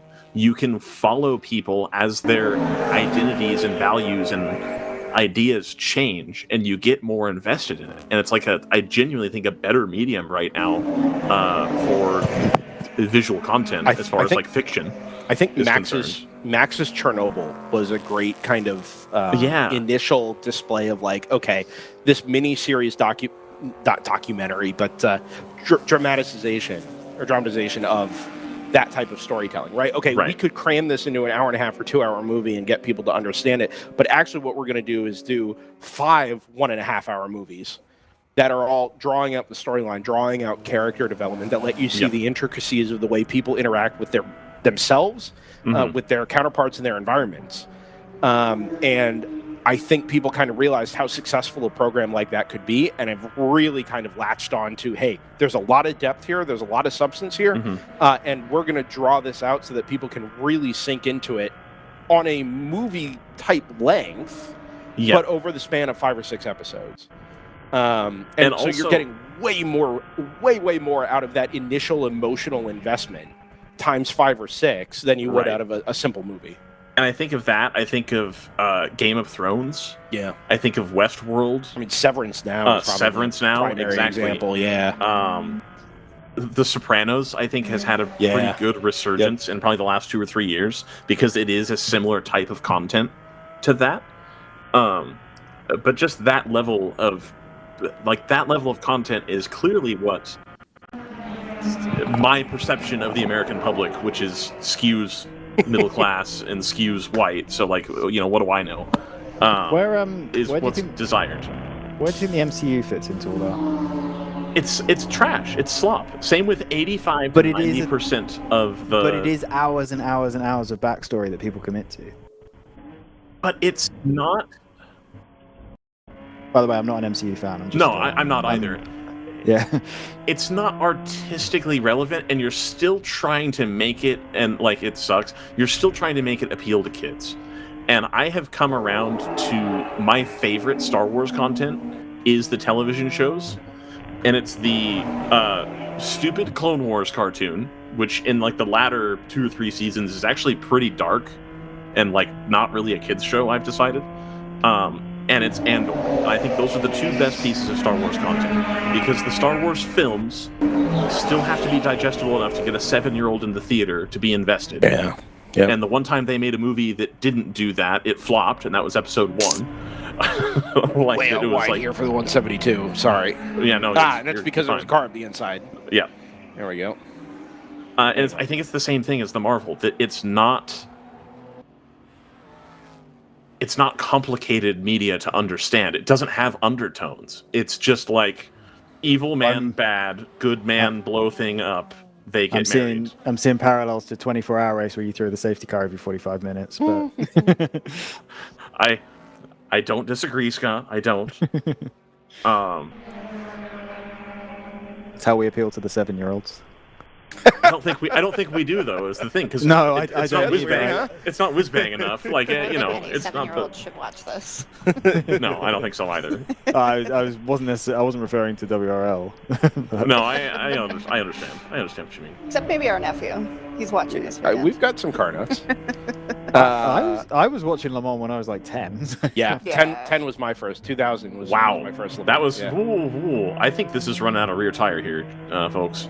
Yeah, I think you're right. The number 2 has been stuck in the middle of this, made the move up the inside at turn 1, has been going very, very quickly, trying, I think, to catch the number 7, or try and catch the number 70, who's now in the pit lane. So this will be, in as much as there is a battle for the race win, this would be it. The 70, I think, is about to be sent from its pit stall with the final jug of fuel going in. The number 2 is rounding the kink. 70 is sent. So this margin is going to be something like 30 or 35 seconds. But unfortunately, that 2 just really held up here in between the Kingpin Racing 77, who fades inside going into Canada corner, allows the 172 back into the mix. Going to get run over by the 172 here, yeah. Remember, the context for this is that 77 is kind of in a wheel-to-wheel-ish battle with the 99, who's already pitted, and the 77 has a pit stop left to do. So they can't really afford to be wasting time. I don't think it's going to be that close because the 77's gone all. Whoa, there goes this is in the grass. 72. I think the 77's gone long enough that their last pit stop's going to be so short that they'll come out way ahead of the GTR 99. But they are racing for 5th in class. Yeah, I mean, there are still things happening here. We've kind of turned our attention elsewhere. I don't know if one of the things we had mentioned this up in GP1, BSR Racing picked up a 1-lap penalty at around 10 after 2 this afternoon from contact earlier this morning. It's dropped it now a lap behind the Ginger Racing number 46. So we had kind of said early on how close a lot of the cars in GP1 were, and the fact that the Flying Fur Motorsports car was involved in all that, BSR, Ginger, had all been kind of together in these little battle packs. That 1-lap penalty looks like it might be the difference right now between first and second place for that 981 BSR Racing Cayman. So that's kind of your primary story there in GP1. The leader is the Ginger Racing number 46. Then we go 981, 946 Flying Fur Motorsports, a lap behind. Another lap behind them is the 112 of TC Klein Racing. And then 2 laps further back is the 64 Open Throttle Racing BMW. You know who would be 6th in GP1 right now is the number 21 North Loop Motorsports BMW. Yeah, that's what clean race will do for you. Yeah, the 5 laps clear of second place. Yeah. Like I feel like we haven't really talked about them, shown them on the camera specifically very often, but it just is absolute domination. Like, well, and look too at the 196 Club Sport Honda. I mean, they've had a clean race as well. They just haven't had quite the pace that the North Loop car has, and they find themselves clear of everybody else in GP2. So yes, 5 laps off the North Loop car, but you can lose 5 laps for pace over a long period of time. Garage 66, which basically dog walked GP2 at Mid-Ohio, Right. is now way back in third. I say that with the 196 now stationary in the pit lane. So is this potential drama for second place in GP2? Potentially. That Garage 66 car, if I nobody was ready recall, for it. that's the car that was a GP3 car that they've kind of cheekily tried to get into GP2. I would be willing to bet that they're still not at the right weight. I bet they're still overweight in that car. Yeah, you're for probably GP2. right. I think there's an issue here for the 196. Nobody was ready for it. Nobody had fire suits were on, but not helmets. Just sat there in their underwear. There's a little bit of smoke coming Shout out out to there. Bill Oh, no. Choice. They did nothing and then sent him. Well, I've told you about the Janetta team that came in and had lunch at Road America. That's true. No Eggert's available this weekend. Really? Yeah, the But bratwurst breakfast Scotty sandwich. Stuffers were available, right? Yes. Excellent. Good. Only the upper concession is available this weekend in the paddock. Isn't it usually? I don't know. I'm usually here for June sprints, not for WRL. Oh, okay. So, Well, yeah, no, for WRL, it's where usually everything's just the open. upper one. Yeah. Okay. Yeah, for June sprints, that makes sense. I get where you're coming from. Yeah. That's that event moving back to the June 6th and 7th weekend this year, which I was told, because it predates my involvement in the SCCA Super Tour, is the traditional date for the SCCA Chicago Region June sprints. IndyCar weekend got shuffled around, Trans Am got shuffled around, and that bumped the sprints back to early June. Same weekend as WRL at Daytona, which is not awesome. I'm glad that you're going to get to experience June sprints at its again, early normal date. Yeah, fair. Just so that you're aware that this is a bit. I've already made arrangements to hang out with a friend of mine in Chicago on the Monday. So, like, it's yeah, you've stepped up your comfort level with the bits lately. Yeah, well, it's Ryan, if you want to run social media all the time for Daytona. I mean, I 14 can't do hours that social and media. do the June sprints thing. The problem with the SCCA that really bugs me, and it's not an SCCA problem, it's just a me problem, my preference problem. Scott was just talking about earlier that people who do like long-form content, for a while, were getting less and less things to do. The SCCA is exclusively short-form content. Yeah. And I have to be clued in enough to be ready to work the whole time, but the races aren't long enough for me to really be able to sink my teeth into. And it's just distracting enough that I can't possibly do anything else. 35-minute Formula V races, it's not tickling your fancy, Ryan? It's not doing it for me. A 35-minute Formula V race at Road America really isn't going to do it for me, let me tell you. They actually had a pretty good field here last year. Was it really? But I get it. I tried to do homework during the SCCA weekend, and I couldn't do it. It's not possible because I have to be just engaged enough to not do anything else useful. And that's what drives me crazy. Is it at least when I come and do the WRL races, I'm working, but I'm sucked in and I'm engrossed and I'm trying to do all the stuff and it's active. The SCCA less so.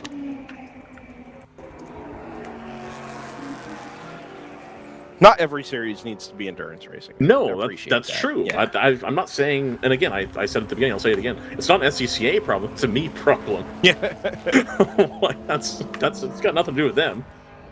They've been doing it that way for 100 years or whatever. Probably 70 years. I will say one thing about endurance racing that I think is potentially the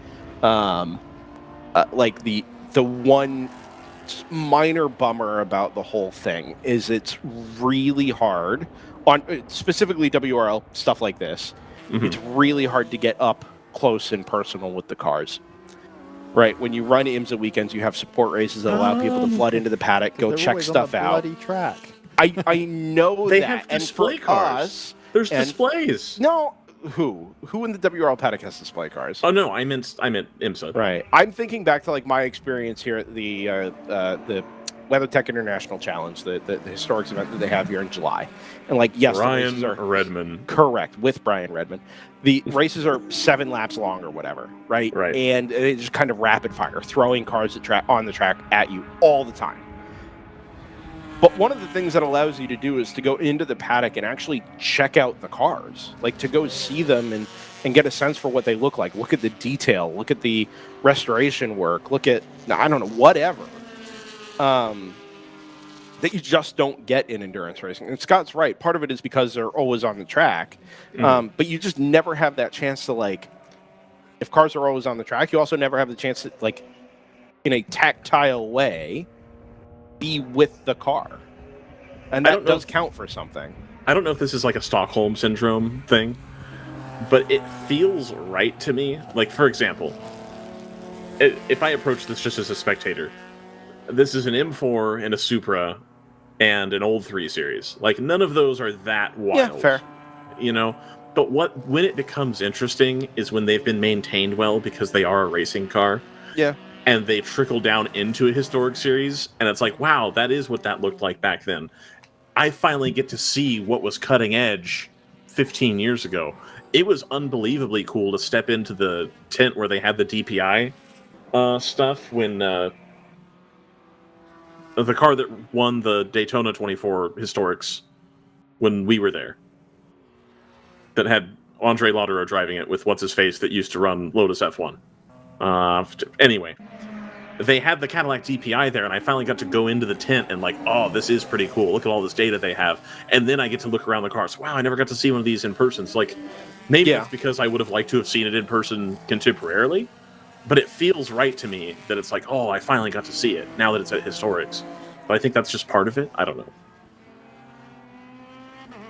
I think for SRO and this, I'm less interested in that, but like for IMSA or the WEC, where there's like prototype machinery, I can understand that. Yeah, that's fair. But they have show cars, you know. We march inside the final 20 minutes of the 2025 Saturday portion of the Can-Am Endurance Cup. DriversEye Live in the World Racing League. Appreciate your company as always. Brendan Kazmarek, Ryan West, and Scott Michael's been guiding you through the better part of 2 hours or so of long-form podcasting. They used to about a number of different topics, but mostly, I think, generally racing-related. Most of our battles are pretty well settled here at the moment. Scott mentioned that one of the things we have been looking for is the battle for, is it 5th in GTO, Scott, with Kingpin 77 and GTR 99? Yeah, it's kind of resolved itself. 77's pitted, and somehow that gap has extended from 8 seconds out to 1 minute and 50 or something. So it's not much of a race going on there, unfortunately. I think that is all in the hands of the 77. That car has been so consistent for, I mean, basically all day. It would have had a shorter pit stop as well, but not a minute and a half shorter. Well, so it's combined factors, right? The 99 was doing laps in the 2-minute 30s here in the final stint. The 77 has been 224s through most of that, and that does add up. Yeah, I hadn't noticed that. The 99 has been quite a bit off the pace recently. Yeah, yep.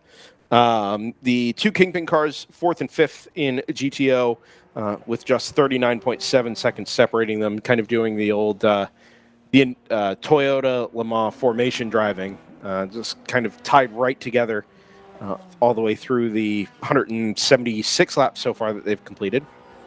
Probably just 7 or 8 more here before we get to the checkered flag. AOA Racing, the number 74, up in 3rd at the moment, would be the 3rd place car, or on the 3rd step of the podium in GTO. And Tangerine Associates ACP, number 2, is going to give this a go. A 2:21.917 here on the most recent lap. A little bit quicker than the round 3 Porsche ahead of it, but with 32 seconds to gain here. It doesn't seem like a very realistic fight, but we'll watch the progress of that number 2 headed through, actually just through the carousel now, before this one draws to a close here in a couple of moments' time. GTU, we haven't spoken much about lately. It is still a Stratus 1-2, 60 leading 58 by a lap. With a round 3 racing number 10 having assumed the final spot on the podium. It's been a better day for round 3 today than they had last time out at Mid-Ohio, where it kind of went the way of the automatic cars. This weekend, automatic, due to some bad luck, also some mechanical issues, those 908 and 909 cars well down the order in GTU. Roberts Motorsports down in P7 as well, having an early problem.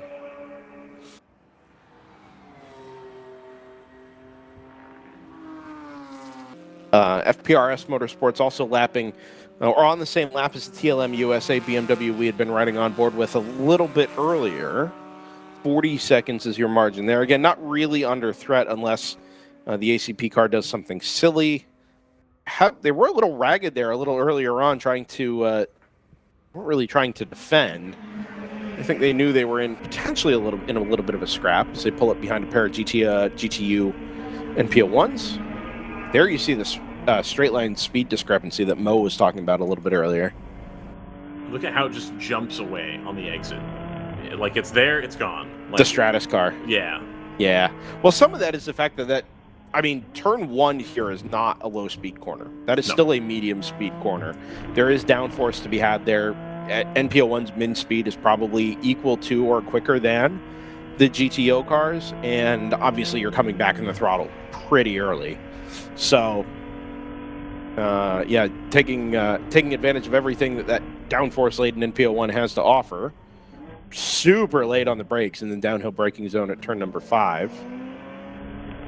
And again, yep, that's kind of what Mo was talking about, where, hey, the car's only got 200 horsepower, just foot to the floor, get back in the throttle. You could see a little bit of tire tracks being put down there at the exit of turn number 5, but doesn't cost them anything. And this is the 60 ahead? Yes, 60, because they were tied together with the number 1. And the 58 that have been fighting these M4s all day long. Yeah. Trying to get around them, not quite having the pace. Between the 74 and the 172. I think that's the 58, actually. I think the 60 has just come through behind. Okay. 59. It's a gold car. And then there's the 60. Back a shot. Man, remember DriversEye Live Daily Fantasy? Oh, man. We were picking based on the color. What a time. That was one of the eras of DriversEye Live. I really want to bring it back. Do you? I really do. I don't feel like I can if I'm doing all these like we're doing these multi weekends and I'm not like doing the WRL at all. Development. Let's talk about it. Yeah, let's talk about it. Brought to you by Hard Rock Sports Bet, the official. Yeah, no, nothing. It's not the official anything of anybody here. Nope. How do we? That's where the money is right now. How do we get in on that sweet sports betting money? I don't think we need to. I think I'd rather just not. I mean, I think I'd rather have a nice flat in San Francisco. So, I mean, I'll take it. Sure. Right. Like, you can be pleased with where you live, Brendan. I do However, hear that Stockton is the San Francisco of California. Of the Central Valley. Yeah, something like that. Is Stockton in the Central Valley? Yes. Huh. Most of California is in the Central Valley, to be fair. Is the capital region also considered the Central Valley? So SF Gate did an article about this recently, and like people don't consider Sacramento to be the Central Valley. The Central Valley is generally considered to be like Stockton to Bakersfield. Oh, okay. Roughly. Even though if you look at it on a map and you're not like a geographically informed person, the entire Sacramento's in the valley. Yeah, sure. Got it. You know. Some would say that Sacramento and Stockton are the Delta, quote unquote, and that like Modesto is the valley. You know, this could be relevant to us if we had races in California. And while WRL doesn't yet, DriversEye Live does. New for this year. Or making the return for this year, anyway.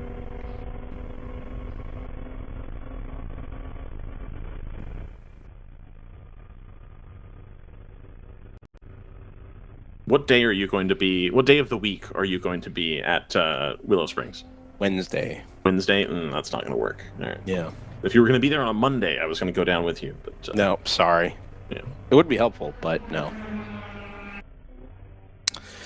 9.5 minutes remaining on the clock of the Saturday 8 hour. We're just going to keep counting this down. Yeah. Yeah. I will say, the logo in the upper right, the Can-Am Endurance Cup logo, rotating with the DriversEye Live logo, has been a nice kind of... it's been a nice little touch. I enjoy the event logo, and not just because it was something I wanted. I still think that the move is to put the poster on the bottom right. That's that a poster thought. is clear enough that you could. When you were talking about the logo, that's what I thought you were talking about. That's a thought. And then I saw you put that up there. I was like, oh, that kind of makes more sense. But just the poster, that poster specifically, is primary colory enough that I think it would make sense on the bottom right, just by That's itself. fair. That would go against Jordan Worth's observation that you got to have one clean corner of the screen. That's true. I don't disagree with that, I think. Yeah. That's a little too big. I would probably go 30% smaller. And I think you'd have to align it. And do you have to align it with the track map on the left side? Oh, well, that aligns it with the ticker. Yeah, that's pretty close. It's not bad. bad. I like I don't that. know. It's I like such a that. different shape to everything else on Hang on, screen. can you put that back there and then take the top right away? Because that has everything on it. That's a fair point. You can't turn that off. Okay, that's fine. But and then you have the top right corner be the empty corner. Fine You're artwork starting to there. lose a little bit of detail, but you can still tell what it is. Yeah. Fine artwork there in the bottom right. The product of 10 Tenths Creative. Yeah. At 10 Tenths Creative on Instagram. Put Matt Wood out of a job. SMH. No, he went to Lime Rock instead.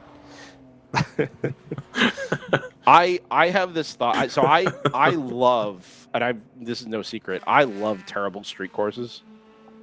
We talk about this almost every race. I don't care.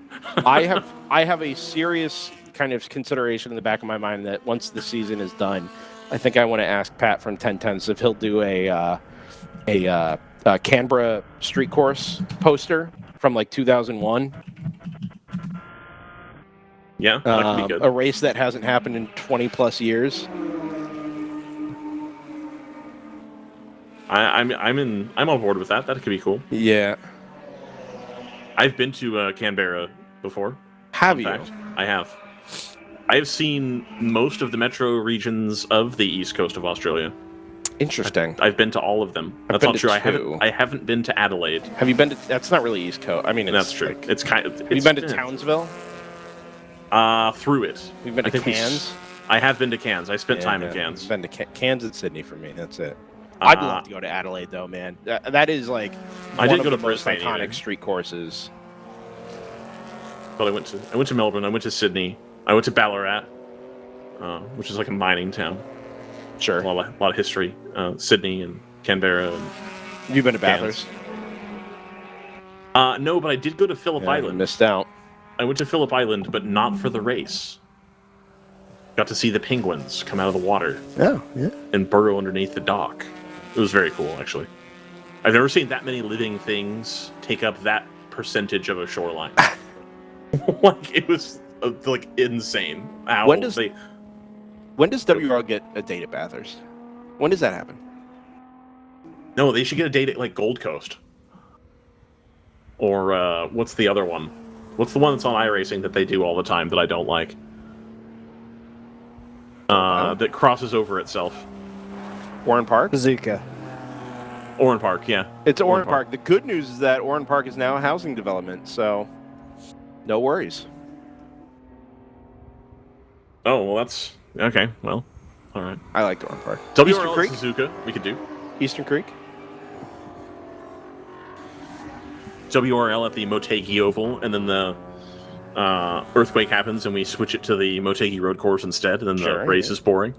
There was an old 24-hour event in Japan at Tokachi. Okay. Which I think I'm right in saying was the first ever win for a hybrid in a 24-hour race, like years ago. Interesting. All right. Yeah. But we run... Oh, go ahead. Yeah. No, go ahead.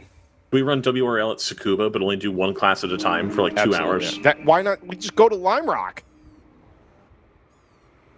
Yeah, I guess. Yeah, I like Tsukuba Nelson better than Ledges. I like Tsukuba better than I like Lime Rock. That's a terrible take. Yeah, I think I'm gonna smash that one. Yeah, I like that. I like Tsukuba better than I like Lime Rock. Oh man, that's just one of the that's worst just things Gran I've ever Turismo heard. showing through. I think is what Yeah, that is. sure. But, yeah. Did you get that big sweeper on the back, man? It really is all types of corner in the smallest possible space. You know what Tsukuba doesn't have? Hills. That's true. It does not. Well, no, that middle section is that kind goes into of the like hairpin. Yeah. No, Tsukuba's terrible. I like Tsukuba. It's good for drifting. Period. Nah, it's good for like it makes a good like Top Gear test track. Like getting a lap time there is important. And some would say it's the Nürburgring of Japan. Nobody has ever said that. Really tests every part of a car. This is what are we checking here, Dustin? Overall leader. The leader. Fair. Well, It's either this one or the other one that isn't yellow. Nice. Yellow. Yeah, that's 60 there. And then the number 1. I suppose I could text CJ about my final as well. Real cut up on your final here, man. Go figure. It's Don't counting you have down a the wedding minutes. to go to? I do. That's the thing. I have to do the final and then get ready for the wedding. ChatGPT account? Oh, you still have to do the final today? Yeah, after this, in 2 minutes and 48 seconds, I have to do the final. Gosh. And then as soon as the final's over, I can go to the wedding. Got it. Otherwise, I'll have no time to do it before it's due. Because it's due at like 1 p.m. tomorrow, which is dumb. Every other thing is due at midnight tomorrow. You could do the Jordan Worth schedule and just not sleep. I can't do that anymore. I used to be able to do that. I can't do it anymore. Yeah, I can't do that either. Which is kind of why I've been okay with these 8 and 7 hour races at the World Racing. I used to love the 24s and obviously the 25 hours of Thunderhill, but yeah, okay with doing these 8 and 7s every weekend. I do value my sleep. Dude, the waking up at that time on the East Coast after flying out on Thursday is still brutal. Like the Sunday morning, I got to be up at basically midnight in my head time to get to the track in time to put everything out. Like it's awful. Todd Robbins asked, where can I get that Can-Am poster? I think the idea is that these are going to be kept for sale throughout the 2025 season. Certainly there'll be new ones will be for sale at every event. The Paul Revere 14 Hour is our next race weekend down at Daytona International Speedway. And we'll have new artwork there, obviously, as well. But that if you find yourself at a WRL event in 2025, that you'll be able to access some of this artwork, and some of the posters, and get yourself a little, at least a toe in the water sort of event-specific memorabilia for yourself. This one will be going in a frame and into my office, just mostly because it's the first one, and also because it looks really cool. I'm going to have a hard time deciding which ones I'm actually going to display. I cannot wait to see what he comes up with for Daytona. I shot him some ideas and concepts, and oh boy, I think it's going to look awesome. We are under 1 minute on the clock here, and I don't see a white flag in hand at the starter stand, but I would have expected the 60 here to have received it this time around. It is possible here. I see 4:58 on my clock here. So it is possible that with our timer in the upper left being unofficial, that there is actually a little bit more time on the clock, left on the clock than it says. And we'll come around to get the white flag next time by.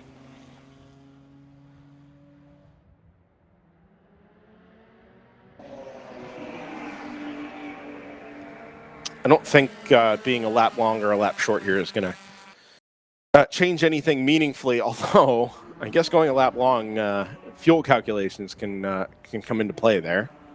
Zeros on the unofficial clock in the upper left-hand corner of the screen, but never mind that. We'll wait for the official signal here from the starter stand. Great news. We're going to add some stoppage time. Oh my gosh, Ryan. RJ's giving now us, I'm triggered. RJ's giving us plus 35. 35 minutes to go. Do you know how many? So since becoming an FCA Cone fan, do you know how many games I've watched my team lose or lose a lead in stoppage time? I believe it's that. Constant. It's constant. More sports should have stoppage time where you just. I know that it's not they do. It's called arbitrary. NASCAR overtime. Yeah, that is true.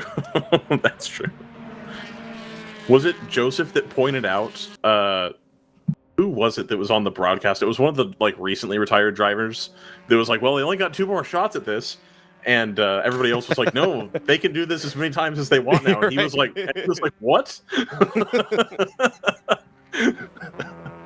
I think the starter's got a white flag in hand. Indeed, they do. I said nothing's going to change here with an extra lap or so, but the 21 North Loop Motorsport BMW is into the box. That's okay. As the leader receives the white flag. Applause down there in the North Loop Motorsports pit. I think they brought the car in just to give a couple of handshakes and claps all around. Are they going to send it back out to come take the checkered flag or no? Stratus 58 has also lost second overall. Yeah. Doesn't really matter. Their last lap was a 4:27, but that's obviously a glitch. But it doesn't mark they've been in the pits. So I don't know what's going on there. Either way, they're locked into second in class, so it's not a big deal.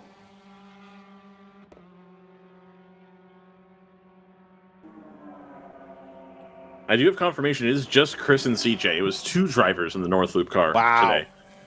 No third driver. So they've had a day.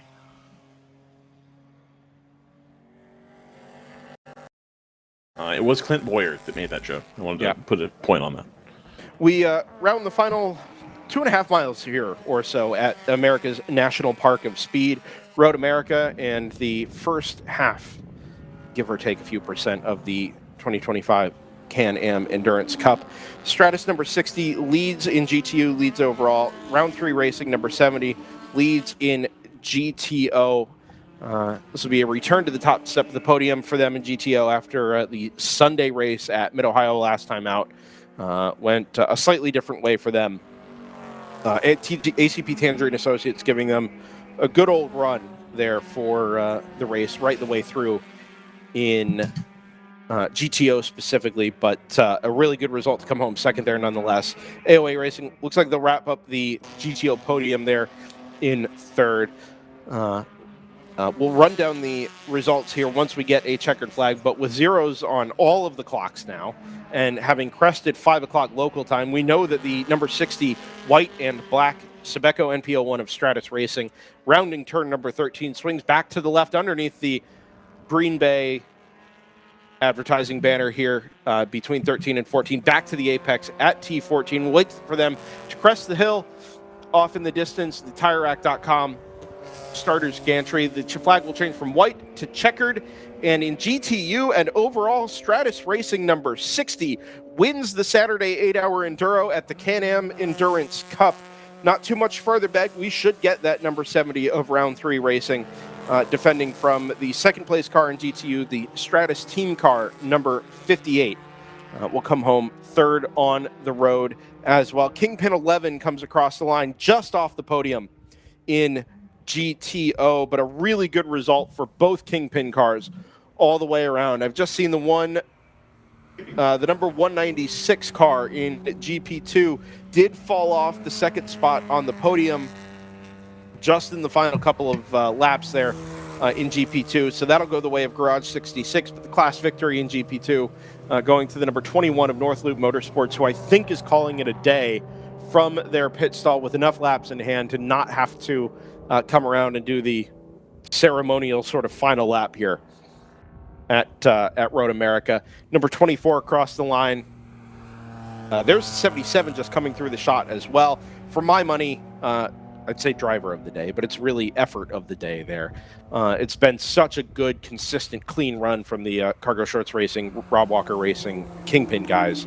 To see that car come home with the top 5 right on the tails of the team car, the lead car, if you like, is a really, really cool result for our friends down there at RWR. We'll wait for the arrival of the number 70 Porsche. GP1 winner is across the line. It's Ginger Racing number 46. Number 2 and number 74 come across the line as well in GTO, and we've seen that Porsche just yet.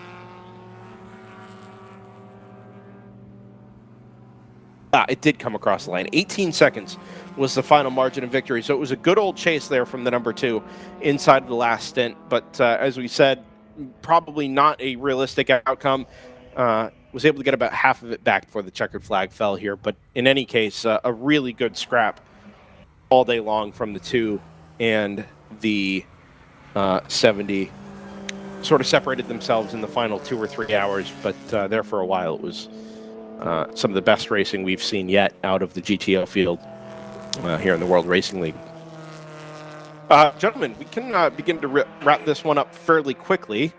Yes, one please. of our days is done here on DriversEye Live. Ryan, if you've got any thoughts, you can take it away. Otherwise, go take a final.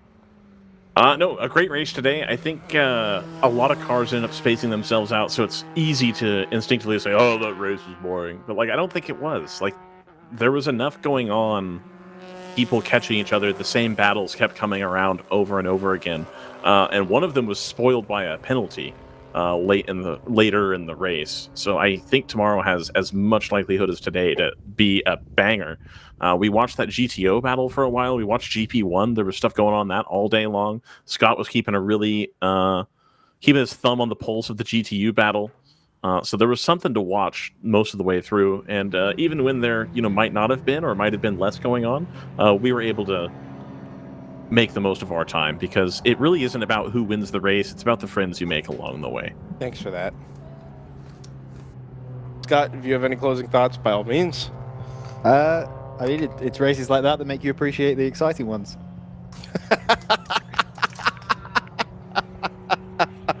That's fair. We do get our, there was a time here, Scott, where I think you coined the phrase WRL is going to WRL, and we did kind of see that back at Mid-Ohio with some truly just bizarre, hey, this is vintage WRL stuff. The field maybe wasn't as deep, but we still got these crazy twists and turns. Today wasn't quite the twist and turns day, but it was a well-executed day, I think, by the cars that ended up at the front, which, yes, okay, you'd rather see the exciting race, but it is also nice to see teams do what they do well and drive, 7-8 hours error-free, trouble-free, and a reasonably close result in the end. And there are a lot of cars that are still in one piece and are going to have a great race tomorrow. So also very true. It's all good. Also very true. For my money, it's just as kind of as Scott said there. We've had a good day today. Road America does occasionally claim a few cars, but we've had a really good, clean day today with just kind of one minor exception. Look forward for hopefully most of those cars being able to rejoin us tomorrow for the second Enduro of the weekend. 7 hours to come. 8:30 a.m. Central Time is our start time for second race of the Can-Am Endurance Cup. We'll kick off just half an hour earlier, finish at 3:30 Central Time. That's 8:30 to 3:30, 9:30 to 4:30 East Coast, Eastern Time. Ryan, that means you should be here at 6:30 local time. The time that I was here, it's Pacific. Yeah, 6:30. Yeah. Wait, 6:30? It's on the half hour? It's on the half hour. Interesting. Okay. Yep. I'll take it. Sure, That's we an get extra that all half out hour. loud for Yeah, sure. okay. I'd expect JT Tammy to join us once again tomorrow as well. We look forward to having JT back in the broadcast booth here. But for Ryan West and for Scott Michaels, for Dustin Ollis on the ones and the twos throughout the day, for Layla Kazmarek up here in the booth and contributing on the microphone towards the end of the race as well. For the first time, my name is Brendan Kazmarek. Thank you all for your company throughout this fine 8-hour Enduro at the 2025 Can-Am Endurance Cup. We will see you at 8:30 Central Time for 7 more hours of World Racing League endurance racing action at America's National Park of Speed. Until then, take care.